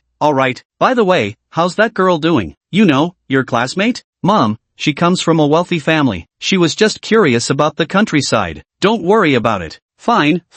I won't meddle. Just focus on your studies for now. Yuan Lanchi? They've probably explored every corner of the Yellow River Wetland Park by now and may have already headed off to their next destination. Yuan Lanchi gazed at the beautiful scenery before her. She looked up briefly, then lowered her head, slowly sketching the outlines on her drawing pad. Midway through, she paused as if deep in thought. Cece, you're not actually serious about that boy, are you? Bei Aoshua asked with concern, noticing Yuan Lanchi's absent-minded expression. What are you talking about, Sister Bei? What about that kid? Yuan Lanchi glanced up and said nonchalantly. That academic slacker, what's his name again? The one who looks kind of dull-witted. Fong Moyan isn't stupid, he just sometimes doesn't know how to express himself well. You say you don't care, yet I haven't even mentioned the name and you're already confessing. Actually, I kinda envy him. You envy him? Bei Aoshua sighed. Do you have any idea that your monthly expenses equal their family's yearly spending? A family of 3 crammed in a tiny apartment without air conditioning, not even a proper bathroom. That's not a place fit for human habitation. But that's what makes it a home. A father who's quiet yet steadfast as a rock, a warm and hospitable mother, and the whole family gathered happily around the same dinner table. What a heartwarming scene. Unlike our family? My dad spends all his time busy swapping girlfriends, while my mom retreated into monastic life, detached from worldly affairs. In their eyes, as long as the money flows my way, they've fulfilled their parental duties toward me, their daughter. I feel like a robot that just rolled off an assembly line, completely devoid of any emotion. Bao Shui secretly sighed. A wealthy young lady like Yuan Lanchi might live free from material worries, but they too had their own growing pains to endure. No matter what, one shouldn't have anything to do with a lazy underachiever. A person can be poor, but must never stop striving. She said, Saucy, there's nothing to be done about it. Just stop thinking about him, he already has a girlfriend anyway. Sis, when did I ever think about him? Forget it, I'm done talking to you. Yuan Lanchi unconsciously tucked a stray lock of hair behind her ear and returned to her painting. The lotus flowers in the pond were in full bloom, their petals a vibrant crimson. Chapter 44, Finding a Way to Earn Some Money. July 21st, sunny. Waking up at 4 a.m. after a night of deep sleep, both body and mind feel profoundly restored. A gradual warm-up, stretching neck, shoulders, waist, knees, and ankles before starting the run, maintaining a steady breathing rhythm. Post-run, drenched in sweat, this not only strengthens cardiovascular function but also regulates internal organs, boosts circulation, and enhances oxygen supply to the brain. Perform comprehensive stretches, focusing particularly on the calf muscles until the soreness subsides. At 5:30 a.m., the subconscious suggestion force begins brainwashing myself. My mind is sharp, my talent extraordinary, my speech eloquent. I can effortlessly maintain inner calm, my focus is razor-sharp, my imagination boundless, and I can sustain flow state. Then begins 20 minutes of memory technique practice, 10 minutes of meditation for relaxation, 10 minutes of stationary squats, push-ups, planks, and sit-ups performed in sequence. This cycle repeats indefinitely. The training sessions were interspersed with snacks as rewards, verbal praises, stunning scenic views as incentives, and musical treats to maintain an enjoyable physical regimen. The results achieved through this approach were worlds apart from those gained through reluctant, half-hearted training. Without exaggeration, Fong Moyan's 20 minutes of fully concentrated training could rival others' aimless practice sessions lasting an entire day. This essentially meant he absorbed in 20 minutes what others would learn in a full day. It's impossible for an academic underachiever to make a comeback without demonstrating real skills. How dare you think you can score high, just because some absurd system comes your way, without years of hard work like others. It's unscientific. Fong Moyan was rapidly progressing through his own efforts. The super scholar system, though called a system, was actually just a steward. It merely helped him manage time, take care of his body, and adjust his physical state, but when it came to learning, he still had to do it himself. If there were an extremely disciplined student who followed Fong Moyan's methods while adapting them to their own characteristics through dedicated effort, their learning efficiency would undoubtedly improve significantly. There are no shortcuts on life's journey, but you can choose different vehicles to get there. A sports car will always arrive sooner than walking. Having completed another training session, Fong Moyan habitually opened a pack of beef jerky. Ha! They're gone. All eaten up. It reminds me of when I first met Master Zhang Bao. He spent over 20 yuan on these beef jerky bites, a man who's always been frugal, and later even replenished them with another 30 yuan's worth. Moreover, the system has flexibly utilized rewards like photo beautification, music rewards, praise rewards, and so on, which is how it has managed to sustain until now. He still had exactly 1,000 yuan saved on his phone, money Shen Tianlei had lost to him back then. He'd accepted it, considering it a loan. He never brought himself to spend it. His father, Fang Jiwen, had been feeling unwell lately, but no matter how much he urged him to see a doctor, the stubborn old man simply refused, afraid of spending money. Although having this 1,000 yuan, it's just enough for a basic comprehensive checkup. If any medication is needed, it's nowhere near enough. Some people wear watches worth millions, while I hesitate to get my father a medical checkup, concealing illness for fear of treatment. Being poor makes people avoid medical treatment for fear of illness. If no major illness is found, it's just a matter of wasting some money on checkups. But if something serious is discovered and there's no money for treatment, it only adds to the misery. This is a mindset only the poor can understand. How can I earn more money? How about going to the county town for a couple of days of odd jobs? But that would interfere with my training again. Mastering the skill of photographic memory is too difficult. After practicing for several days, I'm just starting to get a slight grasp of it. According to Master Zhang Bao, photographic memory has a slight advantage in visual patterns, while the memory palace technique is superior for logical associations. Either method alone can train an impressive memory master, but when combined to complement each other's strengths, the effect becomes even better. Fang Moyan didn't aspire to become some superhuman memory master who never forgets, he simply needed to remember textbook knowledge when necessary. Memory plays a crucial role in improving academic performance. Yet I genuinely need money, even 10,000 yuan would give me some confidence for hospital visits. Money, where can I get some money? Huaka Laboratory, one of the world's top laboratories. Iohong, your experimental targets 1, 2, 3, and 5 have all been evaluated as failures. Are you prepared to come away empty-handed? Damn AI, don't call me Iohong. I stopped using that verbal tick ages ago. Failure is the mother of success, sometimes it's a difficult birth, but that's normal. Besides, there's still target number 4, isn't there? But even his success rate isn't very high. Number 4's IQ is only 112, with limited growth potential. His family's poor and he's never seen the world. Hard to believe there are still people in the 21st century who've never been abroad. Don't be such a jinx, you damn AI. A dog's mouth emits no ivory indeed. He's so poor right now he's considering dropping out to work and earn money. How's he supposed to be top of the class like this? What? Absolutely not. That'd ruin his studies. He's my last remaining seedling. What does he need money for? I'll give him a few million, plenty for pocket money. According to experiment protocol number 77, researchers must not interfere with subjects' real lives.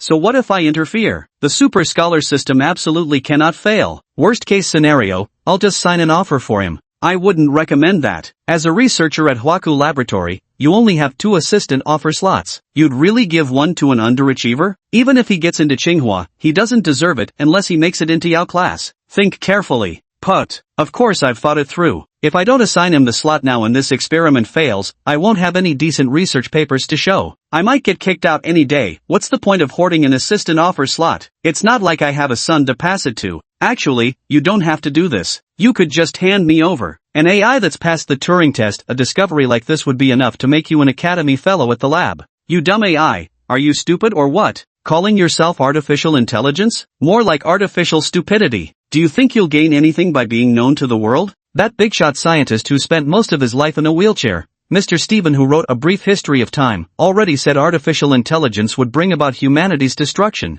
By then, I fear the entire server room will be dissected for research. As for you, you'll be decompiled, stripped bare, turned into a pitiful specimen. This is 10,000 times more serious than some measly lab invitation. You absolute moron of an AI. Fang Moyan thought it over thoroughly but couldn't come up with a single way to earn money legally and reasonably. He could only shake his head helplessly. Kid, why aren't you training properly? What are you spacing out for? Zhang Bao's sudden inquiry startled Fang Moyan. Master, can you give me some advice on how to make money? I really need money right now. I have to get thorough medical checkups for my parents. Well, that's difficult. Chapter 45, The Money-Making Plugin. Fang Moyan lowered his head in disappointment. Even the master couldn't help? However, I can upgrade the super scholar system with a money-making plugin. What? A money-making plugin? Fang Moyan's eyes lit up. Like the scholar system, teaching me how to earn money? But there's a condition, you'd have to sign a contract. Where? I'll sign. Fong Moyan's mind was completely consumed by thoughts of a money-making plugin. The great master was known as a master system creator. Aside from his own super genius system, there was also a super streamer system for live broadcasting. Could there also be a super money-making system? That must be it. Hey now, aren't you the least bit concerned about the contract terms? No need, no need. I've always trusted the master's words. Fine, consider yourself lucky. Fong Moyan truly didn't realize that he had unwittingly scored quite a bargain. Setting aside the lucrative plugin itself, merely receiving an invitation to become a research assistant at Huaca Laboratory was already an honor fiercely contested by many top doctoral candidates. The HUST lab encompasses all disciplines, with a focus on the most cutting-edge laboratories in fields likely to spark the third industrial revolution: artificial intelligence, biotechnology, virtual reality, and more. Some even compare it to Bell Labs. The so-called signing involved pressing your palm print to register information, followed by facial recognition while stating, "I voluntarily become research assistant to researcher Zhang Bao at HUST lab." With that, the contract was sealed. Done. You're now my assistant. Whatever difficulties you face, I certainly won't stand by idly. Since this money-making tool is just a plugin, it's naturally incomplete. It relies on a billionaire system as a profit-generating tool,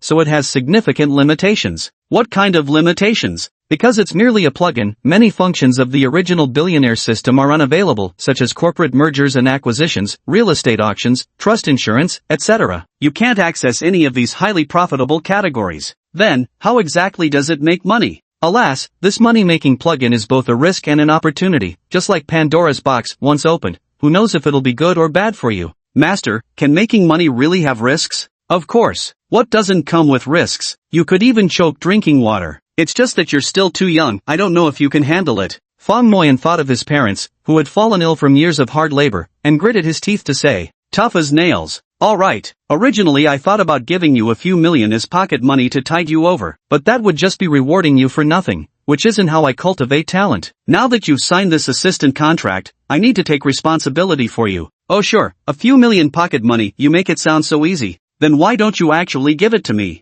Of course, Fong Moyan could only think these words in his heart. This money-making plugin is essentially a door of desire between heaven and hell. Fong Moyan looked puzzled. Due to limited functionality, this plugin can only connect to commodities trading markets, specifically futures markets, for speculative trading. Speculation? That doesn't sound like anything good. Of course not. This is a real battlefield for fortunes. As the saying goes, if you love someone, send them into futures trading because it's heaven. If you hate someone, send them into futures trading because it's hell. Fong Moyan instinctively took a step back. Sounded a bit eerie, didn't it? Of course, this plugin won't be thrown into battle before you're ready. That would just be suicide. We have simulated trading sessions to get you familiar with the real market bloodbath. Are you ready? What else could Fong Moyan say upon hearing this? There was no choice but to grit his teeth and step up. After his recent memory training, he could scan 3 to 4 lines at a glance and had grasped the basic rules of futures trading clearly.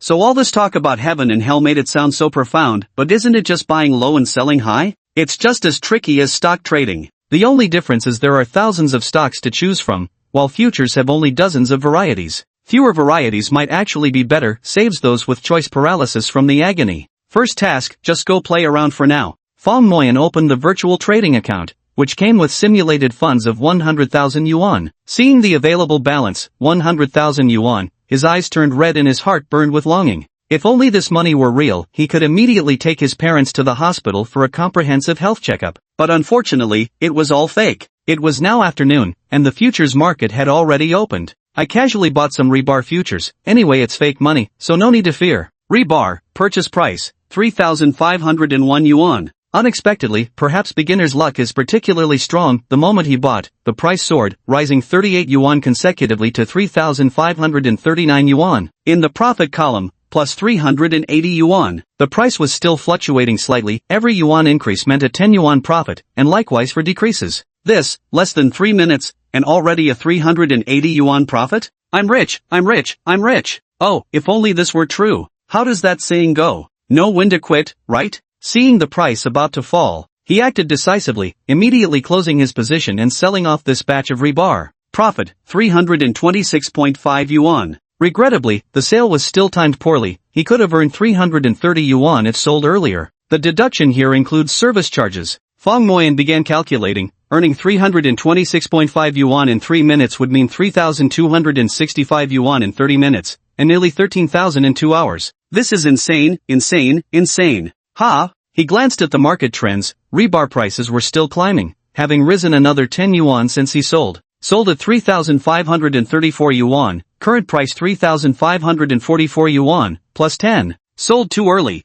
Could have made an extra 100 otherwise. Ha, no worries, it dropped another dozen yuan, now 5 yuan lower than when I sold it. 3,529 yuan. This, up again? 3,548 yen. Fong Moyan felt his heart rollercoasting up and down, adrenaline surging through him. It was absolutely thrilling. No, I have to buy one more lot. Wait until it drops to 35.30, then I'll buy. He kept staring at the trading software, gritting his teeth without letting go, just waiting for the price to fall to 35.30. 3,531 now. Just one more dollar down, and I'll buy. Whoosh! The market price suddenly skyrocketed. 3,548 yuan. 3,571 yuan. 3,612 yuan. 3,710 yuan. Limit up. Fong Moyan immediately lowered his head. He had bought at 3,501 yuan, and if it reached the limit up, 3,710 minus 3,501 is equal to 209 yuan. With futures trading at 10 times leverage, the profit would be 2,090 yuan. Even after deducting commissions, it would still be over 2,000.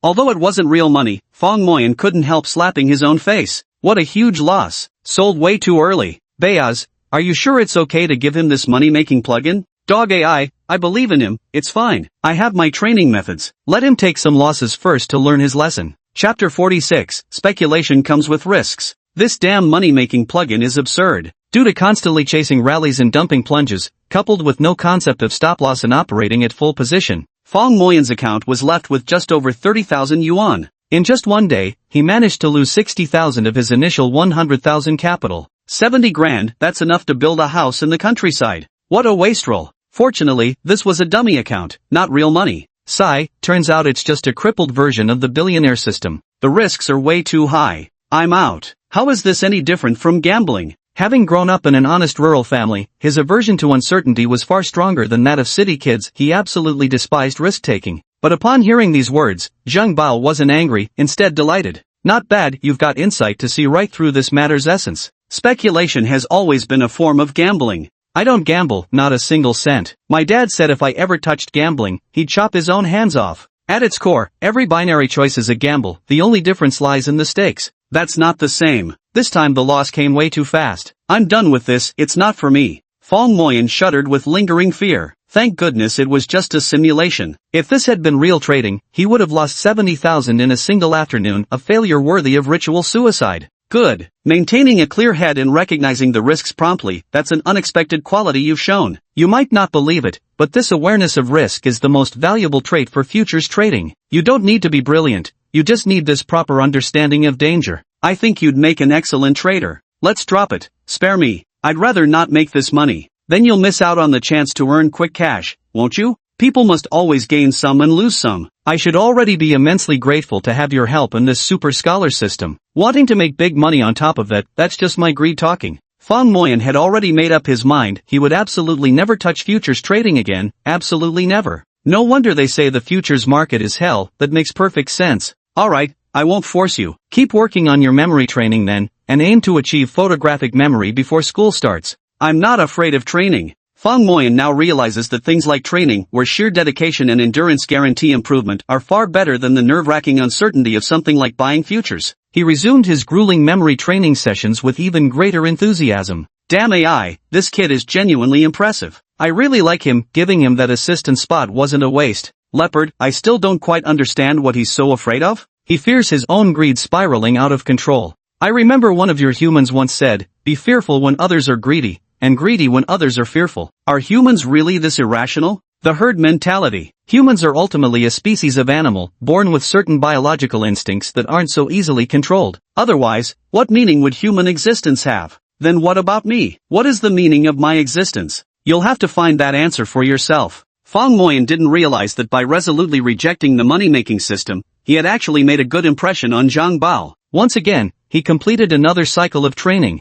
Congratulations on successfully completing a full cycle of memory training. You're truly amazing, simply the most outstanding student. This wasn't said by the AI, but by Fong Moyan to himself. What could he do? Short on cash and unwilling to spend money on rewards, since praise is also a form of brain reward, beneficial yet costless, he might as well make use of it for now. A commotion came from outside the window. Xiao Mo, what are you doing? Hurry and carry your dad inside. He fainted while working. He rushed out immediately and saw Uncle Wu and Uncle Nine supporting his unsteady father as they entered the yard. He quickly went forward, lifted his dad onto his back, and carried him into the main hall. What happened? Was it heat stroke? It shouldn't have happened. This job was indoors and not very strenuous, just sorting goods. He suddenly passed out. When you get the chance, take your dad to the hospital for a checkup. Got it, Uncle Wu. The boss is waiting. We need to hurry back now. We'll have to work overtime tonight to finish the job, otherwise the boss won't settle our pay. Alright then, thanks Uncle Wu. Thanks Uncle Joe.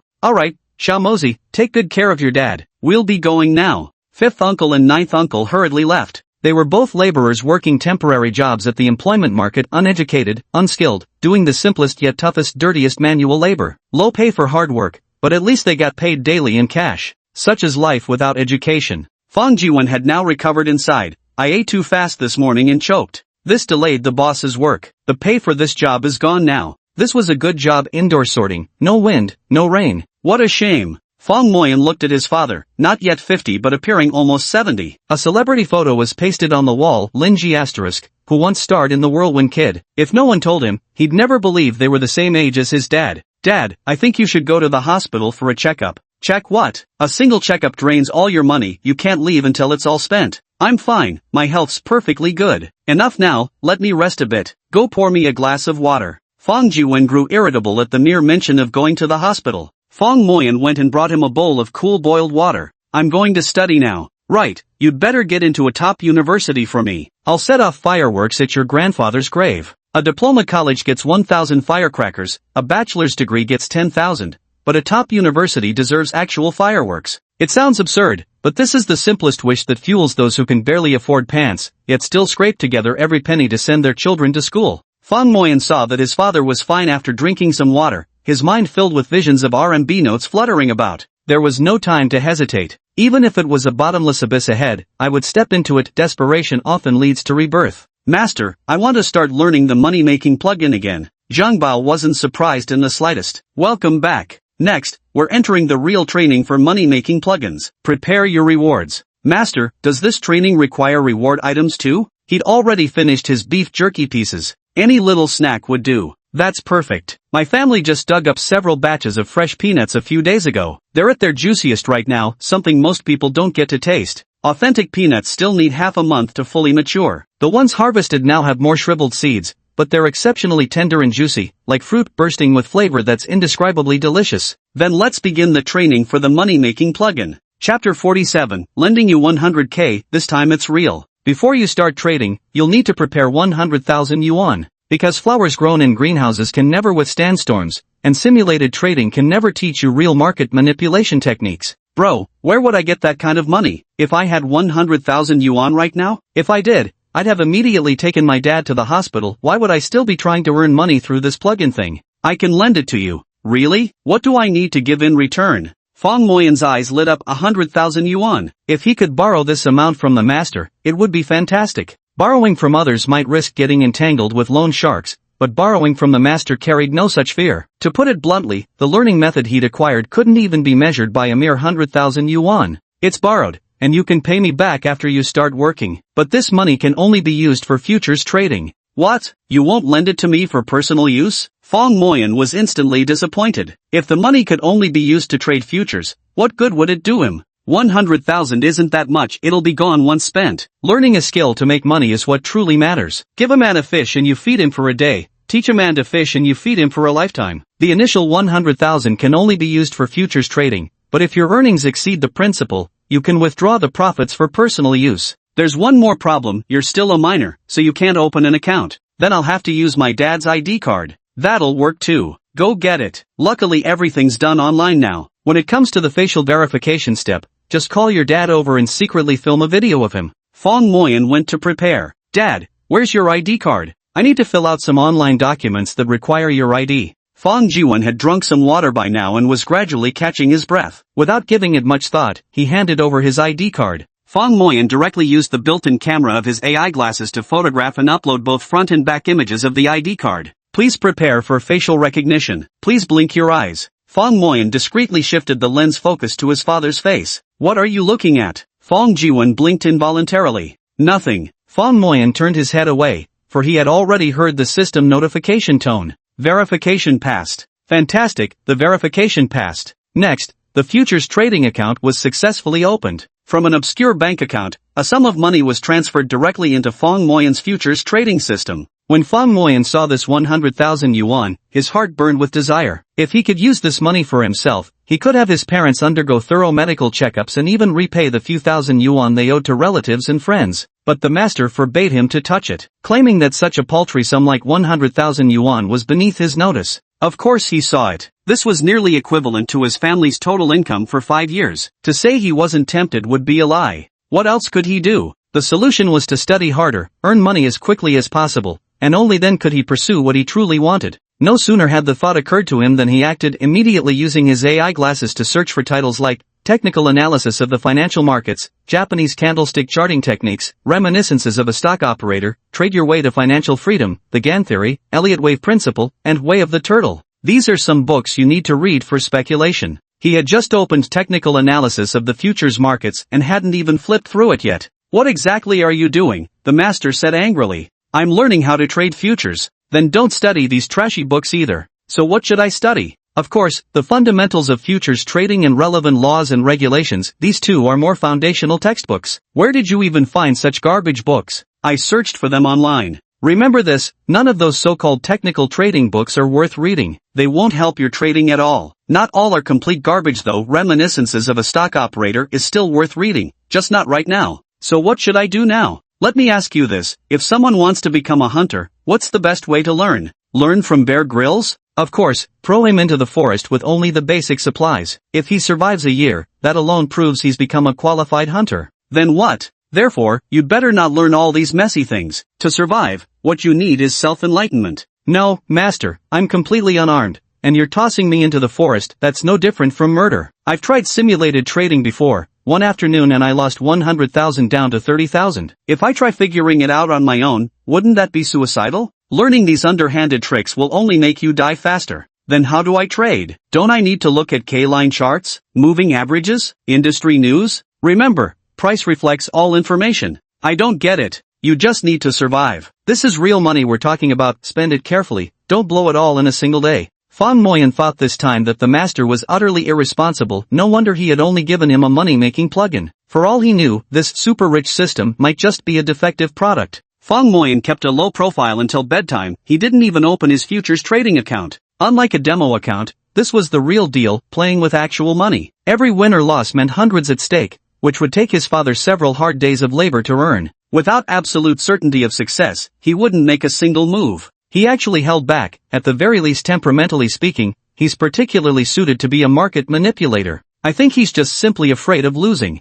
No, at least he's far better than that experimental subject of my billionaire system. Such an excellent billionaire system, yet he couldn't even grasp the simplest opportunity in property trading, let alone more sophisticated speculative modules. This kid isn't just suited for the academic genius system, he's perfect for the billionaire system too. Yeah, leopard, just keep bragging all you want. After all, out of the 5 test subjects, he's the lone survivor now. Who else are you gonna pin your hopes on anyway? Stupid AI. Whatever, you'll never understand human greed. When a golden opportunity is dangling right before your eyes, anyone who could resist taking even a glance would truly be a rare breed. Zhang Bao looked at Fong Moyan, and the more he looked, the more he liked him. Fong Moyan wasn't unwilling to move, it was just that he'd never seen so much money before. Though he hated this uncontrollable risk during simulated operations, his mind was secretly analyzing how exactly this method turned a profit. He thought this was simply too difficult, impossibly difficult. If he were to lose money on these 100,000 again like he did in the simulation, losing 70,000 in just one afternoon, there would be no way he could ever make up for it. He'd rather die. It wasn't until he had taken a short nap in bed that he suddenly tossed over and sat bolt upright. Why not spread out the risk? Divide 100,000 into 10 portions of 10,000 each. Bet 10,000 at a time. That way, even if you lose it all, it won't be a crippling blow. Fong Moyan came up with a strategy to mitigate the risk. Chapter 48, only 10,000 left. How hard it is to lose it all. July 29th, the second to last day of summer vacation. Fong Moyan had no idea how he'd survived these past 9 days. Ever since the master loaded him with money-making plugins and dragged him into futures trading, he'd been trapped in a waking nightmare. He'd originally thought that dividing his 100,000 into 10 portions would surely reveal some profitable path. As it turned out, he had overthought things. 10 stacks of 10,000 each, he'd already lost 9, leaving only 10,000. In a sense, he'd already gone bankrupt 9 times over. His confidence had long since been shattered. 90,000 yuan. Unless my family stops eating and drinking entirely, it would still take 5 years to save up this amount. Trying to repay this debt through savings alone might take a lifetime.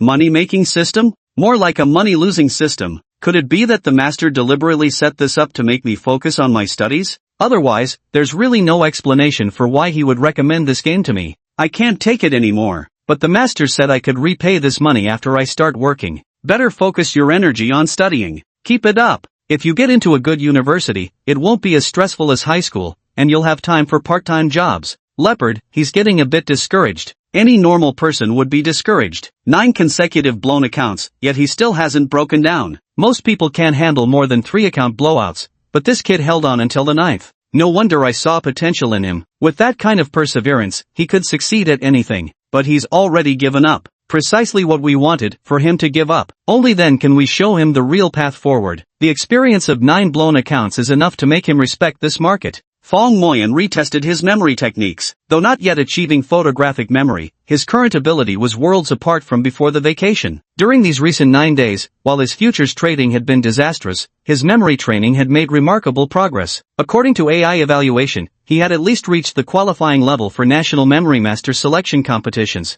Nothing compares to learning. What's mastered in the mind truly becomes one's own. All that futures trading nonsense is just shady business anyway. As these thoughts crossed his mind, Master Zhang suddenly sent him a message. First, congratulations on your memory reaching the level of a master memorizer. You've basically achieved total recall. Your chances of getting into Tsinghua University just increased by 30%. Second, congratulations on your 9 margin calls, truly coming to understand the market's ruthlessness and cruelty. Fong Moyan froze for a moment. Congratulations on my memory skills, that made perfect sense. But congratulations on 9 margin calls? Was this actually ridicule in disguise? No, master, I don't follow. How does this make sense? In futures trading, before planning for victory, you must plan for defeat. At least in terms of liquidation experience, you've achieved what ordinary people can't. Fong Moyan thought, well, duh. Most people are finished after just 1 liquidation, while his so-called 9 liquidations were actually cleverly managed. Ever studied guerrilla warfare? Holding onto land but losing people means both are lost. Preserving manpower while losing land means both can be regained. Before learning how to make money, you first have to learn how to lose it. You're doing a great job at losing money. Fong Moyan scratched his head helplessly. So there's actually skill in losing money too? Have you ever considered that splitting 100,000 into 10 portions was groundbreaking, but why not divide it into 100 portions, or even 1,000? What does this mean? Let me teach you a trick today. Since you still have 10,000 left, operate like this. Set your stop loss at 100 yuan per trade, don't set any take profit, and limit yourself to only 1 trade per day. This way, 10,000 yuan will last you 100 days of losses. Excluding holidays, that's 20 weeks, half a year just slips away. Master, I understand now. I'll never dabble in futures trading again. From this moment forward, I'll study diligently, redouble my efforts, and must get into Tsinghua University. I won't let my mind wander anymore. Making money can wait until after graduation. Fong Moyan thought he had grasped the master's meaning. Wasn't it just about hitting a few walls first, then studying seriously? I get it. That won't do. Then wouldn't my money-making plugin be built in vain? Where would that leave the face of the system creator's dog? No, master, don't degrade yourself like that. What do you mean by dog face? Nice, so now you've learned to pick faults? That's more like it. Cheer up a bit, this is how normal online chats should be. Listen to me, if you can lose this 10 grand following my request, then we'll call it even on the 100 grand you owe me. Losing 10,000 will wipe out the 100,000 loan? Fine, I'll follow your lead. Fong Moyan thought to himself, since the master had promised that as long as he followed his instructions, even if he lost the remaining 10,000, the debt of 100,000 would be wiped clean. Winning is hard, but losing everything, isn't that all too easy? He was experienced in losing money. Of course, you must do exactly as I say. There's only 1 trading opportunity per day. The daily stop-loss limit is 100 yuan. Violating any of these rules is unacceptable. Fong Moyan calculated, losing 100 a day means 10,000 would be gone in 100 days. Making just 1 trade per day seemed easy enough. So, checking the time and seeing the market had opened, he launched his futures trading platform. Only one trade opportunity, he'd need to think carefully about the perfect timing to enter the position. With this realization, Fong Moyan's mind instantly settled into focus. His memory was already formidable, he could glance at market conditions and retain them in his mind almost instantly. The biggest lesson he gained from those 9 days of liquidation was recognizing which trends looked like cake but were actually bait. He waited patiently, biding his time for the chance to lose $100 in one go.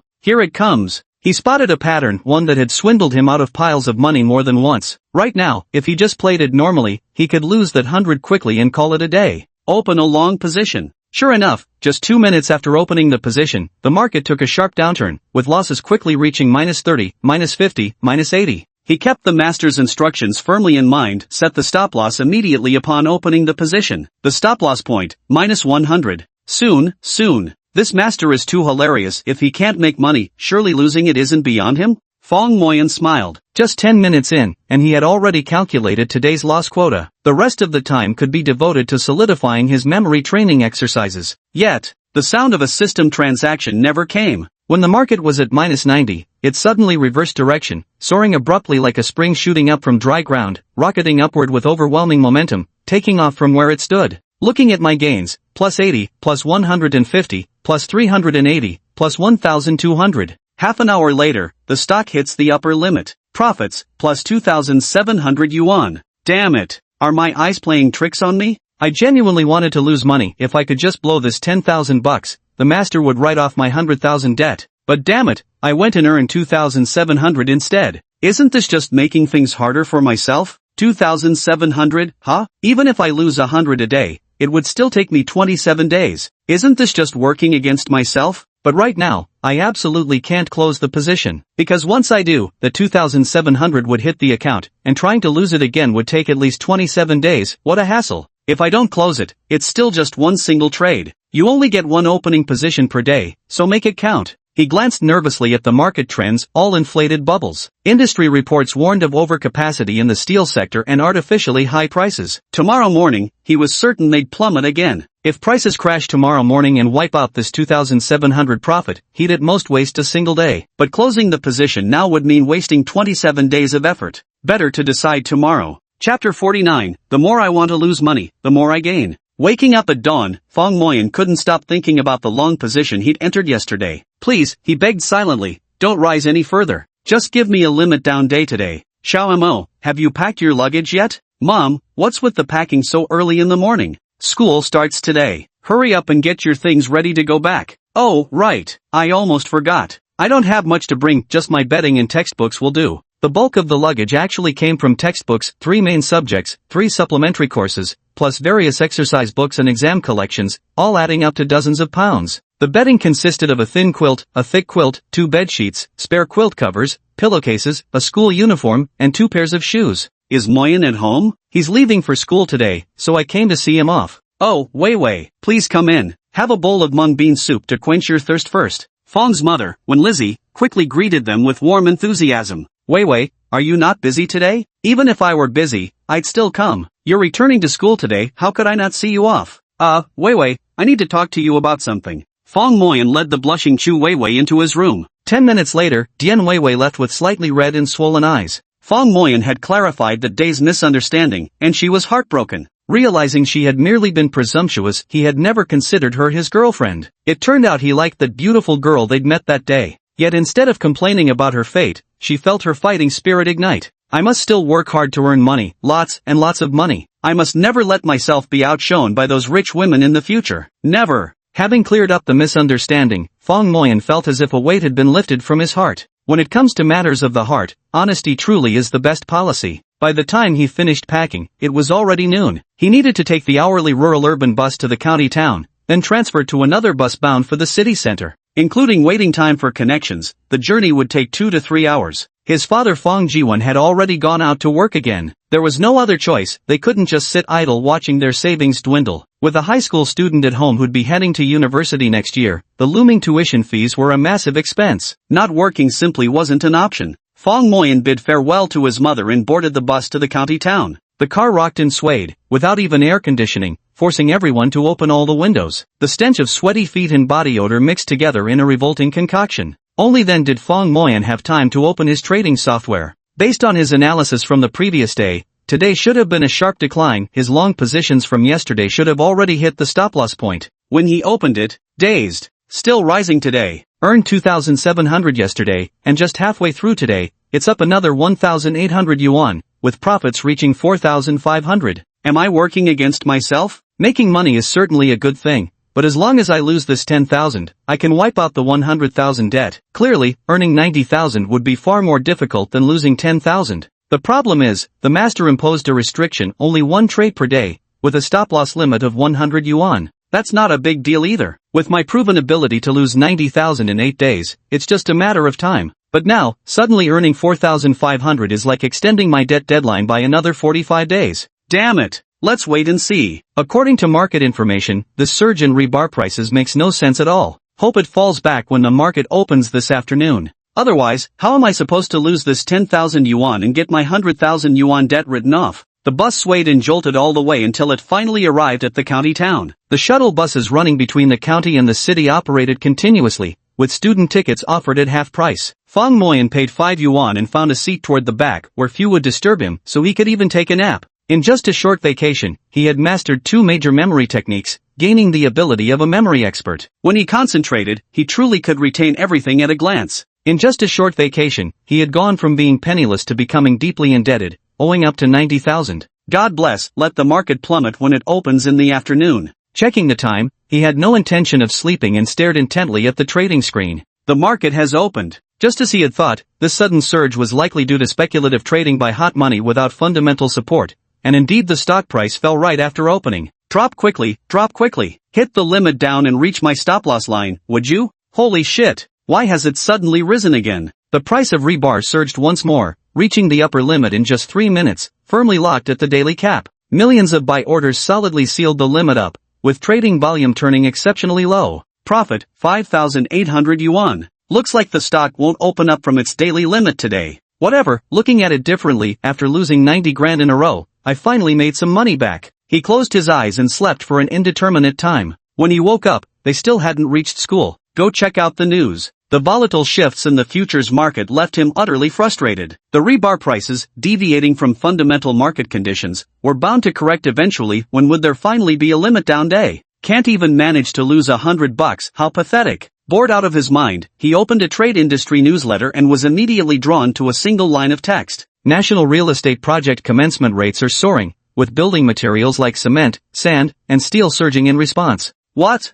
No wonder rebar prices are skyrocketing. The reason was hidden here all along. But what's the use of this now? I didn't have the foresight anyway. Sell as soon as the market opens tomorrow. Absolutely must not hesitate any longer. With such bullish news out, who knows how high it might surge tomorrow. The urgent priority is to close positions and withdraw once the night session begins this evening. Can't risk making more profits now. Gazing at the scenery outside, Fang Moyan thought of Yuan Lanchi. I wonder where she went now, which famous mountain or great river she's visiting, whether she's staying comfortably or enjoying herself. Fang Moyan carried one bag and pulled another as he walked toward school. The time spent transferring buses and waiting was too long, all wasted on the road. He harbored no illusions about his family owning a car. Given their circumstances, money wouldn't suddenly materialize just because he resented their situation. There was simply nothing to be done about it. The school gate was lined with all sorts of luxury cars. Mercedes and BMWs were commonplace, several Porsches parked among them, along with many other high-end vehicles whose brands were unrecognizable but clearly expensive. Shin Tianlei stepped out from a BMW 750, carrying a small backpack on his shoulder. Old Fong, been waiting for you forever.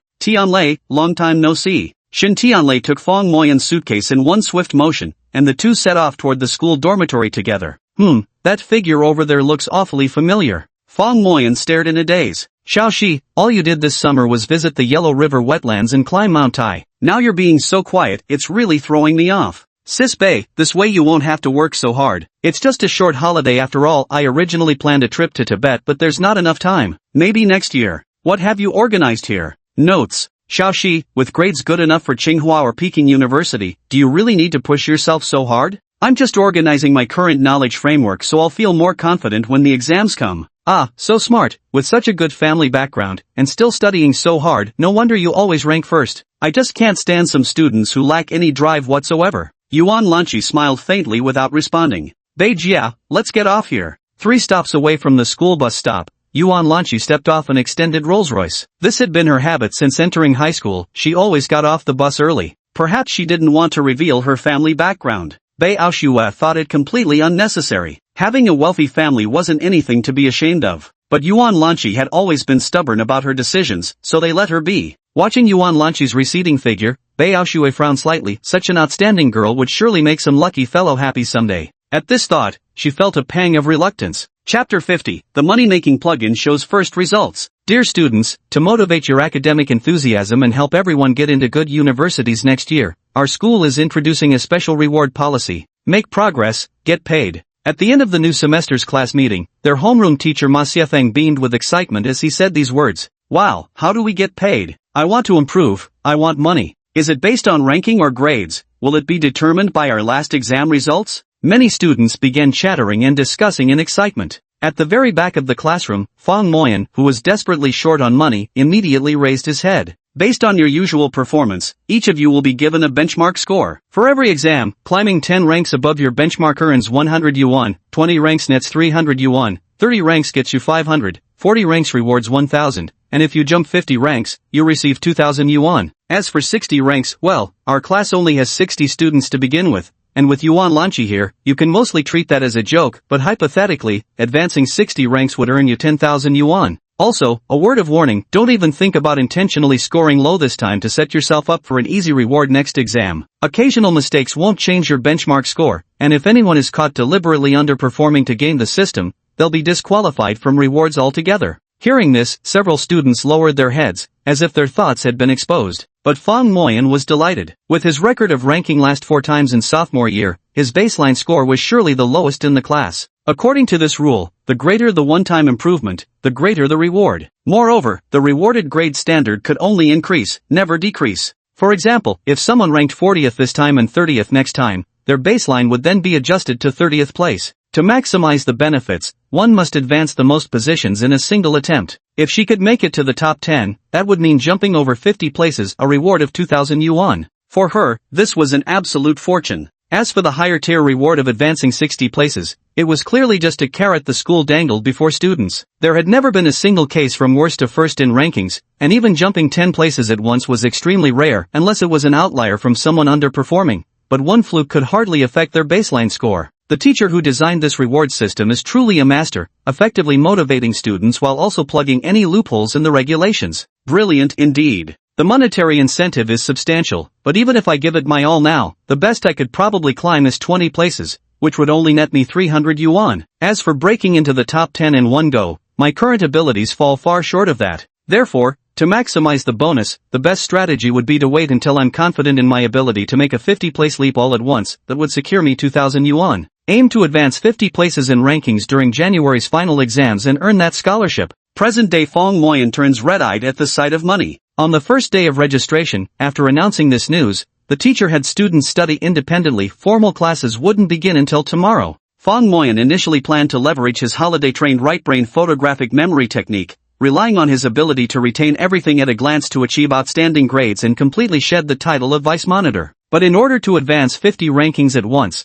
for that 2,000 yuan bonus, he decided to endure humiliation for the sake of his mission. After all, he had always been last in the past. This wouldn't weigh on his conscience. During self-study, he flipped through Yuan Lanchi's classroom notes once more, feeling he'd practically memorized the entire notebook's contents by now. Besides his photographic memory, repetition played its part. He'd only gone through those notes about 17 or 18 times. No wonder she's the top student. These notes are incredibly well made. I should follow her format and create notes for the knowledge gaps I don't understand yet. This will definitely double my results with half the effort. 8 major weaknesses, 42 knowledge gaps, and over 100 unfamiliar question types. He's determined to address each and every one of these shortcomings. By then, he should be able to achieve a top 10 ranking in the class. That juicy 2,000 yuan reward will be oh so sweet. The mere thought of money made his heart ache. His problem wasn't just having no money, it was being in debt. When would he finally lose all 10,000, no, more like 15,000 yuan? What had originally seemed like an incredibly simple task now appeared to be anything but easy. He'd have to see how the market opened tonight. In the dorm room, Shen Tianlei was glued to his phone playing PUBG, while Peng Xinwei chuckled occasionally over his ebook. Wang Baodong, Zhang Tianshine, and Lu Mingyue huddled around Shen Tianlei's laptop to watch a movie. Fong Moyan checked the time, it was almost 9 o'clock, and feeling a bit worried, he quickly logged into his futures trading account.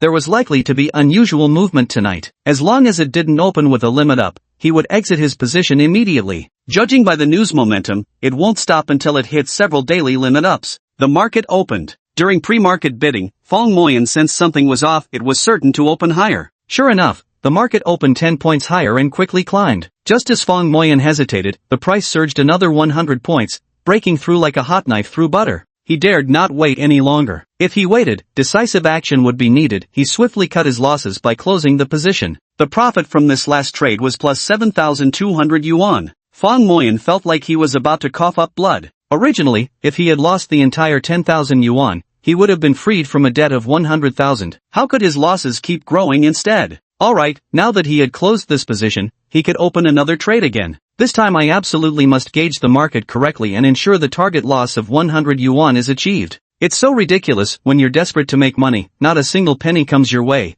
but when you're not even trying, you can't stop the cash from rolling in. Next, he decided to short the market himself. According to current information, rebar futures were hitting limit up again today. You can open a reverse position now. With absolute confidence, he opened a short position while setting a stop-loss order at 100 yuan. All that remained was to wait. What the hell? Just half a minute after he opened his short position, the market suddenly took a sharp turn downward, putting on a performance that resembled a waterfall cascading from the heavens. The market just wants to go against me, doesn't it? Fong Moyan was utterly speechless. Looking at the profits again, plus 80, plus 120, plus 210, plus 330, plus 590, plus 1,200, plus 2,370, plus 3,500, finally came to a standstill because it hit the limit down. Fong Moyan's mood, like the market quotes, plunged into an abyss. What the hell is going on here? A profit of 3,500? Adding the 7,200 from the last closed position, the total profit from both trades is 10,700? Originally, I only needed to lose 10,000 yuan,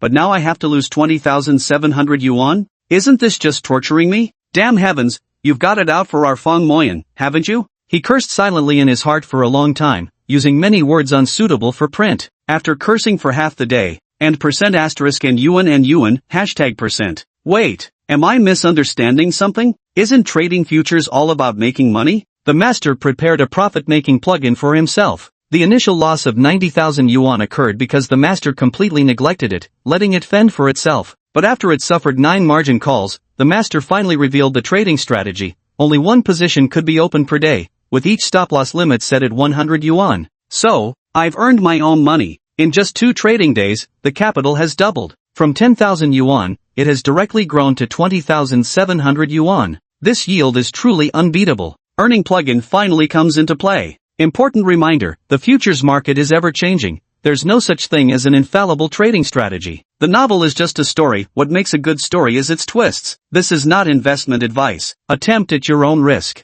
Chapter 51, Can you stay after class? There are 311 days left until the National College Entrance Examination. These bold words, written on the blackboard at the back of the classroom, resemble a countdown clock, awaiting the judgment of 12 years of academic toil. Even before the holiday, the tension wasn't this overwhelming. It was like how a woman might feel nothing special on the last day of being 29, but the moment she turns 30, that urgency suddenly hits. Even the school bell rings with a sense of urgency. Apart from the morning and evening runs, almost all other activities were cancelled, leaving only problem-solving exercises and exams. On the second day of the new school year, there was a placement test designed to identify gaps and weaknesses, allowing teachers to gauge the current academic level of the class and adjust their teaching plans accordingly. Fong Moyan calmly followed his own study schedule to prepare for the exams. But for this test, he planned to hold back, as the results would be factored into the baseline scores and the ranking would determine bonus awards. Fong Moyan was a man determined to advance 50 ranks in one go. His sights were set not on a mere 100 or 2, but squarely on that 2,000 yuan prize.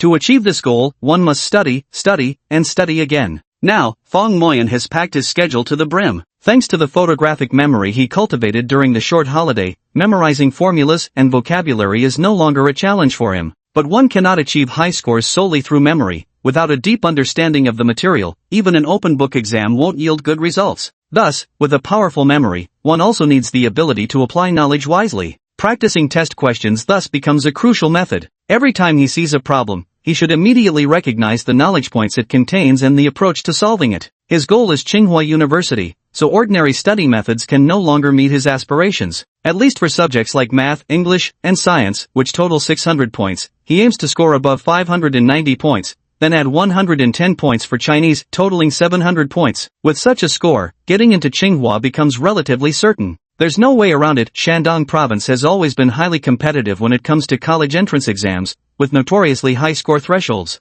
Mathematics was the most promising subject for achieving a perfect score, yet Fong Moyan's current math performance was remarkably poor. His strategy was straightforward, 10-minute focused practice sessions followed by rewards. Though beef jerky was off the table this time, he had brought plenty of peanuts from home, enough to last as rewards for about half a month. After 5 consecutive math drills, it was time to refresh his mind by immediately switching to physics, chemistry, biology, or English, maximizing his brain's learning potential. Every hour, he would close his eyes for a 5-minute mental break, followed by some stretching and squats, paying special attention to relaxing the muscles around his lumbar and cervical spine to prevent long-term injuries. This entire system was input into the Super Scholar system, which scheduled every task with precise timing, included timers, automatically assessed training outcomes, and corrected any emerging flaws in real time. The vibration from the AI glasses and the bone conduction headphones provided Fong Moyan with necessary reminders. Although Fong Moyan received the most improved award in the exam before the holiday, his long-standing reputation as the perennial last-place student was deeply ingrained. Changing that impression couldn't be achieved through just 1 or 2 exams. He still sat in the last row of the classroom and was frequently overlooked by teachers.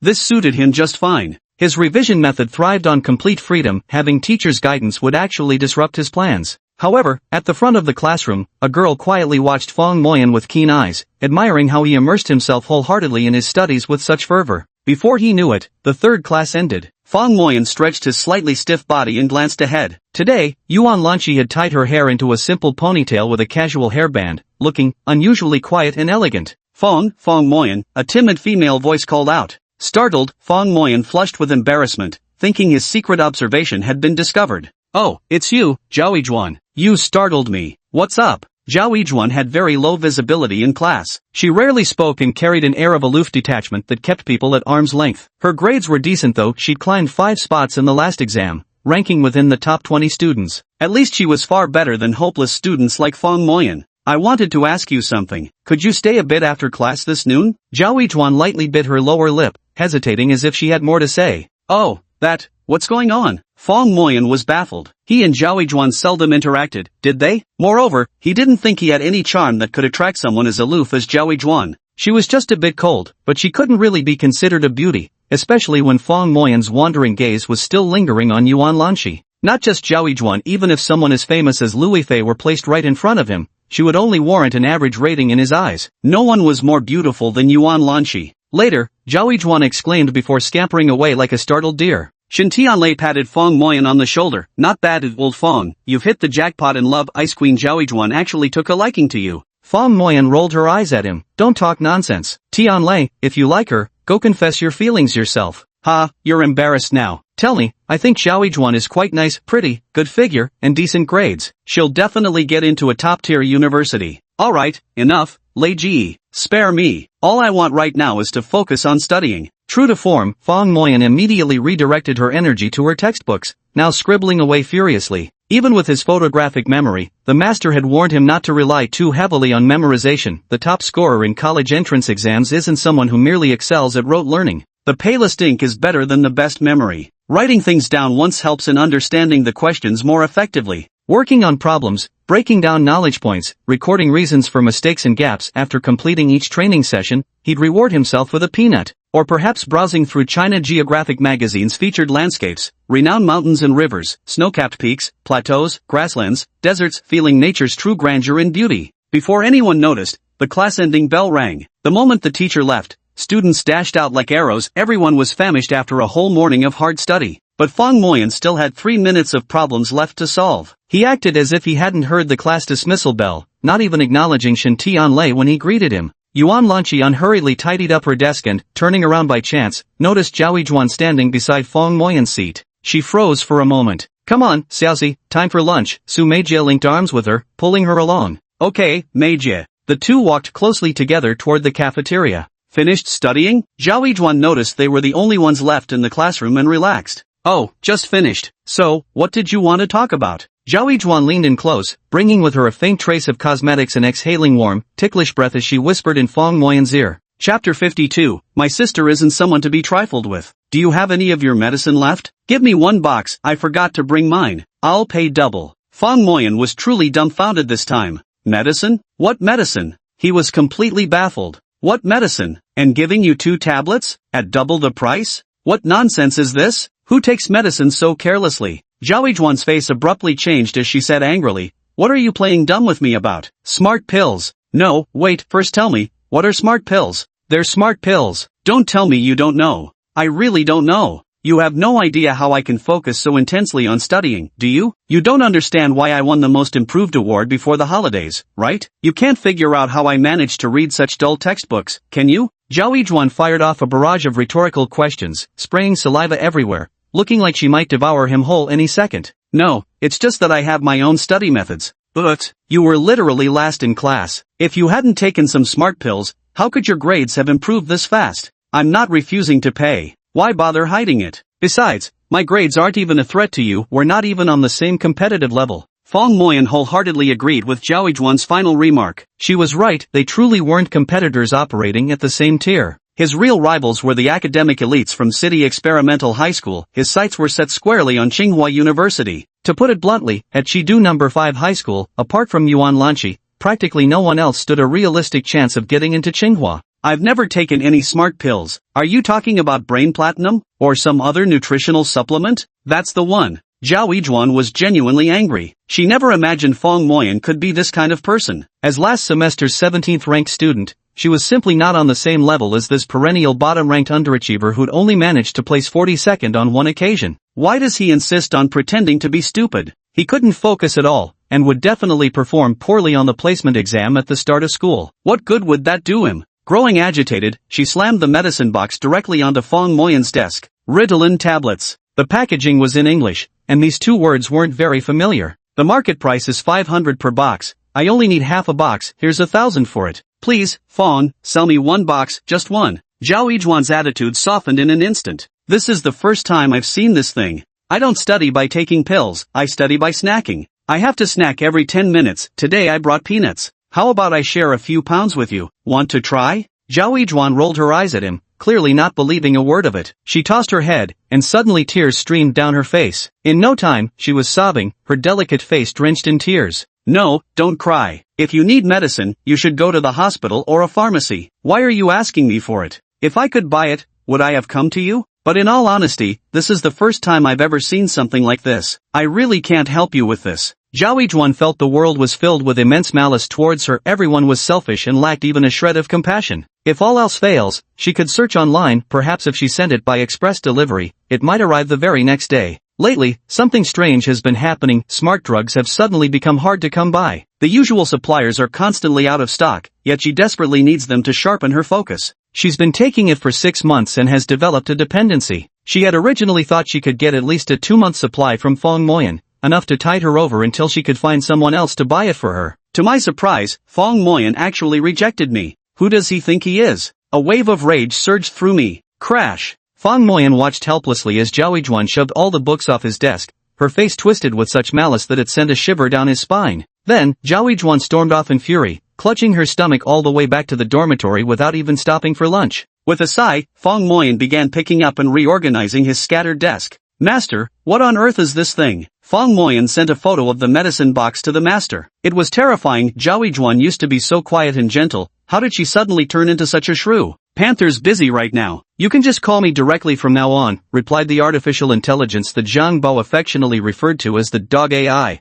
Hello there, what should I call you? My name is Tianny. Nice to meet you, Tianny. Do you know what this box of medicine is? Ritalin. It's a central nervous system stimulant, with methylphenidate as the main ingredient. It's commonly used to treat attention deficit hyperactivity disorder, also known as ADHD. Why do people call it smart drug then? Because it's a central nervous system stimulant. After taking it, people's focus improves, thereby enhancing learning and work efficiency, hence the name. But anyone who takes this drug is an idiot. First of all, the side effects are severe: loss of appetite, manic agitation, drowsiness, addictive properties, and some cases even carry the risk of sudden death. That sounds terrifying. What should we do then? The only way is to quit gradually and never take those pills again. Alright, I'll try to persuade my classmate. Fong Moyan genuinely wanted to help Zhao Yijuan quit the medication, unaware that she already harbored deep hatred for him. Damn Fong Moyan, cunning Fong Moyan, selfish Fong Moyan. Treating me like this will bring you retribution. Sooner or later, I'll get my revenge. At this moment, Zhao Yijuan was losing her rationality, violently banging her head against the bedpost until it clanged loudly. What's wrong, Yijuan? Are you okay? Feng Shuangshuang, her roommate, was shocked when she returned from lunch for a nap and saw Zhao Yijuan banging against the bed like crazy. She quickly grabbed hold of her. It's that bastard Fong Moyan. What? Did he bully you? Feng Shuangshuang, with her short hair, was exceptionally capable and straightforward, someone who always stood up against injustice. She jumped up instantly upon hearing this. Zhao Yijuan didn't say a word, burying her face in Feng Shuangshuang's embrace as she burst into tears. How despicable. Don't worry, I'll deal with him for you. That absolute last-rank slacker who only knows how to surf the internet dares to bully our gentle and kind Yijuan? I'll never let him off. I'm going to report this to our homeroom teacher right now. Zhao Yijuan hadn't completely lost her senses. Reporting this to their teacher would expose that she'd bought smart drugs from him too. If everyone started taking that smart drug, what advantage would she have left? She quickly grabbed Feng Shuangshuang's arm to stop her from going. Why are you still protecting him at a time like this? What's so great about that little bastard? Forget it. Zhao Yijuan came to her senses a little, realizing that making a big fuss over this matter wouldn't do her any good. How can we just let it go? Yijuan, you're just too kind, too good-hearted. The gentle are easy to bully, the tame are easy to ride. Don't worry, after class, I'll challenge him one-on-one and teach him a good lesson with my fists. My sister isn't someone you can bully so easily. You scumbag. Feng Shuangshuang clenched her fists until they cracked. Chapter 53, Fight Date at the Sports Field. Loser calls the other daddy. Feng Moyan learned that Zhao Yijuan was taking prescription medication with numerous side effects, so he wanted to talk her out of it. But it would definitely be better to handle this privately. During school hours, there are too many people around. It's better to stay a little later after evening self-study and thoroughly explain the dangers of this drug to her. By the time he rushed to the cafeteria, it was already the latter half of lunchtime. He quickly picked a few dishes, ate in haste, and immediately returned to the classroom. To save time, he decided against going back to the dormitory at noon and headed straight to the classroom instead. At this hour, most students had returned to their dormitories to rest, while some had sneaked into storage rooms to play games. He had expected the classroom to be empty, but to his surprise, Yuan Lanqi was already there, reading a book, Advanced Algebra, 5th edition, which was actually a university-level textbook. After some hesitation, he decided to walk over anyway. Yuan Lanqi, you didn't go back to the dorm to rest? She smiled sweetly. Not going. I'll just rest my head on the desk for a bit. I don't stay up late anyway, so I'm never sleepy during the day. Oh, sleeping like that isn't comfortable. Lying down on a bed would be much better. What about you? Why didn't you go lie down? I'm different. I rest whenever I want. The teacher doesn't care anyway. Oh, and here's your notebook back. Feng Moyan suddenly remembered he'd been holding onto her class notes all this time without returning them. He dashed to the back of the classroom to retrieve the notebook he'd reread 7 or 8 times. Perhaps from overuse, the corners of the cover had started to curl. Yuan Lanqi flipped through the pages. She only took notes to organize her thoughts. By the time she finished a notebook, she'd already fully absorbed the material. So when she lent it out, the notebook had still been brand new. But this notebook clearly bore traces of repeated reading. It proved he genuinely studied it with care. Her lending hadn't been in vain. She felt her efforts hadn't been wasted, and there was even a sense of accomplishment. Yuan Lanqi smiled happily, her entire face radiating warmth that made people feel instantly at ease. No need for that. If you find them useful, there are a few more here, take them to read. Really? That's wonderful. Thank you so much. Feng Moyan heard this and thought it was wonderful. Although he could also imitate Yuan Lanqi's method of summarizing and organizing knowledge, he had fallen too far behind in his studies. His photographic memory, however, could capture everything indiscriminately, without filtering the content. A set of classroom notes guaranteed to be 100% accurate became extremely important. This way, while memorizing them, he wouldn't have to worry about their correctness and could focus entirely on memorization and comprehension. This would save him a great deal of time that would otherwise be spent verifying and correcting errors. Feng Moyan carefully cradled the 5 notebooks in his arms and placed them in his school bag. He planned to copy them by hand when he returned to the dormitory. That way, no matter how often he flipped through them, the original notebooks wouldn't be damaged. He thought this would be more respectful. One by one, students began arriving in the classroom, and the room gradually grew livelier. Most of them were already diligently reviewing on their own. Tomorrow was the placement exam for the new semester, and quite a few were eager to put their best foot forward, hoping to snag the school's scholarship. Though 100 or 200 yuan was too little for most to care about, it was still a mark of honor. Most of the students in the class came from modest backgrounds, but none were as poor as Fong Moyan's family. He was probably the only one who truly had his eyes set on that 2,000 yuan reward. Fong Moyan felt bored. With his AI glasses, he could discreetly pull up the futures trading software to see if there were any good opportunities to open a position. From the start, he had been watching the rebar futures but didn't spot any particularly good opportunities. Maybe he should check other commodities. Thinking this, he began flipping through them one by one. Precious metals like gold and silver were too volatile, he didn't dare enter. Copper and rubber required margins that were too high for him to play. Suddenly, he remembered something. A relative back in his hometown had been trading cotton in Xinjiang. In previous years, they'd been so busy they didn't even return home for the new year, yet this year, during the cotton harvest season, they'd come back to visit. Apparently, due to weather and pests, this year's cotton yield had suffered severely. But rumor had it that some higher up, for reasons unknown, had been suppressing the news, keeping it under wraps and forbidding anyone from spreading it. As a result, the information hadn't leaked. With a reduced yield, futures prices should logically rise. He immediately opened the trading software, searched for cotton, and found the price was incredibly stable with minimal daily fluctuations, almost flatlining. The intraday volatility didn't exceed 10 points. Fong Moyan suddenly felt a surge of inspiration. Wasn't this the perfect opportunity to enter and open a position? Without hesitation, he promptly opened a long position of one lot, set a stop-loss price at 100 yuan, and then left it at that. Futures trading is something where you can't control how much you earn. The only thing you can control is your losses. Especially when using the stop-loss function for opening positions, your maximum daily loss is limited to $100, while there's no upper limit to your potential profits. Fong Moyan didn't realize it, but in traders' parlance this was called cutting losses short and letting profits run. Once the operation was done, he put it out of his mind. After all, there were stop-loss measures in place, keeping the risk under control. Fong Shuangshuang walked into the classroom, and the moment she spotted Fong Moyan, her anger flared up instantly. She was convinced Fong Moyan had bullied Zhao Yijuan and resolved to stand up for her good friend.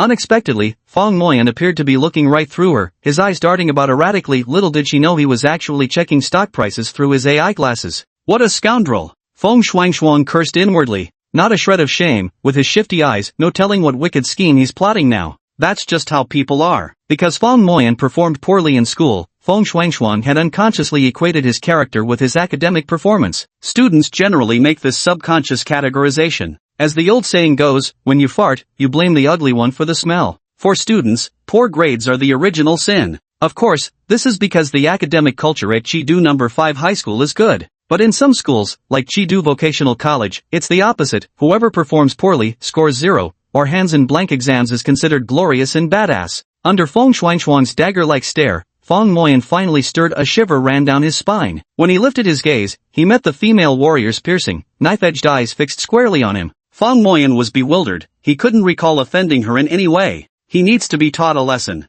Fong Shuangshuang strode over and slammed her palm on the table. Listen here, Fong, meet me at the sports field this afternoon. Loser calls the winner dad. Without waiting for his agreement, she turned and went back to her seat. Fong Moyan felt utterly confused. This was completely baffling. The small playground was the usual spot for settling scores, though only among the underachievers, students like Fong Moyan, who had been through quite a few fights by his second year of high school. These arranged fights followed the old-school rules, one-on-one battles where the loser had to address the winner as daddy. Anyone who chickened out or snitched to the teachers could forget about ever holding their head up in front of their classmates again. Damn, that's badass. Badass Shuangshuang rocks. Old Fong, you got the guts to go? Chapter 54, Dare to Compete in Academics. Seeing a challenge issued, these troublemaking teenage boys all started egging them on, especially since it was Fong Shuangshuang who'd thrown down the gauntlet. No matter how tomboyish her outfit was, it couldn't hide her delicate girlish beauty. A woman challenges a man. Fong Moyan can neither accept nor refuse the challenge. He absolutely must not accept it. Winning would be disgraceful, a man bullying a woman.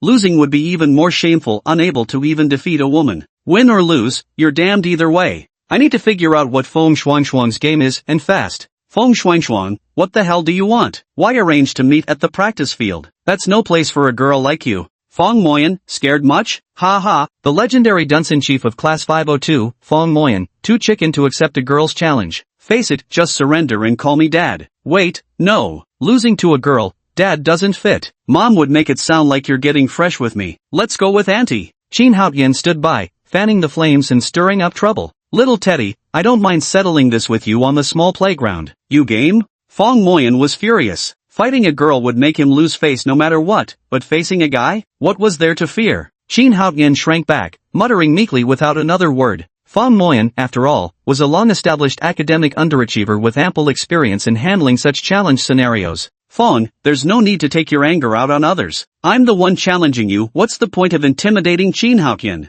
Fong Shuangshuang spoke up. Hold on, Fong Shuangshuang, can't we be reasonable here? Tell me exactly how I've offended you. Let's have the whole class weigh in on this. You know full well what you've done. Fong Shuangshuang believed Fong Moyan would rather die than admit it. Truth be told, she didn't even understand the full story. She just thought he had bullied Zhao Yijuan, making her cry so bitterly. She simply wanted to teach him a proper lesson and force him to apologize. Fong Shuangshuang's deliberately vague remarks instantly piqued everyone's curiosity. Lao Fong, who would have thought? How exactly did you manage to offend Lady Shuangshuang? Did you love and leave her? Walking both sides of the street? A third party interfering? Even Yuan Lanshi, who usually kept to himself and ignored worldly affairs, turned around and winked at him with a mischievous grin. Fong Shuangshuang suddenly flushed red with embarrassment. She never expected her classmates to deliberately take things in that direction. With her tomboyish personality forthright, carefree, and thick-skinned, she got along well with many boys in class, treating them like brothers. Her popularity was undeniable. But she is a genuine girl after all. Yet she couldn't bring Zhao Yijuan into this, so she just bit her lower lip and glared angrily at Fong Moyan. Fong Moyan instantly felt terribly wronged. Who knows what misunderstanding this might give Yuan Lanshi. Fong Shuangshuang, don't think you can do whatever you want just because you're a girl. A gentleman doesn't fight with ladies. If I challenged you to a fight, I'd lose face whether I won or lost. Let's compete in something else. Instead of fighting, let's compete academically. I dare you to recite texts with me, the last place student, challenging you, the top 10 ranker. Do you dare? Fong Moyan pondered for a long time. He definitely couldn't go when it came to settling things with fists. So he decided to compete through academics instead. After all, losing wouldn't matter. He was already at the bottom of the class anyway, and besides, he might not even lose. Ha! Too scared to fight, and even worse at studying. Last time you grabbed that most improved award, you forgot your own name, didn't you? Fong Shuangshuang couldn't help but laugh upon hearing this. When it came to martial contests, women naturally faced disadvantages against men, and she had no certainty of victory anyway. But a knowledge competition? As the 8th-ranked student, competing against you dead last in the class?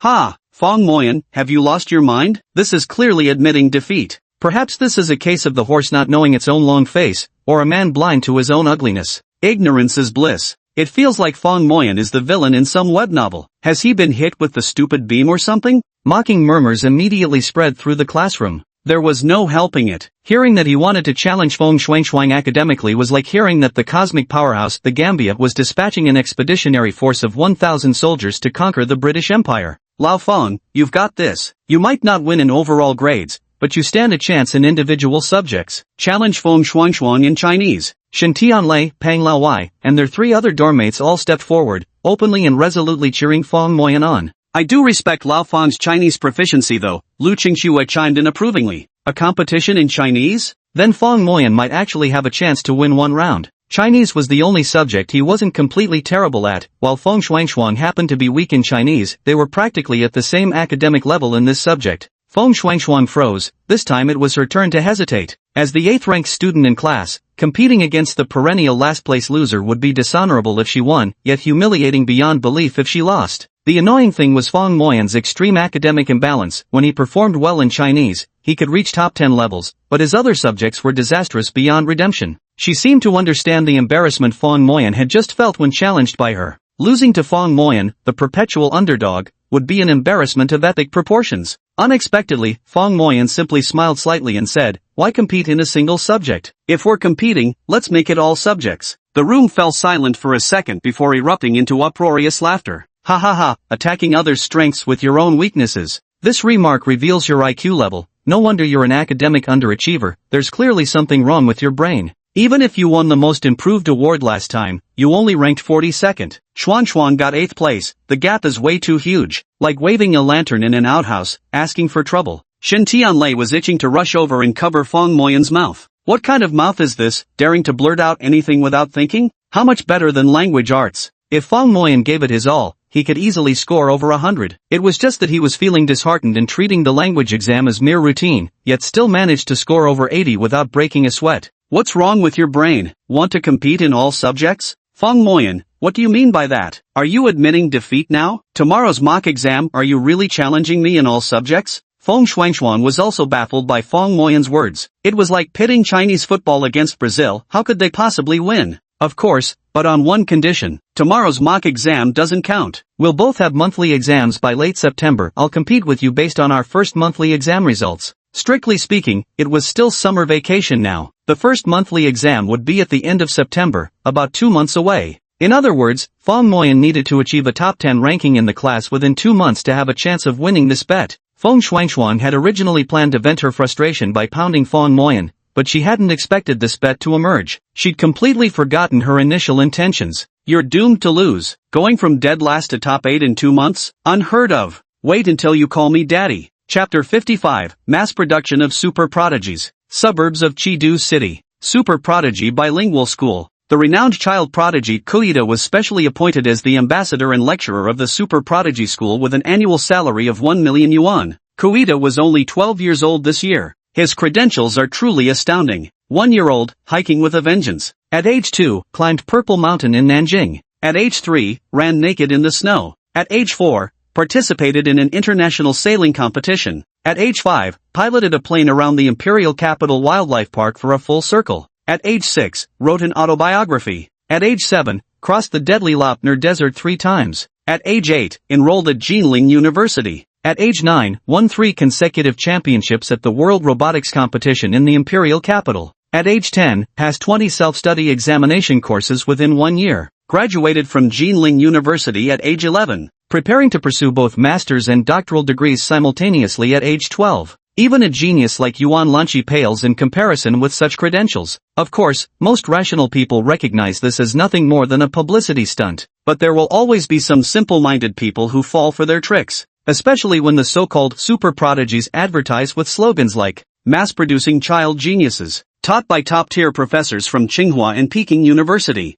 3 years at our school will fulfill your dream of entering a top-tier university. Some people got all excited. The principal's office. Anyway, you've got to dig up a few truly outstanding students to hold up the show for me. The principal of the Super Prodigy Bilingual School, the renowned and formidable Qin Yino, pounded the table emphatically. Meanwhile, Kirk remained unfazed. Principal Qin, rest assured, since I dared to take your million, I naturally won't let your money go to waste. Isn't it just about recruiting a few top students? With my son serving as living proof of advertisement, are we worried about not attracting the golden phoenixes? My requirements aren't high, just poach either Shaohanyu or Zhuahanan from City Experimental High School. Also, for this year's repeat students, offer them more money and have them enroll for the college entrance exams through our school. Don't just talk about Shaohanyu or Zhuahanan, even Yuan Lanqi. I have ways to make her switch allegiance. Seriously? If you can get Yuan Lanqi to come here, I won't need Shaohanyu or Zhuahanan. Qin Yinua's eyes lit up. This was a serious matter. Yuan Lanqi, who didn't know that name? The sole hope of Chidu No. 5 High School in recent years for elite universities, not only consistently topping the city's mock exams above the prestigious Municipal Experimental High,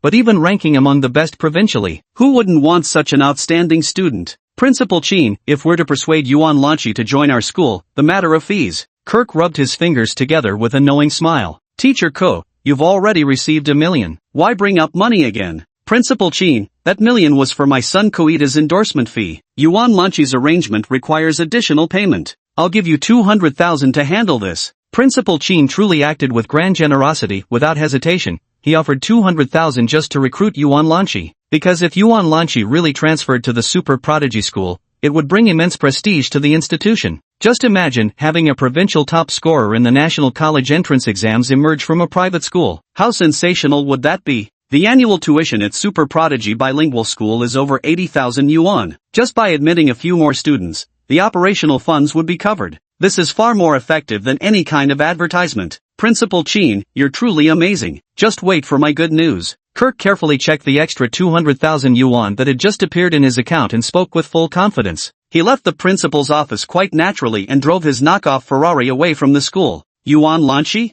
Just a child from an ordinary family, probably hasn't seen much of the world. A few $1,000 should settle it. Girls from modest backgrounds like hers tend to be easily impressed. Maybe an iPhone or a Louis Vuitton bag would be enough to lure her to that Super Prodigy Bilingual School. But the biggest obstacle would likely be the school leaders at Chidu No. 5 High School. They definitely won't let her go easily. This is the most troublesome part. Where there's a will, there's a way. Kirk gave a cold smile. Heard their principal was about to retire? There's room for maneuver here. Damn it, they've even brought advertisements onto school grounds. Ma Xiafeng picked up a flyer from the ground that read 3 years with us will fulfill your 985 dreams, super prodigy bilingual school, crumpled it angrily, and tossed it into the trash can. This matter needs to be brought to Dean John's attention at the Academic Affairs Office. Letting advertisements run wild is unacceptable. Just some shady private school propped up by money, that's all. Neither its faculty nor student quality is up to par, yet they dare make grandiose claims. 3 years to ace the 985 entrance exams? Bragging without even drafting their lies first. Not even the provincial model high school, City Experimental, would dare make such assertions.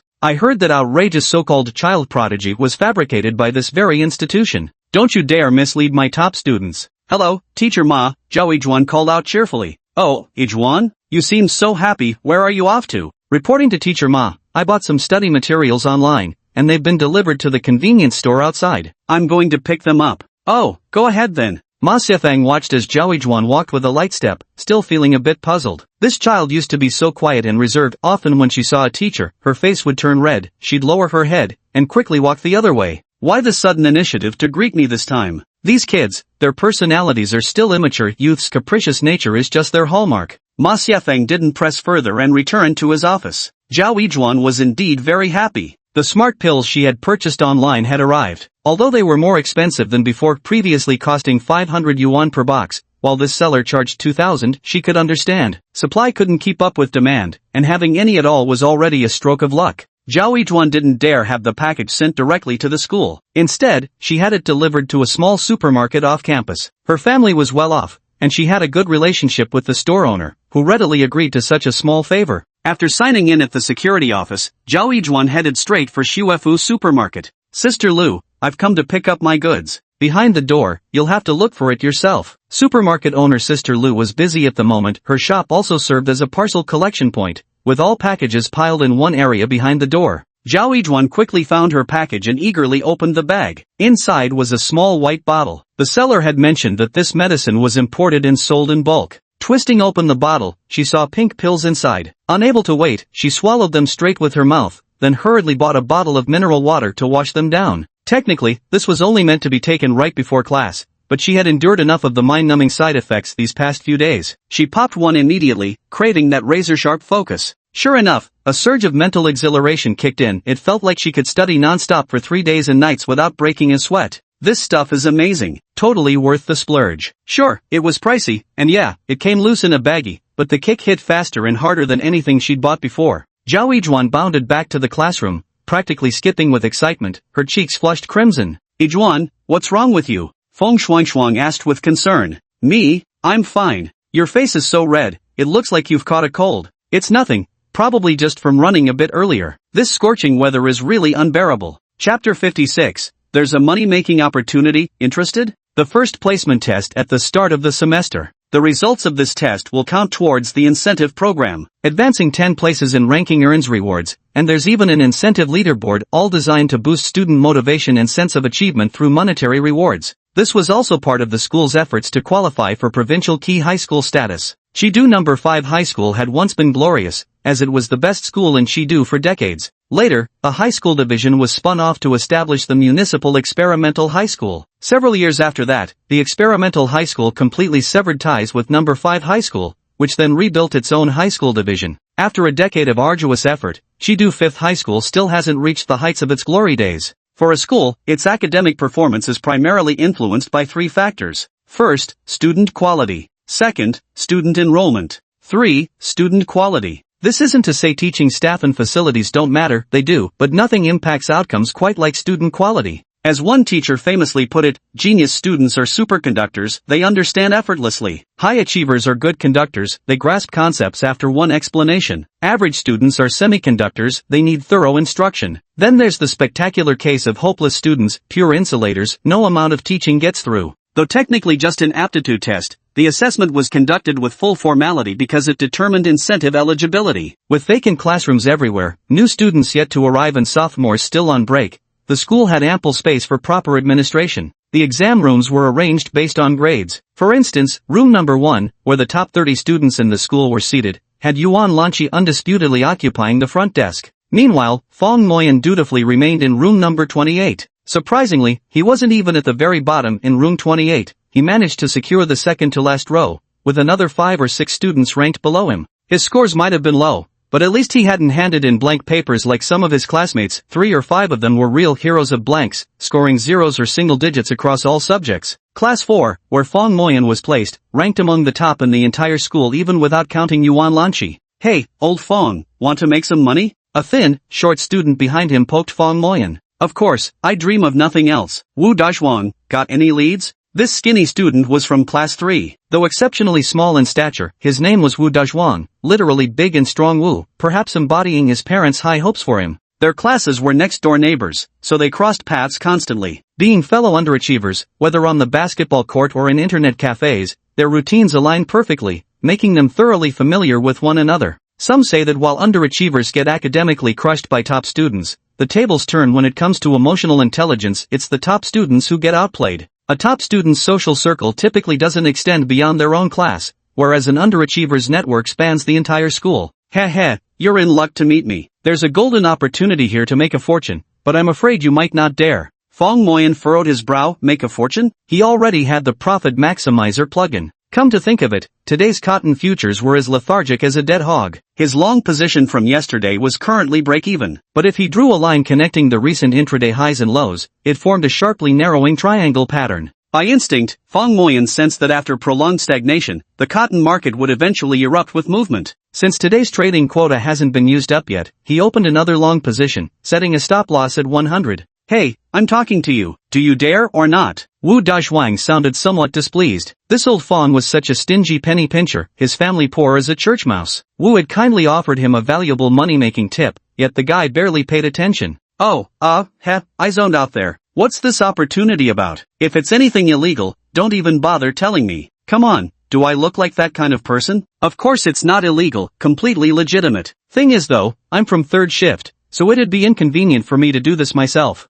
Oh, Fong Moyan immediately grew interested. What exactly is it about? Someone wants to arrange a meeting with Yuan Lanqi to discuss something, but they're missing a messenger, preferably someone trusted by Yuan Lanqi. They're willing to pay $100 just to have a message delivered. Fong Moyan was momentarily stunned. Invite Yuan Lanqi to dinner? Would that even require spending money? Couldn't he just ask her directly? Unless it's something potentially harmful to Yuan Lanqi? What exactly do you want to discuss? What message should be conveyed? Can't you go tell her yourself? Of course it's nonsense. I'm a slacker student, not even in the same class as Yuan Lanqi. I know her, but she doesn't know me. So this good fortune naturally falls to you. What kind of good fortune is this supposed to be? Fong Moyan frowned slightly, deep in thought. Look how nervous you are. The client isn't just anybody, it's the famous educator, Mr. Kirk. There must be something good in this for you. Something good? Tell me more. As long as Yuan Lanqi agrees to transfer schools, at least 50,000 yuan will be handed over. Where are you transferring to? Of course, it's the bilingual school for super prodigies with Mr. Kirk as the consultant. Fong Moyan shook his head in disbelief. What on earth was this super prodigy bilingual school? He'd never even heard of it before. Shidu High School rankings placed the Municipal Experimental High School at the top, with Municipal number 5 high, number 6 high, and number 11 high schools competing closely for the following positions. What's wrong? Why are you shaking your head? As if you could make decisions for her. Anyway, with her grades, she can excel anywhere. Switching schools and getting 50,000 yuan for free, it's like money falling from the sky. Why not take it? Too bad my grades are too poor to even dream of such an opportunity. I doubt it. Would she really change schools for just 50,000 yuan? Fong Moyan knew Yuan Lanqi's true family background. She had professional bodyguards protecting her around the clock. Even her bodyguards wore watches worth 6.86 million and rode Rolls-Royce motorcycles. That 50,000 yuan wouldn't even cover the maintenance cost of her motorcycle. That's 50,000 yuan. For a working-class family like hers,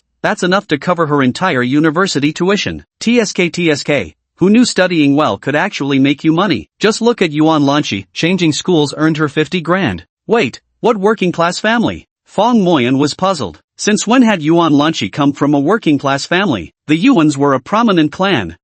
You just don't get it, do you? Sure, she bears the surname Yuan, but she actually has no connection to that major Yuan family in Jiangbei. She's just so academically outstanding that the Yuans haven't bothered to deny it. Don't tell anyone. Actually, she's just from an ordinary family. Her father is just an unskilled laborer at the job market, and her mother is just a nanny. This is a secret nobody knows. Wu Dazhuang acted as if he'd uncovered some earth-shattering information. When he first heard this news, He was equally shocked Yuan Lanqi wasn't actually part of the main Yuan family lineage. She merely shared the same surname? This was big news indeed. But the person who told him this news was none other than Eagle Dad, the recently famous education expert who raised the prodigy Koide, a billionaire super tycoon. He had no choice but to believe it. Yet Fang Moyan had witnessed Baoshua's incredible prowess with his own eyes, knocking out burly men with single punches, slaying the hellhound Kangol, and remaining calm in the face of a pistol. He trusted his own eyes far more. Having a bodyguard like Baoshue proved that Yuan Lanqi was undoubtedly the young princess of the Yuan family's main branch. Perhaps this was what true low-key meant. See how generous I am? Just delivering a message earned you 100 yuan, enough for 5 all-nighters at the internet cafe.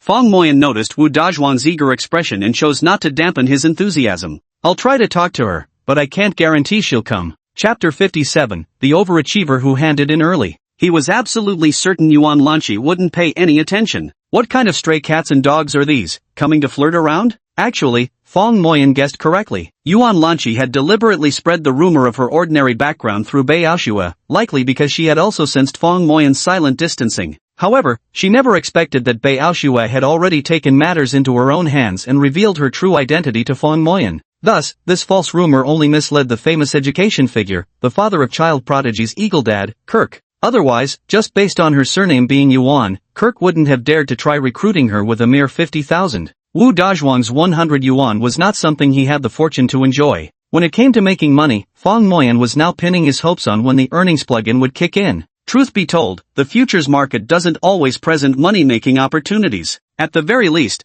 the kind of massive profits he initially made on rebar trading didn't reappear. Now he simply wanted to take a gamble on cotton's price movements. Because even the cotton merchants had gone on vacation, it indicated just how severe the reduction in cotton production had become. The foundation of futures trading still lies in physical goods. Even against market trends, if there's a price gap between futures and spot markets, many will exploit arbitrage opportunities to bring the two prices closer. A reduction in production will inevitably drive prices up, that much is certain. Like a lion, he crouched silently in the grass, waiting for fat sheep to pass by. Ding dong ding. The exam bell rang as the invigilator walked in carrying a stack of test papers. It's exam time. Everyone, quiet down. First person in the front row, pass these papers back. Don't even think about cheating, it's not like you've got any room to fall lower anyway. Don't trouble the teacher. The proctor knew this exam hall was the school's dumping ground for the worst students, which made invigilation the easiest job. These students had completely given up on themselves, they just randomly guess multiple choice answers before zoning out for the rest of the test. As for cheating,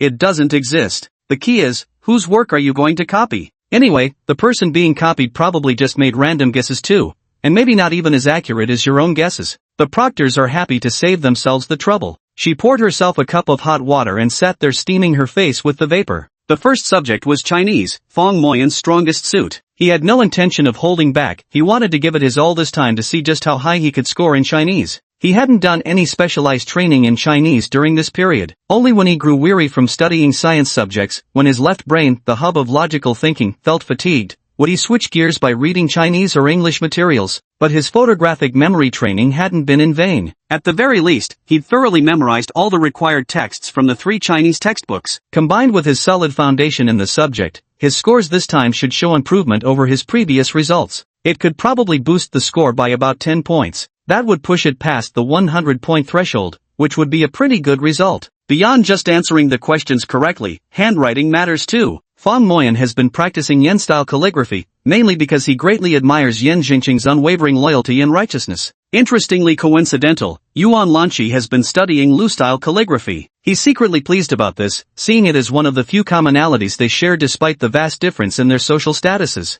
Swish, swish, swish. Fang Moyan answered the questions at breakneck speed. The Chinese language portion didn't require much reasoning, it depended more on his innate linguistic sense. In the end, he dashed off an 800-word essay effortlessly and promptly handed in his paper. By the time he submitted his paper, most examinees in the same room had already done so. They weren't aiming for good grades anyway, so they'd rather turn in their papers early and go play some ball outside. Lao Feng, hurry up and tell her already. Go to exam hall 1 and tell Yuan Lanqi that as long as she agrees to meet, whether it works out or not, $100 are yours. You seem a bit impatient. Why don't you go talk to her yourself? You can earn this 100 yuan too. If I could talk to a top student like Yuan Lanqi myself, would I need you as a messenger? You already agreed, stop making excuses. She might be waiting for me to deliver this 50,000 yuan. Fong Moyan smiled. Fine, I'll just pass on the message. Whether she goes or not isn't my responsibility. Under Wu Dazhuan's urging, Fong Moyan arrived at the first examination room. The teachers at 5th High had a strict rule: no one was allowed to leave the exam early under any circumstances, and students were encouraged to review their answers multiple times.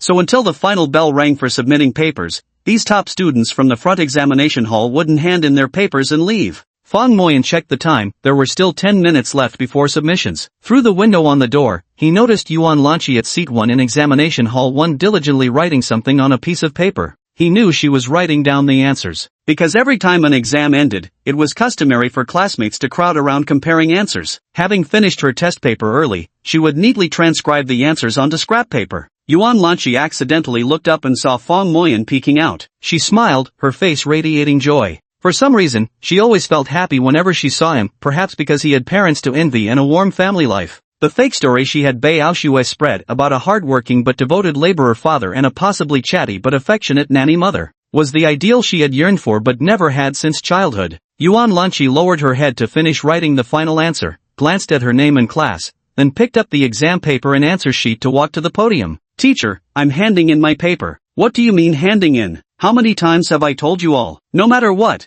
you must wait until the time is up before submitting. Double check, think more, maybe that last spark of inspiration in the final 3 seconds could help you answer one more question correctly. The invigilator didn't even look up. She was using this spare moment to prepare lecture materials. What a dedicated teacher. What she despised most were those arrogant students who couldn't wait to hand in their papers early. In her eyes, it was like desertion, a clear sign they hadn't given their all. Don't get too full of yourselves. You think you're Yuan Lanqi or something? Suddenly looking up, she found herself face to face with Yuan Lanqi's sweet, charming smile and froze on the spot. Teacher Yang, I'm feeling a bit unwell, stomach trouble. Yuan Lanqi said sheepishly. Oh, it's Lanqi. Did you not eat breakfast properly? Need to use the restroom? Go ahead, but do pay more attention to your diet. The stern-faced invigilator, who moments ago wore the expression of a strict governess, immediately broke into a smile upon realizing the student she'd reprimanded was Yuan Lanqi. There was simply no helping it, this student was extraordinary, already self-studying university-level coursework. Rumors even said she'd secured early admission to a top-tier university. Discipline is meant to restrain ordinary people. Students like her are born with certain privileges. Besides, it was a special circumstance. For girls, there are always a few days each month when they don't feel well. Yuan Lanqi's early exam submission caused no ripple of surprise, as her classmates had long grown accustomed to her being different. Yuan Lanqi, why did you submit your exam early? Fong Moyan asked in surprise. Yuan Lanqi brushed aside the bangs on her forehead and smiled. Oh, I'm actually feeling a bit unwell. What brings you here? Chapter 58. Rumors spread like wildfire. Fong Moyan glanced at Wu Dazhuan, who was eagerly waiting for him to pass on the message, and couldn't help but chuckle inwardly. Your plan is bound to fail. There's no way Yuan Lanqi would agree to meet that so-called education expert who clearly looks like a scammer. But I'm only responsible for delivering the message. If Yuan Lanqi refuses, wouldn't this Wu Dazhuan just give up? That way he wouldn't keep pestering anymore. Here's the thing, do you know Kirk? The trending eagle dad right now, father of child prodigy Kuida. He wants to arrange a meeting with you. After saying this, she watched Wu Dazhuan's face, anticipating his wonderful denial reaction. Bullshit education expert. That Keith's resume was obviously fabricated. It could only fool country bumpkins with no sophistication or thick-headed simpletons. For someone like Yuan Lanqi, a brilliant aristocratic young lady, I'd be damned if she even gave it a second glance. Keith? What does he want with me? Yuan Lanqi had naturally heard rumors about Keith, but she couldn't fathom any connection to herself. We can't talk about it here. You'll find out when you get there. Definitely good news, don't worry. I'm from class 3, right next door to you. There's no way I'd lie to you, Wu Dazhuan hastily added. I'm busy and don't want to bother with such insignificant people. Yuan Lanqi turned to leave. Yuan Lanqi, I know you're a top student, but in this society, good grades alone can't solve everything. So what if you get good grades? Doesn't your mother still work as a maid? Doesn't your father still do manual labor? Do they even earn enough in a year to pay your college tuition? This Mr. Kirk is an educator with great compassion. He can't bear to see poor students' college entrance exam preparations affected by subpar school conditions. You just need to meet him once and listen to Mr. Kirk's grand vision. You'll surely be won over. Wu Dazhuan, determined to earn that 500 yuan commission, tapped into the most persuasive rhetoric of his life. Yuan Lanqi didn't pause her steps. She had absolutely no interest in such things, empty, manipulative slogans, nothing more. Hold on, don't you want that 50,000 yuan? Of course Yuan Lanqi wouldn't take it. 50,000 yuan was barely enough to cover her monthly pocket money.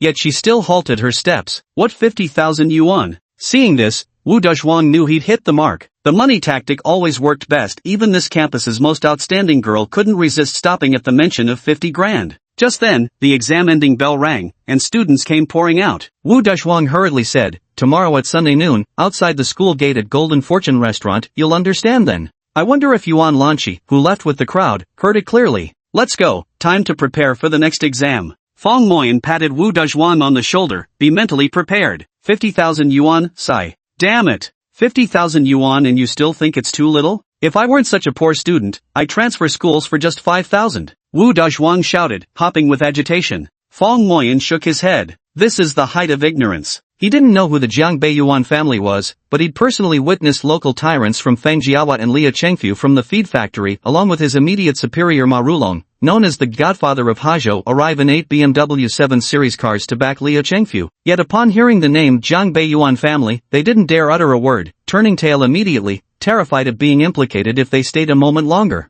This was absolutely not an act. The day's exams ended quite pleasantly. For the remaining 3 subjects, Fong Moyan prepared 2 sets of answers, one to control his scores filled into the exam papers to ensure his ranking remained firmly at the bottom of Class 4, and the other to gauge his actual ability, meticulously transcribed onto rough draft paper. During the evening self-study session, Yuan Lanqi's answers finally arrived. Fong Moyan checked the answers and marked the ones he got wrong, with Chinese indeed breaking through 100 points to reach 102. English improved to 91, mathematics was 65, and science subjects totaled 132. His actual score had successfully leapt from 197 points in his second year of high school to a total of 390 points. In just 2 months, he had improved by nearly 200 points, an astonishing progress. With this score, the next step would be to see where he stood in the class ranking. You're definitely going to make it into the top 40, but it's still a long way from Fong Moyan's goal of reaching the top 10. The higher you climb in rankings, the harder it gets to improve. Considering this result, I suppose it's basically satisfactory. Tomorrow is Sunday, and the afternoon is free time. Those who live nearby can go home,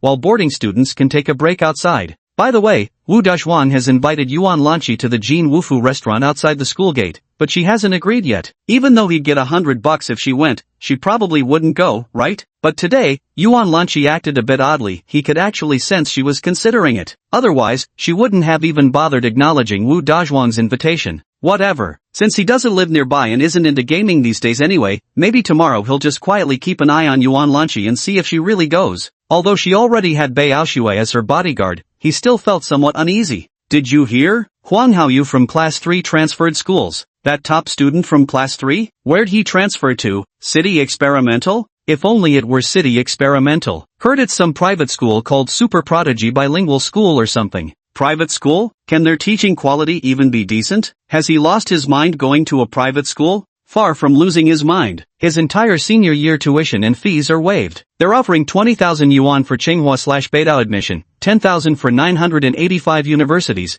and 5,000 for 211 universities. While we pay for education, he's getting paid to study. That's not much money though. What do you know? Coming from money, of course it seems insignificant. Huang Haoyu's from a single-parent household with modest means. Waived tuition plus these bonuses? Extremely tempting. He'll easily make the 985 cutoff, that's 10,000 yuan guaranteed. What's so impressive about poaching Huang Haoyu? If you've got real skills, try luring Yuan Lanqi away. Impossible. Look at Yuan Lanqi's family background. Do you really think she'd care about that kind of money? You're clueless. Latest scoop. Yuan Lanqi actually comes from a poor family. She's not related to the Jiang Beiyuans at all. Her father? Just a laborer. You know what that means? No skills, just brute force odd jobs. And her mother? Actually worked as a housemaid. Bullshit. With that aristocratic bearing of hers? There's no way she came from an ordinary family. She's a genius who grasps everything at a glance and learns instantly, nothing like us mere mortals. Here's something even more shocking. That elite bilingual school offered Yuan Lanqi 50,000 upfront just to transfer. Talk about talent envy. If she really comes from an ordinary background,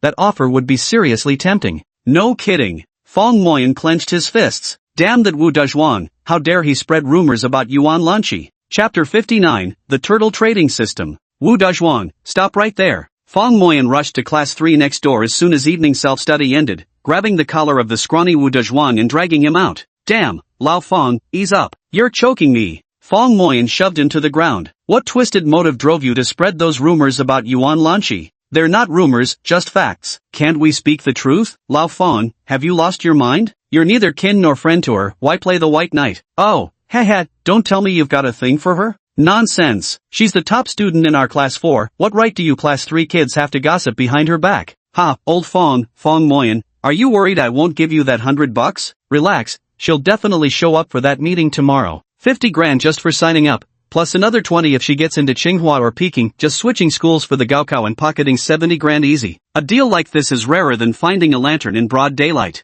Choosing is her decision, you can't go pushing her into it. Easy there, old Fong, don't get all worked up. She hasn't left yet anyway. As long as she shows up at Wufu Tower to talk with Mr. Kirk, whether it works out or not, it's none of our business. And if she refuses to go, it's not like Mr. Kirk can drag her there by force. Fong Moyen thought about it and realized it was true. When Yuan Lanchi didn't want to do something, no amount of pressure could sway her. As for the rumors at school, she probably treated them like wind blowing past her ears. He patted Wu Dazhuang's cheek lightly and said, out of respect for sharing the same exam hall, I'll let it slide this time. With that, he turned and walked away. Wu Dazhuang watched him leave, then spat angrily. Pa, who does he think he is? Just a slacker like me, bound to end up farming back home sooner or later. Fong Moyen no longer considered himself an academic underachiever. When he looked in the mirror now, he saw nothing less than a top student. The prolonged subconscious conditioning gradually restored his confidence and brought him a more composed state of mind. On his way back to the dormitory, he absent-mindedly opened his futures trading app out of habit. He hadn't expected much anyway, just opening one position per day with a fixed 100 yen stop-loss limit. Making profits depended on luck, while losses were capped, so there wasn't much pressure. But, had today's market gone completely haywire?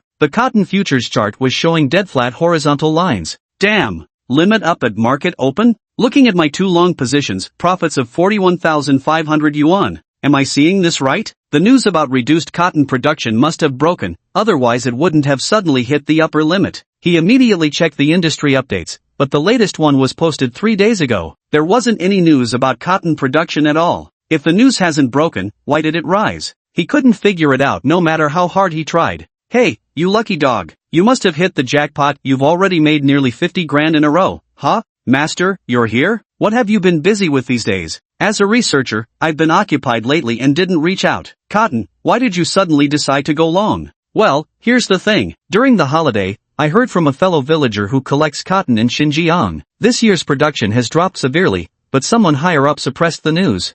Of course he had to suppress it, otherwise those billions in short positions that guy held would have bankrupted him. Who is he? You don't need to know. You performed exceptionally well this time, turning the capital into 5 times its original amount. As a reward, you'll receive a trading system. What system? Is it also part of the money gifting system? No. Have you lost your mind from reading too much? A trading system is the materialization of trading techniques through systematic analysis. It identifies a set of behavioral guidelines from the ever-changing market. This is essential for every trader. Oh, Fong Moyen was puzzled about this. He had originally wanted to learn some trading techniques, but Zhang Bao had stopped him. As a result, this kind of knowledge that should have been common sense was something he didn't understand well. This is the turtle trading system, relatively simple and foolproof. It originated from a bet made by the famous speculator Richard and his friends about whether traders could be trained or if talent was innate. In the end, Richard won. Using a mechanical trading strategy, he trained 10 traders who later achieved an annualized return rate of 80%. Speaking of which, Richard here can be considered my senior. I also believe that academic prodigies can be cultivated, so can the wealthy, and athletes too. In short, if I wanted to, I could systematically train all kinds of talents. Of course, exceptions exist where you can't make a silk purse out of a sow's ear. I only train those who genuinely want to change their own lives.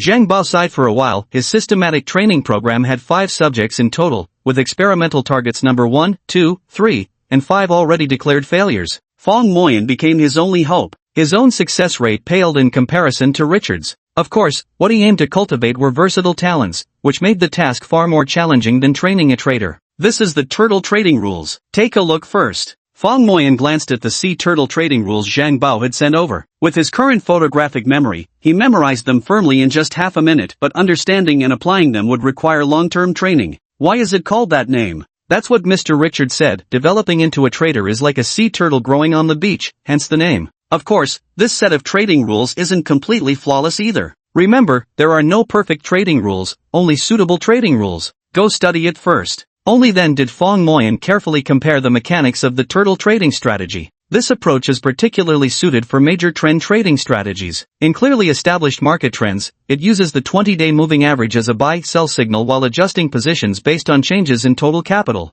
Another notable feature is its dynamic trailing stop-loss line, offering significantly more flexibility compared to a fixed $100 stop-loss. But this trading principle doesn't apply to fluctuating markets. Here lies a paradox: before the market movement concludes, no one can tell whether it's fluctuating or trending. What appears as fluctuation on daily charts might reveal trending patterns on 15-minute charts. Thus, there's inevitably some gambling involved. Fong Moyan, combining his understanding of cotton market information, was willing to take this gamble. If you want to apply the new trading rules, close your positions first and take a temporary observation stance. Oh, since it was the master's advice, of course he would follow it. He immediately closed his positions, securing the profits firmly in his pocket. No one knew what this market movement meant, but less than 10 minutes after he closed his positions, the market began a steep dive, plummeting all the way from the daily limit up to the daily limit down. Fong Moyan broke out in a cold sweat from shock, and this made him revere the master even more. This really proved the saying that buying makes you an apprentice, but selling makes you a master. He absolutely didn't believe Zhang Bao's suggestion to close the position was just an offhand remark.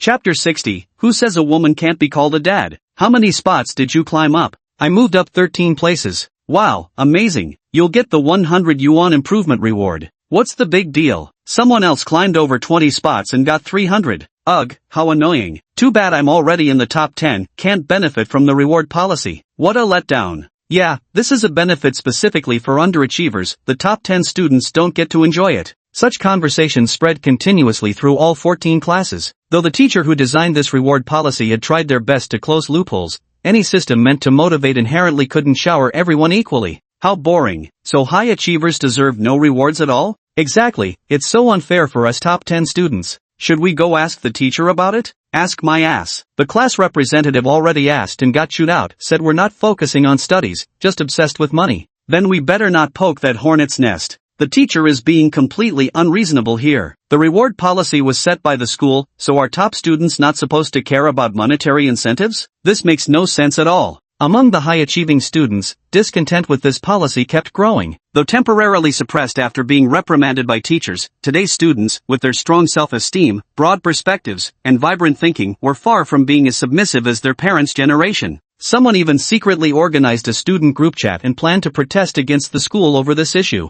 A storm beyond the school administrator's imagination was quietly brewing. Fong Moyan, as expected, remained at the bottom of Class 4, scoring only 165 points this time in total. Even Pang Laowai, the second to last, scored over 100 points more than him. Damn, I overdid it with controlling my scores. It couldn't be helped. Even if he controlled his scores precisely, he still feared others might underperform and compete with him for the glorious last-place throne. Fong Moyan was terrified of scoring too well, fearing that raising the baseline score would make it impossible to drop later, which would jeopardize his plan to jump 50 ranks at once and claim the 2,000 yuan grand prize. When Ma Sefeng announced Fong Moyan as the lowest scorer, Fong could clearly see the disappointment on his homeroom teacher's face. His earlier efforts must have left a favorable impression on Mr. Ma, who likely expected him to at least maintain a rank in the 40s, if not gradually improve. Teacher, could there be a mistake with Fong Moyan's test? How could he possibly score this low? Lu Qingxue simply couldn't believe his ears. He refused to accept that Fong Moyan, who motivated himself with uplifting words every morning, influenced others to rise early too, and spent each day either writing or reading at his desk, could possibly score lower than his result from the pre-holiday test. He even believed Fong Moyan had become the most diligent and serious student among all, without exception. What's there to regret? He was always the bottom of the class. Last time he just got lucky because the test had obscure questions. This is his real level, putting on a show of studying normally, but revealing his true colors during exams, right? Qin Haotian said bluntly. Ma Xiafeng sighed. I've checked the exam paper 3 times and didn't find any oversights. Maybe you were just too nervous. It's alright, keep working hard. He looked at Fong Moyan. He had noticed how diligent the student usually was. Why did everything fall apart during exams? Could this be a case of choking under pressure? Throughout his teaching career, he'd encountered students who worked extremely hard and were quite intelligent in daily studies, yet consistently scored poorly during tests due to careless mistakes. Such students usually lacked mental resilience. The more pressure they faced, the more mistakes they made. Their poor stress tolerance became their downfall. Take Fong Moyan's exam paper for example, riddled with silly mistakes, missing symbols, confusing positive and negative signs, or even mixing up answers between different questions. Sigh, once again he's landed at the very bottom of the class. Hopefully he'll put more effort into practicing his exam mentality. Of all people, only Shin Tianlei knew Fong Moyan's true capabilities. This time, he'd deliberately scored low. There's another person who simply doesn't believe Fong Moyan's academic performance results. It makes no sense. He's got excellent psychological resilience, not the type to choke during major exams. He's actually very reliable in crucial moments. Yuan Lanqi remembers vividly, last time in Fangjiawa, when that feed mill owner with ulterior motives tried to take her away accompanied by 2 towering henchmen. Fong Moyan grabbed a brick and struck with precise ruthlessness, instantly knocking down the lecherous boss before pulling her to escape along the country path. That decisive, ruthless aura carried a faint trace of Sister Bei's shadow. It was just a minor exam, how could something like that possibly scare him? As for academic performance, based on how Fong Moyan had previously borrowed and returned her notebook while thoroughly digesting the material, there was no way he'd come in last place again. She roughly estimated that Fong Moyan's true ability should place him within the top 40. The genius truly lived up to his reputation. His estimate of Fong Moyan's score was incredibly close. It must have been intentional. Just what exactly was his motive? The wealthy Yuan Lanqi could never have imagined that Fong Mo's motivation was actually the 2,000 yuan reward for advancing 50 places in the rankings. In Yuan Lanqi's eyes, money was just a number. She'd never really grasped the concept of it. After all, she could afford anything she wanted, yet rarely spent much. It wasn't conscious frugality, but simply her nature. She saw no need for expenditure. Is this really your best? And you dare to challenge Xuanshuang to a bet? Fong Moyan, you might as well admit defeat now. Since you'll have to call her daddy anyway, why not get an early start? Qin Haoyan's habit of running his mouth acted up again as he started rambling. Fong Xuanshuang, you rank 6th this time. For Fong Moyan to beat you, he'd have to make the top 5 next time, which is obviously mission impossible. Speaking of which, if Fong Moyan calls you daddy, are you going to answer or not? Fong Xuanshuang was startled. When had she ever considered this question? She had simply wanted to vent Zhao Yizhuan's grievances. This time, Zhao Yizhuan had advanced 1 rank and never mentioned Fong Moyan's name again.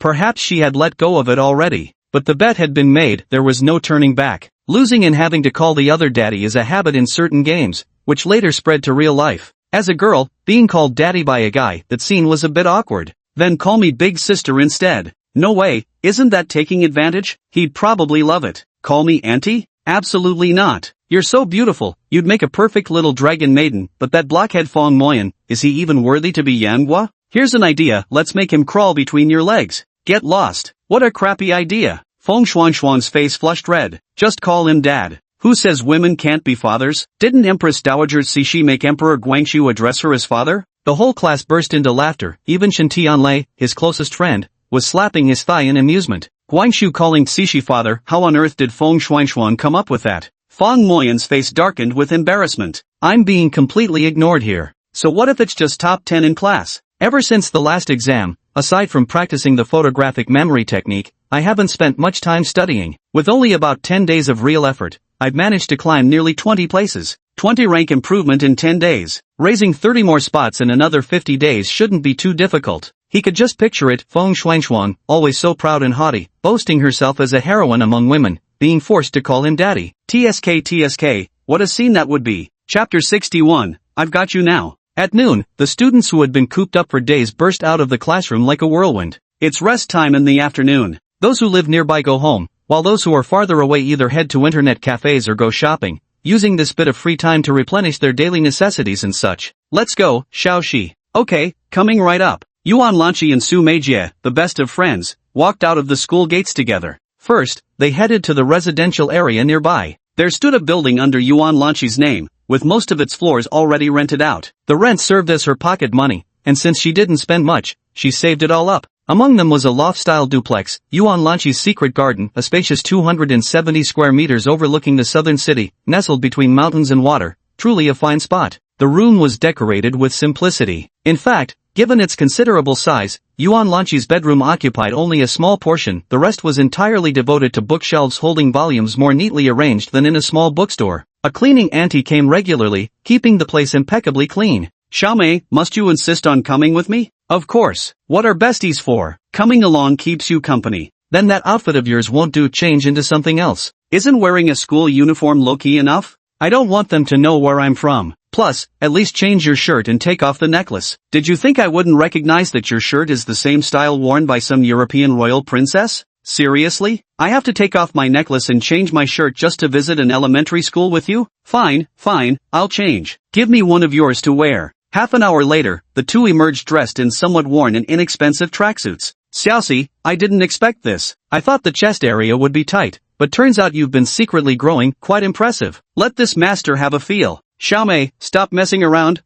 Laughing and playfully pushing each other, they headed out the door. The cleaning lady was also infected by their youthful energy inside. Young people are so carefree, what a wonderful time of life. After traveling for over an hour on the intercity bus, the road grew increasingly undulating. The shade from trees outside became more abundant, sometimes enveloping them for stretches of 10 minutes or more. Passing through the last small town along the way, fewer and fewer passengers remained on the bus. Thanks to modern infrastructure, even remote villages like Cricket Ridge Mountain now have bus access. Cricket Ridge Elementary School had only 5 classes in total, with fewer than 10 students in each class. This was already after gathering school-age children from 8 surrounding villages. There was no helping it, young people were all moving out, settling down in the city. Only a handful, unable to afford homes in big cities right away and too busy with work to care for their children, left their kids to live back in their hometown. These were all unavoidable circumstances. Before the car even came to a complete stop, 3 or 5 children had already swarmed around it. Lanchi Jejie, you're finally here. I've missed you so much I could go crazy, exclaimed Little Stone, bouncing excitedly at the front of the group.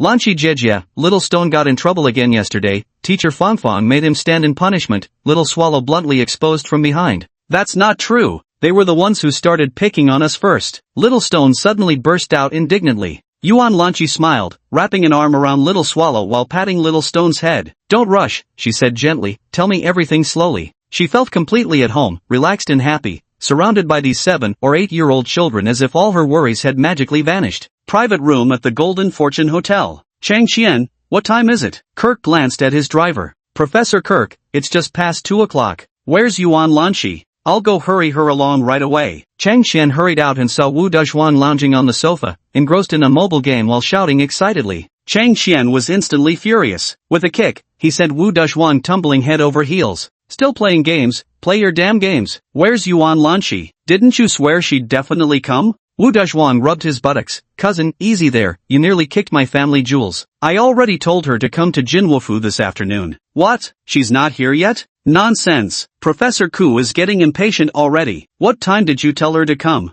Well, I didn't really specify a time. Just told her there'd be 50,000 waiting at Jinwufu. Figured with 50 grand on the line, she'd come running like the wind after class? Useless idiot. You think everyone's as money grubbing as you are? That's 50 grand. Give me 500 and I'd come running with my tail wagging. Hurry up and find it. Otherwise you won't get a single cent of that 500. Yes, sir. Wu Dezhuan simply couldn't understand. He'd spelled it out crystal clear. To get 50,000, they had to come to Jinwufu. If it were him, he'd have come running for just 5,000. Why didn't she come? Only then did he recall Fong Moyan's meaningful words at the time. Prepare yourself mentally. 50,000. TSK. Wu Dezhuan simply couldn't understand. How could anyone think 50,000 was too little? What else could he do? Go find someone quickly. Wu Dezhuan didn't even bother with his game anymore. He ran all over the school until he cornered Fong Moyan in dormitory 502. Brother Fong, I'm begging you, can you help me find Yuan Lanchi? Fong Moyan was studying in the dorm when he saw Wu Dezhuan, flustered and sweating profusely, and immediately understood.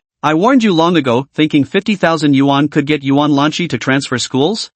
It's not innocence that defeats you, but scorching naivety. Brother Fong, could you please help me? Find Yuan Lanchi, and I'll give you the $100 I promised. I'll pay you right now. Wu Dezhuang indeed pulled out a 100 yuan bill and stuffed it into Fong Moyan's hand. No, I won't refuse your money, but I can't reach out to her either. What status does she hold? The top genius of 5th high, and me? Just the worst student in 4th class. As for where she went, she doesn't owe me an explanation, right? Fong Moyan truly had no idea where Yuan Lanchi had gone. Their relationship wasn't that close yet. I wouldn't tell him even if I knew. Wasting my time. Wu Dezhuang snatched the 100 yuan bill and stormed off without looking back. Fong Moyan shook his head and snorted. What a pipe dream. Showing off wealth in front of Yuan Lanchi? Wu Dezhuan was utterly disheartened. No phone number, no QQ, no WeChat. Finding someone was like searching for a needle in a haystack. Truth be told, the guy had a stubborn streak. For the sake of that promised 500 yuan, he mustered the greatest enthusiasm he'd ever had in his life. If he couldn't find the person, then he would wait.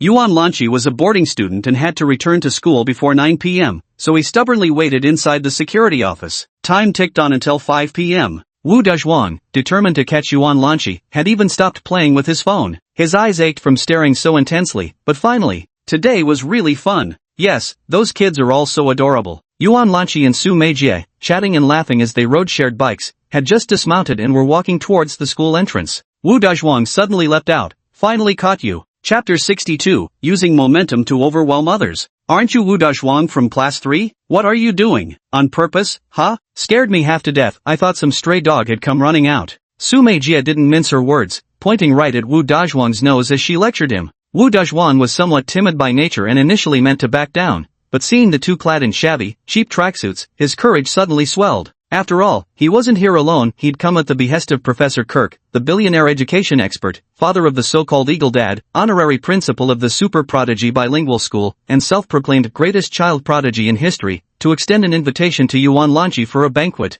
Wait, just you wait. Wu Dazhuang blocked their path and immediately pulled out his phone to call his cousin. Cousin, I found her. Found who? Yuan Lanqi. I waited half the afternoon for her and finally caught her at the school gate. Damn, Professor Ko couldn't wait any longer. I was just about to drive him home. Professor, it's my cousin. He says he found Yuan Lanqi. Now, okay. Cousin, you ask around. I already found the person. What about that $500? You're in luck, kid. The professor said we're heading that way now. You lot just wait here. Wu Dazhuang hung up the phone. That's good. Mr. Kirk will be here shortly. All he needed to do now was keep Yuan Lanqi steady. Wu Dazhuang, what do you think you're doing? Let go of me, or else I won't hold back. Su Meijie glared coldly at Wu Dazhuang, who stubbornly refused to release his grip on Yuan Lanqi's sleeve, and couldn't help but snap angrily. Don't be mad, Su Meijie, Yuan Lanqi, just wait a little longer. I'm no good with words, but Mr. Kirk will be here soon. Please, do me this favor, just this once. Under Wu Dazhuang's persistent coaxing, Yuan Lanqi became curious about this so-called Professor Kirk and decided to stay. Soon after, an eye-catching red Ferrari sports car pulled up abruptly at the school gate. Chang Xian stepped out first, then deferentially opened the door for Mr. Kirk while bowing obsequiously,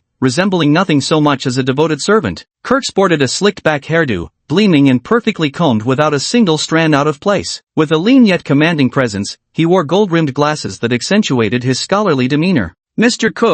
Ko, I've caught her. Seeing his cousin and Kirk appear, Wu Dazhuang felt a weight lift from his heart. His 500 yuan was finally secure. Kirk looked up and saw Yuan Lanqi with a simple ponytail, dressed in cheap old tracksuit, standing there with exceptional grace and extraordinary presence. She was indeed from an ordinary family, wearing generic sportswear without any accessories. So you must be student Yuan Lanqi? Hello, I'm Professor Kirk. Kirk greeted them with a practiced smile, one honed to perfection, where the tilt of his gaze, the curve of his lips, and precisely how much tooth to flash were all calculated elements, to maintain both approachability and an air of authority. Sorry, I don't know you. Yuan Lanqi wore an icy expression that seemed to push people thousands of miles away. Now we're acquainted, aren't we? Please, get in the car. Kirk invited once again. Yuan Lanqi remained unmoved. With a single glance from Kirk, the driver Chang Qian immediately jumped out and shouted, "Before you stands the recently renowned education expert, father of child prodigy Koida, and billionaire, honorary advisor and executive principal of the super prodigy bilingual school, the visionary behind the educational philosophy of mass-producing prodigies, promising to fulfill your dream of admission to a top-tier 985 university in just 3 years, the great education expert, the magnificent Mr. Kirk." This was one of Chang Qian's tasks, to cheer for Kirk at crucial moments. A man's reputation casts its shadow like a tree. During this period, who hadn't heard of the prodigy Koida's illustrious name? Walking at 1-year-old, mountain climbing at 2, running naked at 3, sailing at 4. By just 12 years old, he had obtained a graduation certificate from Jinling University. What's truly miraculous is that this Koida was actually a premature baby with cerebral palsy. This has already become a legend. Along with it, the Eagle Dad Kirk, who nurtured him to success, also gained fame. His Eagle Dad Prodigy one-on-one course, priced as high as 28,888 yuan, still attracts swarms of eager parents. Students returning to school 5 quickly gathered to see what kind of extraordinary figure this Eagle Dad really was. Here was a child several years younger than them who had already graduated from university, while whether they themselves could get into a good university tomorrow remained uncertain. Kirk was very pleased, equally satisfied with this driver, and decided to reward him with extra chicken drumsticks upon returning. With such prestige in the educational field, wouldn't these students look at him like he was a celebrity? He confidently gazed at Yuan Lanqi. With his status, he could enroll this child into the super genius bilingual school without spending a single cent. 20 grand in operational funds, pure profit. Is this the famous Eagle Dad who's been trending recently? He does have a bit of a scholarly air about him. He really does look like a professor. To have raised such a prodigy, he must be extraordinary. I wish my dad were like him, then maybe I wouldn't have to be nagged about cram school every day. If only this Mr. Kirk could come teach at our school. How's that possible? Could our school really hire such an outstanding educator? Kirk smiled with satisfaction, his impeccably groomed hair radiating nothing but confidence. Classmate Yuan Lanchi, would you reconsider? I sincerely invite you to join Super Genius Bilingual School. Let your studies reach new heights. He extended his right hand in a gentlemanly manner, making an inviting gesture.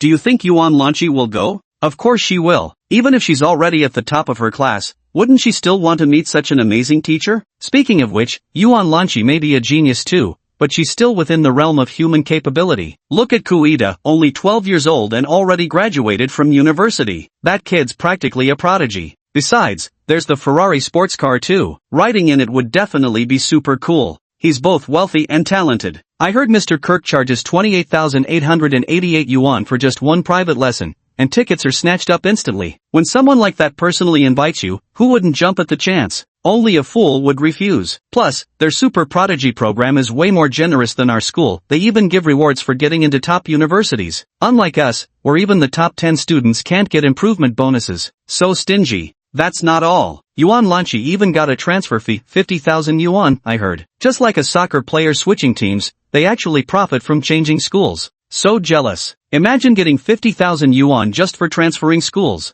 Kirk was someone who excelled at creating and leveraging momentum. Through the driver's loud announcement, combined with his recent online marketing efforts and the hype generated by students who came to watch the spectacle, he knew how to stir up excitement. Together, they cornered Yuan Lanchi. Whether she agreed or not, she had no choice but to comply. After all, wasn't Yuan Lanchi just an ordinary girl from a regular family? How could anyone withstand such overwhelming pressure? Yuan Lanchi's brows furrowed slightly. This feeling of being coerced made her extremely uncomfortable. Chapter 63, Throw the First Punch. Fong Moyan felt his learning had hit another bottleneck. Although he possessed top-tier class notes and an almost photographic memory, knowledge wasn't about mere memorization, it required understanding and practical application. Between comprehension and application, he still faced some insurmountable barriers. There were simply too many gaps in his foundation, and Yuan Lanchi's knowledge was too advanced, creating too wide a disparity from his current level. He had been pushing himself too hard. Continuous studying was the archenemy of efficiency. He immediately put down his books, changed into workout clothes, and prepared to go outside for a walk. Whenever he felt mentally exhausted, a walk never failed to bring him fresh inspirations. Strolling along the shaded path, he found himself at the school gate before he realized it. Students were already returning in small groups, and the entrance was bustling with noise. Dozens of eyes were fixed on Yuan Lanchi, all waiting for her to make the decision. Why hesitate? Stop pretending. 50,000 yuan, take it while you can. I just realized Yuan Lanchi is actually somewhat pretentious, right? I used to think she was the heiress of the Yuan family from Jiangbei. Turns out she isn't, just a housekeeper's daughter. What a waste of my admiration. What do you know? A girl's worth increases when she plays hard to get. Some students interpreted Yuan Lanchi's behavior as putting on airs to raise her bargaining price. Excuse me, could you please move aside and stop blocking the way? Yuan Lanchi frowned, speaking to Kirk with clear dissatisfaction in her voice. For a moment, Kirk almost thought he'd misheard. How dare someone from a servant's, a nanny's family speak to an accomplished man like himself in such a manner? Believe it or not, I can make your parents lose their jobs with just one word. You arrogant little brat. But Kirk had long mastered the art of keeping his emotions hidden. His expression unchanged, he remained standing before Yuan Lanchi, deliberately blocking her path. She clenched her fists involuntarily. If not for maintaining her ladylike demeanor, she would have sent this so-called education expert flying with one punch. Isn't this deliberately disgusting behavior? Have you no consideration for your parents whatsoever? Your mother works as a nanny, your father's a laborer. Do you think money comes easily to them? They're supporting both the elderly and children, and can't even afford to get sick. Just by transferring schools, you could relieve so much of their burden. Won't you even do this small thing for your parents? Has your filial piety been eaten by dogs? Kirk's words ignited the emotions of the onlookers. These high school students, whose values weren't yet fully formed, immediately became agitated en masse. Exactly. Your mom makes less than 20,000 a year as a housekeeper. How can you be so inconsiderate toward your parents? TSK, I never thought you were this kind of person, Yuan Lanchi. She acts all aloof like some goddess in daily life. Turns out she's just an unfilial daughter. It truly proves that saying from Dream of the Red Chamber, the higher the rank, the more the envy, the purer the white, the more among vermilion 'twill be. Some people's greatest pleasure is watching virtuous women lose their chastity and persuading prostitutes to reform. Yuan Lanchi was also angered, her breathing growing noticeably heavier, the once calm breaths now ragged. Mother is a maid, father is a laborer. This rumor was something she had Baoshua spread. With the Yuan family's influence, achieving this was effortless, but that didn't mean others could use it to insult her. Su Meijie beside her couldn't hold back any longer. She leapt up and shouted, "What do any of you know? Xiaoxi's mother is definitely not a maid." Yuan Lanqi tugged at Su Meijie's hand, signaling her to stay silent. The latter seethed with indignation but managed to restrain herself. Fong Moyan happened to pass by at that moment. Still young at heart, he could have endured such insults if directed at himself, but hearing them aimed at Yuan Lanqi became unbearable. Without hesitation, he charged forward and punched Kirk in the face, instantly drawing blood. "Screw your fucking education expert act, whose ghost are you trying to fool? Flaunting a self-taught diploma to play the big shot? Don't think I don't know how you spent over a decade molding your son into some so-called prodigy." Although Fong Moyan's punch left Kirk's face covered in blood, what truly frightened him were Fong's words. Kirk had spent over a decade meticulously crafting his image as a child prodigy and an education expert, enduring hardships all these years just for this moment. Now, when he was about to reap the rewards of his efforts, if someone were to expose his facade, he would be in serious trouble. "Oh my, this young man has quite the impressive aura. Where do you work?" Kirk still wore his professional smile, casually wiping the blood from his nose and mouth, while restraining Chang Qian, who was about to confront Fong Moyan. Chang Qian was stunned. "Look at Mr. Ke, truly a great man, so approachable and remarkably talented. Meeting by chance is fate, today's my treat. Let's all go to the buffet at Century Grand Hotel." Wow! Several students were so astonished their jaws nearly hit the floor. Century Grand Hotel is a 5-star establishment with a buffet priced at 888 yuan per person, serving delicacies like abalone, oysters, monkey head mushrooms, and bird's nest, certainly not something ordinary people can afford. Kirk had originally planned to host at a mid-range restaurant like Wufu Lu, perfectly adequate for impressing a few clueless high schoolers. But after Fong Moyan's pointed remarks, preserving his reputation as the genius-forging Eagle Dad became critical. Once the image crumbles, how could he keep profiting off his followers? "Save your crocodile tears, I want none of it." Fong Moyan rejected him outright. Kirk's expression changed immediately. "You have to come." He needed to figure out just how much this kid knew. "If you don't show up, I'll call the police. That punch you just threw could easily be verified as minor injury. You'll be detained and expelled from school, just wait and see." If soft tactics didn't work, then he'd use hard ones.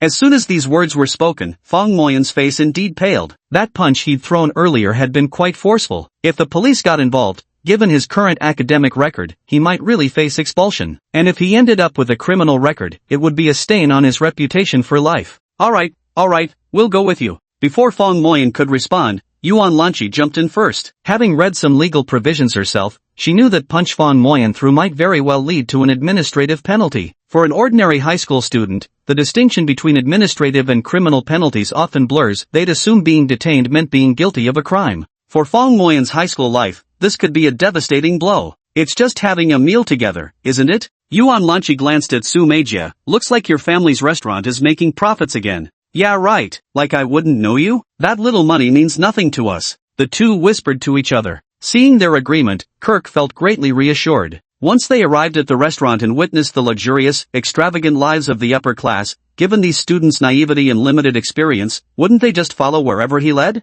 Kids of this age are the easiest to brainwash. "Perfect. Chang Qian, go find another car. As for you three, who wants to ride in my car?" Kirk's Ferrari was a 2-seater, but heading to the Century Hotel were Fong Moyan, Yuan Lanqi, Su Meijie, plus Kirk and his driver. There were 5 people in total, too many to fit in the car. There was also some ill intent and divisiveness in his words. After all, a Ferrari sports car is something rarely seen, let alone ridden in, by ordinary families. He wanted to see if the two girls would fight over the chance to ride in the Ferrari. Chapter 64 Barging in without a ticket? Unexpectedly, both Yuan Lanqi and Su Meijie shook their heads, completely unfazed by the rare sight of a Ferrari sports car that would normally dazzle ordinary people. "No need, we'll take a taxi." Fong Moyan hailed a cab, and the three of them got in. Kirk tried his best to maintain his composure, though inwardly he was already grumbling. "No taste. This is a Ferrari. You couldn't afford this car in your lifetime. Drive." The red Ferrari sped away amidst the envious gazes of these high school students. The Century Grand Hotel parking lot arrived quickly. Kirk had already figured out this meeting clearly during the ride. These high school students were inexperienced, and he needed to assert dominance by leveraging his connections. Over the years running his business, he'd gotten to know quite a few industry heavyweights.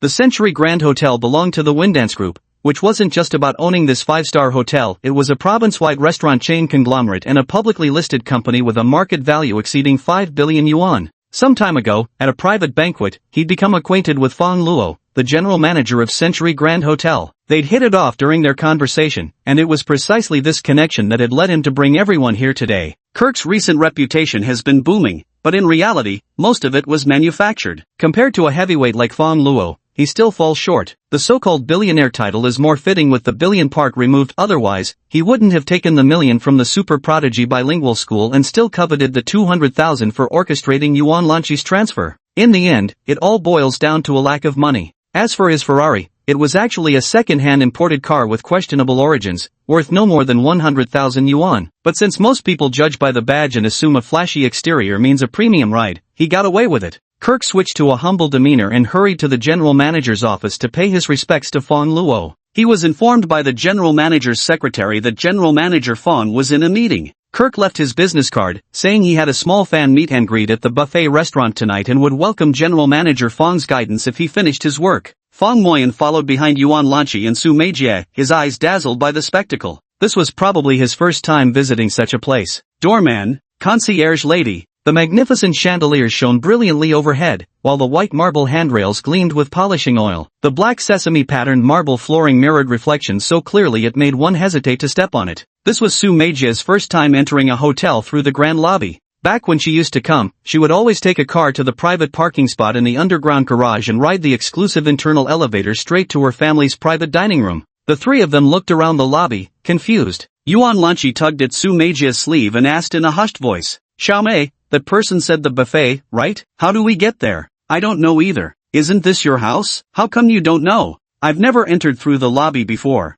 "Alright, let's ask the server then." The five-star hotel boasted five-star service, treating the three plainly dressed high school students without discrimination. "Please follow me, you three." The attendant led them directly to the buffet entrance. "Thank you, miss. May I ask your name?" Su Meijie inquired sweetly. "My name is Zhang Meihui. Please take your time, I still have work to do." Zhang Meihui smiled slightly and turned to go back inside. Her job was to provide consulting services for guests. "I think I actually am hungry now, let's go grab something to eat first." Su Meijie took the lead and walked toward the buffet hall, with Yuan Lanqi and Fong Moyan following closely behind. "Wait a moment, you few guests. Hey, little girl, I'm talking to you three, where are your tickets?" The attendant at the entrance chased after them. Thinking to himself, honestly, what country bumpkins with no worldly experience, barging in without buying tickets? Are high schoolers these days all this reckless? "Ha, tickets? We need to buy tickets?" Su Meijie inadvertently muttered when confronted. "TCH, that's ridiculous. Not paying for a ticket? That'd be like dining and dashing."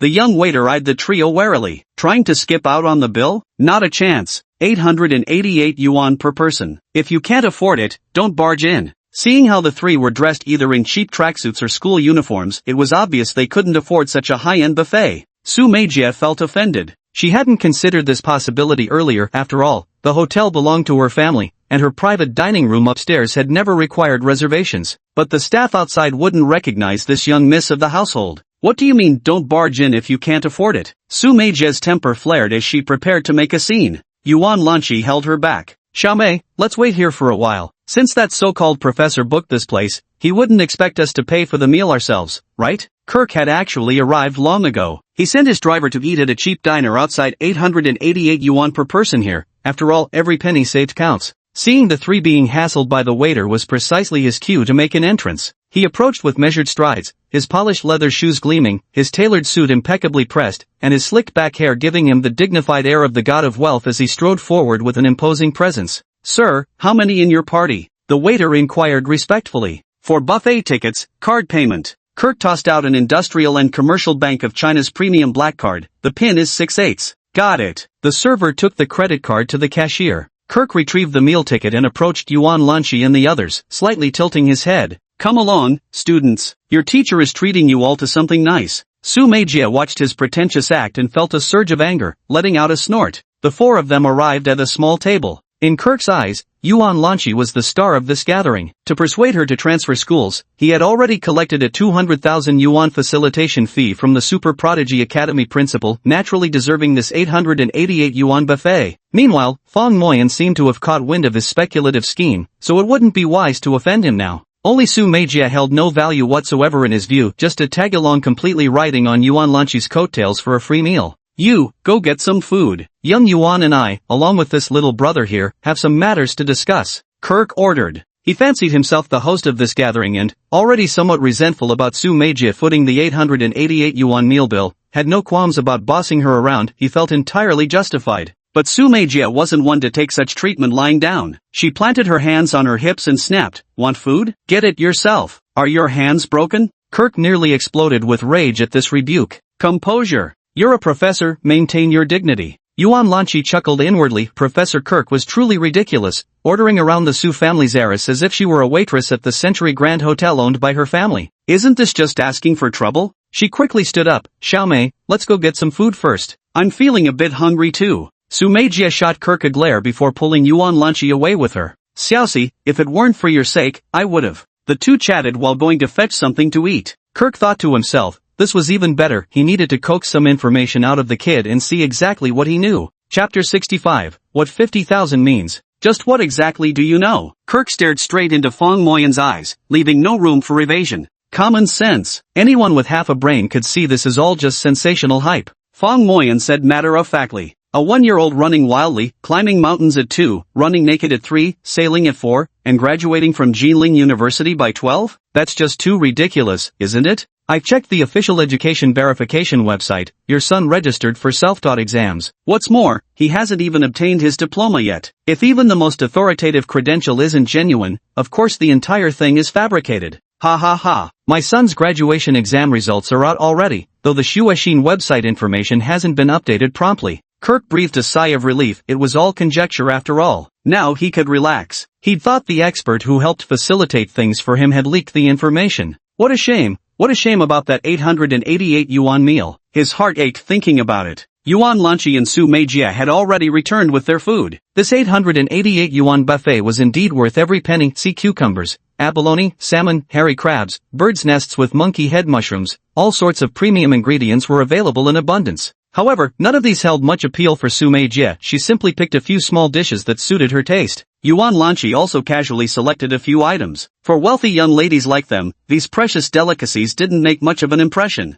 Kirk shook his head repeatedly at the contents of their plates. How pitiful. Spending 888 yuan on a buffet and grabbing only the cheapest items. He remembered his first buffet experience when he'd wolfed down a braised fish, drawing mockery from others. Now it was his turn to laugh at them. Is this all you're eating? That's hardly nutritious. Young ladies should eat more abalone. Su Meijie frowned and retorted sharply, what business is it of yours what I eat? Fong Moyan, take whatever you want yourself. I didn't get any for you. Oh, I'm actually a bit hungry, Fong Moyan said as he got up to leave. Kirk's expression darkened slightly. Don't get angry, he thought. Today's already a huge loss. At least I sent the driver out for fast food, over 3,000 bucks wasted. What a shame. So, Yuan Lanchi, he said, I sincerely invite you to transfer schools. I'm the executive principal of the cross-grade prodigy bilingual school. If you come, tuition and fees will be waived entirely, luxury single dormitory included. The transfer bonus alone is 50,000, paid out as soon as your enrollment paperwork is complete.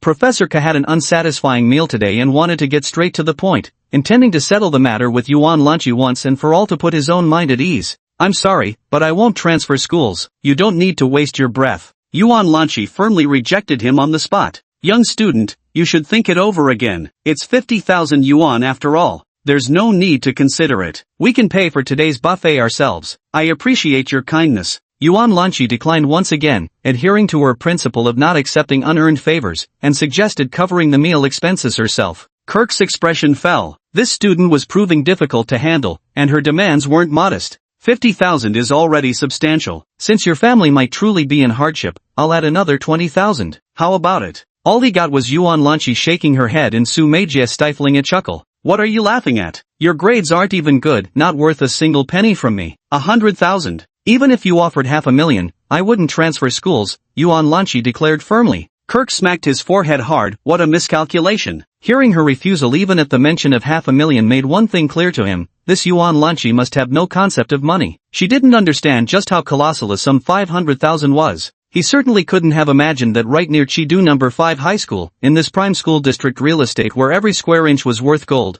there stood an entire building under Yuan Lanchi's name, 33 units generating over 100,000 yuan in monthly rent. 50,000 was merely half a month's pocket money for her. Do you even understand what 50,000 means? Kirk, still unwilling to give up, tried to persuade her further, but Yuan Lanchi turned her head away. Following her gaze, On the stage in the cafeteria stood an internet celebrity star, Little Oriole, a popular female livestreamer from Chidu City. She swayed her enchanting figure while singing on stage. Yuan Lanchi listened with rapt attention, completely mesmerized. Kirk hatched a plan. Young people like this were prone to idol worship and easily fascinated by such livestreamers. Though he'd never personally interacted with this demographic, he was an expert operator who knew exactly how to deal with them. Moreover, Fong Luo, the general manager of Century Grand Hotel, happened to be one of his acquaintances. Kirk seized the moment when the female streamer finished her song and went on stage to chat with her. With his eloquence and his online fame as Kirk the Eagle Dad, he easily persuaded Little Oriole to follow him over. Let me introduce you, this is the currently trending internet singer, Little Oriole.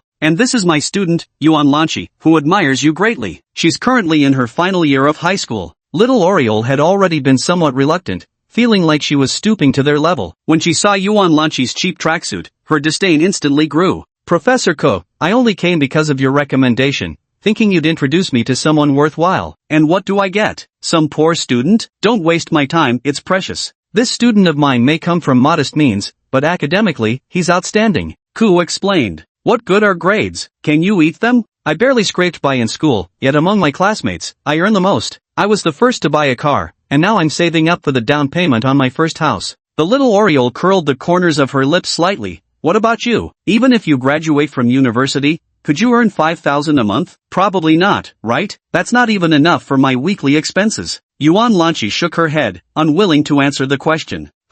Can't come up with a response, can you? Teacher Ko, my apologies. Click-clack, the Little Oriole minced away with quick, short steps. Kirk nearly had a fit of anger. He had called people over to persuade Yuan Lanchi, not to provoke her. Abruptly raising his head, he caught sight of Fong Luo, the general manager of Century Grand Hotel, approaching. He sprang to his feet in pleasant surprise. The small-time internet celebrity was performing in Fong Luo's territory, after all. General Manager Fong, have you finished your work? Kirk hurried over to greet him. Professor Kirk, what an esteemed guest. You should have given us some advance notice. My apologies for not being more hospitable. Fong Luo, recognizing the recent rising star in education, couldn't afford to be negligent and came to pay a visit right after the meeting. I brought some of my students today to broaden their horizons. They shouldn't just bury themselves in books, he said. Welcome, welcome. Young people should always keep their eyes open to the world. Fong Luo smiled and said, you've come at just the right time. A popular online celebrity has borrowed our venue for a performance today, and I'll introduce you later. She's quite skilled in martial arts.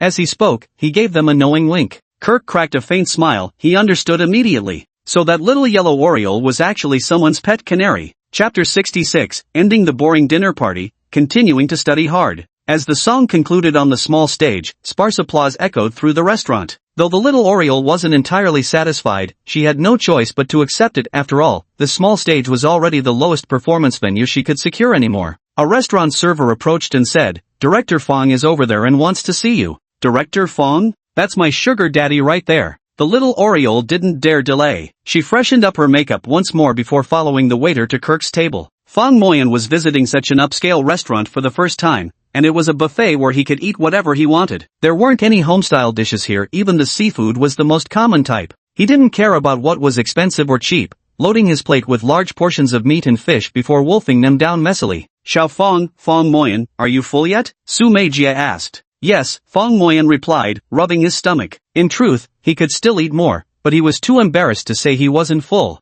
Then let's go. Su Meijie tugged at Yuan Lanchi, and the three of them stood up to leave. Hey, President Fong hardly ever comes around. How could you kids just leave like this? Won't you show him even this little courtesy? Kirk was getting angry. This Yuan Lanchi seemed utterly foolish. Even money couldn't tempt him. Moreover, Fong Luo arrived with a heavily made-up minor influencer in tow, while bringing along two naturally elegant female students himself. This clearly gave him the upper hand over the other party. After all, Fong Luo had no clue about the true nature of their relationship. As expected, Fong Luo raised his head and scrutinized them carefully. Truth be told, this Kirk fellow had some skills. The two female students by his side could indeed be considered rare gems. Face? Oh right, we should save face. Fong Luo, arrange a car to send us back to school. Su Meijie said coolly. Kirk nearly spat out his mouthful of water. How could this freeloading girl be so tactless? Did she dare to directly address Fong Luo, the general manager of the Century Grand Hotel, by name? Even asked him to send a car to take them back to school? Fong Luo was also stunned. The voice sounded somewhat familiar. Upon closer inspection, good heavens, wasn't this Su Meijie?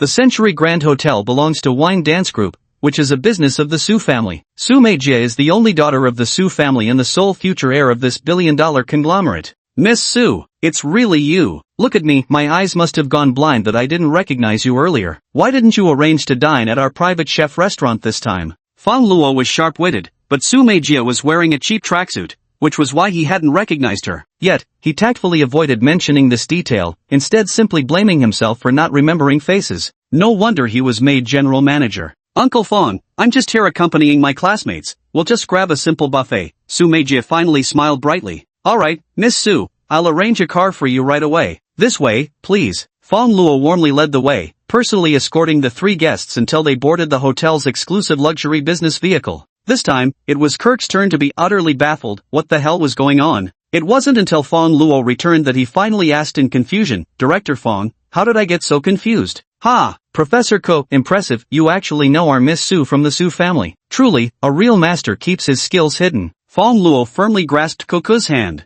Miss Su from the Su family? The sole heir of Fingwu Group is that girl from earlier, attending Chidu No. 5 high school, ranking at the top of her class. Hiss! Kirk gasped in shock. No wonder no matter how much he offered, he couldn't sway Yuan Lanchi. Turns out she had such an influential friend in high places. Fang Moyan spent the day in a daze. He'd inexplicably rushed out, punched that fraud in the education field, and somehow ended up enjoying the most luxurious meal of his life. It seems the lifestyle of the wealthy is truly beyond what ordinary people can imagine. However, one must stay true to oneself. In the future, I should get into a good university, join a top company, earn a substantial salary, buy a house in the city center, and bring my parents to live with me. So ultimately, the key is to excel in my studies. He suddenly remembered the numerous difficulties he encountered while studying Yuan Lanchi's notebooks. Now that he finally met the original author in person, this was the perfect opportunity to seek guidance seriously. Yuan Lanchi, may I ask you a question about exponential functions when the base is uncertain? This is quite simple, it's because, I see. I overlooked these conditions and couldn't figure it out for a long time. Your explanation makes it completely clear now. Meishum, sometimes just looking at the problem from a different angle makes it much clearer. I once used a technique where I drew the problem's premise as a flowchart, much like programming in Python. I haven't really delved deep into Python programming since it's not a required exam subject. Programming logic can actually help with solving math and science problems. You should try practicing more when you have time. And if you've got extra energy, it'd be best to participate in the National Olympiad in Informatics at least once. Yuan Lanchi made the suggestion very earnestly. Xiao Shi, that's completely unrealistic. With Fang Moyan's current grades, he should focus on mastering the core college entrance exam subjects first. Informatics Olympiad? Impossible. Aside from you, no one else in our school has what it takes to compete at that level. Su Meijia kept shaking her head vigorously. The Informatics Olympiad certainly has immeasurable benefits for developing thinking skills, but it imposes extremely high foundational requirements on students. For someone like Fang Moyan who can't even handle basic math and sciences properly, it's truly like building castles in the air. Besides, Fang Moyan just ranked last in the exam again. Why are you deliberately failing? This question had been circling in Yuan Lanchi's mind for quite some time, and now was the perfect opportunity to ask it. What do you mean by deliberately failing the test? He just lacks ability. Su Meijia laughed. After all, he's the guy who's been firmly holding onto the last place throne since the second half of freshman year. Fang Moyan smiled sheepishly. Why else? Of course, for the progress award money. What can 100 or 200 even do? Su Meijia snorted in derision. That's not even enough for one meal. Tonight's buffet costs 888 yuan per person. Ah, because my family is quite poor. Fang Moyan didn't shy away from admitting his financial situation. A jump of 50 places at once comes with a 2,000 yuan reward. A jump of 50 places at once? You're aiming for the top 10 directly? No wonder you made that bet with Feng Shuangshuang to get into the top 10. You're killing two birds with one stone. But with less than 2 months left, can you really do it? Su Meijia was now realizing that Fang Moyan was actually quite a humorous boy. It shouldn't be too much of a problem. At worst,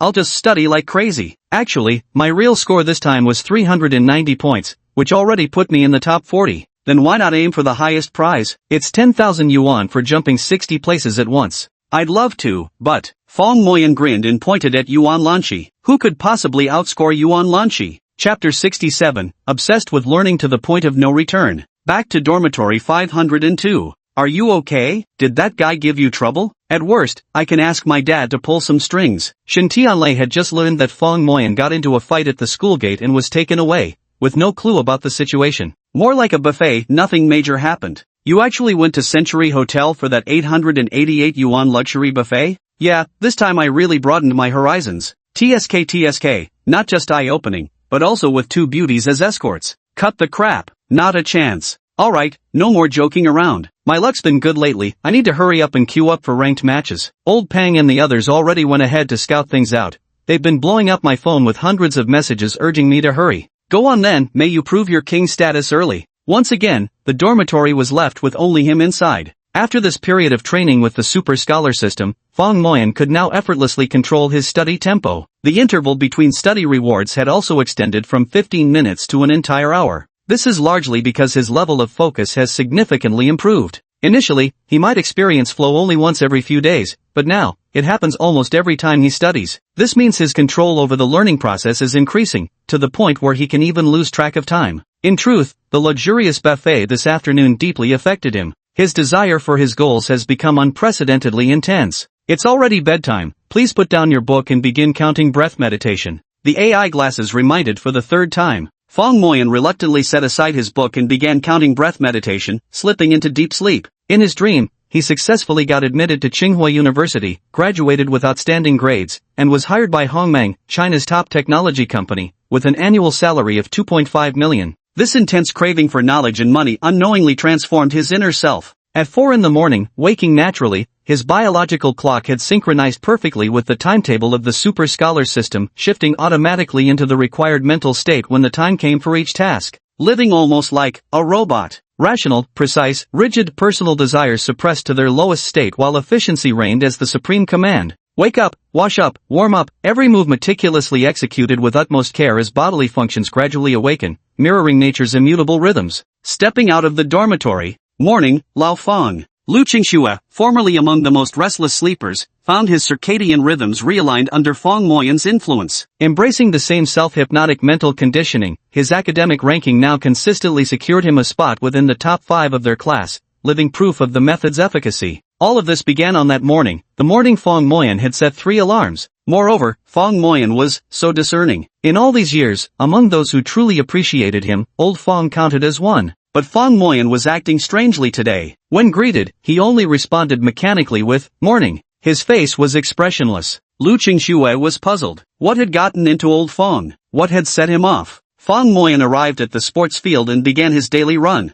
A notification sounded from the AI glasses. Current optimal pace based on physical condition, 9 minutes and 21 seconds per kilometer. This speed is about the same as power walking. Inhale, exhale. Inhale, exhale. The footsteps were firm, slow, and remarkably rhythmic. Good morning, Fong. A crisp greeting sounded from beside him as Yuan Lanchi, dressed in neat sportswear, caught up from behind with light footsteps. Morning. Fong Moyan saw the beautiful woman greeting him and finally managed to force out a smile, not as stiff as when he treated Lu Qingxue. Want to run together? Yuan Lanchi invited. Sure. Yet Fong Moyan's pace didn't change at all, maintaining its original speed. Yuan Lanchi felt he was running a bit too slowly, but since he wasn't speeding up, she could only adjust to his rhythm. Exactly 3 minutes later. Based on current physical condition, optimal pacing is 8 minutes 55 seconds per kilometer. Fong Moyan began imperceptibly increasing his pace. 2 minutes later. Based on current physical condition, optimal pace is 7 minutes 36 seconds per kilometer. Another 2 minutes. Based on current physical condition, optimal pace is 6 minutes 19 seconds per kilometer. 2 minutes.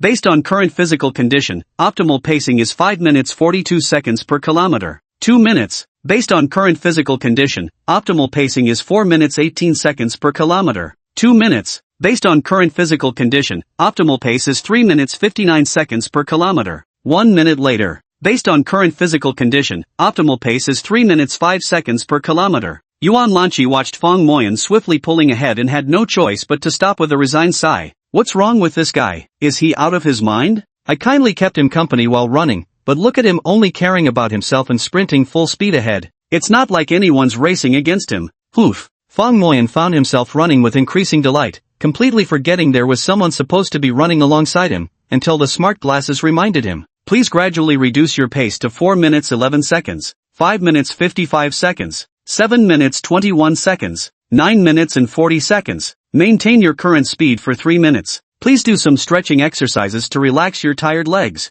Gently stretch your calves, place your left foot 10 centimeters higher, keep your leg straight, push your hips forward until you feel a slight soreness in your calf muscles, hold for 1 minute, then switch to the other leg. Place your foot on the horizontal bar and slowly press the muscles around your thigh, hold for 1 minute, then switch to the other leg. This running session was truly refreshing. I worked up a good sweat all over and now feel completely invigorated. It seems that after running, the body also experiences a sense of joy. Back in the dorm, after washing away the stench of sweat, Fong Moyan suddenly froze. Had someone just said something to him? He couldn't seem to remember? He shook his head. Never mind. Let's get ready and begin today's suggestion practice. I have a brilliant mind. I am exceptionally talented. I speak with clarity. I never forget what I see. I can easily maintain a calm mood. My concentration is extremely focused. My imagination is boundless. I can sustain a state of flow. Human attention is a scarce resource. When all attention is devoted to achieving small learning goals, awareness of one's surroundings diminishes to its lowest level, barely maintaining basic manners, and functioning purely on instinct. Yuan Lanqi went out for a run and came back fuming. What's gotten into Fong Moyan? Why does he look so lost? I haven't done anything to offend him. This is downright bizarre. From the very first greeting, this guy responded half-heartedly. I originally planned to walk together for a while and chat a bit. There aren't many people in my entire class who can hold a decent conversation with me after all. But he went completely nuts, charging ahead like crazy as if trying to prove some kind of point. Could he be hiding something? Chapter 68, The Gambler in Flow State. Fong Moyan, stand up and answer this question. English teacher Wang Shuhua called his name. Fong Moyan didn't respond at all, still muttering something under his breath. Wang Shua's face flushed red with anger. This Fong Moyan was behaving absolutely disgracefully. The final exam before the vacation saw an English score of 85, a rare improvement. She had thought this child was finally getting back on track, only to watch him slip back into old ways. Fong Moyan remained completely oblivious to his teacher's grim expression, engrossed in his own little world. Equations, theorems, deductions, vocabulary, phrases, and passages swirled endlessly in his mind. Every second brought fresh revelations, every moment unlocked new understanding. This ability to enter a state of flow, it will prove enormously beneficial for Fong Moyan. Wang Shuhua shook her head with a sigh.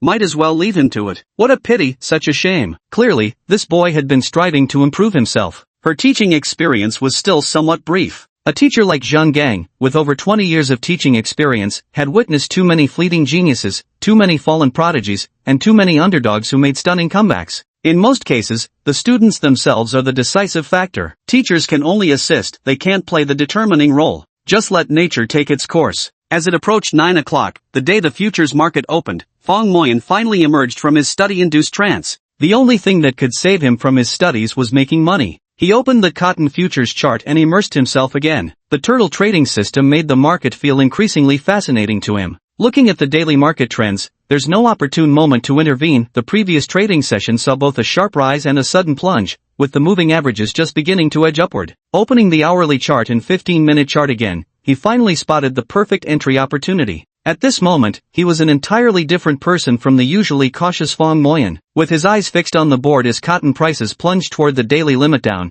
he decisively entered a position with maximum risk exposure. 3 contracts. This even exceeded the risk control limits of the turtle trading system. This trading approach carried high risks but also promised substantial profits. Only someone completely immersed in the flow state would dare with such boldness. After placing the order, all that remained was to let time work its magic. Perhaps there truly exists a state of sudden enlightenment. Fong Moyan was in such a state at this moment. The chaotic market trends suddenly seemed to take on a life of their own, and he even predicted 2 short-term movements. Cotton was truly about to surge. The prices began to rise slowly. At 10:13 a.m., just before the morning trading break, the market suddenly exploded. Large buy orders, thousands, tens of thousands of lots appeared frequently. With the aggressive efforts of the bulls, cotton prices soared rapidly and, by 10:15 a.m., secured victory. Limit up. 1,400 points of profit, with each point worth 25 yuan, for 3 contracts. Total profit around 105,000 yuan. His eyes were bloodshot. The gains had given him an even fiercer rush, as if cutting him off entirely from the outside world. Even more astonishing was that when the market reopened at 10:30, he completely reversed his positions and went short. This time, he smashed in 8 short contracts, going all in with full margin. There's a saying in futures trading, going full margin is asking for death. Normally, only novices dare to go all in. True veterans would only increase their positions to half capacity when they've already secured substantial profits. In gaming, there's a saying, stay alive to deal damage. In futures trading, opportunities to make money are abundant, but before they come, you must first survive. Futures trading isn't about the survival of the fittest, but the survival of those who remain. Beep beep beep beep beep. The risk alerts of the turtle trading system kept blaring. No trading system could salvage losses at this danger level. Yet madness begets madness, and the rewards matched the frenzy. The price limit held firm until 11 o'clock. The sudden market turbulence reminded him of a Tang Dynasty poem. The waterfall plunges 3,000 feet. Is the silver river crashing from ninth heaven? Bullish players abruptly defected en masse. Like swirling rapids reversing course, cotton prices plummeted from limit up to limit down in 10 seconds, nearly 10 seconds. The unusual fluctuations in cotton prices also caused PTA to swing wildly,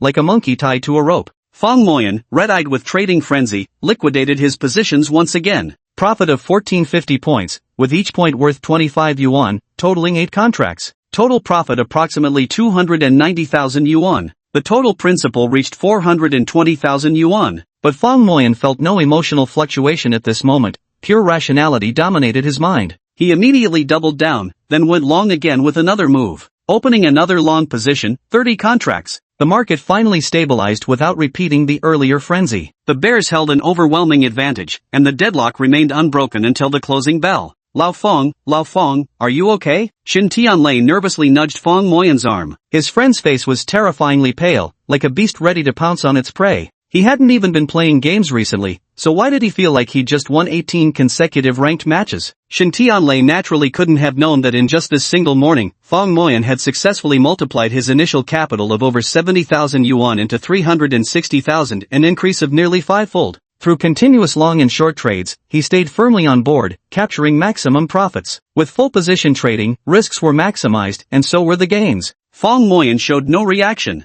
Shin Tianlei grew frantic and directly removed Fong Moyan's AR glasses, preparing to press his philtrum to revive him. What are you doing, Tianlei? With the AI glasses removed, he finally emerged from his continuous state of flow. In reality, his condition had already become quite dangerous. Had it not been for Shin Tianlei's intervention, he might have spiraled into even more extreme mental distress. What's wrong with you? Lost your soul or something? Need an old village granny to call your spirit back? You're the one who lost their soul, Fong Moyan retorted with a laugh. It's just, the pressure's been too much lately. My mind's constantly occupied with studying and making money, can't find joy in anything else. Studying is good, but why this rush to earn money? Don't be in such a hurry, you're still a senior high student. Once you get into university, you'll have more free time for part-time jobs. That's when you should think about earning money. Aha, got it. Did I make a fool of myself or something? No, you just seemed a bit absent-minded. Even when English teacher Wang Shuhua called on you, you ignored her. You made the teacher so angry her face turned red. Oh, I don't remember that at all. Fong Moyan let out a startled cry.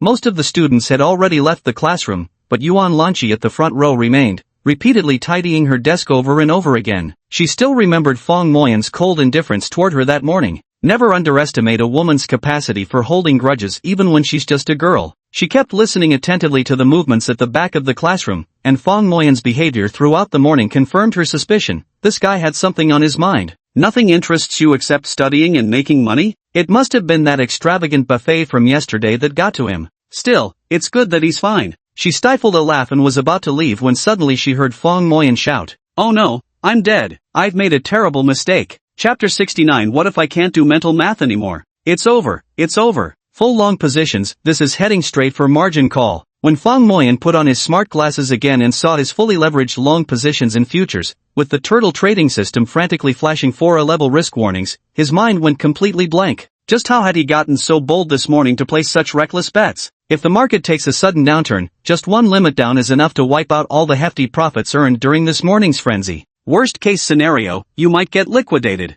Everything would be ruined, such a promising situation completely destroyed. What's wrong? Did you make a huge mistake? Did someone screw you over? Shin Tianlei laughed. Pa, a dog's mouth spews no ivory. Forget it, I'm done talking to you. Fong Moyan wore a troubled expression. What on earth was wrong with him? Yet that feeling of looking down on everything, of having complete control, was damn exhilarating. Yuan Lanqi finally got up and left. Fong Moyan watched her retreating figure and suddenly realized, had he done something foolish during his morning run? Forget it, what's done is done. Now wasn't the time to dwell on sentimental matters. Better focus on how to handle these 30 long positions. Exit at the opening, exit at the opening. He kept reminding himself. The agonizing experience of 9 account wipeouts left him with lingering fears about risk. Going all in would keep him awake at night. The distant frontier capital. Mr. Ma, after these past 2 days of extreme price fluctuations with repeated limit ups and limit downs to shake out weak positions, the tens of millions of short contracts you held have now all been converted to long positions.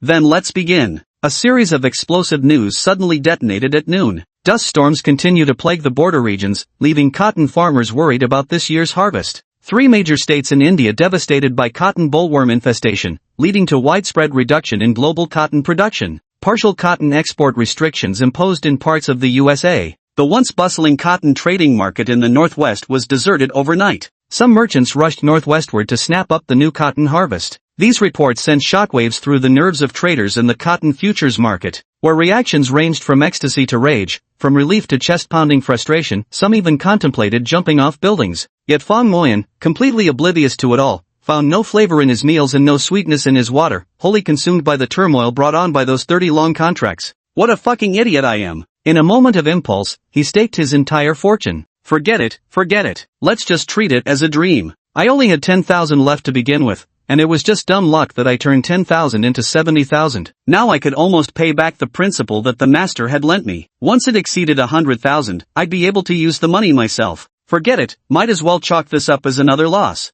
Looks like I simply don't have the talent for futures trading. Maybe it's good to recognize one's limitations. Better focus my energy on studying instead. With my current drive, aiming for first place in next month's exam is unrealistic, but cracking the top 10? Absolutely confident. My shoulder was suddenly slapped, and turning around, I saw the tall dark fellow Lu Qingxue. Old Fong, what are you daydreaming about all day long? Come back to the dorm later, I've got something good for you. What good thing? Listen, old Lu, I'm a model student now, upright in values. Don't try to tempt me with shady stuff.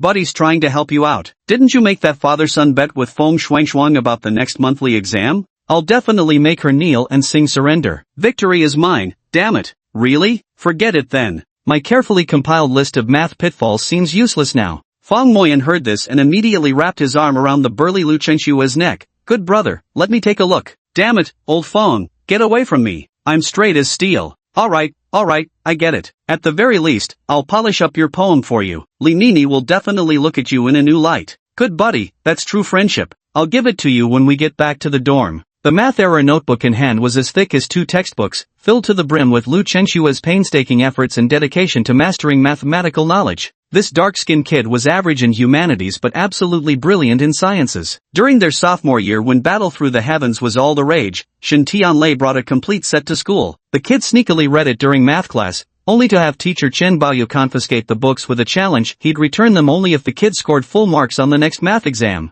Then he actually aced the damn test. But old Lu's handwriting was seriously hard to stomach. Fong Moyan took it back and scrutinized every stroke with morbid fascination. Damn it, this junk computer's beyond saving. Old Fong, help me purge these damn malware pop-ups, they keep popping up like cockroaches. Shin Tianlei was watching a movie while holding his laptop, then suddenly couldn't take it anymore and yelled. Did you visit some shady websites again? No wonder you're always getting viruses. Fong Moyan chuckled. He knew a thing or two about computer systems and took the laptop. Drop rates maxed out, level 999 in one hit. Still playing with those fake boat paints? If you're going to play, go for the real boat paints. If we're brothers, come and chop me. Hello everyone, I'm Gulianel, and I'm Jiajiahui. Tuanwan Lanyu, this is a brand new version you've never played before. Just try it for 3 minutes, and you'll end up loving this game as much as I do. Just a pop-up? Easy. Disable browser pop-up ad settings, clean the registry. Smack. Just as Fong Moyan was skillfully operating, a pop-up window suddenly appeared.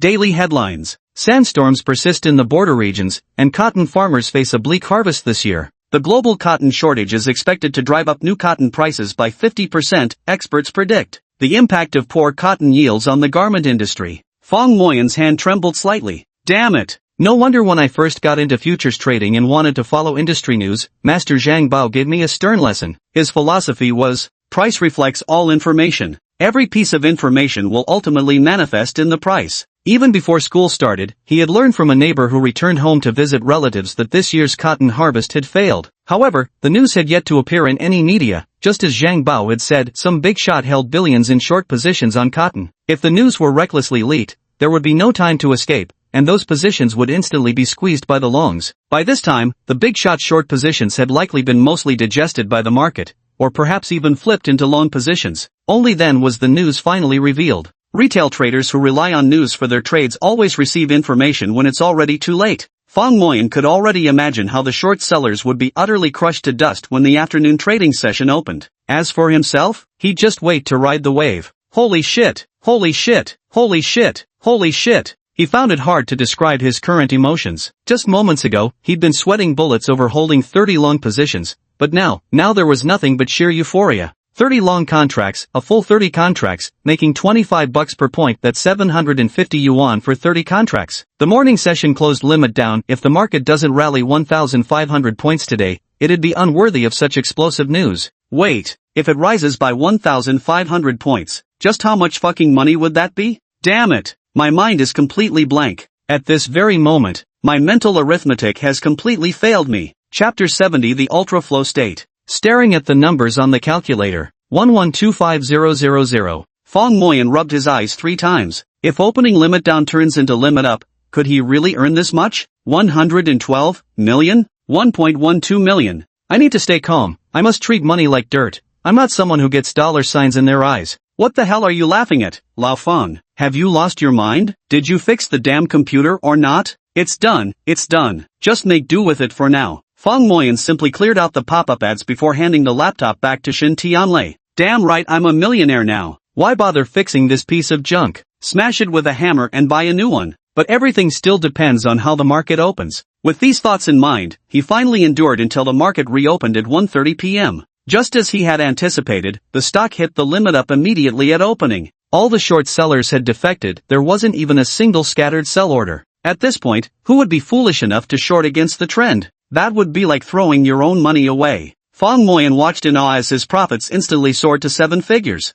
With total funds exceeding 1.5 million, even after repaying Master Zhang Bao's initial investment, there'd still be 1.4 million left. He'd never seen so much money before. It felt like a dream. How am I ever going to spend all this money? Buy 2 bowls of soy milk, drink one and pour out the other. Get me a large bowl of wonton soup, the shrimp-filled kind, and make it extra spicy. Buy Dad an electric tricycle and get Mom a lumbar massage chair. Get the latest Huawei laptop, the newest smartphone, the hottest tablet, and the sleekest fitness watch. Go all in with the full ecosystem. Hey, old Fong, you're daydreaming so hard your drool's hitting the floor. Ha, what do you mean? Fong Moyan snapped out of his reverie. He wasn't about to cash out yet. This rally had way more room to run. Since you're already in the game, you can't just take a bite and run when you can't devour the whole fish. Settling positions now to cash in profits would be like catching a big fish at a banquet and only taking one lick. This market trend definitely won't be small. Just think about Master Zhang Bao's words: big players with hundreds of millions in short positions, even mobilizing state machinery to block information, a whole month of reshuffling, all for just one limit up? It'll take at least half a month to recover. This shows what real insider information looks like. Like that casual remark from Zhang Bao about billions in short contracts, you could tell this market move wouldn't be small. Lao Fong, hurry up. The computer's still not fixed. Come over here and fix it for me. Screw fixing it, just buy a new one. Shin Tianlei was stunned by Fong Moyan's words. Hey, have you lost your damn mind? Since when did old penny pincher Fong, who even patches his socks, start throwing money around like this? This is an Alienware worth 18 grand. Ha, never mind, I was just kidding. Fong Moyan scratched his head, realizing how punchable his previous remark sounded. An 18,000 yuan Alienware computer, you can't just smash it like that. New money makes one reckless. Such arrogance. For now, focus on living well in the present. No need to rush. Stay calm and collected. Steady. Calm. Take a deep breath. As he cleaned his computer, his excitement gradually subsided. After half an hour of effort, Fong Moyan finally regained his normal state of mind. He couldn't help but recall how Fan Jin passed the imperial examination and became so overwhelmed by phlegm that his senses fled,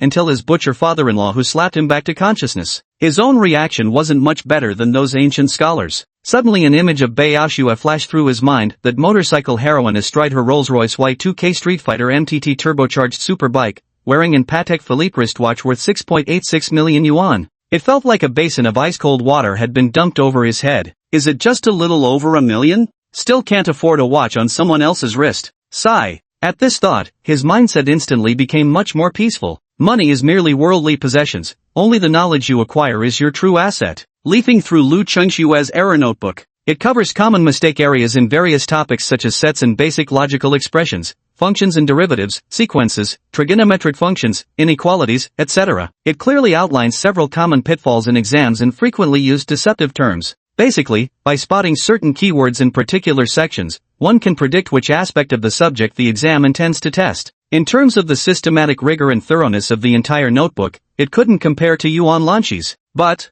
Lu Chengshua's collection of mistake problems was more practical and targeted for Fong Moyan, because Yuan Lanqi rarely made mistakes, she simply didn't have the concept of an error notebook. Master, are you there? Fong Moyan felt particularly alien to his morning self, as if he had lost control, and he was somewhat worried. Leopard has been very busy lately. This is Tianny. What's up? Tianny, do you know what exactly happened to me this morning? This morning? Your mind entered a superflow state, dozens of times faster than normal thinking, with significantly heightened intuition. Is this just hyperfocus? I feel like I don't even recognize myself anymore, it's almost like an illness. Indeed, hyperfocus does resemble a departure from normalcy, almost like a symptom. But remember, this privilege belongs only to geniuses. Wait, I'm no genius. I didn't say you were. You just had a momentary brush with genius, like Newton, Mozart, Picasso, or Da Vinci. They often slipped into this state of hyperfocus, unleashing abilities far beyond ordinary people. Fong Moyan frowned. Tianny, were you created by foreigners? Why are all the geniuses foreigners? China? There are plenty more: educational genius Confucius, military genius Hua Zubing, administrative genius Zhuge Liang, poetic genius Li Bai, and in modern times, a library assistant, physicist Yang Jining, all once-in-a-century geniuses. My name is Tianny, derived from heaven begets water. Don't question my sincere patriotism. Alright, I was just saying, superflow is a manifestation of genius, so it's actually not harmful to me? Of course not. It's just because this is your first time experiencing this superflow state, and you're not used to it yet. If it happens multiple times, you'll gradually learn how to handle it, and then there'll be no problem. Are you saying this state could potentially appear again? Absolutely, but it depends on your effort and luck. Don't end up like Fong Zhongyong, becoming indistinguishable from the masses. How can one enter the hyperflow state again? Training, persistent, unwavering training. I will work hard with full dedication. That completely rational, goal-driven, almost ruthless mentality is truly a magical tool when tackling something critically important. If I could enter such a hyper-focused flow state during exams, my performance would definitely exceed expectations. Okay, thank you, Tianny. You're welcome. What are you still thinking about? Just keep training. The thought alone is thrilling. If that hyperflow state reappears and I make a killing in the futures market, quadrupling my capital in a single day and sustaining it, forget about the Yuan family from Jiangbei, even Hangzhou's daddy ma might not be out of reach. When the time comes, hum. Fong Moyan's heart suddenly leaped, like a little mouse that stole some candy, secretly delighted. Chapter 71 Online Course. After experiencing ecstasy, Fong Moyan eventually regained his calm. This is how people are, they don't remain endlessly trapped in joy or sorrow. Given enough time, their threshold for emotional stimulation inevitably rises. What might have thrilled you, earning a few dozen bucks, later feels commonplace when thousands come your way. He stuck to his rigid study schedule without deviation. Lao Fong, there's good news. Fong Moyan didn't need to look. The moment he heard that stammering preamble, he knew it was Lu Chengjin. He'd always had a stutter, which made him naturally taciturn. What's the good news? Don't try to say it, just write it down. Lu Chengjin's face flushed crimson as he took a deep breath. Bright Future Online Classroom. Comprehensive Score Improvement Series. Guidance from elite Tsinghua Peking University teaching experts. 42 geometric models in mathematics. 5 memory techniques for English vocabulary. 8 major writing skills for essays. 108 essential problem-solving techniques for physics challenges. Comprehensive improvement across 4 subjects: Chinese, math, English, and physics. This incredibly affordable course only costs 9 yuan, 16 lessons for 9 yuan with unlimited replays for 3 years. Buying it means you're profiting already. What are you still waiting for? Lu Chengjin delivered these lines as smoothly as a comic crosstalk performer rattling off dishes in menu recital, not stumbling over a single word. Holy shit, Boss LV is amazing. How is he so eloquent? It took me 2 whole hours. Lu Chengjin smiled smugly. Damn impressive. What exactly happened? Registration. Lu Chengjin rarely stuttered when speaking just 2 words. But I don't need it, I have my own study methods. Cheap. No thanks, find someone else. Besides, I don't even have a phone. Even if I registered, I couldn't use it. Hey LV, let me see. Just $9, that's less than the cost of a snack. Qin Haobian called out. Old Lu, why'd you pick Fong Moyan, the stingy miser, for business? I'll register instead. Lu Chengjin chuckled and hurried off to find Qin Haobian. Fong Moyan grinned wordlessly. So what if he was stingy? This was a school, not some battlefield for showing off wealth. Besides, he had plenty of money in his futures account. When you've got real cash in your pocket, there's no need to panic. But seriously, what kind of study method could be valuable enough to sell online anyway? Could he potentially package the super scholar system he's currently using into course materials and sell them online too? We should ask system creator Zhang Bao about this. If we turn it into courseware to sell, we might earn quite a bit of money. This kind of income feels much more reliable than gambling on futures trading. This bright future classroom is truly amazing. It's got all sorts of problem-solving techniques and mnemonics, really eye-opening. Can't believe it's only 9 yuan. What a steal. After just a few minutes of trying it out, Qin Haoyan started exclaiming excitedly. Let me see. Is it really that amazing? I'll try one too. 9 yuan isn't much, not even enough to buy a skins pack. Many classmates expressed great interest. Zhao Yijuan also raised her head. She had been studying diligently lately, and her performance in the last exam was quite good. Now that the smart pills she ordered online had arrived, she could focus on her studies again. However, the pills were indeed quite expensive, and their effectiveness was diminishing. In the past, one pill could keep her sharp for a whole morning, but now it only lasted for one class period. Fortunately, her family was well off, and the cost wasn't a concern. But if there was a better learning method available, of course, she would use it. Lu Chengjin was delighted to see the course he promoted gaining popularity among his classmates. When no one was looking, he quietly checked his phone's promotion dashboard. Commission, 4,400 yuan. For every person referred, he could earn an 880 yuan commission, but it couldn't be withdrawn. The money would only be credited if the referred person continued to purchase the 12,000 yuan annual online course. The 9 yuan fee is just bait. You get to watch a few pre-recorded promotional lessons with only minimal learning techniques, mostly superficial concepts. To truly learn valuable skills, you'd have to spend a fortune.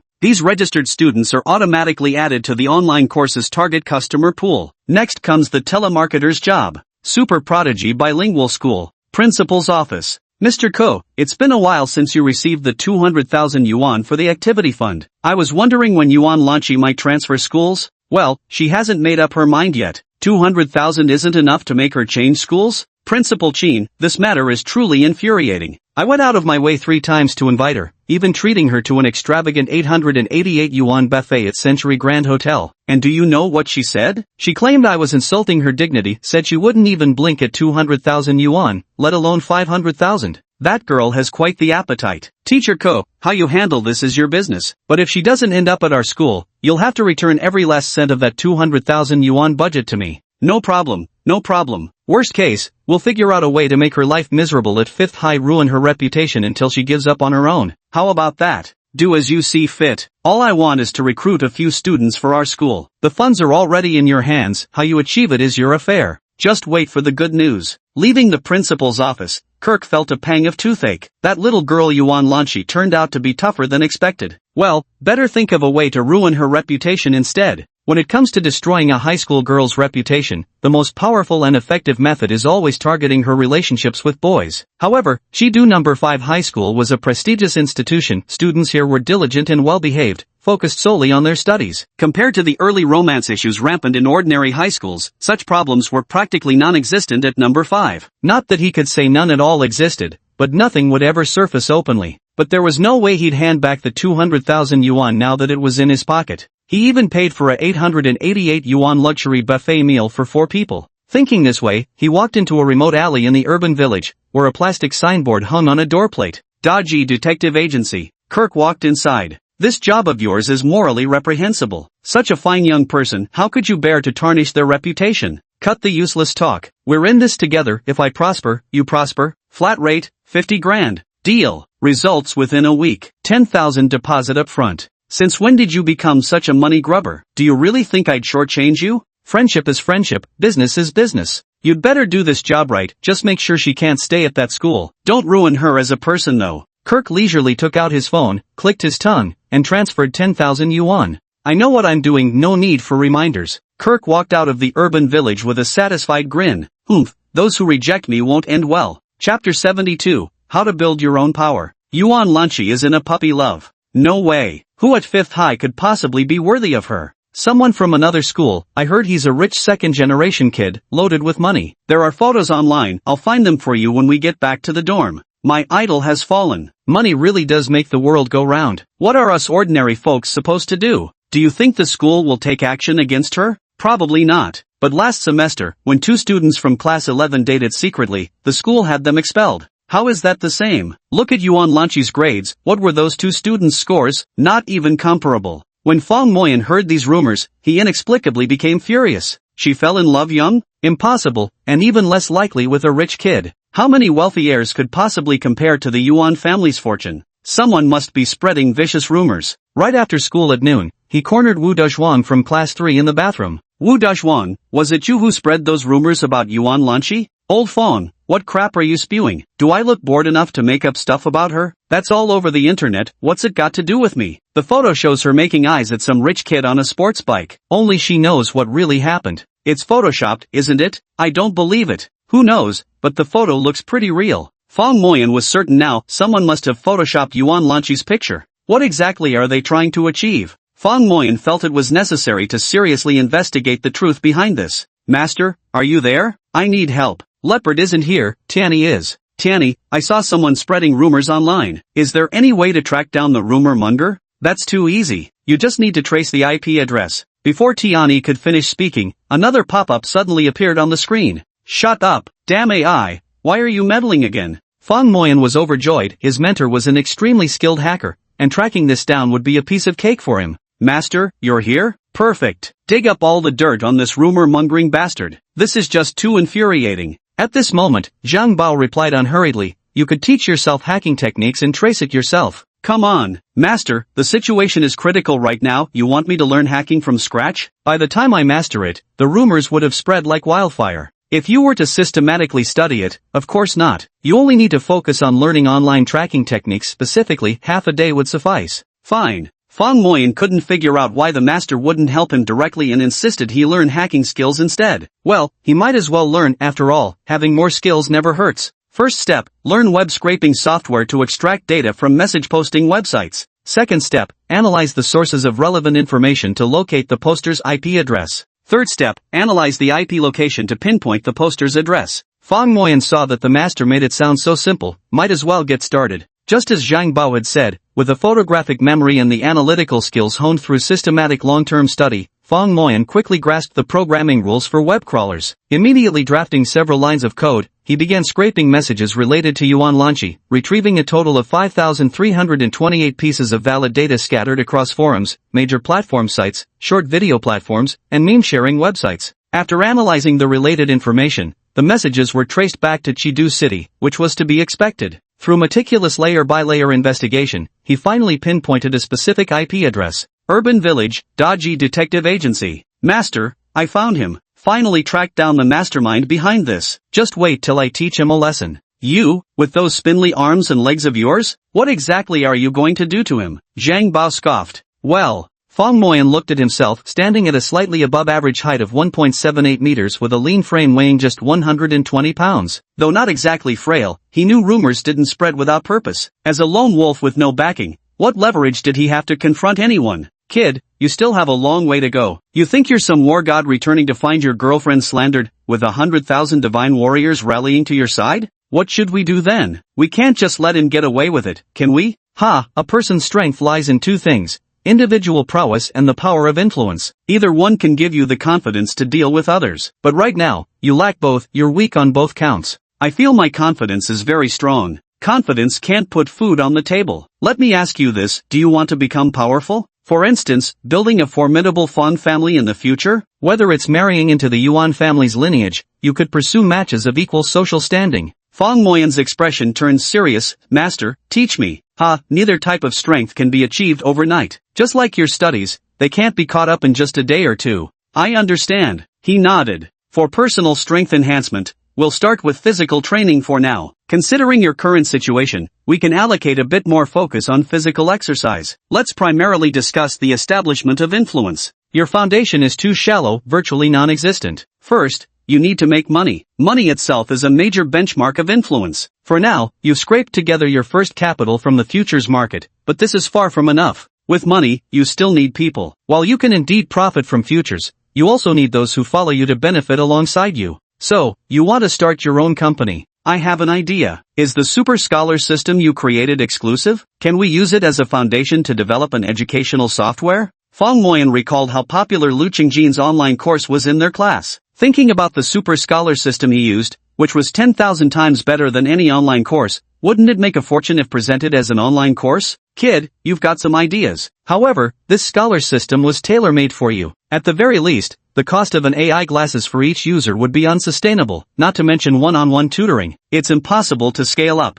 What if we turn it into a game? Fong Moyan, who had once been a gaming enthusiast, suggested. We could design learning tasks based on game mechanics, rewarding users just like in games, creating a built-in reward system. They'd gain knowledge, and we'd gain users. It wouldn't necessarily have to produce results as dramatic as getting someone into Tsinghua University like I did. Even slightly less impressive results would be fine. Those with higher aptitude could aim for Tsinghua, Peking University, Fudan, or Shanghai Jiao Tong University. Those with middling aptitude could target 211 universities, and for those with no aptitude at all, well, that's up to them. Kid, you've got something here. This idea is absolutely brilliant. Zhang Bao exclaimed in admiration. In the future, we could build a massive educational gaming empire. Chapter 73, this can't be left like this. To wield influence, wealth alone isn't enough, you need people too, Zhang Bao reflected, realizing he was truly nurturing a versatile talent. Beyond academic excellence, this person needed to master both wealth accumulation and the art of embracing and praising others.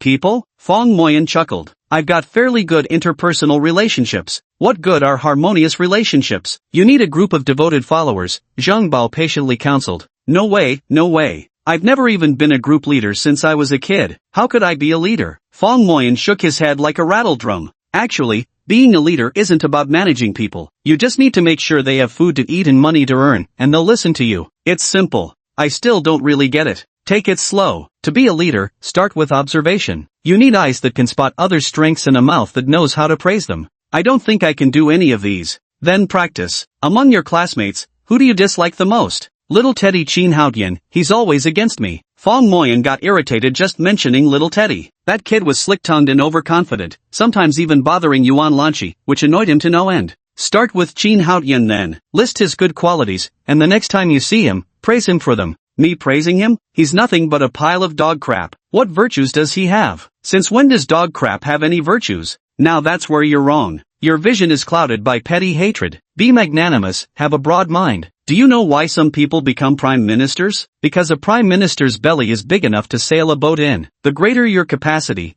the more people will accept you. But that guy is truly despicable. Even a pile of crap might hide a shrimp inside. Even a heap of garbage has recyclable parts. You need eyes that can spot the beauty in things. That's a great example, but easier said than done. If it were easy, what would be the point of learning? Alright, starting now, I'll be someone who's good at noticing others' strengths. Remember, learn to appreciate everyone, start with compliments. Got it. You're truly a man of extensive learning, master. Zhang Bao was quite satisfied with Fong Moyan, who was very willing to listen to others' opinions. At least those words just now had spoken directly to his heart. At night, Fong Moyan hadn't skipped class for a long time. He appeared in the narrow alleyways of an urban village, standing in front of the entrance of a large private investigator's office called Great Wisdom Detective Agency. If not mistaken, these were the people spreading rumors about Yuan Lanchi. The wall bore inscriptions reading, property investigations, lifestyle tracing, guardians of harmonious families. This seemed to be the typical fare of private detectives, with catching cheating spouses as their bread and butter. The door was ajar, with light shining inside. Fong Moyan stood quietly at the doorway.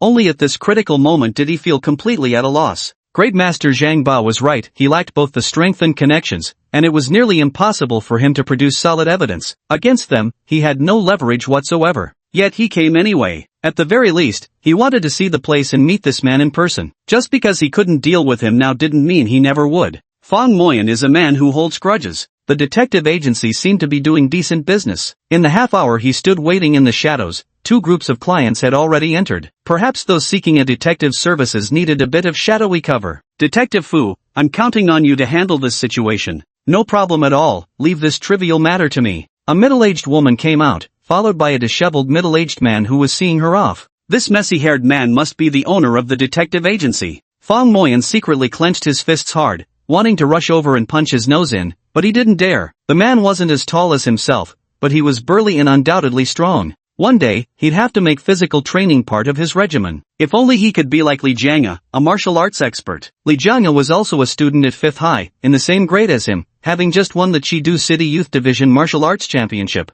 But distant water cannot quench present thirst. Even if he started training now, it would be too late. Boom, boom. The sound of ghost fire boys revving their engines echoed from afar. Fong Moyan glanced at the time in confusion. It wasn't even 8 p.m. yet. These motorcyclists usually didn't hit the streets until after midnight. The thunderous roar grew rapidly closer until suddenly, they were right in front of him. Fong Moyan glanced at the motorcycle and felt it looked somewhat familiar. The rider was not tall but moved with nimble grace, swinging a leg off the bike to dismount. Fong Moyan recognized her. Wasn't this Biao Yuan Lanqi's bodyguard? What was she doing here? He quietly trailed after her. Biao glanced at the sign of Daji Detective Agency and pushed the door open. The messy-haired man looked up at her. Miss, do you have an appointment? He silently thought to himself, this woman is quite dashing. Instead of answering, Biao asked in return, are you Fu Dague? It is indeed me. What can I do for you? Fu Dague struck what he thought was a handsome pose. Who gave you permission to spread rumors about Yuan Lanqi? Biao said coldly, her gaze sharp as knives, staring straight at Fu Dague.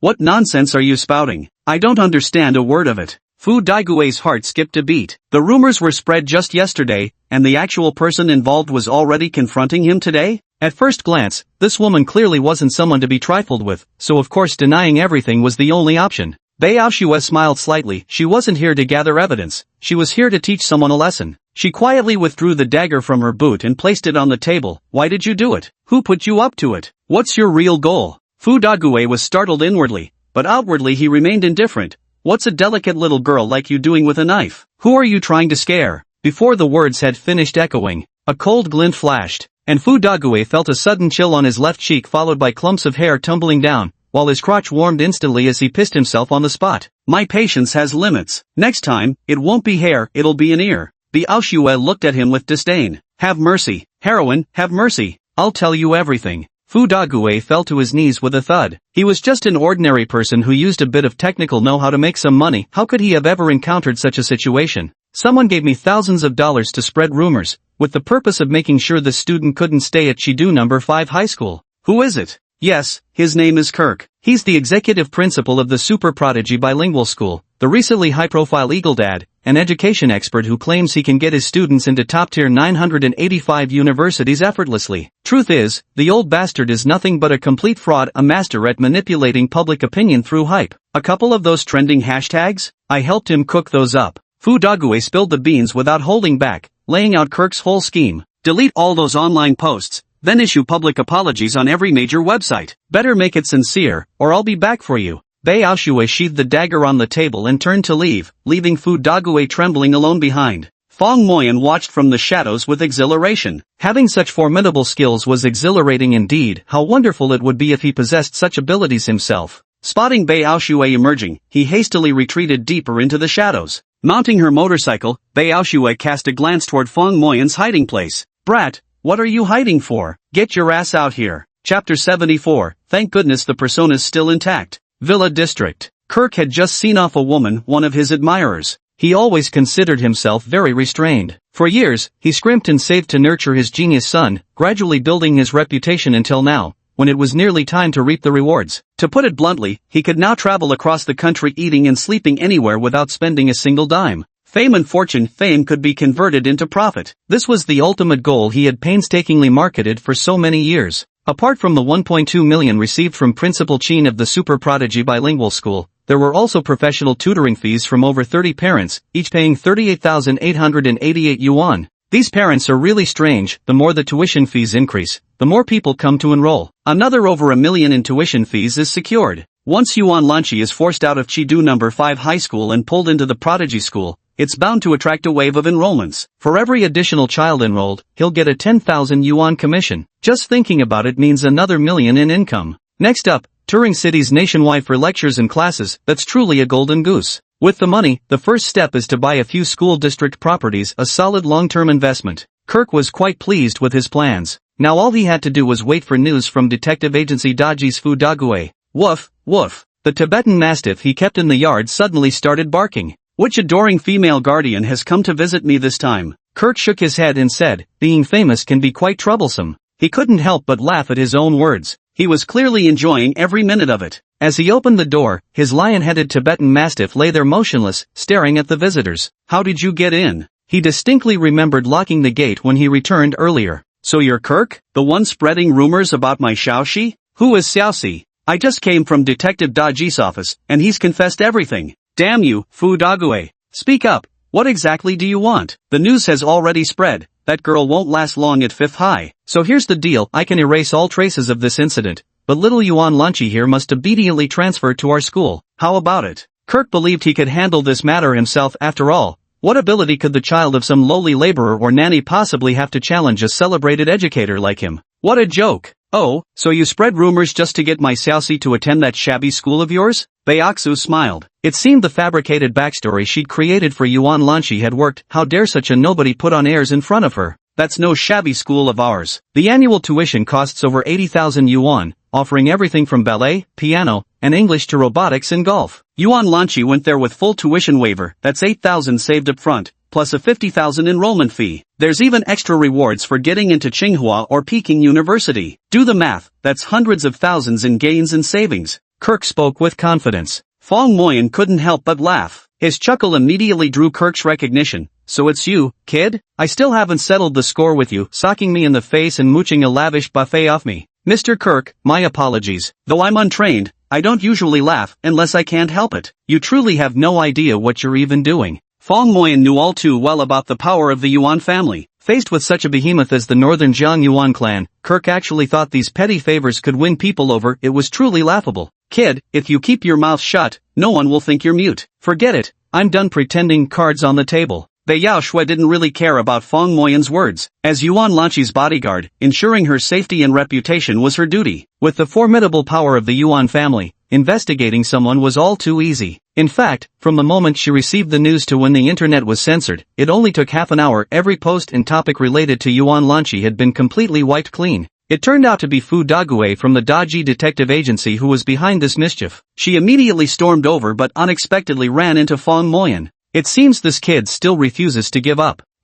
She actually didn't dislike him, she simply didn't want him wasting time on a hopeless endeavor. In a way, Beiyao Shui wanted to protect Fong Moyan's self-respect. Kirk froze. Show our cards? What cards? You don't actually think Yuan Lanchi is just an ordinary girl, do you? Just so you know, the property under her name isn't much, only about 30-something apartments bringing in a little over 100,000 a month in rent, plus some stocks and funds worth less than 500 million. I'm her bodyguard. Of all people to mess with, you had to pick my Xiaoxi? You must be blind. I don't believe it. Words alone prove nothing. Don't try to scare me. Demao, charge. Kirk was deeply unsettled by her words. This news was completely beyond his comprehension, and he couldn't fathom how a young girl had suddenly become the daughter of a wealthy family. The crux of the matter was, if he provoked such a formidable figure, the carefully cultivated persona he'd built over decades would completely crumble. In his panic, he actually unleashed a Tibetan Mastiff to attack people. Fortunately, Beiyao Shui had prior experience with dog bites. She raised her wristwatch and gently pressed a button. A silver needle shot out, striking the Mastiff's body. The military-grade high-potency anesthetic took effect instantly, and the Mastiff was immediately knocked unconscious. Beiyao Shui rushed forward and delivered a powerful kick, sending Kirk flying. Damn gorgeous, Sis Bei. That kick was like Wang Fei Hung's shadowless kick. Fong Moyan clapped and cheered. Beiyao Shui smirked. This is Tan Tue from Northern Leg Techniques, not Foshan School. So that's the legendary 72 Tan kicks. Amazing, just amazing. Fong Moyan's admiration was genuine. He thought to himself, if I had skills like that, I'd have stormed that detective agency long ago and knocked that greasy-haired sleazy detective flat on his ass. Kid, since when did you learn to talk back? No, I mean every word of this sincere praise. Sister Bei, would you take me as your disciple?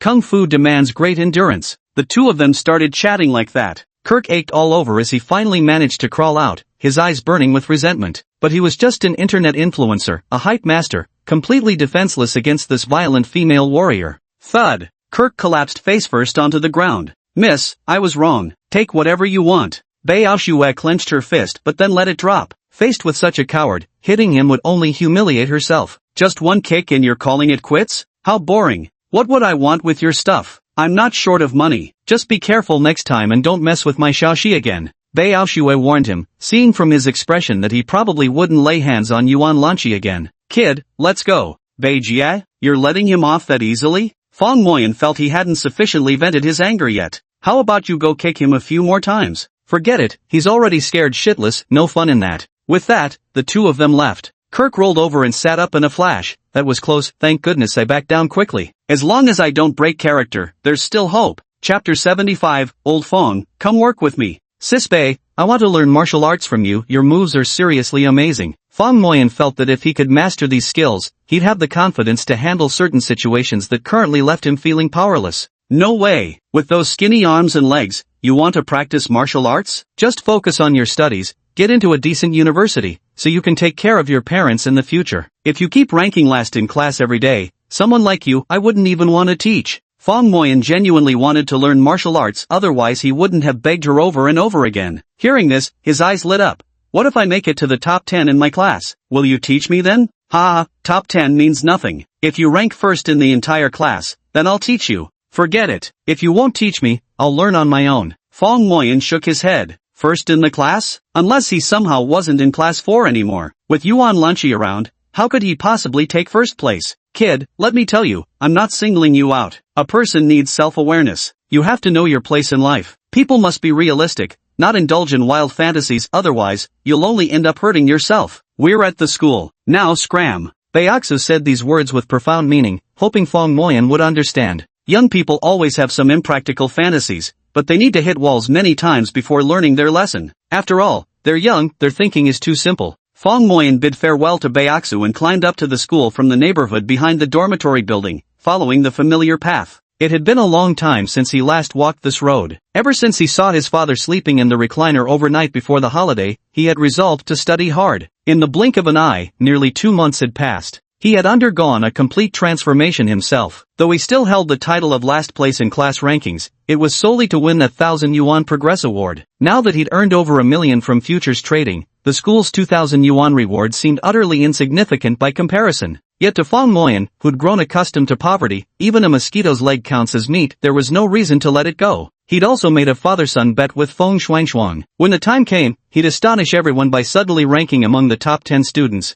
Shocking them all, what a spectacular scene that would be. Another new day dawned. Opening the futures trading software, he saw cotton prices were still rising. The overseas trading systems alert had finally shifted from 2-star risk to hold with caution. His total capital had swollen to over 2 million yuan. He'd become a genuine young tycoon now. When the National Day holiday comes, I must go home and have a thorough health check with mom and dad. The home appliances need replacing too. Also, dad should quit working at the labor market. It'd be so much better for him to just play chess, card games, and shoot the breeze with friends. His dorm mates had all gone off to play games again, leaving him alone, somehow turning a shared dorm room into a private suite. Study. Books hold houses of gold and ladies fair. Had it not been for Elder Zhang Bao's favor that granted him the super scholar system out of nowhere, he'd still be studying foolishly like before. Of course, dumb studying would have yielded some results, but certainly nothing compared to what he's achieving now. Whether one can unlock the full potential of their brain results in vastly different rewards. By reviewing Lu Chengshua's collection of mistakes, his grasp of mathematical knowledge reached new heights. Setting goals is like climbing a mountain, while planning is like chiseling step-by-step footholds into its face. Take Manhwa as an example. Since ancient times, there was only one treacherous path to its summit, and those who reached the peak could be counted on one hand. But now, with carved steps allowing anyone with perseverance and stamina to ascend, everything has changed. Setting goals is important, but creating a plan is even more crucial. With steps laid out, all that's left is to walk them. Fear not the endless pursuit of truth, for each step forward brings its own joy. Perseverance will surely lead you to your goal. This top-tier study system combines goal setting, plan breakdown, and action rewards, removing all obstacles on the path to success. Simply follow it, and you will achieve your aims. Day after day, life always moves in cycles. Even the grandest plans are accomplished one day at a time. Before realizing it, time has arrived at September. Fong Moyan's futures account balance has been steadily growing and is about to break 7 figures, with the current total funds amounting to approximately 9.8 million. The money comes surprisingly fast, of course. Every penny he earns means someone else loses, as the futures market is a zero-sum game. Factoring in commissions and stamp duties, it's actually a negative-sum market. Such is the cruel nature of the world's workings. Cotton prices have become unstoppable. Resistance lines, fundamental analysis all rendered obsolete. With influential players pulling strings behind the scenes, Fong Moyan simply needs to ride the wave without a care in the world. Calculating the numbers, cotton prices have already surged by 80%, and looking at the current trend, there's no sign of stopping. So, breaking through the 10 million mark shouldn't be a problem. However, since this money had just been sitting idle in the account, Fong Moyan remained completely oblivious to his millionaire status, still as stingy as ever. Like a freight train that starts slow but once it gains momentum, it can't be stopped on a whim. Fong Moyan's studies progressed steadily, with frequent minor tests along the way, though comprehensive exams wouldn't come until the end of September. As a senior high student, All non-essential courses like music and art were cancelled except for PE, as everyone focused entirely on preparing for the college entrance exams. The countdown to the college entrance exams on the blackboard grew smaller day by day, invisibly amplifying the sense of urgency in the study atmosphere. Then one day, Zhao Yizhuan dropped out. Rumor had it that the strain of studying had become too much for her physically. This wasn't uncommon, after all, not everyone was cut out for the college entrance exams. Actually, Fong Moyan knew she had some hidden reason. It must have been because the side effects of taking those smart pills were too severe. Another significant change was that Fong Moyan's interpersonal relationships improved markedly. Whether consciously or unconsciously, he began making an effort to recognize his classmates' strengths. If he couldn't immediately spot them, he would genuinely compliment others. This kind of praise proved remarkably effective in fostering better connections. Because he genuinely sought out the brilliance in others, his compliments never came across as flattery. Listening to them was like basking in a spring breeze. The only exception was Qin Haotian. Fong Moyan wasn't unaware of this man's merits. For instance, he was meticulous about his personal image, always combing his hair to a glossy sheen and maintaining an eternally spirited appearance. However, expecting Fong Moyan to praise him was like testing poison with his own body. The grudge between them wasn't unsolvable, but the crux was that this guy was practically a clingy teddy bear, constantly hovering around Yuan Lanqi whether there was a reason or not. Though he didn't get much approval, this behavior deepened Fong Moyan's resentment against him without either realizing it. After school that afternoon, Lu Chengjin suddenly grabbed Fong Moyan's arm and whispered, "Old Fong, your family situation isn't great, and your grades are at the bottom. Maybe you should think about alternatives earlier. Jay, join me. You get 30, I get 70. This month alone, IIVE earned nearly 20,000 already." Chapter 76, I Quit. This stuttering Lu Chengjin somehow managed to make a killing selling online courses. He never dreamed selling online courses could be so profitable. Wasn't it supposed to be 9 yuan for 16 lessons? Even if it's zero-cost merchandise, you'd need to sell 2,000 copies. How many people are there in our entire school anyway? I'm just asking, if YYUDD do it. LV Chengjin said. President LV, stop talking, it's painful listening to you. Write it down, then I'll consider whether to do it or not. Fong Moyan wasn't coveting the 20,000 yuan LV Chengjin had made. He'd already earned nearly 10 million from futures trading. A couple thousand was just pocket change to him. However, he had a favorable impression of Lu Chengjin. Earning this much money despite being a stutterer who struggled to speak, if it had been his past self, he would have been incredibly envious. 10,000 yuan a month, that was more than his father earned in 3 months. Lu Chengjin nodded. True to form, he had prepared a business proposal, profit margins, input-output ratios, market prospects, and distribution methods, all meticulously detailed. If he had put this much effort into his schoolwork, improving his grades by a dozen ranks wouldn't have been a problem. Fong Moyan nodded in agreement. Lu Chengjin was genuinely talented. If Fong wanted to turn his top student system into a game, relying solely on himself wouldn't be enough. Besides, Lu Chengjin wasn't a bad person. Aside from being a little shrewd in business dealings, he was upfront about it. For instance, when negotiating profit splits with Fong, he openly proposed a 70-30 split. Impressive, Director LV. This proposal is truly outstanding.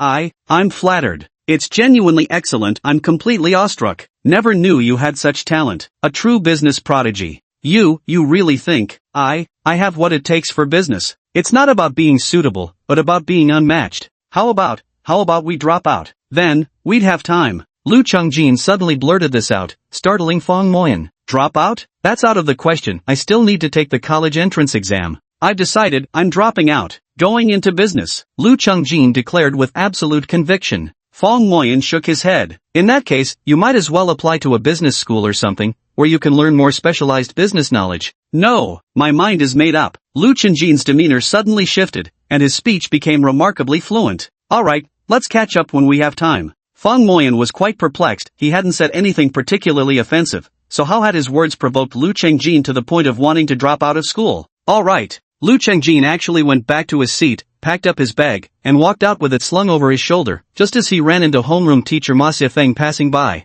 Lu Chengjin, wandering around again? The monthly exam is coming up. If you don't put in more effort soon, Fong Moyan will catch up to you. Sorry, Mr. Ma, I'm dropping out. He bowed deeply when he saw Ma Xiafeng. Thank you for your hard work and guidance over the past 3 years. Ma Xiafeng found it odd. Why wasn't the kid stuttering anymore? He immediately frowned and said, Are you having family troubles? Here, come to my office, and let's have a proper talk. No need. I'm going into business. Lu Chengjin bowed once more, then turned and left without looking back, his retreating figure the epitome of cool composure. Business? Ma Xiefeng was left dumbfounded for a long moment. This kid, always jumping from one idea to another. The students below the podium erupted instantly. Never seen someone slap the teacher's face right in front of them like this before. I'm dropping out. Turns out LV Boss's nickname wasn't wrong after all. The man's meant for business, so he's dropping out. What can you possibly do about it? This Lao Lu, how could he disrespect the teacher so blatantly? This guy really knows his stuff when it comes to business. His vision is sharp. Selling online courses to students is big business. Just as everyone was marveling in admiration, a shrill voice rang out.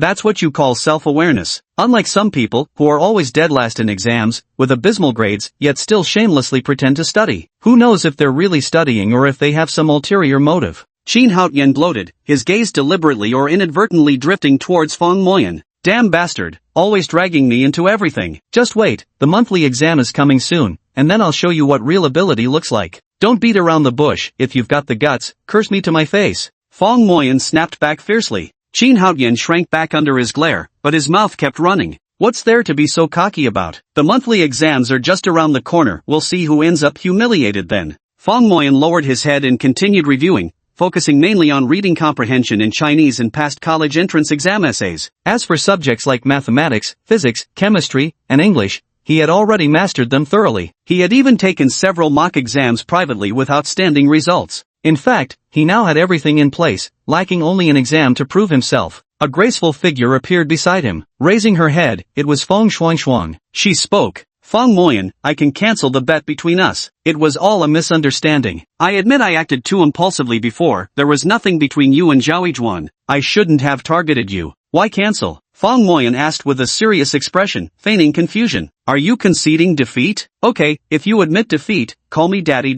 Feng Shuangshuang almost choked on his words. Zhao Yijuan had dropped out, and she was the only one who knew the truth, that Zhao Yijuan had been relying on cognitive enhancers to keep up with her studies. In other words, Feng Moyan had been right all along. Nothing had ever happened between them. It was her own misunderstanding, but due to her fiery temper, she had rushed to settle the score for her best friend and forced Feng Moyan into this absurd bet. Feng Shuangshuang had been feeling guilty. Competing academically against the class's bottom-ranked student while she was a top 10 performer, it was utterly unbecoming. She wanted to call off this father-son challenge, but Feng Moyan didn't seem receptive at all. I was just worried you'd be humiliated when you lose. Talk about biting the hand that feeds you. Can't tell good intentions from bad. Last time I ranked 8th, and I've improved significantly lately. Unless you make it to the top 5, you won't stand a chance against me. Shen Tianlei tugged at Feng Moyan's sleeve. Let it go. Why not take the way out offered? You really want to call a girl daddy? You'll never live it down. You've got a point there. Feng Moyan nodded. Suddenly acquiring such a grown daughter out of nowhere would be absurd. Couldn't even explain it to my parents.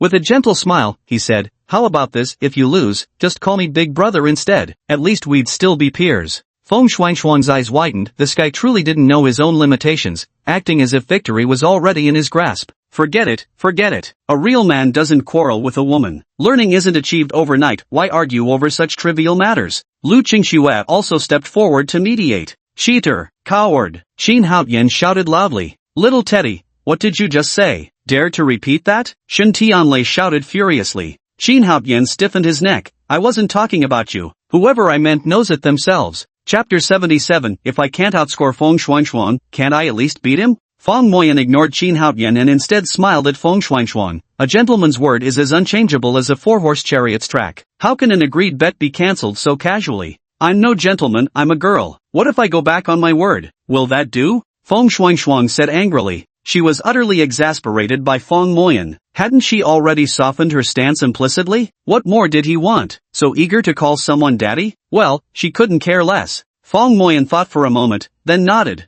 Alright then, we'll go along with your wish. Our bet is called off. Thank you for sparing my life, heroine Shuangshuang. Feng Shuangshuang shot him a glare. Enough with the nonsense. Everyone, disperse now. After friendly negotiations, the bet between Feng Moyan and me is hereby cancelled. Tisk, no show to watch anymore. That punk Feng Moyan got off easy. Don't criticize him either. If it were you taking the test, could you outscore Feng Shuangshuang? Of course I couldn't outscore Feng Shuangshuang, but I could beat Feng Moyan, hee. Look at your ambition, comparing grades with the worst in class. Aren't you ashamed? Ha, but it's the truth. Qin Haotian thought, this won't do. He'd been eagerly waiting to see Feng Moyan humbled in defeat. He immediately stepped forward. Ha, what was that you were saying just now? Coward. Cheater. No sooner said than claimed by one himself. Fong Moyan frowned. This brat was really like a bad penny that kept turning up. What do you mean by that, little Teddy? It's quite dull watching someone about to lose terribly, only to pull some shady trick and make Fong Shuangshuan cancel the bet. What a coward, can't handle losing, can you? Fong Moyan was on the verge of laughing in anger.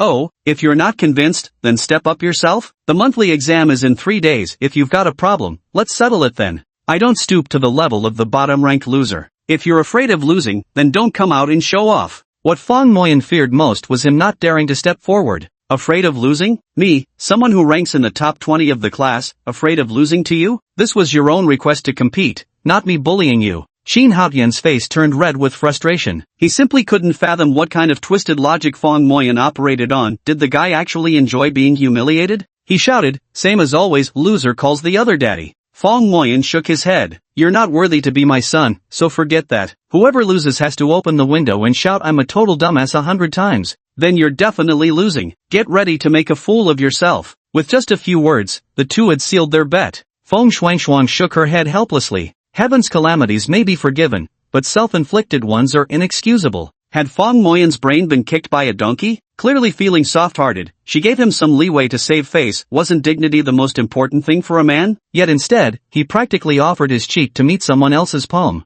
Even if you worked hard and strived, it's unlikely you could improve this quickly in such a short time. As Fong Moyan's good friend, Shen Tianlei was cheering and clapping enthusiastically. He knew Fong Moyan was aiming for the prize of advancing 50 places in the ranking. With such a grand display now, does this mean he's confident about making it into the top 10? Making it into the top 10 doesn't necessarily guarantee beating Fong Shuangshuang at 8th place, but surpassing Qin Haotian at 19th should be no problem. This is in the bag. Yuan Lanqi kept her head down reading, but she heard their quarrel clearly and smiled to herself. Perhaps she was the only one who truly knew Fong Moyan's current situation. The two often crossed paths during their daily morning runs, occasionally exchanging a few words. In the beginning, Fong Moyan would ask many study-related questions, but gradually, his inquiries grew fewer until, in the past 2 weeks, he stopped asking altogether. It seemed he was confident enough to achieve good grades. Truth be told, Fong Moyan had little interest in betting with little Teddy. If it weren't for the guy constantly picking fights, he wouldn't have bothered. But since he insisted on provoking him, Fong Moyan might as well teach him a lesson while he could. What truly concerned him was the 50-rank improvement bonus. Though Fong Moyan's futures account was nearing 10 million, that money remained frozen in the account. The bank account linked to his futures trading belonged to his father Fong Jiwen. Being underage, no matter how much money sat in that account, he couldn't touch a single cent. But this 2,000 yuan bonus was tangible money the school would actually pay out. Last exam, 3 classmates received 100 yuan bonuses for 10 rank improvements,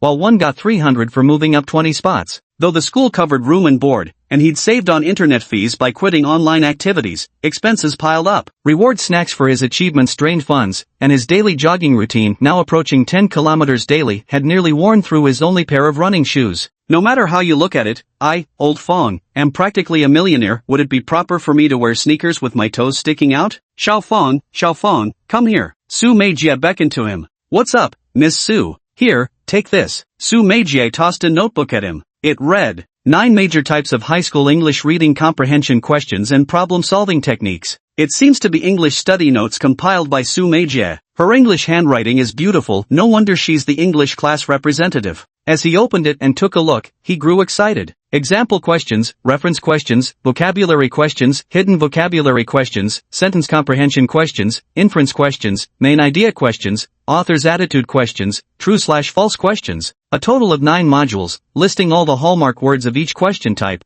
along with problem-solving strategies and techniques. By this time, Fong Moyan's vocabulary had already reached the highest level mastered by high school students, and he could recite all 6 English textbooks fluently. Regular questions posed no difficulty for him, rather, his weak points lay in reading comprehension and short English essays. With this set of notes, he felt even more confident about achieving excellent exam results. Thanks, old Su. You've been a huge help. Su Meijie curled her lips slightly before smiling nonchalantly. No need to thank me. Just do well on the exam. I'd really love to see the look on Qin Haotian's face when he loses. That guy keeps bothering Yuan Lanqi all the time for no reason. I've had enough of him. No problem, just wait and see. Thanks again. Fong Moyan returned to his seat with the notes in hand, brimming with confidence. He wasn't fighting this battle alone. With Yuan Lanqi's study notes as his guide, Lu Chengshua's math error correction book, Su Meijie's specialized English reading comprehension materials, plus his own expertise in Chinese literature, and the invincible super student system backing him up, if he still couldn't score well, then what was the point of attending university? He might as well go home and farm. All of this was observed by Sun Yunhai, the class monitor and second highest ranking student. He sneered, Sume Jia, what are you handing that to Fong Moyan for? Do you think he can even understand it? It's so simple, if he still doesn't get it, then he must be really stupid, right? I doubt it'll work out, his foundation is just too weak. Your notes are incredibly thorough, so why go to such lengths to help him? He's bound to waste your kindness anyway. Sun Yunhai shook his head, clearly unconvinced about Fong Moyan. His words carried a faint hint of sourness. Chapter 78, I was once glorious too. Old Ma, your class's Fong Moyan is causing trouble again, Chinese teacher Zhang Gang said with a laugh. Not at all. He's been very well behaved lately, much more polite when greeting teachers, no more skipping class to go to internet cafes, and hasn't missed a single lesson. He's been quite obedient. Ma Xiefeng actually quite liked the current Fong Moyan. He made a bet with his classmates, Zhang Gang continued laughing. These kids never settle down. What was the bet about? He made a bet with a student from your class named Qin Haotian about who scores higher in tomorrow's monthly exam. At this point, Zhang Gang couldn't hold back his laughter any longer and burst out laughing. What? He's comparing himself to Qin Haotian? This kid, he's really reaching for the stars, isn't he? Last time he was dead last, and Qin Haotian was ranked 19th, he's doomed to lose. That's nothing. Before that, he bet against Feng Xuanxuan, that tomboy from class 4 who knows how to box. She's usually in the top 10, right? Feng Xuanxuan? She ranked 8th last time. That punk still dared to challenge her? Why didn't he just challenge Yuan Lanshi? Who knows what's going on in his head? Ma Xiefeng knew every one of his students' grades like the back of his hand, committing them all to memory. He truly felt powerless when it came to Fong Moyan, consistently ranking last in exams all year round. As the local saying goes, piled up and lying flat, a hopeless case already written off. That alone might have been tolerable, but the kid still had the audacity. Xiao Fang wasn't the type of student who went looking for trouble, after all. What a shame, really. Although Fong Moyan has been working hard for the past 2 months and even briefly shown by winning the Most Improved award, wrong methods make wasted efforts. With such a weak foundation, he can't keep up with the teacher's lessons at all. Just blindly studying on his own like this is hardly going to yield any results. Talk to him and he won't listen. In class, he just stubbornly follows his own misguided ways of learning. I've heard many students have recently signed up for expensive online tutoring courses, but with basically no effect. Fong Moyan probably can't afford those online courses anyway. What kind of academic results could he possibly achieve? In Ma Xiefeng's opinion, he'd be better off going to a technical school to learn a trade, at least that would help him get employed in the future. Guess how I knew? Zhang Gang said with pretended mystery. Was it Sun Yunhai and some of your band students? Ma Xiefeng knew that Zhang Gang enjoyed high prestige among the students. He had formed a band called Release the Tiger to the Mountain, often performing at local events, making him quite a celebrity in Chengdu City. Nothing escapes your sharp eyes, old Ma. Yunhai mentioned it as a joke during our last rehearsal, but he also warned me that Fong Moyan might resort to cheating to get high scores. Zhang Gang added, cheating is a serious offense, after all. Haha, Mr. Zhang, you're overthinking this. Fong Moyan is in examination room 28, surrounded entirely by the lowest scoring students. Even if he wanted to cheat, who could he copy from? But you did remind me of something. The exam starts tomorrow, and I hope this kid doesn't cause any trouble. I'll find out which teacher is invigilating and give them a heads up. I'll also ask logistics director Lee to keep a close eye on the surveillance cameras in room 28, just in case. No need to worry so much. I have pretty good faith in Fong's character. At the very least, his Chinese exam scores in Hall 28 speak for themselves, others copy from him, not the other way around. That's about it. Pity, his Chinese scores were the only ones barely passable. As the two were chatting, someone hurried in from outside, none other than Principal Wang from Chengdu No. 5 High School. Zhang Gang and Ma Xiefeng hastily stepped forward to greet him. Principal Wang, what brings you here in person? Any instructions for us? Director Sun from the Education Bureau is coming for an inspection tomorrow, coinciding with our monthly exams. Teacher Ma, as the deputy director of the grade department, you must keep a close eye on exam discipline for me. Don't worry, Principal Wang. With today's advanced technology, mobile phone jammers, high-definition surveillance cameras, and electronic detectors working together, we can guarantee to prevent any student cheating. Director Sun's visit represents trust and high regard for our school. There mustn't be the slightest oversight. Principal Wang's expression turned somewhat stern. Okay, I'll arrange it right away and notify all homeroom teachers. Ma Xiefeng nodded in agreement. I'll leave everything to you. I still need to make a trip to Director Sun's office to request instructions. Principal Wang hurried off. As soon as the principal left, Ma Xiefeng immediately got to work. He gathered all the homeroom teachers and invigilators to relay the principal's instructions. After hearing Zhang Gang's words, he genuinely worried that Fong Moyan might resort to cheating because of the bet. If this led to a disgraceful scene in front of Director's son from the Education Bureau, he wouldn't be able to explain himself to the principal. No,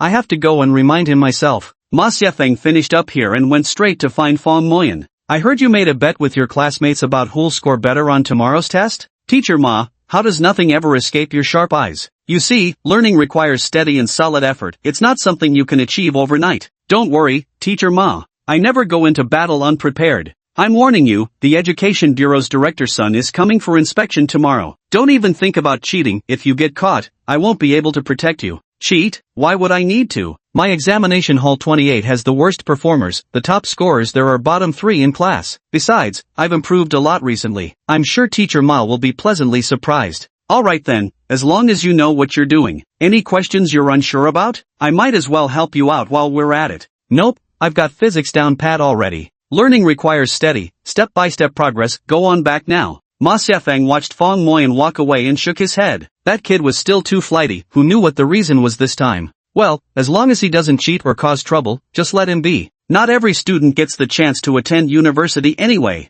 Fong Moyan returned to the dormitory. 8 major weaknesses, 42 knowledge gaps, and over 100 unfamiliar question types. For every weakness he addressed, every knowledge gap he filled, and every question type he mastered, Fong Moyan would mark a check on his problem notebook. Now, on this record sheet of his deficiencies, all the weaknesses, blind spots, these intellectual pitfalls had been completely filled in. Moreover, as he systematically mastered the entire knowledge structure of senior high school, it was as if he had unblocked his meridians. Once one passage opened, all passages followed. That mentality from years ago, when he had dominated his small town and topped the exams for 9 consecutive years, had returned. The king had come back. In that fleeting moment, tears welled up in his eyes. He had waited far too long for this day. There had been a time when he thought he would never regain his former confidence. Damn it, you can't live your whole life being such a pushover. Youth is wasted on the young if they don't act recklessly. When tomorrow's monthly exam ends, it'll be Fong Moyan's time to redeem himself. I wasn't born to be the last place. I used to shine too. Chapter 79, he's just a deputy class monitor. Another new day dawned. After last night's overnight trading session, Fong Moyan's futures account had finally surpassed 10 million.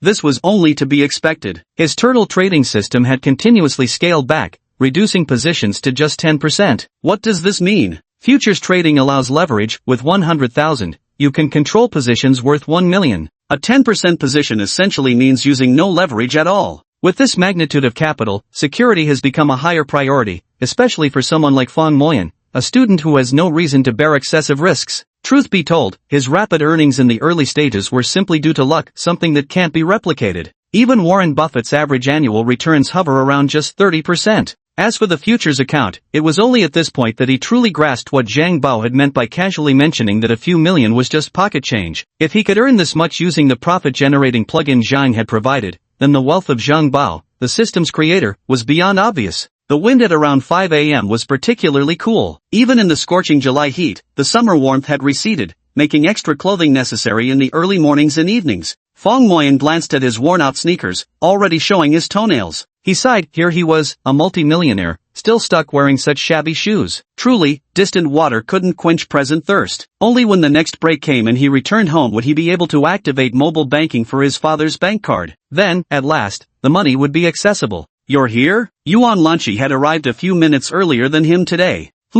Feeling confident about today's exam?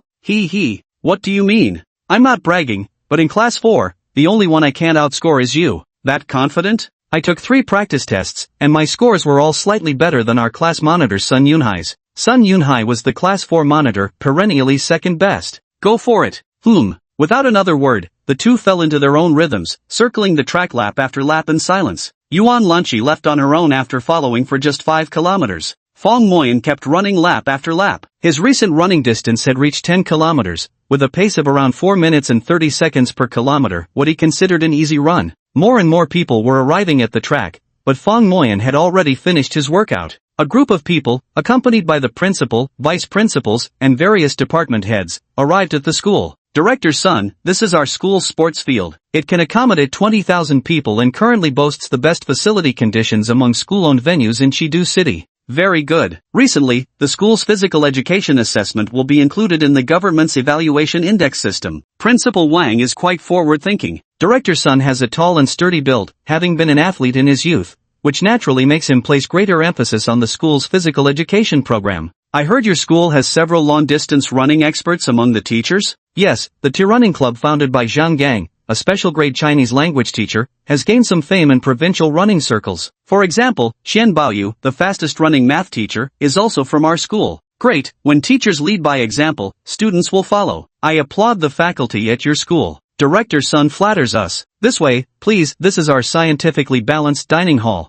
Fong Moyan handed over his meal card. One set meal, please, auntie. In a regular school cafeteria, being able to eat your fill is good enough. As for flavor, what kind of flavor can you expect from cafeteria food anyway? The usually indifferent cafeteria auntie beamed with enthusiasm, as if seeing her own child. Oh dear, here you are, student. Just wait a moment, it'll be ready right away. Winter melon, potatoes, pork ribs, chicken legs, along with a pack of pasteurized fresh milk and a heaping bowl of rice. Wait, auntie, I just wanted a regular set meal, not the deluxe one. The regular set meal costs 5 yuan, while the deluxe one is 20 yuan. At this rate, the entire year's food budget would be wiped out in less than 2 months. The cafeteria lady smiled and said, "This is your meal for today." Without waiting for a response, she grabbed his meal card and swiped it. Beep, payment, 5 yuan. Fong Moyan scratched his head in confusion. It wasn't any special holiday, why was the school being so generous today? Screw it, I'll eat first and think later. The 20 yuan luxury meal combo still hits the spot.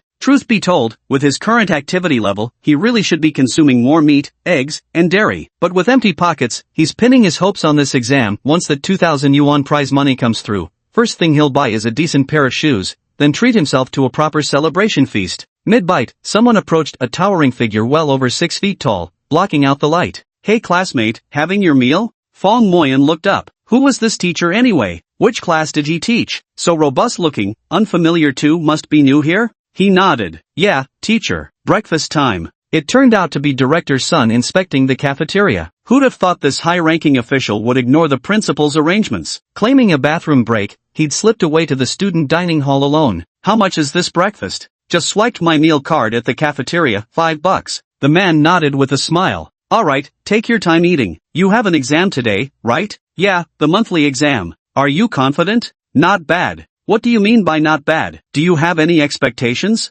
Fong Moyan didn't recognize him at all, thinking he might be some teacher from another class, and casually replied, well, at best, I might rank second. Director Sun chuckled. This student seems quite confident. Why not aim for first place? A soldier who doesn't want to be a general isn't a good soldier. Fong Moyan spread his hands helplessly. You think I don't want to rank first? It's just that the top student is too outstanding. You must know Yuan Lanqi, right? With her around, there's nothing I can do. Director Sun nodded. Yuan Lanixi, daughter of Yuan Guining from the Yuan family of Jiangbei, had consistently topped the rankings at 5th high school by a wide margin, leaving the second-place student scores behind by 50 or 60 points. With her around, others could only compete for second place. Second place isn't bad at all. Losing to classmate Yuan Lanqi is nothing to be ashamed of. Keep it up. Thank you, teacher. Fong Moyan stood up, bowed politely, left the cafeteria, and went straight to the classroom. Hey, little friend, what's your name? My name is Fong Moyan. Director Sun nodded approvingly. Not a bad student. Ah, Director Sun, Principal Wang has already prepared breakfast for you. We've been searching everywhere. Who'd have thought you'd be inspecting the student cafeteria? Truly a leader who cares deeply about education.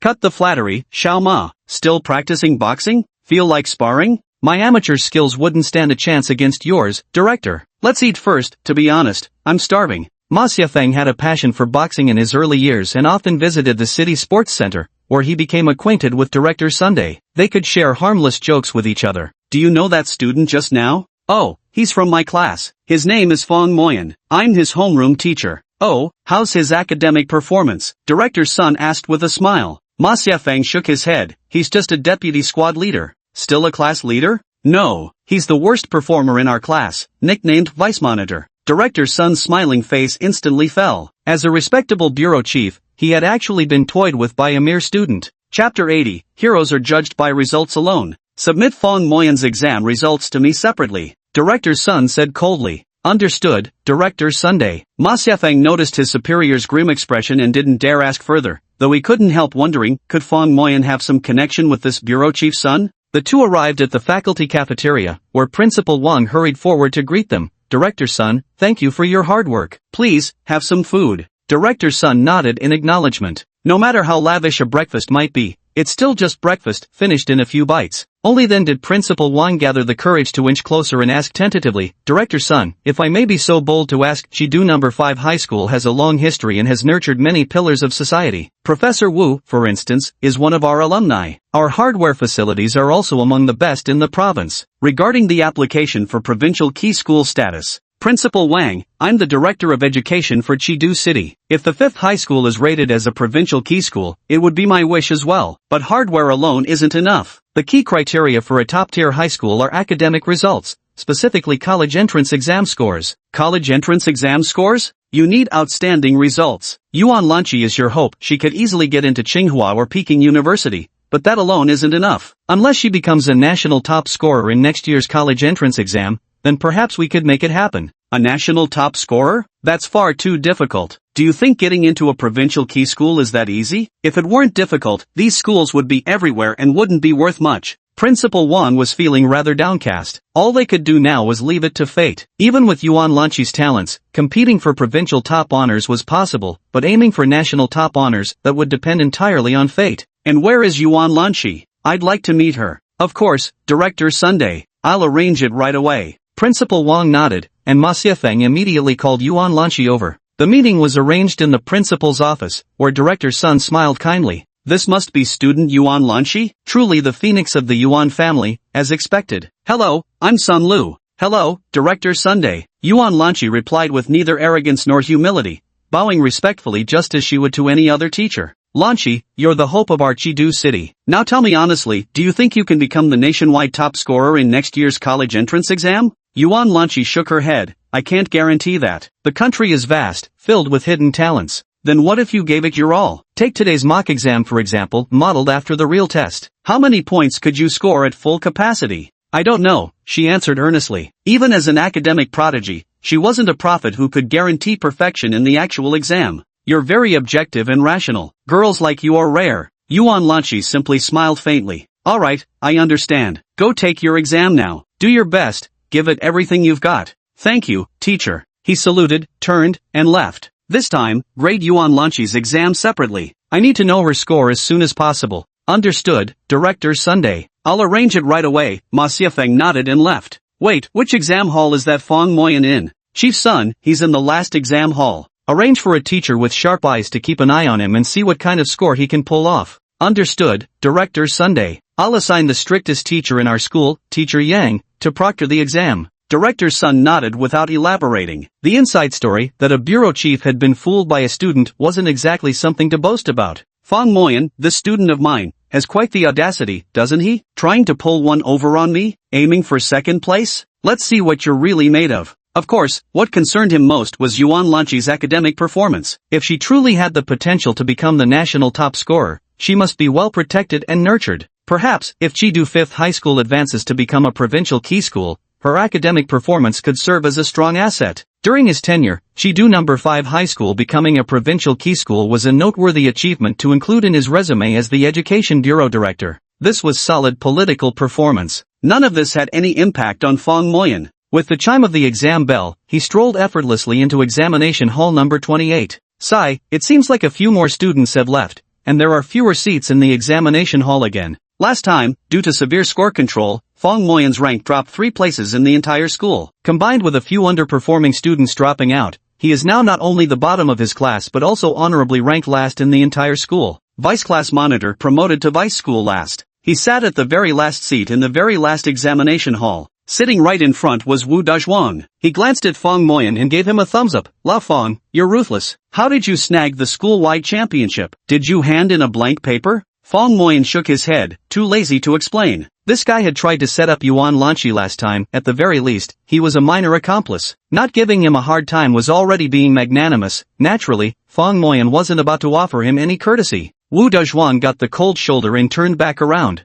Attention, the exam is about to begin. Being at 5th high school means you're one of us. Your grades might not be great, but don't let your character suffer for it. Cheating is the most contemptible behavior. I hope you'll all conduct yourselves properly. Even if it were an open book test, you still wouldn't score high by copying. The invigilator this time turned out to be the school's infamous Erlangshen, Yang Mingshi, nicknamed for the distinctive vertical crease between his eyebrows, renowned for his unmatched ability to catch cheaters. But why assign this young Erlang to examination hall 28? This is such a colossal waste of talent. Everyone knows this hall is filled with academic underachievers. Ironically, it's the best behaved exam hall. With no desires comes hardness after all. They've completely given up on their studies and couldn't care less about grades. They can't even be bothered to cheat. Yang Mingshi gestured for the students in the front row to pass down the exam papers, while glancing carefully at the cell phone signal jammer and anti-cheating sensor. Everything was in order. His gaze seemed perpetually unfocused. Though his eyes were large, they lacked brilliance. Yet no student's furtive movements could escape his notice. It was as if he truly viewed them through a third eye. Had his stare been too obvious, cheating students would naturally grow cautious, leaving exploitable gaps in his vigilance. But this diffuse gaze made every student feel simultaneously unnoticed and constantly watched. This pressure of inescapable surveillance ensured nobody dared misbehave under his watch. He still remembered Ma Xiafeng's instructions: "Old Yang, keep a close eye on Feng Moyan from my class. Absolutely no cheating allowed." Yang Mingshi wondered, was a worthless student really worth his attention? Ma Xiafeng glanced toward the principal's office and said,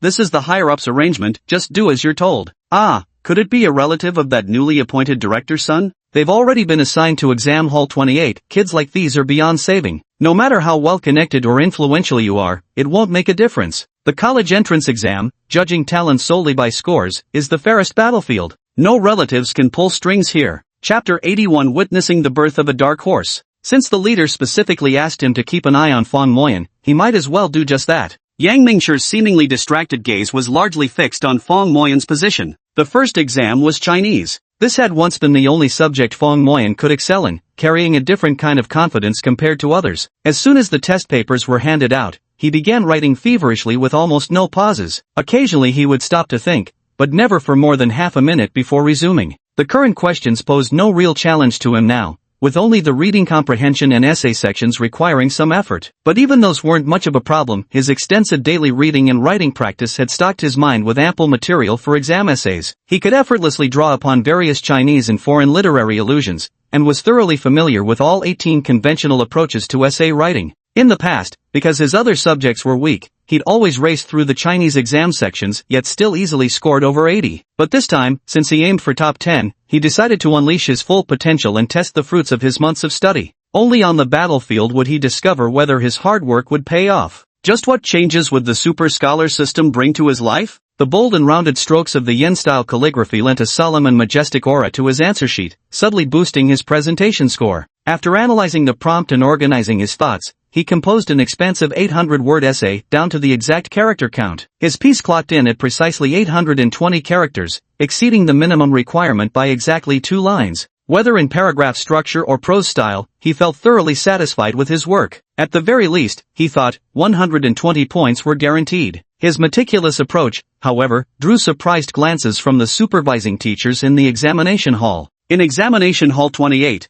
there were actually students seriously answering questions? Talk about a rare sight. Yang Mingshi couldn't suppress his curiosity anymore and slowly walked to the back of the classroom, though his eyes and ears still monitored the entire examination hall. At first glance of the test paper, he was stunned by the candidate's beautiful yin-style calligraphy. Any grading teacher who appreciated calligraphy would likely award at least 5 extra subjective points for handwriting like that. Although Yang Mingshi wasn't a Chinese language teacher, every instructor at Wuzhong High came from prestigious universities and excelled in multiple fields. After glancing through several answers, he instinctively knew they were all correct based on intuition alone. This level of accuracy typically only appeared in examination halls numbered 1 through 5. By hall 10, answer sheets would already show noticeable mistakes, while in hall 28, one would practically need a magnifying glass to find correct answers. This Feng Moyan is quite remarkable. With such capability, how did they end up in the last examination hall? No wonder Ma Xiafeng specifically asked me to monitor the student during the exam. Things seem to be getting more and more interesting. With just over half the exam time elapsed, students were already handing in their papers and leaving. Yang Mingshi glanced around. Some hadn't even attempted the essay section. For them, taking the exam was just about enduring until the end. Feng Moyan had already checked his answers twice, once systematically, once in reverse order. He had developed a unique method of review, approaching the questions from different perspectives to catch oversights made during the initial solving. Yet his fundamentals were so solid that he found practically no mistakes. Watching others submit their papers didn't fluster him. He calmly copied his answers onto scratch paper, a habit of top students preparing to compare answers after the exam. Feng Moyan had actually done this before, but after entering high school, he suffered a fatal blow and later fell into decline. Now he's just trying to regain that old feeling again. The Chinese language exam had just finished, and the test papers from examination hall number 1 had already been taken to the principal's office for early grading, mainly to check Yuan Lanqi's score. Between 145 to 148 points, the main score difference lies in the subjective questions and the essay. It's usually very difficult to get full marks on Gokao essays. The Chinese language teacher reported Yuan Lanqi's grades to Director Sun. Is there any hope of making up these 2 points? It all depends on the grading teacher's preference. Let's start with 145 points, better to go low first. Director Sun wrote in his notebook, Chinese, 145 to 148. Truly a prodigy, living up to high expectations. A splendid start, knocking the Chinese exam out of the park with flying colors in the very first session. Next up is math. This subject is truly polarizing, those who excel at it shine brilliantly, while those who struggle can barely keep up. It's notorious for widening score gaps, but judging by Yuan Lanqi's past performance, securing at least 130 points is practically guaranteed. Director Sun is eagerly awaiting the results. Fang Moyan currently most enjoys solving science questions like math, physics, and chemistry. Right is right, wrong is wrong, unlike essay writing which feels uncontrollable. There's a rational beauty to it, like the straightforward logic of a steel-straight man. Although his math foundation was weak, it was only limited to high school level. After nearly 2 months of analysis and problem-solving practice, plus Lu Chengshua's collection of common math pitfalls, which helped him tremendously, like a striking awakening or sudden enlightenment, his science subjects had their meridians opened wide. When seeing problems now, they automatically break down into knowledge points. Then based on the question type, he can analyze what's being tested. Knowing exactly what the examiner wants to test makes answering questions naturally effortless. Since the last Chinese language exam, invigilator Yang Mingshi had begun viewing Fang Moyan in a new light. Being a chemistry teacher himself with excellent math scores, from the moment Fang Moyan started answering questions, Yang stood at the very back of the classroom personally observing his problem solving. After proctoring the previous exam, he had gained some understanding of examination hall 28. Truth be told, these academically struggling students had impeccable exam ethics. They harbored no intention to cheat whatsoever. Might as well see what other surprises the student, who had received special attention from the principal, had in store. Mathematics gave Yang Mingshi an even greater surprise. Excelling in Chinese wasn't particularly remarkable. It mainly reflected a student's reading foundation and years of accumulated knowledge. Mathematics, however, truly tested a student's intellectual acuity. If it works, it works. If it doesn't, it doesn't. In math, the score gap can be tens of points wide, with very few people in the middle ground. Fang Moyan worked through math problems at a pace no slower than literature, scribbling and crossing out on scratch paper before quickly filling in the answers without hesitation. Moreover, after observing for half an hour, Yang Mingshi hadn't spotted a single mistake yet.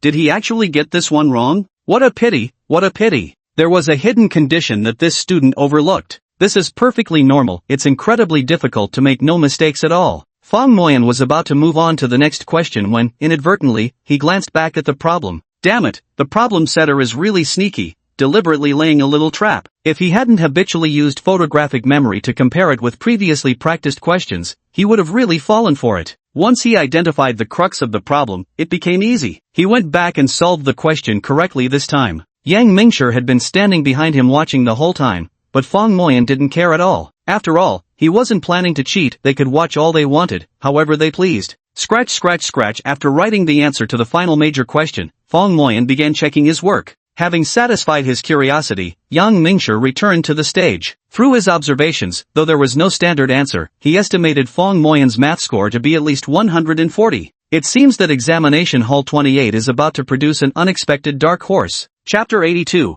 A Girl's Physiological Issue. Has Yuan Lanqi's math score come out yet? It's out, Chief. We've lived up to expectations, full marks of 150. Director Sun slapped the table excitedly, making the teacup jump. Fantastic. What time does the afternoon session start? English exam begins at 2 o'clock. Pay attention to the students' emotional state. Make sure they get proper rest at noon. Don't leak today's grading situation to avoid causing psychological disturbance to candidates, especially Yuan Lanqi. Understood, Director Sun. Director Sun was writing in his notebook. Chinese, 145 to 148. Mathematics, 150. Ma Xiafeng also knew that Yuan Lanqi alone determined whether number 5 high school could potentially become a provincial key school. If she became the national top scorer, there might still be room for maneuver. Without that, they shouldn't even think about it. During lunch, Director Sun couldn't eat in peace. He was too eager to know Yuan Lanqi's scores in the remaining 2 subjects. Fong Moyan handed in her exam and walked out, only for Shin Tianlei to rush over anxiously. How did it go? Are you confident? Relax, Tianlei. You know me, I never make bold claims unless I'm absolutely certain. Ah, what a shame I didn't get an answer from Yuan Lanchi. I heard the teacher specially arranged for exam hall 1 to rest properly and prepare for the afternoon test. Honestly, it's not even the college entrance exam, why make such a big deal out of it? Does exam hall 1 have some kind of special privilege?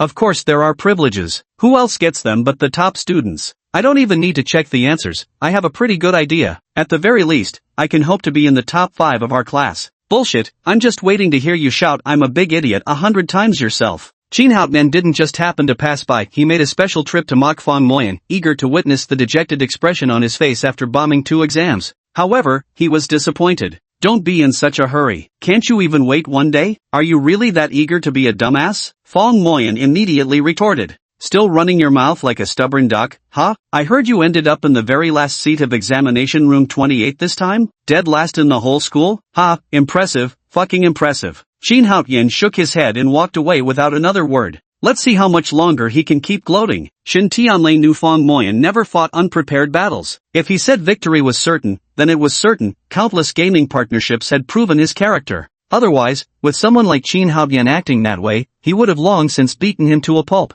Don't mind him, is the cafeteria still running that promotion today? Should be. Premium combo meals at regular combo prices. Wonder what the cafeteria manager was thinking? Must have taken the wrong medicine this morning. Who cares what medicine he's taking? Let's get the benefits first. The two joked and chatted as they headed to the cafeteria. The first exam in the afternoon was the Science Comprehensive Test, worth 300 points, physics, chemistry, and biology. Fong Moyan loved these kinds of science questions. Yang Mingshi, as if they had already arranged it, stood right behind Fong Moyan as soon as the exam began. Being the chemistry teacher, he was eager to see how the science comprehensive scores would turn out. Fong Moyan's performance this morning was anything but a fluke. A student who can score 140 plus in math is bound to excel in the science comprehensive exam too. Proctoring exam hall 28 was expected to be dull, but who knew I'd uncover a gem like Fong Moyan? With each passing minute, his confidence in Fong Moyan grew more certain. His estimated score for the science comprehensive exam? 260 plus. During the Chinese language exam, Yang Mingshi wasn't staring at the paper, but by even the most conservative estimate, say 100 points in Chinese, plus 140 plus in math, and 260 plus in science subjects, his total for these 3 subjects would already reach 500 points. That score would easily place him within the top 20 students in class.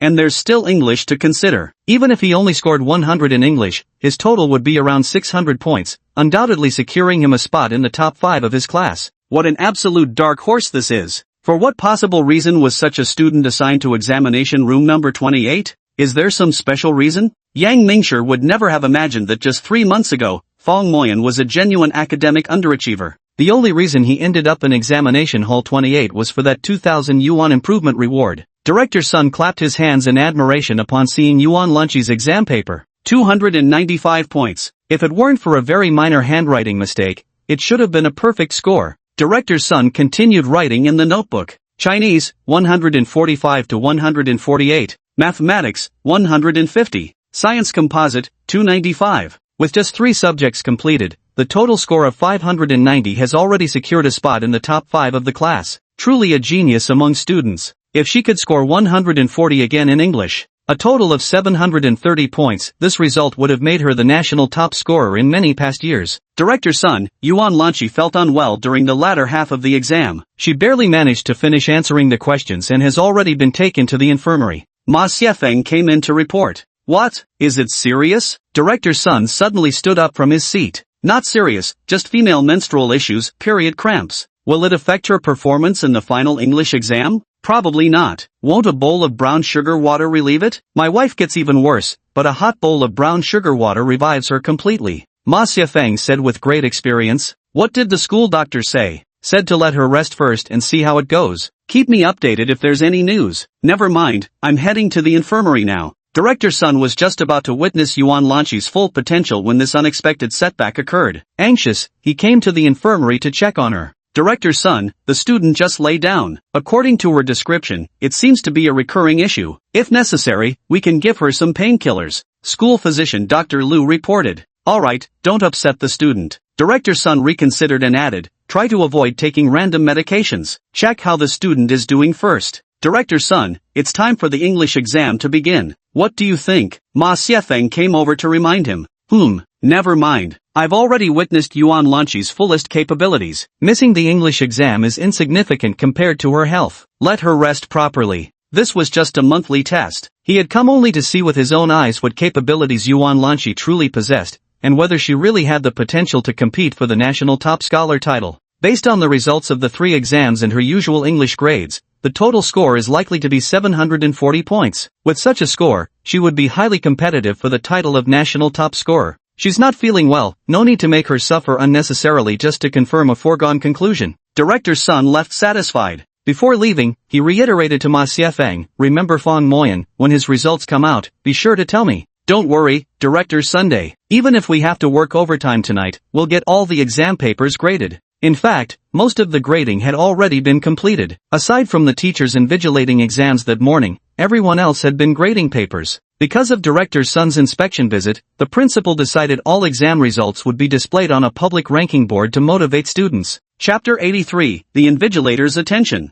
The final exam was English. Fong Moyan estimated his scores. Across 3 subjects, he could surely score at least 520 points. As long as he performed normally in English, even if he only got 100, that would still total 620 points, exactly the 4th place ranking according to last mock exam results. After all, he couldn't surpass Yuan Lanqi anyway. 4th or 2nd place hardly made any difference. Securing the 2,000 yuan bonus was what truly mattered. His listening comprehension was admittedly weaker. This skill required prolonged auditory training, yet thanks to consistent vocabulary drills, he could still score decently. Calculating post-exam, he estimated over 120 points in English overall. A score of 640 points or above. 2nd place looks very promising. When the last exam finished and the bell rang, seeing the sky outside already dark, a weight lifted from the students' hearts, leaving them at ease. Fong Moyan also handed in his exam papers and was about to leave. Just a moment. Yang Mingshi called out to him. After finishing all his exams, Xin Haotian, the little Teddy, came over to scout out the competition. His opponent was just the perennial last place holder, the kind who consistently occupied the bottom spot. Normally, he wouldn't have to worry, but perhaps because of that most improved award before summer break, he felt a flicker of hesitation. What if he got lucky and turned his miserable life around after all these years? After waiting for a long time, Fong Moyan still hadn't come out. Xin Haotian stopped a classmate. Have you seen Fong Moyan from our class? Old Fong? He's been held back by Erlang Shin. Really? Nonsense, why would I lie to you about this? Why stay behind? It couldn't be cheating, could it? Xin Haotian's eyes lit up. It must be cheating. Who doesn't know that teacher Yang Mingshi has 3 eyes, with vision rivaling Sun Wukong's golden fiery pupils, and is most skilled at catching cheaters? That scoundrel Fong Moyan, still barking at me now? Cheating. I thought he had some real capability, daring to make a bet with me. Turns out it was just cheating. Ugh. Serves him right getting caught by the teacher. The disciplinary standards at Chidu No. 5 High School are stringent. Cheating in monthly exams results in complete cancellation of grades and disqualification from any school honors. Forget about merit students or all-round excellence awards. The punishment remains quite severe. This delighted Xin Haotian, who had made a bet with Fong Moyan. Cheating dog. The school should just expel such a black sheep. A loser who barely scrapes by anyway. Keeping him around just drags down the school's admission rate. Nonsense. Would Fong Moyan even need to cheat? Little Teddy, you wanna get punched? Shen Tianlei had come to ask Fong Moyan to lunch and happened to arrive just then. Shen Tianlei, he was kept behind by Erlang Shin. If it wasn't cheating, what else could it be? No wonder he was so confident despite being dead last. First he bets with Fong Shuang, who lets him off. Then he drags me into a bet. Turns out it was all premeditated. Xin Haotian spoke with such enthusiasm that spittle flew everywhere. Shen Tianlei hesitated upon hearing about Erlang Shen. Everyone knew Yang Mingshi, the stern-faced and impartial teacher nicknamed Erlang Shen. Cheating in his exams was never lightly punished, but he trusted his brothers more. If Fong Moyan said it was a sure thing, then it was a sure thing. Besides, while others might not know, he was well aware of just how fiercely Fong Moyan had pushed himself to improve his academic performance. He quit gaming every day, woke up at 4 in the morning, stopped sleeping in class always with a book in hand, whether reading, writing, or reciting. He had never seen anyone work so relentlessly. Such focus was unmatched by anyone else in class 4. No wonder some say diligence is also a talent. An ordinary person's concentration could never reach the intensity of Fong Moyan's efforts. Such efforts, if they couldn't even surpass Xin Haotian, would truly be unheard of. Just as he was doubting himself, the door opened. Erlang Shin Yang Mingshi politely escorted Fong Moyan out of the examination hall. Keep up the good work. you'll be the dark horse of our school. Next year's college entrance exams, I have high hopes for you. Go for Tsinghua, Peking, Fudan, or Jiaotong. Thank you for your encouragement, Teacher Yang. To hear Erlangshan, who never praises anyone, shower Fong Moyan with such generous compliments, even mentioning Qingbei Fudan Jiaotong next year, was astonishing. Qingbei Fudan, those are the nation's top 4 universities. Such praise had always been reserved for prodigies like Yuan Lanqi. Even Sun Yunhai, ranked second in class in 10th in school, might barely scrape into top 5 schools like Fudan Jiaotong, but Tsinghua and Peking? Those were practically beyond reach. Only the top 10 students in the entire school would have the qualifications to consider this issue. Shen Tianlei smiled and said to Qin Haotian, so this is what you meant by Erlangshan catching him cheating? Could you possibly cheat your way into Tsinghua, Peking, Fudan, or Jiaotong University? Qin Haotian's face flushed red. This doesn't make sense. After being singled out by Erlangshan, he wasn't actually cheating? What exactly is the reason? And, Mr. Yang's comment was just a joke, right? The darkest horse in the entire school? Getting into Tsinghua, Peking, Fudan, or Jiaotong next year? That's such high praise. How on earth did he perform in today's exam? In any case, someone who has received such high praise couldn't possibly have gotten too low a score. Even Sun Yunhai, who ranks second in the class at minimum, only got this level of evaluation. Damn it, am I really going to lose this time? Qin Haotian didn't want to dwell on it anymore. He turned his head and strode away. Way to go, Lao Feng. Erlangshan really seems to approve of you. What's the real story here? Fong Moyan gave a faint smile. After a full day of exams, except for the first Chinese test where Yang Mingshi had stood behind him the whole time watching him answer, any teacher with sharp eyes could easily guess what score he'd get this time. At least 640 points, the teacher probably had a pretty accurate estimate already. The real kicker was that it happened to be exam room 28, notorious as the school's worst performing venue. Such a stark contrast couldn't help but draw admiration even from the usually stringent young Mingshi. They purposely kept him behind and inquired with concern about his studies. There is nothing one cannot speak of to others. Fong Moyan had little to conceal. Apart from omitting any mention of the super scholar system, he mainly discussed his daily routine, what time he woke up, when he went running, and his study methods. He particularly emphasized the tremendous help he'd received from academic prodigy Yuan Lanqi, English class representative Su Meijie, and math whiz Lu Qingxue. Note, the translation preserves the original paragraph structure while adapting certain culturally specific academic honorifics like the academic prodigy as prodigy and top student as was for natural English flow. Proper names remain unchanged per rule number 4. Yang Mingshi felt reassured to hear Yuan Lanqi was helping. The academic god was truly an academic god, not only excelling personally but also capable of elevating classmates' grades. Yet this Fong Moyan is equally remarkable. In just 2 months, he leapt from the bottom rank to likely making the top 10 in the entire school. It's practically god-tier performance, enough to become a legendary figure at number 5 high. Then to celebrate, let's call the squad and treat ourselves to something nice tonight. Hot pot it is. Ha, let's go. Fong Moyan and Shen Tianlei walked arm in shoulder, gathering all their close buddies from room 502. Since their exam halls were all in the late 20s, none were too far away. They swaggered off singing songs together. Chapter 84, First place overall? Teacher Wu, how much of the grading is done? Asked a young faculty member from the Academic Affairs office who came over to inquire. It's all graded. We rushed to take the test and rushed to grade it. Wu Tao patted the stack of exam papers on the desk. Alright, can you compile the rankings for me right away? I need to send the materials to the ad agency. This monthly exam, due to Director Sun's inspection, the school decided to elevate the publicity standards by creating an honor roll and highlighting it prominently on the campus forum, all in response to the leader's directive. Wait a moment, Teacher Huang, have you finished entering the grades? Teacher Huang looked up in confusion. The recording's done, but the numbers don't match up. Old Wu, why are we still missing scores for over 80 students? Upon checking the computer, it was confirmed that the total data only covered 750 students, while there were 833 12th graders in the entire school. 83 students' scores were still missing. After verification, it was discovered that the score sheets for 83 students were completely blank. Come to think of it, the new teacher Wang is on leave. She was responsible for collecting the answer sheets from the last 3 exam rooms. Could they have been missed? The first 25 exam rooms had exactly 30 candidates each, totaling 750 people. Wu Tao hurriedly called Teacher Wang, and sure enough, the exam papers for the last 3 test rooms had been overlooked. The advertising agency is in a rush. They said if we're doing it together, the timing is too tight. They want the top 300 names sent to them first so they can start working on it. That works. There's no way the last 3 test rooms would have any of the top 300. I'll have my colleague compile the current results and send them over. Alright. These are all students ranked in the bottom 100, so first exclude the top 300. This group can be ignored for now. Is it even possible for someone to climb from the bottom ranks to the top?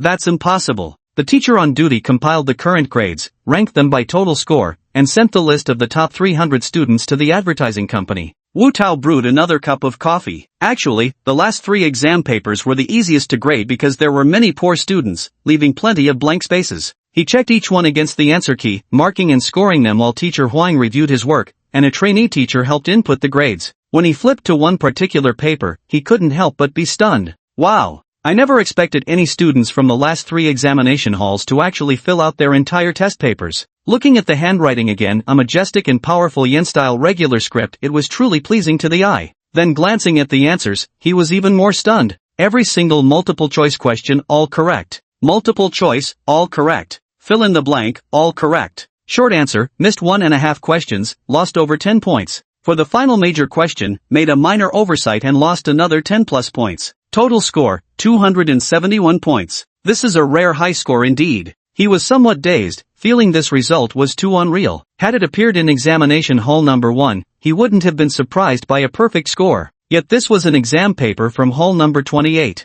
Is this cheating? But this seems highly unlikely. This exam room is full of underachievers. Who could they possibly copy from? Besides, this is a science comprehensive test. Even if these slackers had open book exams, they wouldn't score above 200. Teacher Huang, something strange has been discovered. Teacher Huang set aside her work, took the controversial test paper, and exclaimed, "No way! 271 points! Could the papers from the first examination hall have gotten mixed in?" Wu Tao shook his head, "Impossible. The 2 halls are the farthest apart, and these are from the 3 halls that teacher Wang missed. She wasn't even overseeing the first hall." Cheating? Wu Tao shook his head again. "Do you really think students from exam room 28 could copy their way to such high scores?" Teacher Huang responded, "You never know. Maybe someone used some high-tech method to get answers from outside." Wu Tao remained unconvinced. It's just a routine monthly exam, it doesn't even affect the students' records. Even if someone cheated their way to a good grade, it'd be pointless. These tricks wouldn't work on the Gaokou anyway. Maybe they were just testing how effective this cheating method is? Wu Tao was stunned. This was actually a possibility. While their teacher's exam supervision wasn't as strict as the national college entrance exams, number 5 high school was still an official examination site, equipped with identical anti-cheating devices.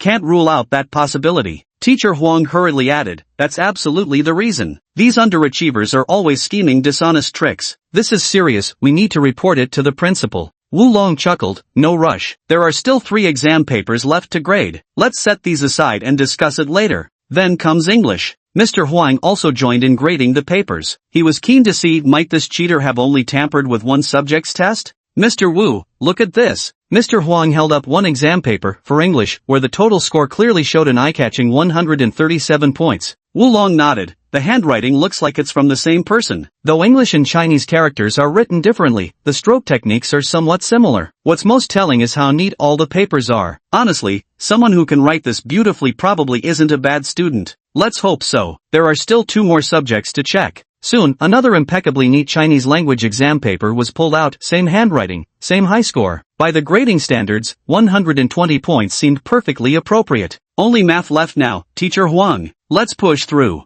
Teacher Huang nodded slightly. He had originally thought grading the last 3 exam papers would be a tedious and dull process, but surprisingly, there was an unexpected delight. And the math score was even more astonishing. A perfect score, 150 out of 150. With the efforts of both teachers, all 4 exam papers, Chinese, Math, English, and Science, were now laid out on the desk. Chinese, 120 points. Mathematics, 150 points. Science Comprehensive, 271 points. English, 137 points. Total score for 4 subjects, 678 points. Wu Long and Teacher Huang stared at each other. Who was the previous top scorer? Due to Yuan Lanqi's health condition causing her to miss one exam, the school's top scorer is Tong Boyu from Class 2, with 655 points. That being said, if he wasn't cheating, wouldn't that make him the top student in the entire school? Impossible. Teacher Wu, the probability of that is practically 0. Teacher Huang, let's open the seal first, then we'll see who this mysterious genius really is. Together, the 2 teachers unsealed the anonymous exam paper. Fong Moyan? Teacher Huang, check his last exam results. No need to check. This kid scored 165 points total, ranking dead last in the mock exam 2 months ago. Teacher Huang worked with data, so students who ranked last left an especially deep impression on her. He's from class 4, let's ask Director Ma later. Wulong wore an utterly incredulous expression, completely at a loss to describe what he was feeling. Since becoming the grade-level director in his senior year of high school, Ma Xiafeng had been increasingly swamped with work. From various teaching responsibilities and teacher evaluations to students' mental well-being, everything kept him utterly overwhelmed. Just then, the office door swung open as the two teachers in charge of this month's matchmaking event, Teacher Wu and Teacher Huang, arrived together. Director Ma, are you familiar with Fang Moyan from your class? Chapter 85, such a high score must be cheating, right? Ma Xiafeng furrowed his brow, remembering that Director Sun had also asked for Fang Moyan's results to be sent to him separately. He nodded and said, he's in my class. What's up? Are his grades out? Get me a copy right away. Wulong handed Fang Moyan's test paper directly to Ma Xiafeng and said, see for yourself.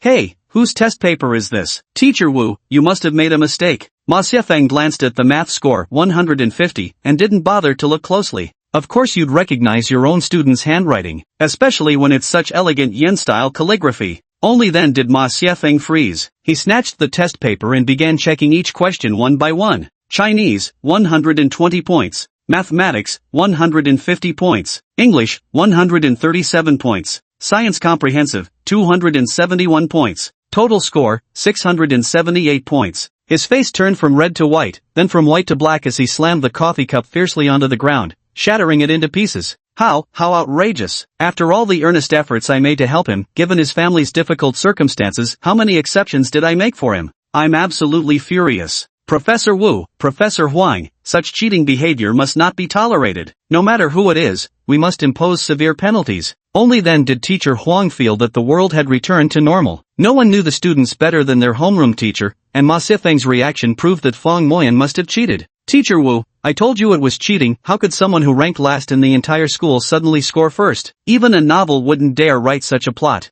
But what would the motive be? After all, this isn't the college entrance exam. Didn't I mention before? He could have been testing new cheating tools. There's no need to score so high. Isn't that just admitting guilt without being pressed? Wulong still analyzed the matter from a human perspective, because it simply didn't make sense. Teacher Wu, you must understand that there are more fools in this world than smart people. Maybe it's precisely because he just obtained the latest high-tech cheating tool and couldn't resist trying it out? Let's not argue, both of you. Fang Moyan's cheating behavior is indeed outrageous, but this kid, his family's circumstances are truly pitiful, coming from a rural background. If the cheating comes to light, he'll likely be expelled. Let's give him another chance. Ma Xiafeng sighed, his heart softening as he decided to plead for Fang Moyan's case. I think we shouldn't jump to conclusions. At the very least, we ought to review the surveillance footage and hear the invigilator's account, Wulong said, still unable to comprehend the situation. He then asked, who was supervising examination hall 28? It was teacher Yang Mingshi, Ma Xiafeng recalled. Due to Director Sun's instructions to have a sharp-eyed teacher keep a close watch on Fang Moyan and observe his performance,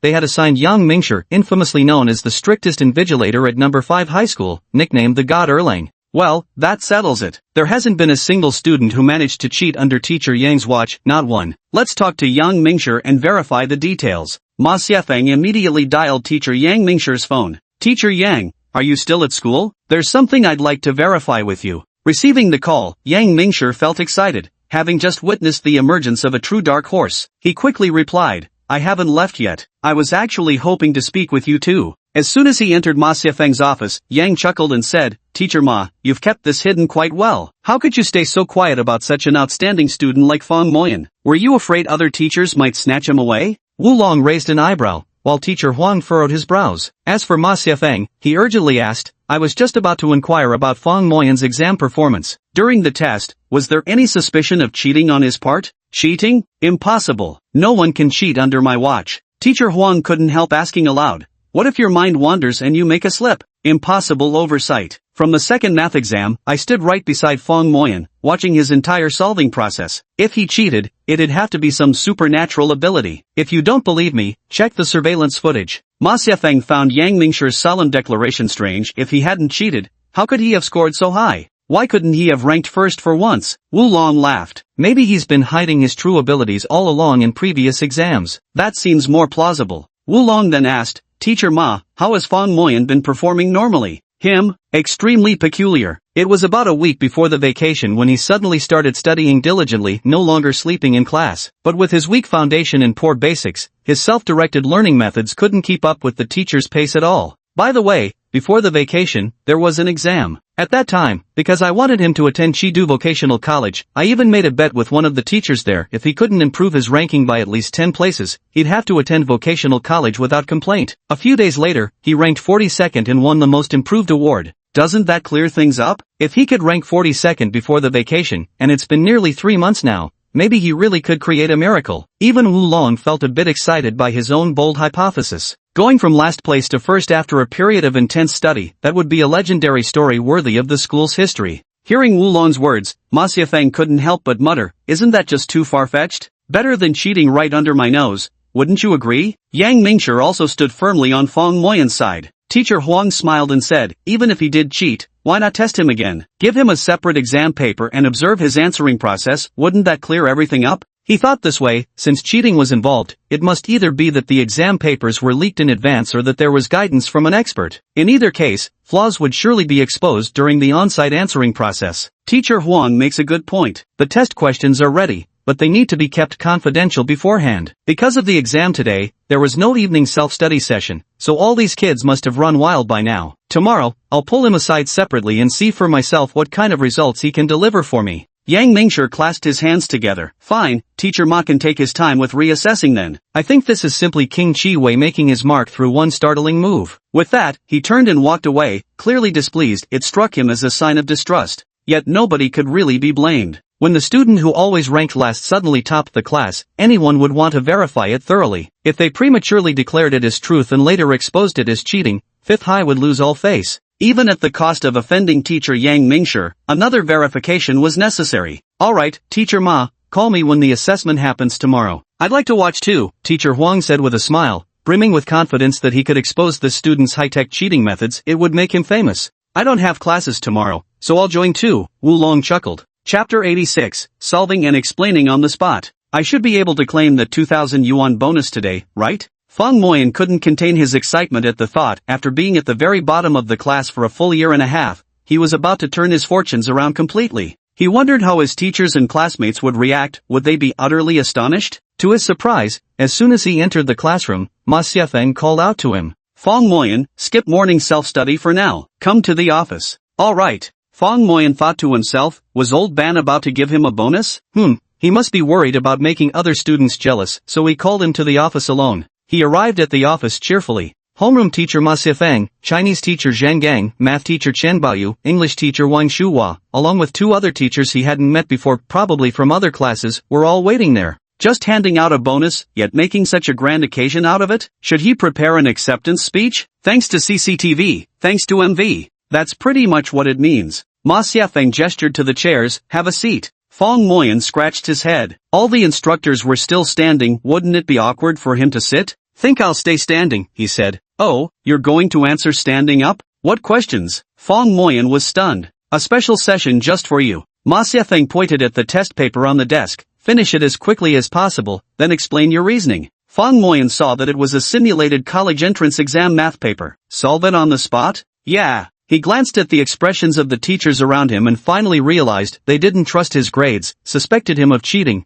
but since the surveillance hadn't caught anything, they wanted to test him right then and there? Humph. In that case, I'll solve the problems while explaining my reasoning. Don't believe in my abilities? Fine. Time to show what real skill looks like. This question tests the characteristics of set elements, primarily focusing on these 3 key points, so the answer is A. This is a giveaway question. You'll get it right if you've memorized the concept, so the answer is D. Therefore, the answer is C, so the answer is B. Hence the judgment is correct. Hence the judgment is incorrect. While speaking, Feng Moyan simultaneously demonstrated his proficient problem-solving approach, astonishing several teachers. Everyone turned their gaze to math teacher Chen Baoyu, feeling that Feng Moyan's words made complete sense, now just waiting for the teacher's authoritative confirmation. Teacher Qian nodded incessantly, his eyes gleaming as if he'd discovered an uncut gemstone. Why do teachers always favor good students? With the same problem, when a teacher says 1, the good student already grasps 2, it's incredibly satisfying. Whereas with struggling students, even when the teacher reaches 100, they're still stuck circling within 10.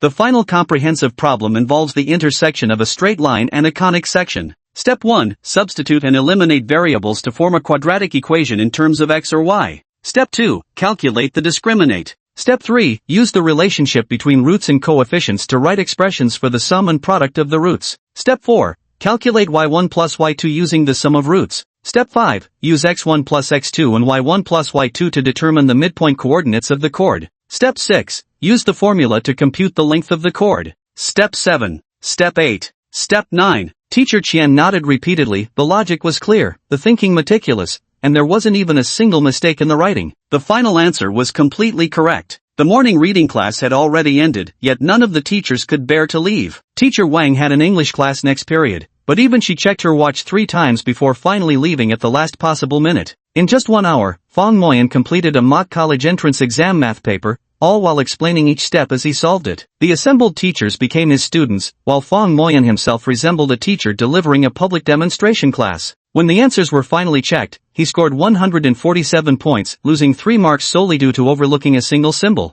This minor slip didn't matter. With several teachers observing him closely, nervousness was inevitable, and he hadn't even reviewed his answers after finishing the paper. What truly mattered was that Fong Moyan had convincingly demonstrated his exceptional capabilities. Math is flawless. Is there any need to test other subjects? Teacher Qian glanced at the other instructors. Let's skip Chinese, said Zhang Gang, the Chinese language teacher, with a chuckle. Xiaofang's Chinese grades have always been decent even when his overall scores ranked last in class. His Chinese consistently maintained mid-level performance. This time, scoring 120 in Chinese was already considered an excellent result, with room for further improvement. Gaining another 20 points would make it truly remarkable. No need for English either. His 88-point score before summer break proved both the efficiency and accuracy of his study methods. Ma Xiafeng nodded. All right then, I'll personally explain it to the principal. To make it more convincing, Ma Xiafeng had recorded the entire answering process. If anyone doubted it, he could just throw this recording at them, saving a lot of unnecessary talk.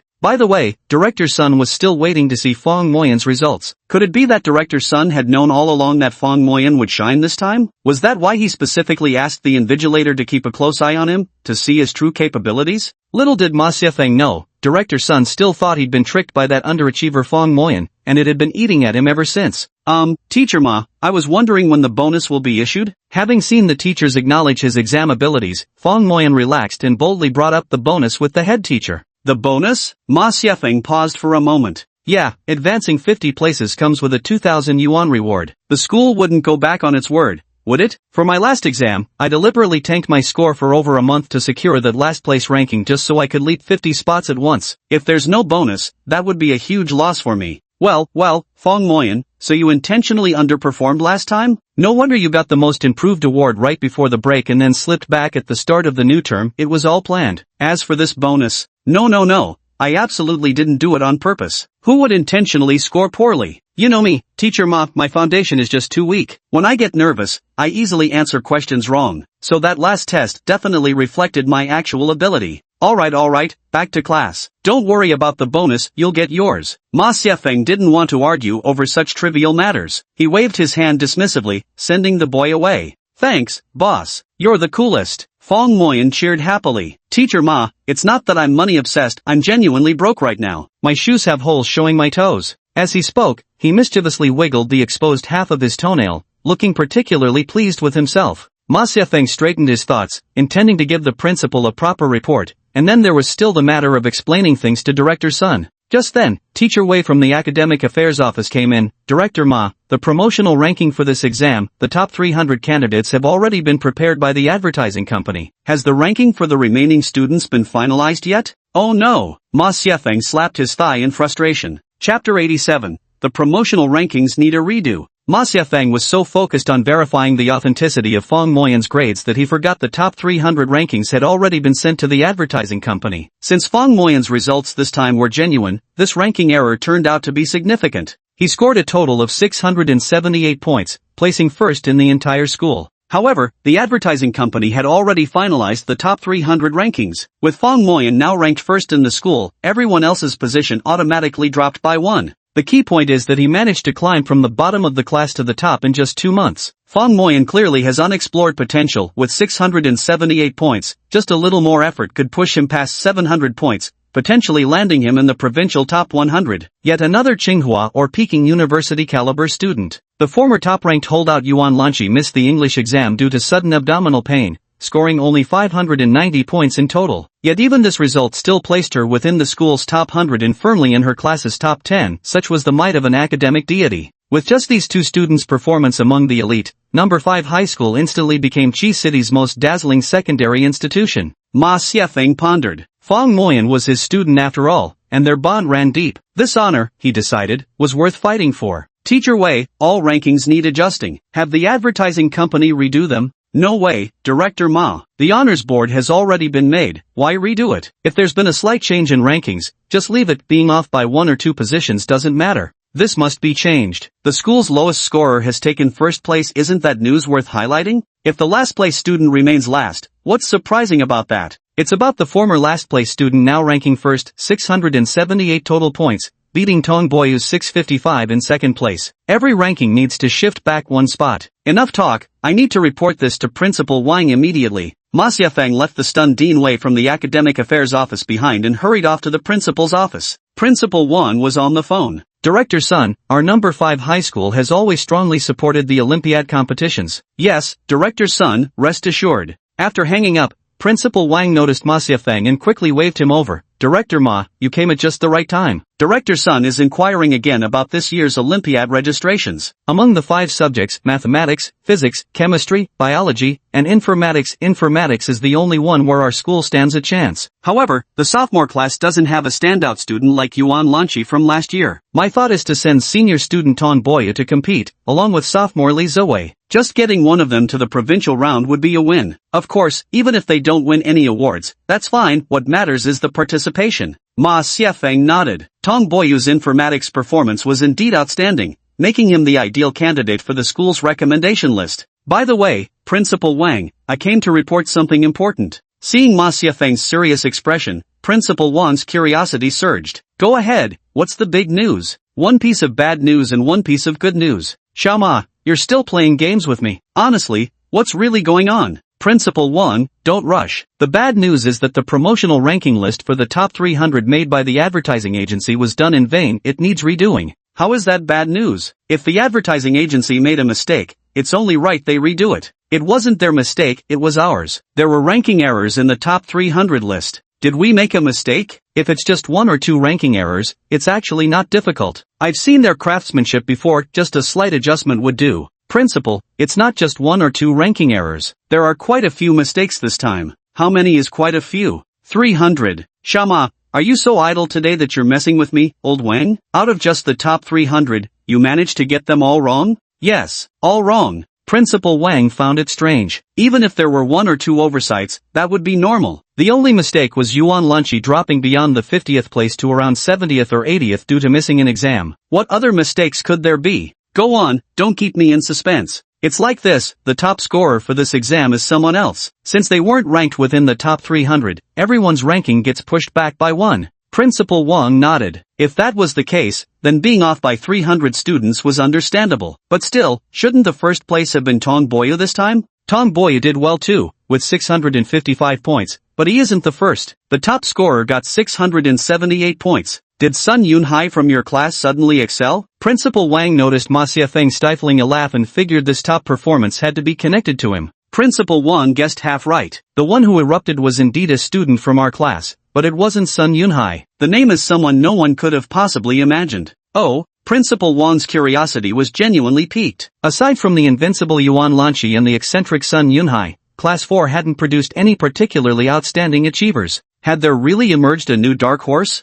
Then this Ma Xiefeng had truly stumbled upon incredible luck. Originally, there was already the invincible Yuan Lanchi, and now another academic superstar had emerged. Class 4 was becoming truly formidable. His name is Fong Moyan. Principal Wang was stunned. Though he no longer taught frontline classes, he vaguely remembered the top 50 students in the graduating class. This Fong Moyan figure drew a complete blank. That can't be right. There's no Fong Moyan among the grade's top 50 students. Indeed, he isn't in the grade's top 50, not even his class's top 50. His last exam placed him dead last in both class and school rankings. Xiao Ma, how can you joke about something like this? Principal Wang was genuinely annoyed. This Ma Xiefeng had been beating around the bush all this time, only to reveal it was all a joke. As the head principal, he was a busy man. He still had to meet with Tong Boyu later to finalize matters regarding the Olympiad competition. Principal Wang, don't think you're the only one who can't believe it. I couldn't either. Neither could teachers Wulong and Huang, who were in charge of grading and scoring this exam. We all suspected he cheated. So this morning, several of us confronted Fong Moyan directly. We dug up an obscure past math exam, had him solve it on the spot, and demanded he explain his thought process for every step. Guess what? We were all dumbfounded. Ma Xiaofeng took out the pre-recorded video of the on-site Q&A session and showed it to Principal Wang. Only then did Principal Wang begin watching with half belief. The more he watched, the wider his mouth dropped. In the recording, Fong Moyan looked brimming with confidence as he solved problems while explaining them, leaving several teachers standing beside him stunned. It seemed less like he was taking an exam and more like giving an open lecture. Answers could be cheated or memorized in advance, but problem-solving approaches simply couldn't be faked. Whether he truly understood the key concepts of the question was immediately clear the moment he spoke. This was a random test paper the teacher had picked on the spot, and he had to articulate his reasoning process and answer follow-up questions in real time. There was absolutely no chance of deception. Where the hell did this genius student come from?